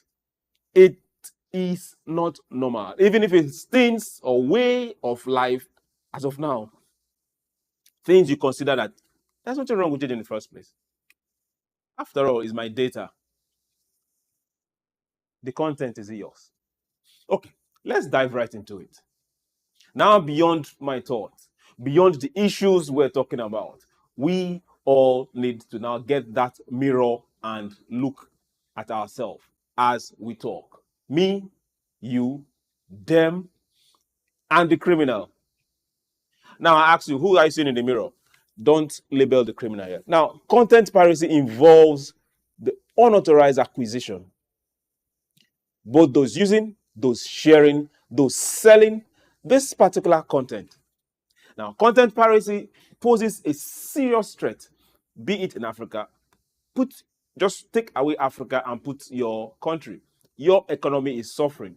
You might not understand how, but it's seriously undermining the livelihoods of thousands of creative minds, artists, filmmakers, musicians, those behind the scene that you don't even get to see the credits, because once the movie or musical is done, you don't even look at those lines that are scrolling. Writers. Piracy of creative content. Who exactly is responsible? Now, piracy of creative content is something that concerns every developing economy. It now depends on those piloting the economy. Do they see it as a problem? or they have one very short fix that they look up to for money. And once that money is coming from that place, they forget that they can get money from some other places. Have you considered the threatening of lives, of jobs, thousands of artists? It doesn't matter who. Have you ever considered that people spend their lives, spend their earnings to put into a creative work, be it filmmakers, be it musicians, be it every single one of them. And yes, most times writers are out of it. And when it hits the entire production chain, it takes money, it takes opportunity away from those who rely on their work for survival. Let me give you some typical example.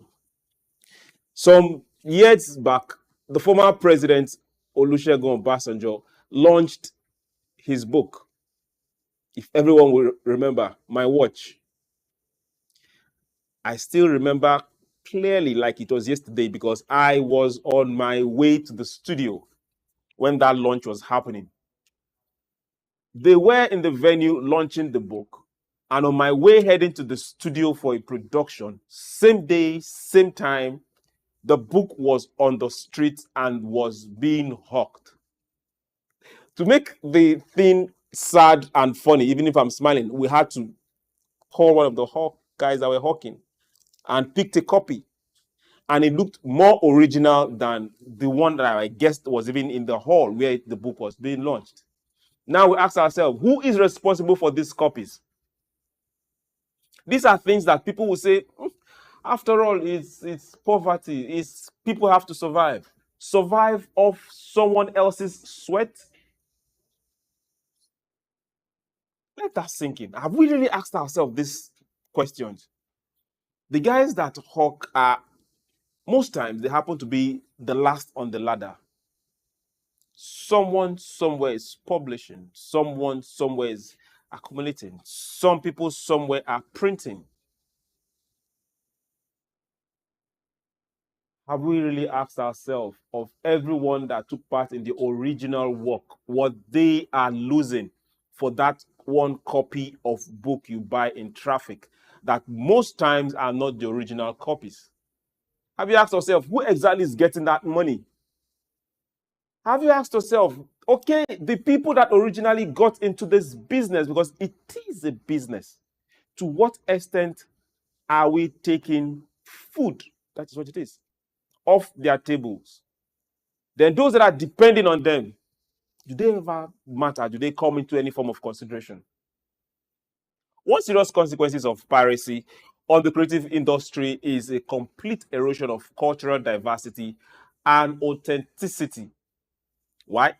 Piracy undermines the ability of any creator. It doesn't matter what ladder you are on or what budget you have or how big you are. It's 100% undermines that ability of that particular person to earn fair income from their work. And what does it do? It in turn affects their motivation and capacity to produce original and diverse content. If I tried once, it doesn't matter where I got the funding from. Let's say I get funding from a bank and invest 50 million into a particular creative work. And at the end of the day, I can't get the money to pay back the people that give me the money. Will I try again? Even if I try again, I will give you something that is substandard. I won't put in much time into it. I won't put in the research to get the best things done. Because I can always come up with something and, hey, if you decide to create some substandard side of it, I'll still make profit and cover what I put down. But if I can't cover what I put down, why should I try again? Now, do you see who the pirates are? Do you see who the pirates are? Now, in the initial days, pirated movies were either consumed through CDs, those that were born, those that lived through 90s, early 2000, 2010, you will know this very well. CDs, DVDs, forget Blu-ray. It didn't take off. But with the widespread access to the web, there has been a stark rise in the consumption of pirated content through the internet. Now, this menace has significantly impacted many creators' economy. Be it music, be it gaming, be it sports. Everyone is affected. You have a smartphone, I guess. Now, research has also highlighted that streaming now accounts for almost 80% of pirated content. I'm just wondering, what site are you on as we speak? Where are you watching us from? Is it our official channels? 80% of pirated content via streaming services. Now, the entertainment industry is suffering. And now the demand and market share for pirated content was amplified by COVID-19. Every country, large numbers said, stay home and be quarantined. Film piracy rose by nearly 62% during the pandemic, as many people that were globally confined in their homes, a whole lot needed entertainment, a whole lot needed news, a whole lot needed content to watch. Now, the question is, of this population that were consuming this creative content, how many of them consumed it via the legal channels? How many of the content creators got paid for their works that were consumed? It sounds like something that is strange or something that comes out of a movie. But now let's also look at the increasing digitalization. What exactly is it causing when it comes to piracy? Can you identify these pirates now? Look at that same mirror. Just look at that mirror. If we say we need to move forward, we need to start calling ourselves out. No excuses. If we say we need to get productive, then we have to block channels where the leakage has poured out over time. If we say we need to move forward, then those particular cultures that hold us down, you have to put it to shame. If it takes looking at yourself in the mirror and calling yourself out, let's start there. What if I tell you that a mere download of streaming content on illegal websites or portals have multiplied and have multi-pronged impact? Every single smartphone gives you access to places where you and I know you shouldn't be. Yes, you say you're an adult, beautiful. But the content you consume from those particular places, have you ever considered or thought it that this content is someone else's? They spent money producing it. It takes away the generated revenue and jobs from the creator community. These are people who work on the creative content and digital platforms, and they have invested in creating and making such content available. But now you get to see these particular sites, they are there for the offering. All what it takes is a click and you are in. Then when you are done, you're happy, neighbors are happy, but someone else is not happy because he is not meeting up the demands on him based on what he spent. Illegal downloads and streams install malware. This is a side most people don't also understand. And also cookies. And most times, these particular things mine personal information of viewers and even access their system for illegal purposes. So for those particular sites you're going to, they give you the movie on one hand. They steal from you on the other hand. But now you have already stolen from a content creator and you enjoyed the movie. Beautiful. But at the end of the day, are you safe? Now, another third major thing is that the revenue generated from such illegal activities can also end up funding other illegal activities. Let's say organized crime. But most times we look and ask, who exactly is the criminal? Is it the person that is organizing this site? Is it the person that is bringing this site up? Is it the person that is aggregating this content and keeping it somewhere for other people to watch? Who exactly is the pirate? We're going to take this particular short break. And I will advise you, that particular mirror we talked about earlier on, please pull it out. Let all of us take a good look at it. Once we see the pirate, we'll come back. Mind you, this is SOUQ Pulse, and we are not going anywhere. We'll be back after this break. Get ready to feel the pulse of the world around you. Welcome to SOUQ Pulse, your insert track on the stories that matter most. From the heart of breaking news to the forefront of culture and innovation, SOUQ Pulse brings you the stories shaping our world every week. On SOUQ Pulse, we'll deep dive into the topics that drive our lives, from the latest in technology and science to politics, culture, and fear. Investment, courage, and that commitment in spite of the challenges that entrepreneurship presents in Nigeria in particular. Perception is propaganda, malinformation, misinformation can be created for you to perceive a certain thing that is false. Sometimes it's true, but many times it's false. There's no state you go to in the world where you don't see construction that is consistently ongoing. No matter how developed Dubai is, they still construct roads on a daily basis. We are no longer enjoying the light we normally enjoy. And the university vice chancellor say, it now costs me about 300 million, some 250 million to between 250 million to 300 million a month. Governments should develop a particular product that will be of national value and, if possible, exportable to other countries from their own local government. Whether it's the next big innovation, a political shakeup, or cultural phenomenon, SOUQ Pulse is there, bringing you the story with clarity and context. You're not just only getting informed, you also become a solution. Then the business part of it. Then we'll talk productivity. Then you know you're on SOUQ Pulse. It's that time of the day where we'll tell you, go, get your friends, your neighbors, those you quarreling with, those you have issues with. This is time to talk. We'll tell you, here we don't keep quiet. It doesn't matter what policies are affecting you. It doesn't matter what the papers, the prints are telling you in your own side or the neck of the wood or your nation, or what business are pushing, profits, losses, what the stock market is talking about right now, what the Asian market is talking about right now. A whole lot of people are running down to their portfolios and trying to grab, sell off, or get some hedge. But in all this, we just say, let's talk. Your talking can make somebody better, give someone an idea. Join us on SOUQ Pulse every day by 4 p.m. as we explore the heartbeat of the world's most compelling stories. Don't miss SOUQ Pulse on SOUQ News Television. Tune in and stay ahead of the curve.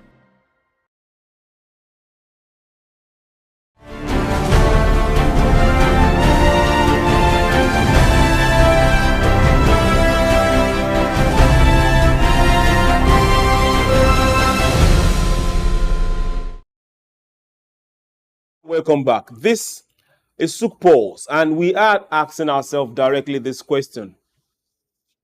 Who are the pirates? We're looking at creative content and asking ourselves, who is responsible for the piracy of someone else's sweat? It's best to break these particular lines down. Before we went on the break, we were looking at streaming platforms, illegal streaming platforms. And for those that have been downloading content off illegal streaming platforms, now let's ask ourselves, who are those operating these illegal streaming platforms? They are there. You know them? Yeah, forget about that grin on your face or that smile or that frown. You know them. Who are those operating these platforms? Then the second one, who is watching? Yeah, you know. For those that go to these particular platforms to watch matches, yeah, I had to pause a bit, give you some direct explanation. Now, a tribe called Judah, 2023, yes, to be precise, 2023 Nigerian movie produced by Funke Akindele. And officially, it's the highest grossing movie in Nigeria with a box office take of 1.404 billion. Now, let that sink a bit. Highest grossing movie in Nigeria, 1.404 billion. A tribe called Judah, produced by Funke Akindele. Now, if I tell you that that is the highest grossing movie in the most populous black nation of the earth, converting that to dollars, yes, she's done good. Yes, the movie is good, but at that cost. One of the best low budget independent made horror movies in the state grossed more than 100 times that. So imagine the millions of people that have seen this particular project outside official channels. So imagine the revenue that is lost and the revenue that is continuously lost, because as we speak, people are still viewing this. It doesn't stop. So now you answer me, please. Who do you see in the mirror? There is definitely a pirate on the other side staring back at you. Who do you see there? If 100 other producers can do this good, imagine what it will add to our GDP. Imagine the economy this will create. Imagine the tables this will turn. Imagine the mouths this will feed. Someone will say, after all, is my data. I've said that before. Someone will say, after all, is my phone. Yes. What if we use these phones of ours to do good? It doesn't cost much to stream. It doesn't cost much to pay for someone else's property. It doesn't cost much to stand and say, let's do things the right way. Now, a lot of this distribution happened in Nigeria. Now, let's ask ourselves this particular question. For the multi-million people that viewed Nigerian movies, let's take, for example, this particular tribe of Judah outside this place, the Caribbeans or the African nations, the West, Asia, how much of them really paid for this? How many watched this officially? So let's take Funke Akindele out of the picture. How much do you think Nigeria is losing? How much do you think Africa is losing? Now, according to a study by the International Chamber of Commerce, piracy cost global economy $638 billion. Now, that was in 2015.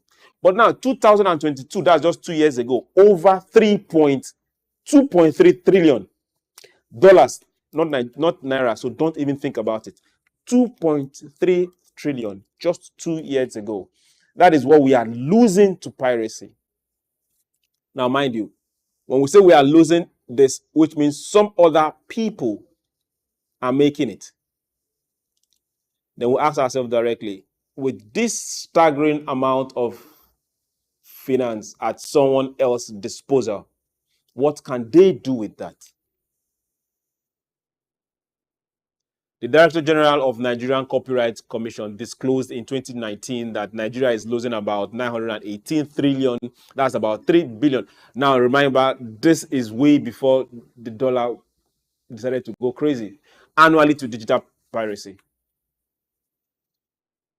This is little, there is very little need for emphasis that the impact of digital piracy is alarming. That is something that every single one of us, it used to be at the click of button. Now you don't even need the click of button. You can prompt your phone to pull out content from sites that we shouldn't even be in the first place. Content that we are not paying for, sites that we don't even pay for. But because you're using the data, somebody somewhere is making money off you. But the real person that owns that content is not smiling to the bank. We need to stand up as a people and count. We need to stand up as a people and take responsibility. We need to stand up as a people. Most times we say our politicians, we say our leaders, but we as a people, the smallest way of doing things that we consider normal could actually be a life of crime.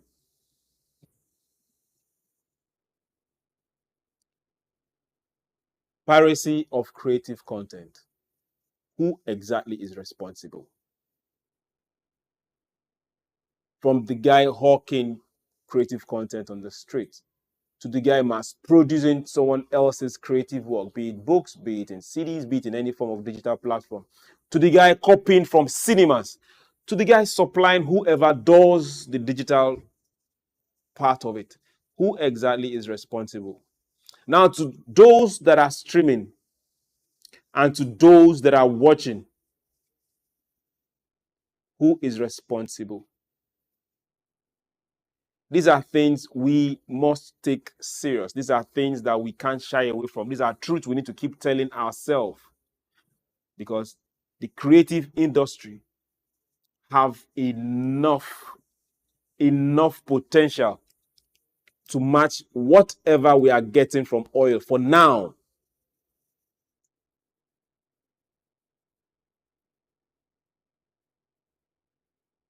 Let's brace up. Let's take responsibility. Let's stand for the other. We can't change the narrative except we as a people change. We can't get counted except those that are outside see that, yes, we are taking ourselves responsible. We are taking ourselves serious. If someone else's prime minister, if someone else's country representative, if an ambassador, 3 of them can move away from their country and come to another country just to stream a movie, they are taking it serious. Now, this is where also our political leadership should count. Aside creating agencies, we should come and fund this industry and also hold people responsible when we do the funding, not funding for political reasons. For everyone that has been part of this particular program for today, I know that mirror is still there. It doesn't matter how much your heart pricks you. It doesn't matter how much of content you have as we speak. People have hard drives and you've downloaded all sorts. Your phones are not working that fast because you've downloaded all sorts. It's not too late to repent. Piracy of creative content. Who exactly is responsible? My name is SOUQ John Rogers SOUQ. We'll do this again tomorrow. Have yourself a very beautiful evening. Bye.